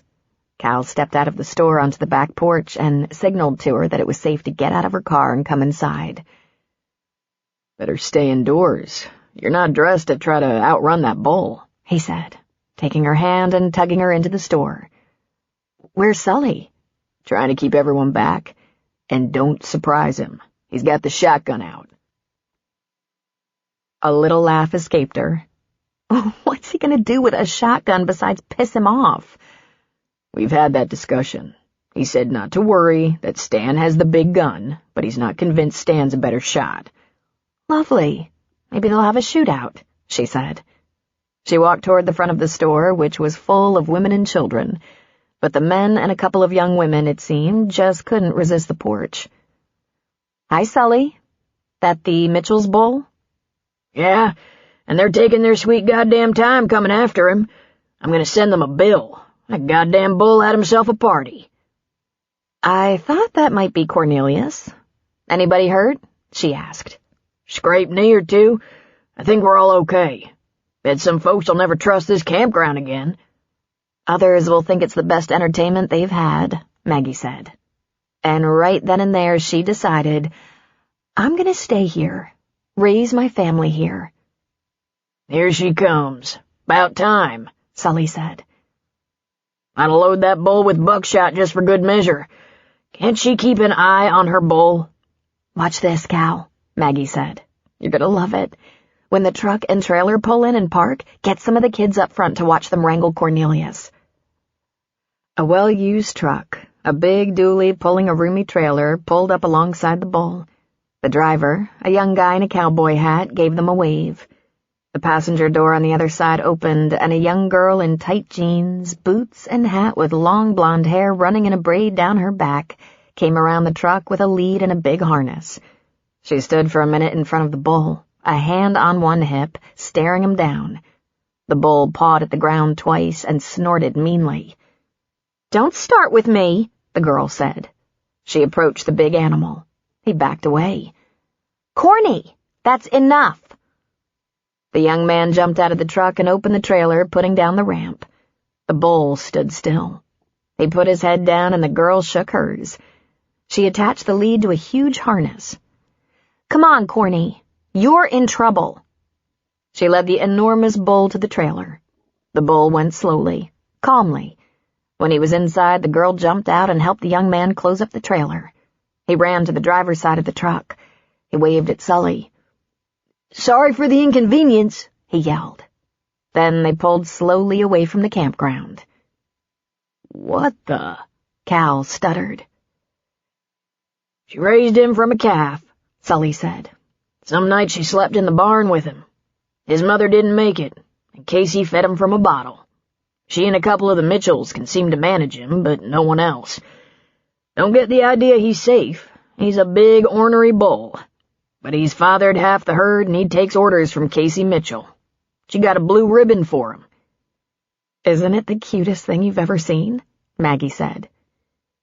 "He turned over 2 picnic tables. Stan was going to shoot him. People were running and screaming," Cal said. "Yeah, I didn't say he wasn't a troublemaker. I don't think he's ever hurt anyone. I mean, if you get between Cornelius and a heifer when they're courting, there could be trouble. But usually he just likes people out of his way, and sometimes he likes to show off a little bit. He's mostly a big spoiled baby with only one mommy, and she's a 105-pound teenager," Sully said. Maggie grinned. "I told you you'd like it. Better than a magic trick, isn't it? The truth, California. Isn't this the most awesome place?" "Oh, awesome. Escaped Alzheimer patients, kidnappers, naked hikers, and a crazy bull so far." We're just getting warmed up. Summer's not over yet. It made Cal uncomfortable, keeping things from Maggie. But it was the nature of his profession that all cases, no matter how small or large, were confidential. So, when she asked him why he was on his laptop so much the very next afternoon, he made up a small, partial lie. Someone I met at the bookstore in Leadville was asking questions about Colorado law, and I offered to help research. A good excuse to get a little more familiar with Colorado statutes. Does she have a name? Maggie wanted to know. He does, but I think I should keep that confidential, just as you would keep a patient's medical information confidential. It occurs to me that if we were both working, we wouldn't have much to talk about. He presented her with his finest lascivious grin. I believe we will never run out of interesting and stimulating subject matter. Cal had told Tom to ask his ex-wife if she'd like to consult with an experienced defense attorney, and if so, he would have to see her at once. The next day he called and said Becky was very anxious to talk to a good lawyer. Since Cal didn't have an office, he made arrangements to go to Becky's house. Cal parked across the street from a nice-looking townhouse in a pleasant little neighborhood that backed up to a golf course.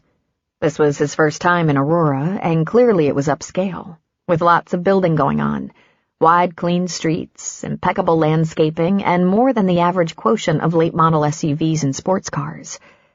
Becky, Tom had told him, worked for a plastic surgeon in Aurora. Aurora was not a cheap place to live. He knocked on the door, and she answered. Hi, Becky. I'm Cal Jones. Thanks for coming, she said, opening the door for him. His first impression was attractive. The first thing he noticed was boobs. Yes, they were larger than average, yet not obnoxiously so. Her crisp white blouse was open just enough to showcase her cleavage, and those tatas were standing proud. Through the fabric of the blouse he could discern bra straps about the width of string. The bra was not capable of holding her up, meaning, after 4 children, those 36-year-old breasts had been enhanced. Becky was casually dressed in denim capris and wedge-heeled sandals. Her red hair was pulled back in a demure clip, and she wasn't wearing a lot of makeup. She walked ahead of him to a sunny dining room. I made coffee and lemonade, she said. A cup of coffee would be nice, he said. Black. She preferred lemonade, and he waited for her to get settled. He had his laptop with him, but he pulled out a simple tablet from his canvas bag. He told her a little about himself, that he'd been practicing law for 10 years, but the last year he'd been on leave, traveling, just kicking around. Then, mainly to see how she'd respond, he said, I lost my wife to a long illness and needed time to adjust. She ran her thumb and forefinger up and down the icy glass of lemonade. Her nails were perfect. Her eyes were large and luminous. I'm so sorry. She must have been very young. My age. So I don't have an office, and I haven't had a firm in a year, but I'm licensed in Colorado. Bless your heart, she said, her eyes so soft and warm. I can't imagine how difficult that must be. You must miss her so much. So, once you decide you want me to represent you, you can notify the DA's office, and I can pick up a copy of the police report. But first, maybe you should tell me what your expectations are. I don't know what you mean, she said, tucking a leg under herself, leaning an elbow on the table. What do you think I can do for you, Becky? Hopefully you'll keep me from going to jail, she said. It's such a terrible, unfortunate misunderstanding. Shouldn't you be expecting a fine? Maybe a fine and community service? It's not typical for a jail sentence for soliciting. I don't dare take any chances and go without a lawyer, she said. The last time the judge said if it happened again, he'd give me 90 days. That was a misunderstanding, but I never had a chance to explain. I'll lose my job and everything. Everything? Well, my income, my benefits, and people will know. The people at work, the family, probably the whole neighborhood. The kids. Your arrest is a matter of public record, he informed her. But why would anyone look? She asked. She teared up, her blue eyes getting a little glassy. A blue-eyed redhead? Well, they weren't really blue. It was probably contacts. And was the red hair real? None of the 4 kids had red hair. She smoothed her hair over one ear and looked at him with those big blue eyes, and she slowly lowered her lids. A hand went gently to her throat. I was so careful. Careful? I'm not a prostitute. I'm more of an escort. There are a few men who come to town regularly, and we go out. That's all. Sometimes they're a little lonely and need someone to talk to. It's like performing a service, you know? Becky, you don't have to convince me of anything. Just tell me the facts, because I'm going to find out the reason you were arrested. And it wasn't for going out on a date or performing a service. How long have you been in this business? The escort business? She asked. Precisely, he said, encouraging her. Her graceful hands moved around as she talked, stroking the glass, touching a button, smoothing her napkin. Her tongue touched her lips and she blinked sometimes, but her mascara didn't run. Business, yes. A friend I once worked with invited me to dinner with a couple of gentlemen from out of town. She was an escort. She said we'd be paid by the hour just to have dinner with these men, and it was a lot of money. I can't remember how much, but I think $50 an hour or something. And when dinner was over, I just went home. I did that a few times. Then a couple of the gentlemen I'd been out with called me and asked me for a date, and I said yes, and they paid me, as if it was a paid date, just like before. I was thinking it was just an ordinary date. Meet at the restaurant, have dinner, go home. I didn't do any more than that for a long, long time. After a year or so, with a gentleman I happened to be quite fond of, it went further. But the money was the same, so, you see, I wasn't selling my body. I was selling my time. I was a paid escort who made an adult decision to be more intimate with a client. Consenting adults. I understand completely, Cal said. And you should know, the judge isn't going to buy that. Very narrow-minded of him, don't you think? She asked. She's throwing off pheromones like crazy, Cal thought. And while she started out as pretty, she was growing beautiful, sexy. She was very good at this. The way she talked, moved her hands, adjusted herself in the chair, her soft voice. What was different about this last time? He asked. I'll tell you what, I was tricked, that's what. Something I hardly ever do because I just don't have the time. I was going to meet a girlfriend for a drink. There were no gentlemen involved. I wasn't meeting a man. While I was waiting in the bar, a man took the stool 2 down, and after he got his drink, he started to talk to me. He was very nice, very friendly, and he asked me if I wanted to go on a date. And I said, what kind of date? Because I was waiting for a friend. And he said, how about a short date to my room? And I laughed at him and said that didn't sound like a date. Dinner in a nice restaurant sounded more like a date, but unfortunately I was busy. And he said, well, if you changed your mind, what would something like that cost? He was harassing me, annoying me, like I'd ever go anywhere with someone that pushy. And I told him I didn't have the first idea because I wasn't about to go on a date to his hotel room. And he pushed and said, but if you did, what would it cost? And I said, a lot, hundreds and hundreds of dollars. And he arrested me. Did he give you money? No, he just talked about it. And did you go to his room? She shook her head. No, he was leading me out of the hotel bar when my friend was walking in. He put me in handcuffs, and my friend said, what the hell is this? And the man pulled out his badge to show her, and she asked him if he was crazy. And this friend, also an escort? As it happens, she's a yoga instructor. I called her as soon as I got home to tell her it was a terrible misunderstanding. but I think she wonders about me now. This is awful. Did he show you money? Cal asked. No, she said. Listen to me carefully, Becky. If that police officer was wired, will the recording be exactly as you say? Or will it sound more like you were setting a price and telling him the rules for the game? It will sound exactly as I told you.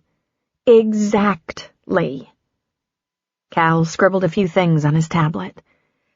Well, the next thing to do is get a copy of the police report, the arrest report, and plan a defense in time for your court date. It's in a week, she said. What happened the last 2 times you were arrested? Does that matter? Just to me. The fact that you were arrested could come up, but the details won't affect the outcome of this situation. Well, a gentleman I was having dinner with told a maitre d' that I was a hooker, and he called a cop. Apparently, he was irked at the escort price when he wasn't getting sex and didn't want to pay it. So see, I was in trouble for not being a hooker. That was the first time. The second time, it was a female police officer undercover, and she was asking me how I managed to get into my escort business because she wanted to get into the business. So, just for fun, I demonstrated how easy it was to attract a man in a bar and interest him in an escort. It was very confusing because I wasn't going to do anything then either. But the man was her partner, and they both took me to jail. I paid a fine because it was less than it would cost to hire a lawyer. But I'm telling you, I'm not doing anything to break the law. What you're not doing happens to be against the law. Working as an escort who occasionally supplies sex is illegal, whether the price is affected or not. And something tells me you already know that. But we might get lucky this time. I'll have to see the arrest documents before I'll know for sure.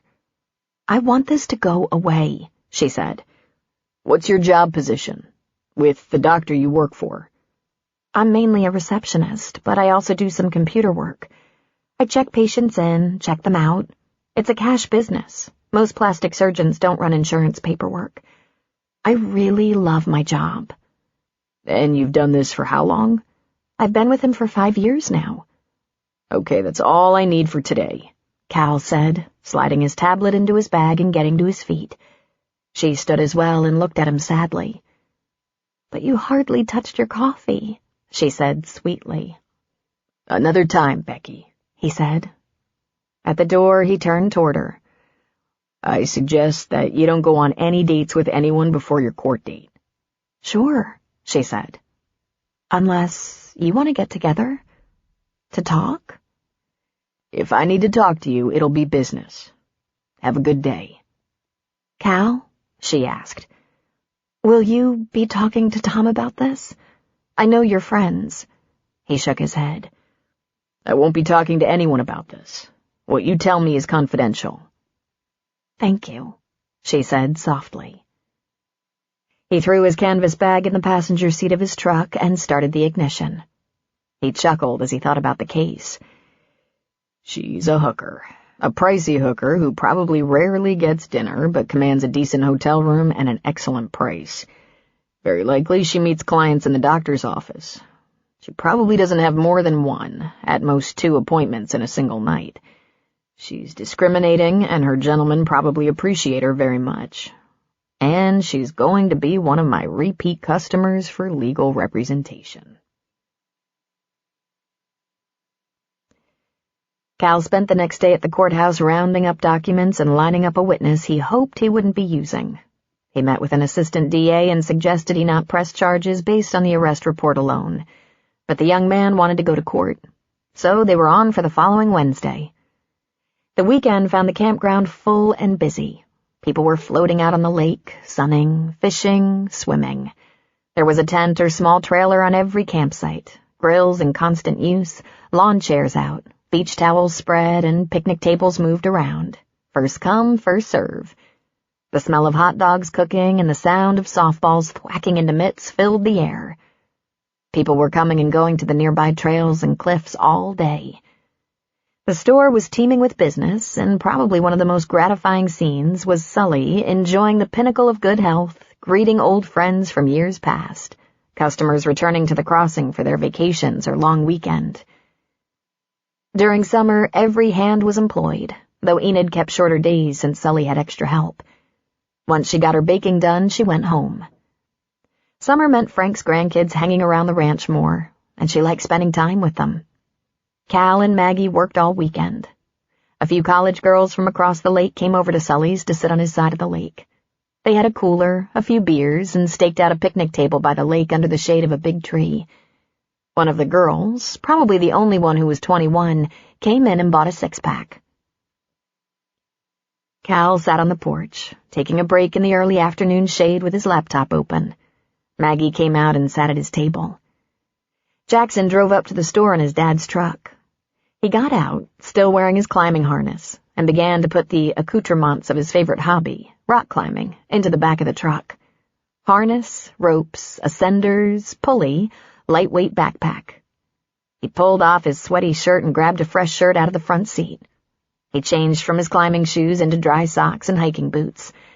He tossed the clean shirt over his shoulder and headed for the store, obviously planning to do a little wash-up in the bathroom before putting on his clean shirt.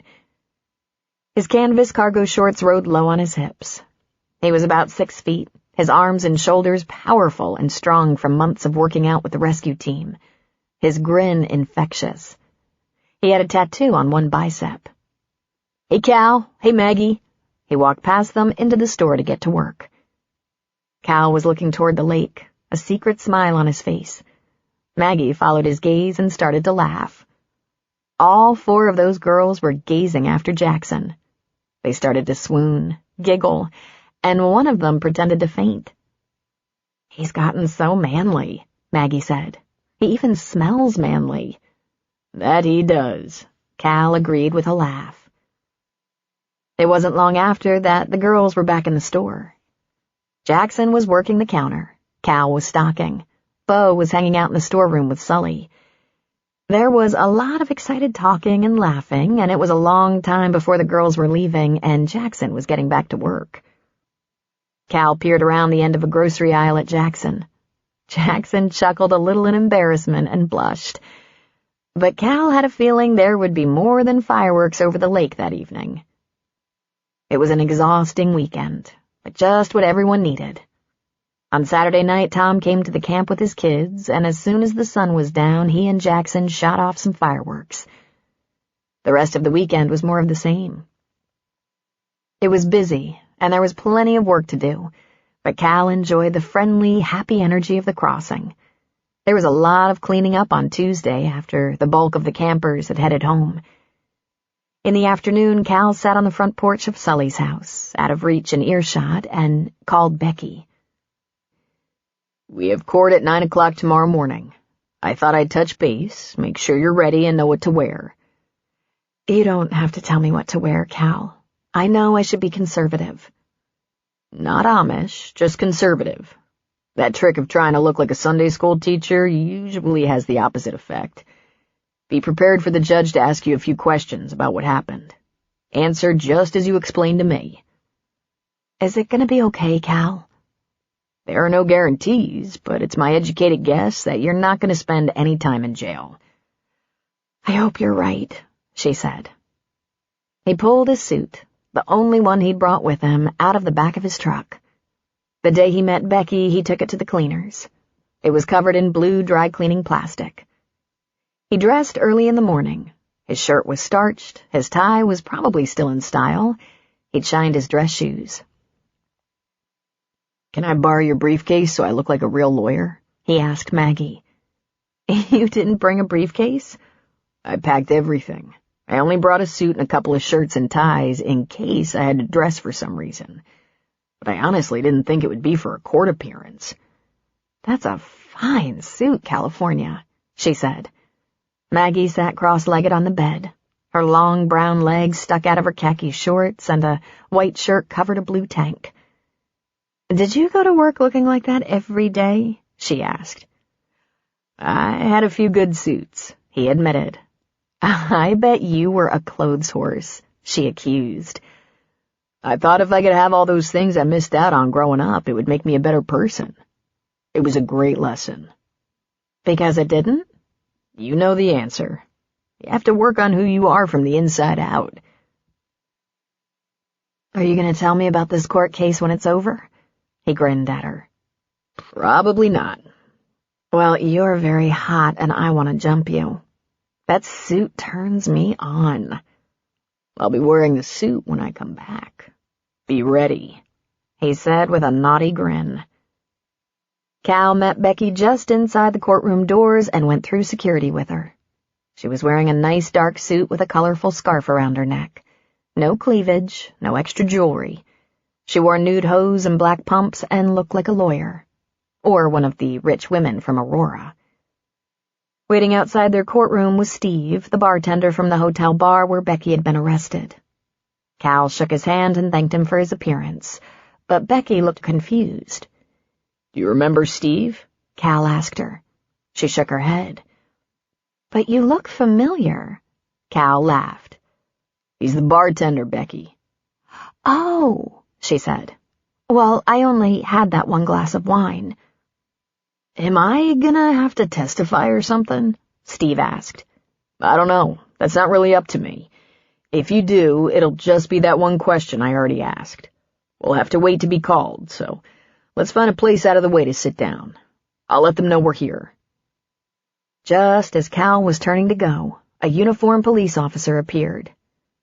Now him I remember, Becky whispered. Best if we don't talk to him now, Cal said. Just go sit over there. It was over an hour before it was their turn to appear.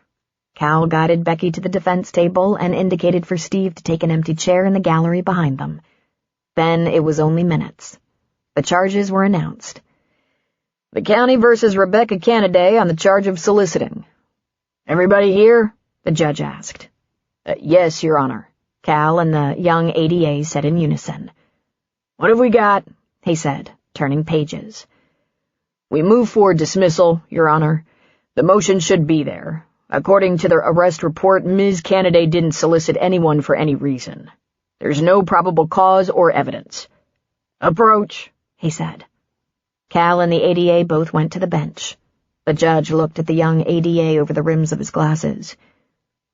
You read this police report, Mr. Lockhart? Yes, sir. The police officers signed the report and will testify that they had an agreement on sex for money. The judge raised an eyebrow. The same police officer who wrote the report and failed to mention taking the defendant to a hotel room or giving her money? That police officer?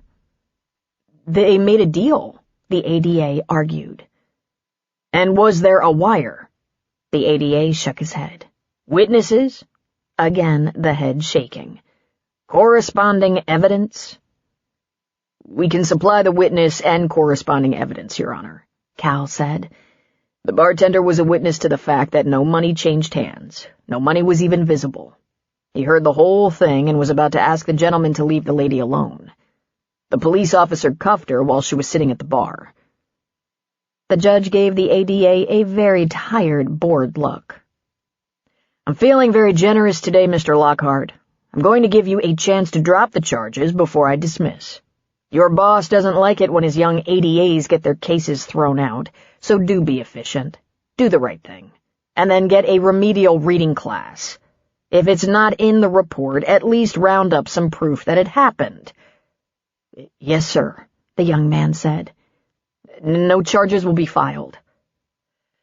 I'd prefer a dismissal, Your Honor, Cal said. I don't want this charge visited on Ms. Cannaday again. She doesn't need the aggravation. Consider it dead, Mr. Jones, the ADA said. We're done with this. Then an apology. Come on, the ADA said. Frankly, I think you should apologize, the judge said. Or we can go through the motions, swear the bartender, and listen to his testimony. But, all right. Sorry for the inconvenience. In writing, Cal said. The ADA sighed. Yes, of course. The judge gave his gavel a rap. We're done here. Next case.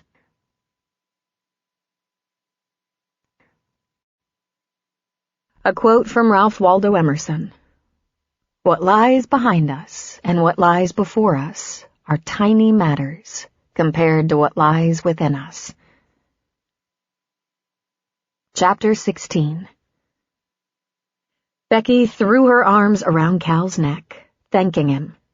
The ADA promised there would be nothing on her record, and when Cal left her, the bartender was chatting her up. Cal suspected he hoped for either an assignation or perhaps a business deal, though he was probably 25 to her 36. He called Tom from the parking lot. "I'd like to talk to you when you have a little time. A private conversation. I'll meet you wherever you like." "I'm headed home for a little lunch between jobs. Is Becky all right?" "She's fine, Tom. There are no charges." He heard him sigh in relief. "Thank you. Thank you so much. It wasn't too difficult. So will we be able to talk privately at your house?" "Yeah. The kids are all gone today. Noon?" Then he gave him the address in Timberlake. Cal pulled up to a good-looking, restored 3-story Victorian.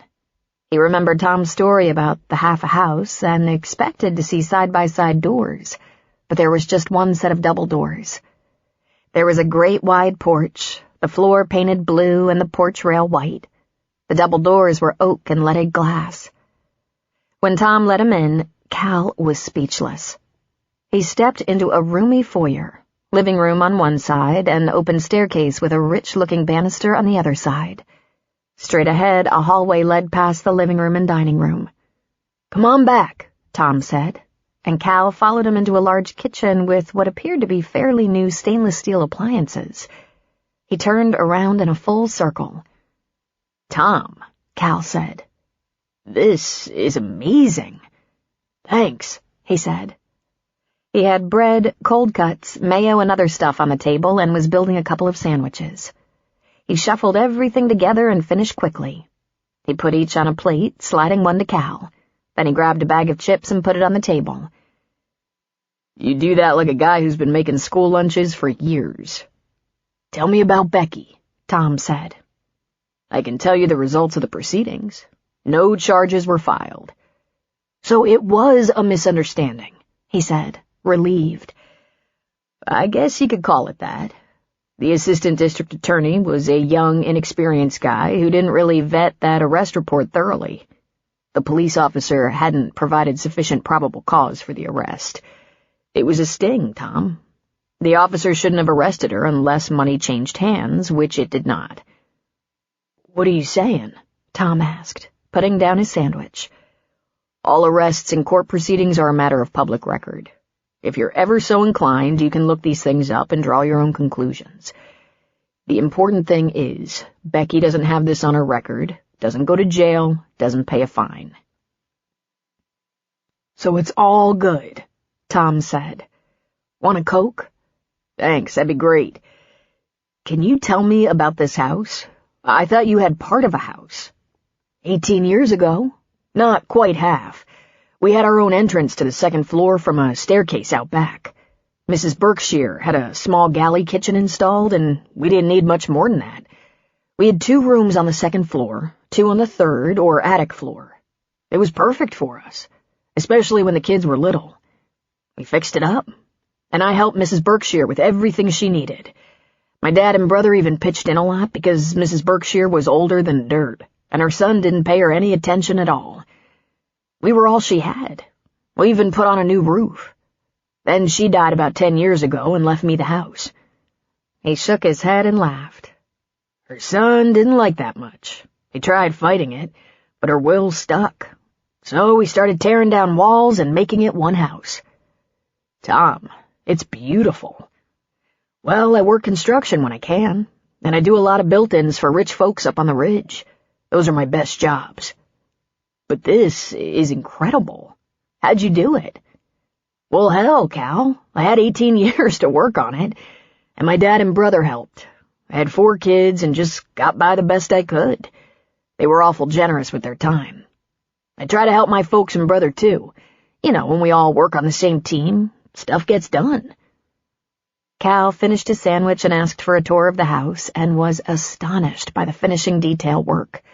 Not to mention the fact that a man and 4 kids lived in the house and it was spotless. "I run a tight ship," Tom said. "I have to. I think you're amazing." Cal, what's going on with my wife? Tom asked. Cal put his hands in his pockets and looked squarely at Tom. I'm not at liberty to share our professional conversation, Tom. That's the law. I could lose my license over it. But I can tell you a couple of things you already know. The most important being, she's not your wife anymore, Tom. And you told me yourself, this isn't the first time. That's just fact. She said it was always a misunderstanding. Cal just looked at Tom, great sympathy in his heart for the man. I've been kidding myself, haven't I? Cal didn't respond because he couldn't. Becky is one of the sweetest, most considerate women I've ever known, Tom said. She's so loving and kind. She really cares about her kids, and the kids love her. She's their mother, Cal said. While not all mothers are so wonderful, I'm glad to know she's a loving mother. But, Tom, you're going to have to figure this out for yourself. I wish I could somehow make this easier for you, but the truth is there's nothing more I can tell you. I'm just glad we managed to work out this court case so neatly. You're going to have to take it from here. I'll pay you somehow. He laughed uncomfortably. I don't even know what a lawyer gets for a case like this. Cal put a hand on Tom's shoulder. Don't worry about that, buddy. We're friends. We help each other when we can, right? Right. Well, he said, rubbing a hand around the back of his neck. Thanks for everything. I really appreciate it. July ended toasty and warm. The lake was refreshing and the landscape was lush. The garden was plentiful, and since his schedule wasn't demanding most days, Cal was out on the trails several times a week for a few hours. He came across the search and rescue team running exercises along the mountain face, climbing a steep rock and rappelling down. He watched Jackson training with him for a while, wearing his rock climbing rigging proudly. Cal thought he might have to try that one day soon. Then he looked straight up to the top of that mountain and almost swooned. He decided he could probably find better things to do with his time. Some of the trails that wound around the steep side of the mountain were challenging enough. Maggie, however, was like a goat. She went along with him sometimes. She was sure-footed and lithe.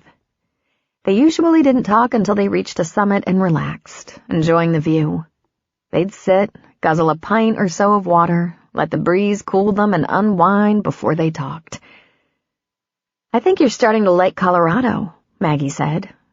Colorado has a lot to offer, he said, putting his arm around her. What are the chances you'll stick around? I haven't made any plans to leave yet, Maggie. You getting tired of me? She laughed. Do I act like I'm getting tired of you? You're almost like one of the family. If you leave now, it might upset Sully more than me. I hope that's not true. I haven't spent much time with Phoebe and don't know Walter yet. I don't want to scare you off, she said. I've been wondering, how did it feel, doing a little lawyer work? Very familiar, he said with a laugh. It wouldn't be a big deal to rent space, take a few clients here and there. I don't want to make any fast moves, he added. I know you're in flux, that you left Michigan in a state of grief, and by the time you got here, you weren't sure what kind of life you wanted. Are you getting any closer to knowing? Like where you want to be, how you want to live, work, any of that? I kind of like the life I have right now. It's satisfying. What about lawyering? Turns out there's a use for me in that regard as well, he said. I worked a little bit. But were you paid? I'll be paid one way or another, Cal said. But then it turns out I don't need much money, living off my girl like I am. I'm your girl, am I? I'd say we're pretty attached, wouldn't you say? What I want to know, Cal, is will you ever be able to talk about the future? Because I might want to. Talk about the future. And I'd love to hear what you have to say about it. From what I've heard so far, you and I are in the same bucket here, trying to figure out what to do next. Well, for starters, I want to stay here. I'm planning to raise a family here. Ah, he said. Are congratulations in order? I'd like to tell you something very personal. Sully doesn't know. No one around here does, and only a couple of people in my other world. Can you keep a confidence? You know I can. I do know you can. A little too well for my tastes. I'd love to know about your court case, and yes, I know you weren't teasing me. It was really court. You were dressed way too pretty for just giving legal advice or helping someone understand statutes. Could have been a meeting with an IRS auditor, he suggested. It's smart to dress up for those guys, too. Never mind, she scoffed. She took a breath. Here goes. I think I loved Andrew. I was seeing him for a couple of years. I was prepared to marry him. We lived in different towns, but the distance was commutable if our situation changed, like if we wanted to live together. Then it did change. I got pregnant. And, she said, taking a breath, he was very clear. He didn't want to have a child. He's 40 and is the single father of an 8-year-old daughter. He had a pretty unhappy marriage, an ugly divorce, and he wasn't inclined to be the happy daddy. The fact that I was excited about it didn't seem to change things. But I guess all that's kind of irrelevant. I miscarried. He pulled her a little closer. I'm sorry, Maggie. Thank you. Was that the cause of the breakup? The pregnancy? Not completely. Even through our disagreement, and it was pretty fierce, I stuck. He wanted me to abort. I refused. We fought. Then I lost the baby, and he was very sensitive and supportive, kind. But I couldn't get beyond it. My heart was so broken. I was so grief-stricken, it surprised even me. I cried all the time. I was a total basket case, but there was so much going on. My ex-partners being indicted, my lawsuit, the threat of bankruptcy. No one noticed there was one more disappointment in my life. Except Andrew. He noticed. He said he couldn't take it anymore. He told me to get myself together, to get professional help if necessary. Cal grimaced. That was decent of him. He did me a favor. I can see that now. I can't be with a man like that, with or without a child. I bet he's kicking himself now. He's too late. He's back, Cal asked, begging for another chance. Seriously, he's much too late. How about me? He asked. Are you sure I'm the right kind of man? Dead wife, crazy family, living in the rumpus room, practicing law for free. Is that what your life is always going to look like? She asked. What if it does? What do you want your life to look like? I don't have all the details worked out yet, she said, but I'm getting closer.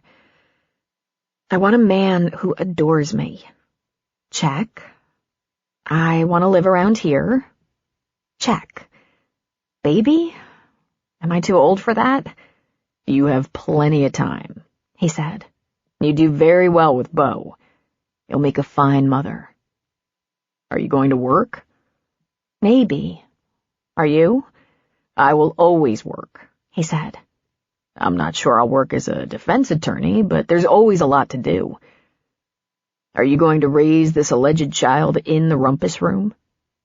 I said I haven't worked out all the details yet. Probably not, but I haven't come up with a good alternative. Do you want to grow old with me in the rumpus room?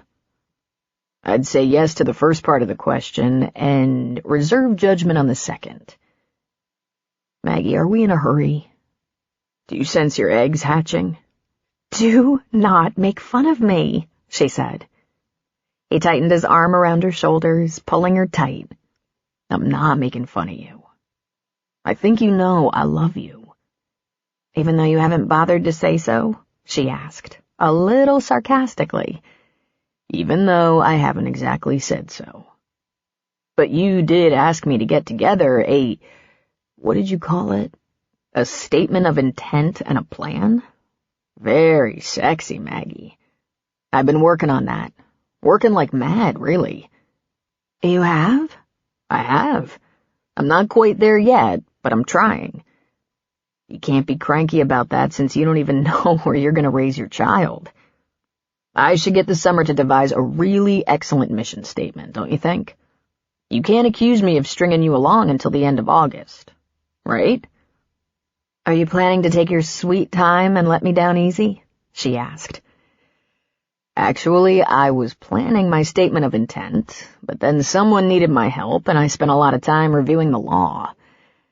But more important, Maggie, he stroked her upper arm, I'm not taking any chances falling for you. But you're risking plenty getting involved with me. Just the gene pool alone should give you second thoughts.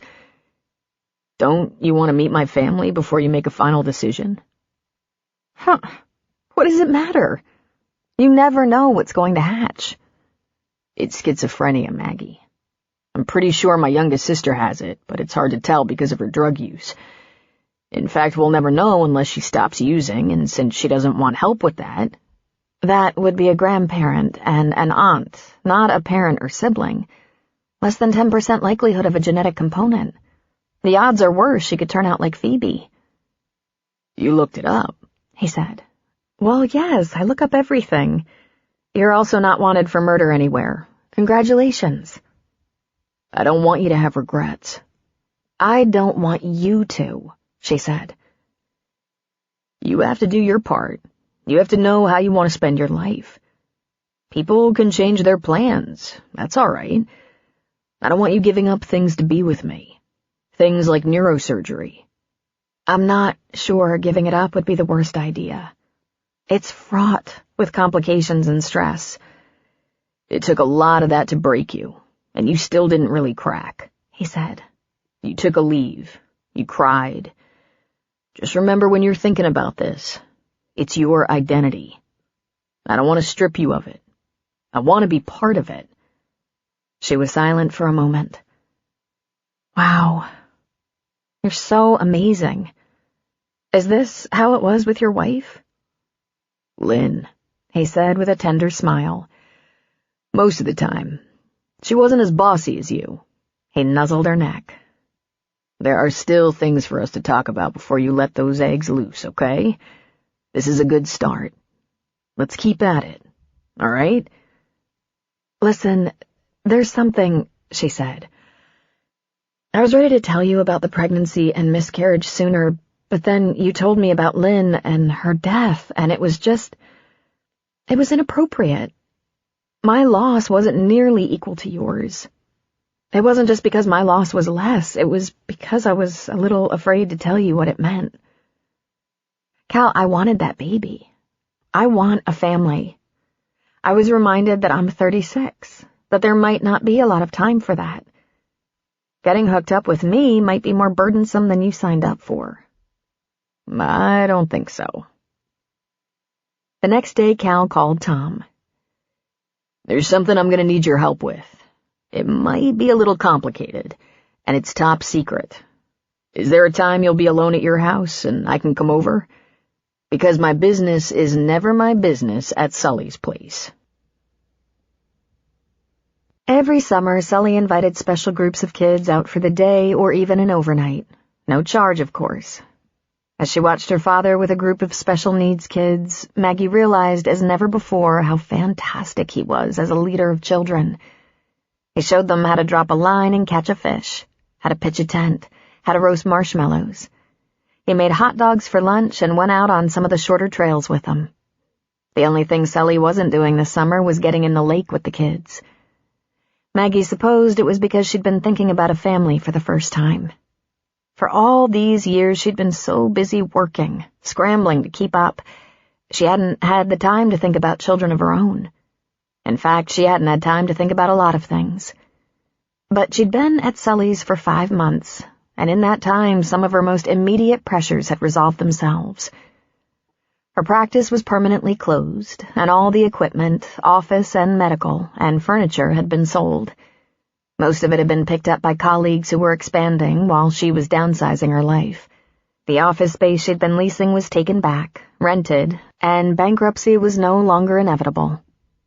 Her partners had been indicted, but they didn't go to trial. One gave up his license in a plea deal, and the other was reprimanded and fined, and he moved to Florida. If there were civil suits lurking out there, no one seemed to know about them. And she'd been invited by more than one of her colleagues to join their practices. John Halloran, a noted neurological surgeon from University Medical Center, advised her to keep a hand in. "Don't stay out of the operating room too long, Maggie," he said. "At least assist a few cases a month, so when you do decide what you're going to do next, your decision won't be forced by lack of practical application. Operate, Maggie. It's what you were trained to do." It was good advice. She decided she'd drive into Denver a couple of times in August, scrub in with a colleague who could use a hand. While she was there, she planned to see friends, so she took Cal with her once. It wasn't at all surprising that her friends fell in love with him, even if he was a little hard to understand. She introduced him as a homeless criminal defense attorney who had a big crush on her. He explained himself as someone recently escaped from the rat race, simplifying his life. Maggie's Type A friends had trouble understanding that. Maggie's friends from the hospital, having had the motherlode of medical experiences, were fascinated by criminal law and plagued him with questions about his work, his clients, his experiences. They wanted to know if he'd ever defended murderers, and he was quick to point out he had defended people accused of capital crimes. Had his life ever been threatened? Had mafia bosses tried to control him, or had he ever been afraid for his life, being involved with scary people? And the one that interested Maggie the most? Will you die of boredom being a maintenance man at a campground? "I'm not bored yet," was all he said. He only went to Denver the one time. He didn't want to leave Sully short-handed while Maggie was away in Denver for a night or two. Besides, there were other things going on over summer in addition to fishing, roasting marshmallows, and cleaning the public bathroom and showers. There were wildfires. One had been contained recently after raging for 2 weeks northeast of Colorado Springs. Another took out hundreds of acres near Salida, and the smoke drifted over the crossing. Even though they were in no immediate danger, Cal wanted to be nearby in case Sully had to evacuate the camp and himself. Maggie adored him for his care for Sully and others. The summer routine was relaxed and low pressure, but Maggie noticed that Cal had become mysteriously morose and quiet. He went off by himself several times. She spotted him standing at the edge of the lake a few times, tossing pebbles into the water. She tried asking him what was bothering him, and he brushed her off, saying he was just thinking. Frankly, Maggie was getting a little scared. Had he been thinking about his mission statement and come to the conclusion that it was time to move on? She decided the best approach was to demonstrate that she was mature and rational, but, unable to help herself, she pitched a fit. "What the hell is up with you? Why are you depressed? Why aren't you talking to me? When did we become strangers? How do we go on from here if you can't talk about whatever is on your mind that makes you go silent? How am I supposed to take it? Are you ready to dump me? Is that it?" Cal took a deep breath. "I have to go to Iowa for a few days. My sister's in the hospital, and my father has gone off the rails. I'd like to ignore the situation, but I can't. And I think you should come with me. In fact, I insist, unless there's some reason you can't leave here. Maggie, you have to know where I come from, so you can decide just how involved you want to be." A quote from Horace Mann. "If any man seeks for greatness, let him forget greatness and ask for truth, and he will find both."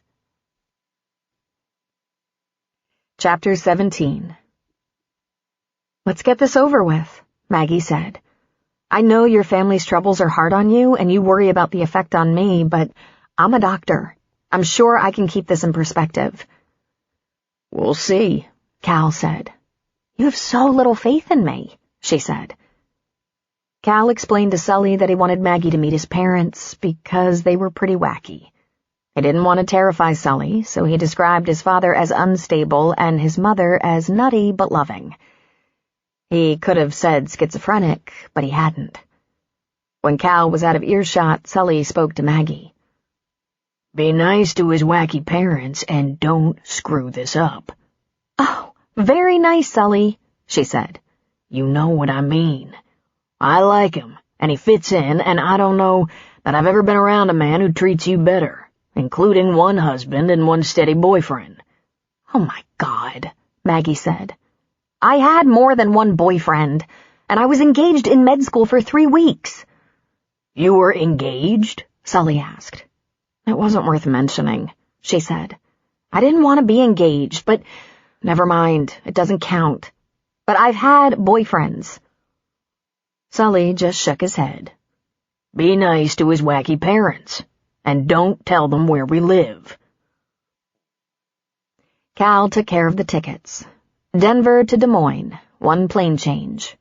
Maggie packed, and as she did so, she was confident she could handle meeting Cal's parents, even if they were in crisis. She'd been around plenty of mostly functional people with mental disabilities. It was standard fare in emergency rooms.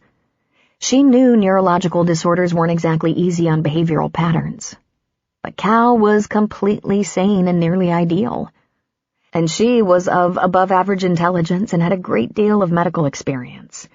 She could help him and put his mind at ease. We all have our issues, she reminded herself. Pratt, Iowa, a tiny farming community between Des Moines and Iowa City, had a small population, just a couple hundred. The drive from Des Moines with all the crops in lush maturity was lovely.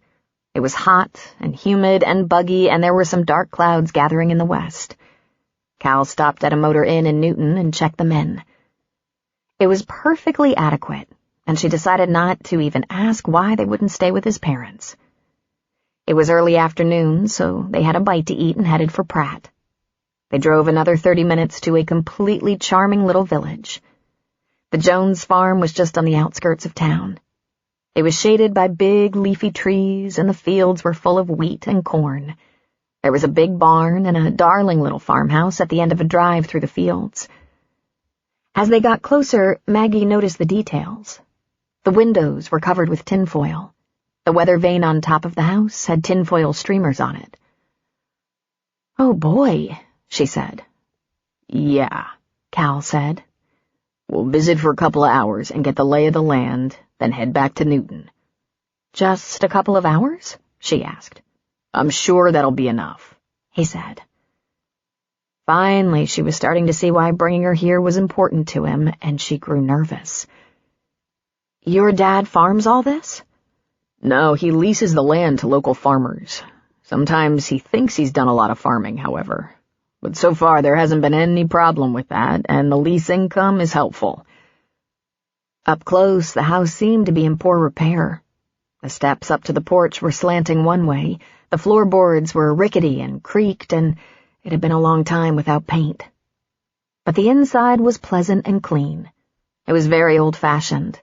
Overstuffed furniture with doilies, mission-style dining chairs around the table, appliances that had seen better days. There was a TV tray in front of a chair that still bore the imprint of its frequent occupant, and on the tray a pile of spiral notebooks. Cal's mother, Marissa, turned from the kitchen sink, saw them, and immediately looked worried. "Cal, I didn't know you were bringing anyone," she said, her voice very soft. Her gray hair was very long, tied in a band and trailing down her back. Her expression was pained, but her complexion was the picture of health. She seemed to be in good physical shape, not too thin, not too heavy. She wore a long flower-print skirt, brown leather lace-up boots, and a shirt over a tank top. Her breasts were small, but she was braless, and they swayed. When she smiled at Cal, her eyes glittered sweetly. But Marissa twisted her hands. "Mom, this is Maggie, my girlfriend." "Oh, hello. I'm sorry my husband isn't here." "Where is he, Mom?" "He's in the barn." She looked at Maggie. "I'm sorry, it's such a bad time." Maggie murmured a greeting. "Why is it a bad time, Mom?" Cal asked. I told you, she whispered. On the phone, I told you. It's been fine till Sierra went to the hospital. I don't know what she was thinking, bringing all that attention. What attention? Cal asked. Marissa's pretty face became pinched. She spoke so softly Maggie could barely hear her. She sent people here, county people, to look at us, at your father. He's been hiding in the barn since they were here. For 2 weeks? Cal asked, sounding appalled. He started to come to the house after dark. He's afraid of them. Cal looked at Maggie. It was probably social services. He's afraid of being taken to the hospital. He's afraid of their drugs and tests and electric shock. Then to his mother he said, Make him something to eat. I'm going to get him now. He won't come. Make him something to eat, Cal said. Maggie, will you be all right here? Certainly, she said. I'll help your mother in the kitchen. The barn wouldn't keep out the cold in winter. It was that rickety. It hadn't been used to house animals in a good 20 years. Sunlight shone through the spaces between the boards. Cal's father had latched the big double doors, but as Cal remembered from long-ago visits, all you had to do was lift the door on the right and the latch fell away, allowing him to walk inside.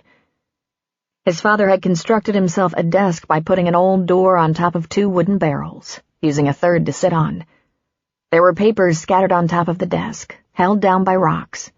An empty bean can held pens and pencils. A couple of large sheets of paper were rolled up, butcher's paper. There was a grocery store bag sitting beside the desk, filled with balls of string. On the other side, an identical brown bag filled with balls of tinfoil. Cal hated the tinfoil periods. His father hadn't suffered continuous bouts of paranoia, but when upsetting things happened in his world, he started covering things in foil to keep the radio waves from penetrating. But Cal loved the old barn. He and his brother and sisters had spent many happy hours playing here. All sorts of games, hide and seek, pretend, you name it. They'd swung on a rope from the loft, a pastime his grandmother said took years off her life, and his grandfather said generations of farm kids had survived. Dad? It's me, Cal. Can you come out, please? No answer. Come on, Dad. I don't want to have to search the barn for you. You don't sound like Cal, his father said from a distance away. Well, it's me. I came to see you. Looks like the house needs a little work. Painting and stuff. I thought I might do some of that while I'm here. Mom is making you something to eat. Come on out. There was some rustling around in the hayloft. This didn't surprise Cal. His father was as far away from the door as he could get. Jed peeked over the edge of the loft, a tinfoil cap on his head. Someday Cal was going to find out why so many schizophrenics during periods of paranoia adopted the same self-protective traits. Tinfoil? Hadn't their fears evolved beyond the point they believed the superpowers couldn't read their minds through household foil? It was almost as though there was collective thinking among this entire subculture. Come on down, Dad. I'll stay with you. Let's go see what Mom has to eat. I shouldn't go outside, he said. They're probably still around. The people from the county? Nah, they've been gone for a couple of weeks now. Mom told me they were here and asked me to come to be sure you're safe. She did? Didn't she tell you? I bet she told you and you just forgot. They took Sierra, you know. Took her away. I'm gonna look into that, Cal said. But his mother had told him the truth. Sierra had checked herself into a hospital. But first, let's get you something to eat. And while you're eating, we can talk about fixing up the house. It needs some paint, that's for sure. Jed Jones sighed heavily. This could be a mistake. Nah, I checked around. We're good. You're safe in the house. He slowly descended the ladder from the loft. He was as skinny as Frank Masterson. His dad had always been so thin, losing interest in food sometimes. When he stepped down, Cal hugged him. Feeling a little stressed, are ya? What do you expect, with all the pressure? Jed replied. I guess it's reasonable.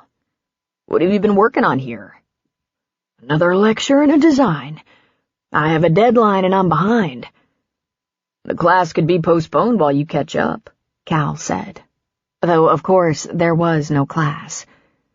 It's not a class, Jed snapped. It's a briefing, for God's sake. It's important. Cal thought if he unrolled those large papers, he might see some amazing drawings, machines or solar systems or even spaceships, and they would look fabulously complex and perfect, and completely useless. He grew up being told Jed held several PhDs in law, engineering, psychology, chemistry, etc. In point of fact, he wasn't entirely sure of Jed's level of education. He eventually came to find out that when Jed's schizophrenia began to take hold, when he was a young man studying pre-law in college, his family rejected him, left him to his young wife to deal with. For that reason, Marissa had never taken him back to his relatives in Pittsburgh, and none of the kids had ever met that side of the family. Marissa's parents did what they could to help, however. I stand corrected, Cal said. But you know, when you're under pressure, you don't think as clearly. You probably need sleep. I know you need a shower and food. I need to be left alone. Why doesn't anyone leave us alone? We never broke the rules. Cal wondered, as he often had, what things must be like in Jed's world. He kept his arm around his father, leading him to the house. He was a little embarrassed that Jed had his foil cap on, and wished he could bring Maggie a father more like Sully. A healthy, wise-ass, happy, cognitive person. Although he wanted to yank the foil cap off his head, he stubbornly didn't. Maggie should know how it is around here, he thought. They walked in the door, and there was a sandwich and glass of lemonade on the table. Jed jumped when he saw Maggie. It's okay, Dad. This is Maggie, my girlfriend. She's visiting with me. I'm pleased to meet you, Mr. Jones, she said. It's Dr. Jones, he said, correcting her. You shouldn't be here. It's not safe. It's all right now, Dad. I told you. I checked around. No one's here but Mom, and now us. I'll be careful, Dr. Jones, Maggie said. Mollified, Jed sat down at the table and applied himself to the sandwich. Maggie washed her hands at the sink. Marissa, she said, you're a little low on supplies. Would you like me to take you to the grocery store now that Cal is here with his dad? Oh, thank you, but no. I'll go when the check comes. We get by eating out of the garden till the check comes. Then Jed's fine at the farm while I go. It's just a few more days. Tell you what, let's go now. Cal will cover the cost. It'll make him feel useful. That would be all right, wouldn't it, Cal? Maggie asked. I could take your mom to the grocery store now while you spend a little time with your dad? You sure you want to do that? There's a grocery store in Pratt, isn't there? She asked Marissa. You don't want to go to that one, she said. The prices are terrible there. That's okay this one time, Marissa. So, should we go while Cal visits with his dad? Are you sure? Marissa asked a little nervously. We're sure, Mom, Cal said. Go get some groceries. So their visit began. Maggie and Marissa went to the small grocery, where Marissa was greeted familiarly and kindly by a few people. They asked after Dr. Jones, and she replied that he was fine and staying busy. When they got home with a few bags of groceries, they found Jed had washed and was sitting in his chair, writing in one of his notebooks, rocking sometimes, muttering as he wrote. Maggie assured Cal that the trip to the store had gone well and asked him how things were at home. As normal as they ever get. We can leave now. Cal helped put the groceries away, hugged his mother, and promised to be back the next day. The next morning, after breakfast, they stopped at a store to buy paint and supplies and returned to the farm. Cal talked Jed into helping him sand and paint the porch and the front of the house, while Maggie spent most of her day with Marissa, getting to know her and seeing the garden, which was only a small patch, but impressive.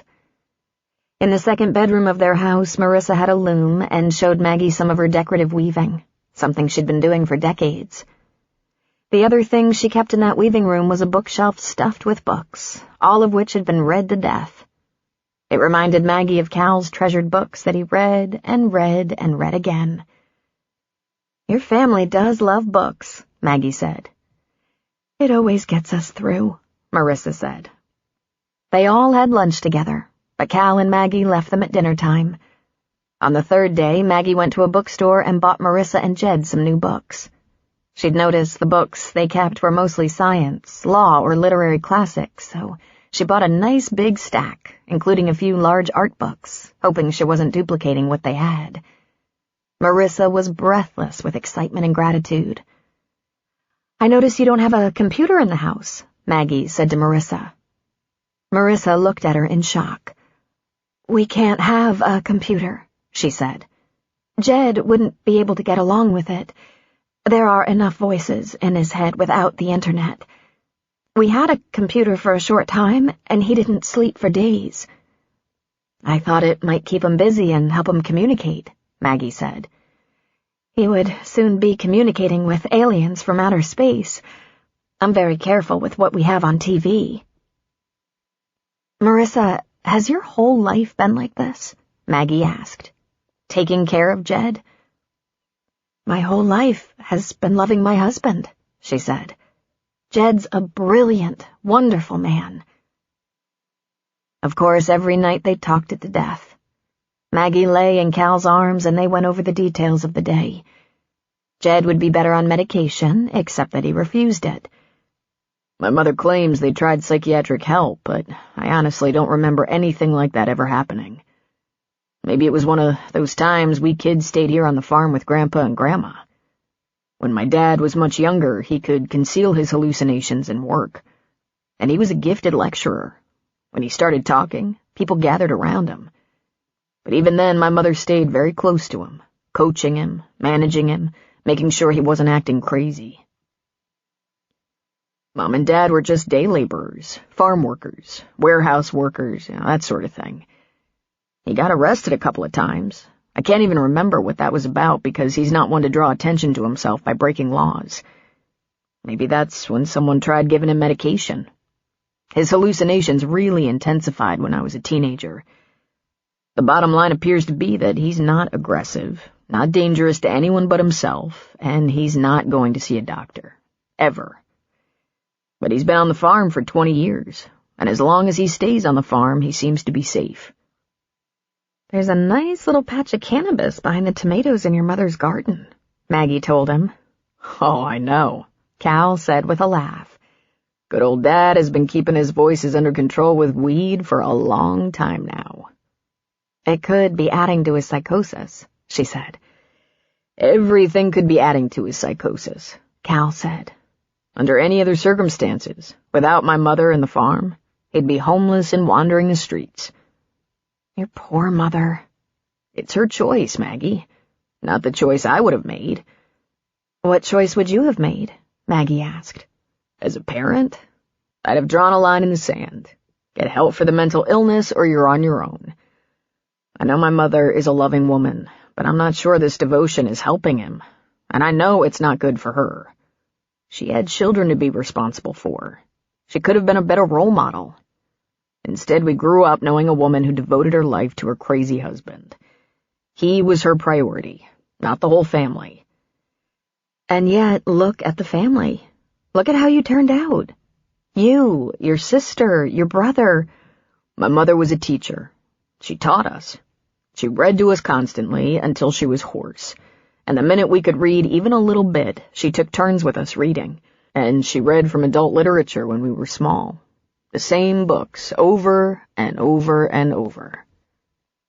"Something about that worked. You're all so brilliant." "But Sierra..." "Are you going to find out what's happening with her?" "I have the name of the hospital she admitted herself to. I'll get in touch. But she's an adult, If she doesn't want to talk to me or have me know about her condition, that's her prerogative. So you don't approve of the way your parents are handling their lives and your dad's illness.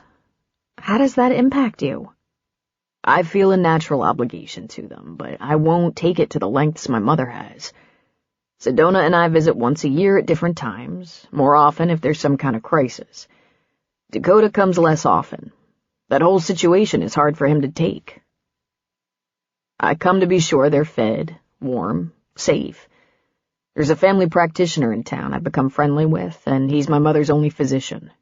She'll go to his office if she has to, but Jed won't. The doctor's willing to go to the house if Jed's sick, like with a flu or something of that nature. But Jed, who smokes pot every day, won't get a shot or take pills of any kind. Really, he should be dead by now. But while they're alive on that farm, I'll call regularly and check on them sometimes. That's all. Was your childhood horrific? She asked. I hated the way I grew up, He said. I hated the instability of it, the constant worry, the embarrassment. Some of the best times were when we went back to the farm or lived in a hippy-dippy commune-type community where everyone was a little wacky and we didn't stand out so much. I worked so damn hard to leave that lifestyle behind. You can't even imagine how hard I worked to appear normal, how driven I was to have stability and security. I worked and studied like a damn dog, achieved considerable success in the practice of law early in my career. I had the house, the car, the money in the bank, the reputation. It was like I was on a treadmill set at high speed, and to get off was to die. Then, when it hit a snag, when I lost Lynn and couldn't stop the pain, what did I do? He laughed. I went back to the gypsy roots of my childhood, living loose and lean, trying to find myself all over again. Because you learn that true happiness isn't material, she said. Everyone knows that, right? But I was pretty damn happy in my material world, being one of the most sought-after young defense attorneys in the state. I didn't need the lesson, Maggie. I knew money can't buy love. Love buys love, and hard work is admirable. But loss is inescapable. It's part of life. And one thing a bank account won't help you do is get over it faster. He took a breath. I shut off the treadmill. Are you happier now than you were a year ago? You know I am. But there's one thing that remains from my dissatisfaction of my childhood. I feel best when I'm useful and when I'm helping people. Although they don't talk about it, the same seems to be true for Sedona and Dakota. We knew from early ages that our father is mentally ill and our mother is a flaming codependent and enabler. I think we might have overcompensated. You think? Maggie asked with a laugh. A lawyer, a psychologist, a decorated war hero? I really think you had to see that, Cal said. Now, if you want to talk about the future, you can do that knowing I come from a family with some very obvious cracks in the porcelain. Cal, it'll never be like that with me, she said. I've seen 100 men like Jed, delusional and afraid. Most of the time they have nowhere to go, won't take their meds when they have them, don't have the means to get help even if it's available. If he didn't have your mother, he'd probably be homeless or dead. In fact, I'm sorry to say, I think your mother stands in the way of Jed getting help by protecting him and taking care of him as she is. I'm sure she's doing the best she can with what she has to work with. Well, you should know up front, I'll always look after them. But there will always be definite boundaries. My mother has no boundaries where my father's concerned. He has her full attention. Sedona has very smart boundaries. If there's some kind of crisis, she comes alone and never stays at the farmhouse. If they don't appear to be in crisis, she has brought her kids to visit them a few times, but the kids are well educated on the problems their grandparents live with.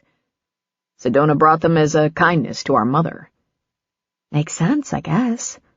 I don't think my parents have ever been on a plane, so there's no danger of them visiting. I think. You think? She asked. I always brace myself for the day he goes off on a wild hare and decides it's time to pile in that old minivan and get on the road again. God help us all, she said. What do you do in a case like that? Call the highway patrol? Hell if I know, he said. You know, you were amazing with them both. Cal, he's ill. It's not his fault. He shouldn't be punished for it. But you have to remember, it's his illness. I'm sure there have been multiple times there were options other than a reefer a day. Between your mom and dad, they've decided to deal with it this way. If there are consequences, they belong to them as well. He wouldn't be the first patient I've ever had to refuse medical treatment. She shrugged. Happens every day. The day will probably come when the thing he fears the most will become his reality. When my mother can no longer care for him, he'll be committed. It's all Sedona and I can do. We decided that a long time ago. Understandable, she said. Does it give you the cold willies? He asked her. No, she said with a smile. I don't know that your dad would be all that much better off in a group home, except that he'd be on regulated meds and get some therapy. Might have a better quality of life. Your mother definitely would have better quality of life. But as far as I could tell, you're right. They're safe and warm and have food to eat. Even their neighbors seem very understanding. They greeted Marissa in the grocery store and asked after Jed. I think they're as happy as two people with those circumstances can be, he said. Or want to be.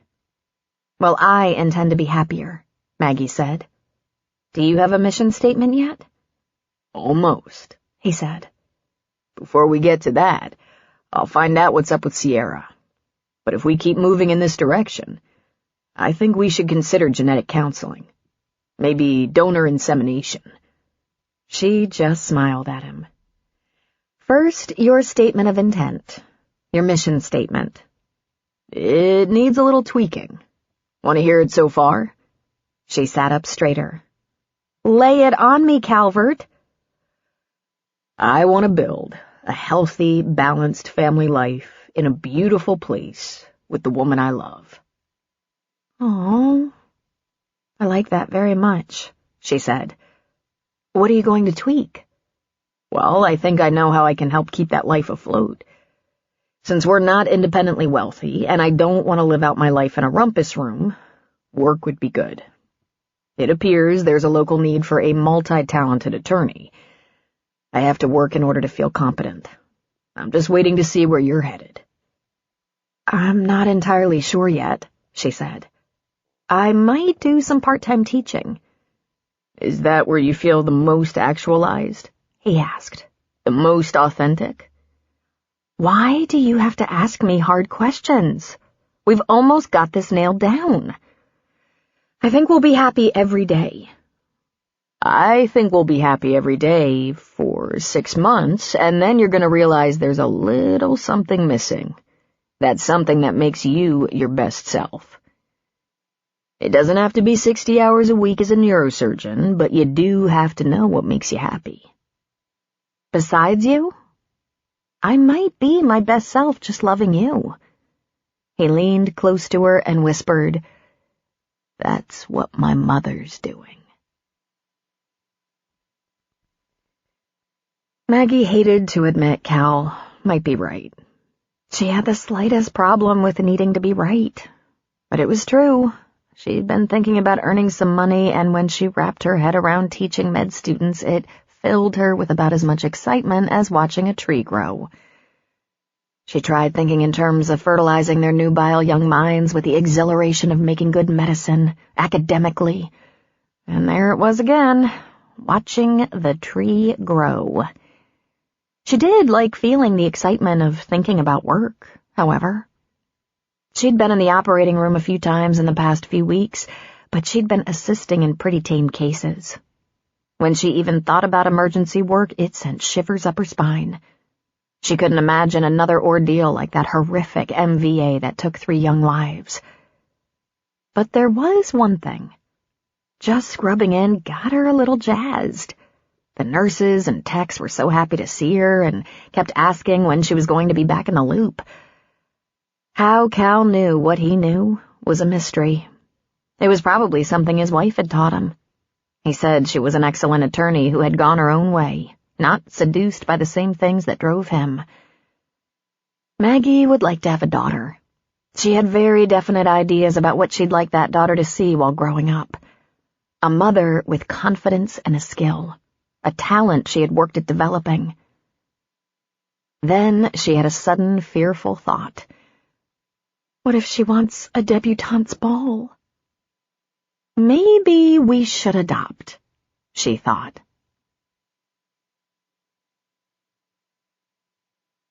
Maggie bought a copy of To Kill a Mockingbird. She wasn't sure if she'd ever actually read it before. She probably either bought the Cliff Notes or watched the movie. But in reading it, she moved into another world, the world of Atticus Finch. She saw him so clearly, dressed in a meticulous but threadbare suit, walking around his town, making time for every human being he passed, working laboriously yet never hurriedly, never impatient or judgmental. In fact, he granted the most understanding to those hardest to understand. Clearly the most admired of all men, rigid in his values yet tolerant. She saw him. She saw California Jones.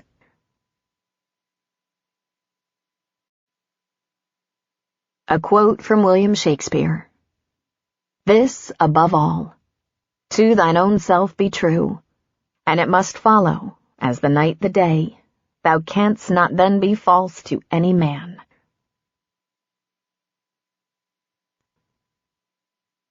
A quote from Henry David Thoreau. In the long run, we only hit what we aim at. Epilogue. There were no wedding invitations. Maggie and Cal got on the phone and told their friends and family they were getting married before the glorious fall colors were over, in the old barn. Phoebe almost had a stroke, but Walter thought it was appropriate and suitable. Tom, Jackson, the other candidate kids, Enid, Frank, Conrad Doyle, a.k.a. Connie, and some of the paramedics cleaned out the barn and decorated it with streamers, dried fall flowers, and hay bales. Tom used Sully's riding mower to cut down the pasture so cars could safely park there without sparking a fire. Maggie called her friends and colleagues from Denver and was pleased that so many wanted to be there. A caterer from Colorado Springs brought tables, folding chairs, food, drink, floral arrangements, decorative candles, linens. Enid insisted she could make the wedding cake, and it wasn't exactly professional looking, but it was unique. A 2-tiered sheet cake with lots of fall leaves created out of frosting and food coloring. Maggie didn't laugh, but she wanted to. There were no printed programs, and the minister got his license on the internet. J.C. Kent and Terry Jordan from the OR were the bridesmaids. Cal's brother Dakota made the trip on short notice to be Cal's best man. The other witness was Tom Cannaday. Not to be left out, Sedona and her family flew to Denver and drove down to the barn for the festivities. Aware that Cal kept in touch with Lynn's parents, Maggie asked him if he'd invited them and was rather surprised when he said he had. They declined. They're very happy for me and don't want to distract me, but they'd love to meet you and asked if they could visit when we're settled. I'm sorry your father isn't well enough to be here, she said. We'll send them lots of pictures. You're beautiful, he said. And you're wearing that suit that makes me want to send everyone home early. Maggie wore a simple short ivory dress with lace sleeves and nude patent leather pumps. In the car were a couple of packed bags. After a night in Denver and brunch with Dakota, Sedona, and her family, they'd be taking a short vacation to a warm, private resort in the Bahamas. At a little before 4 p.m, when the sun was casting long shadows over the Rockies, Cal and Maggie greeted their guests, introduced some of them to each other. Before long, the minister urged them to stand at the front of the barn under a beautiful fall wreath, and he began. He talked very briefly about the great joy he felt in helping to bring people together in marriage. The usual vows were recited, some of them anyway. Cal and Maggie wanted to do things their way. Maggie, until I met you, I was lost. There were so many times I asked myself what I would do next, where I would be, if there was anyone I could be right for. Then I met you and instantly loved you. Instantly. Those long talks by the fire, late at night, meant everything to me. The walks through the hills and valleys, not talking. Everything. The evenings of intimacy when no words were needed. Everything.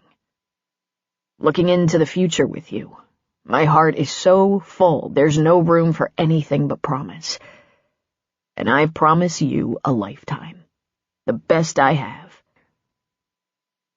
And I promise you, California Jones, all the passion in my heart, all the joy in my being, all the laughter on a sunny day, all the thrill of day after day knowing we are one, that when my heart beats in my breast, it beats only for you.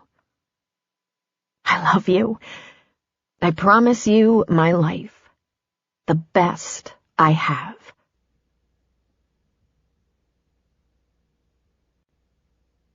The end. This is Therese Plummer. We hope you've enjoyed this production of What We Find by Robin Carr.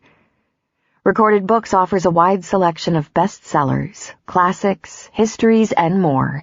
So look for us at your public library or on download sites online.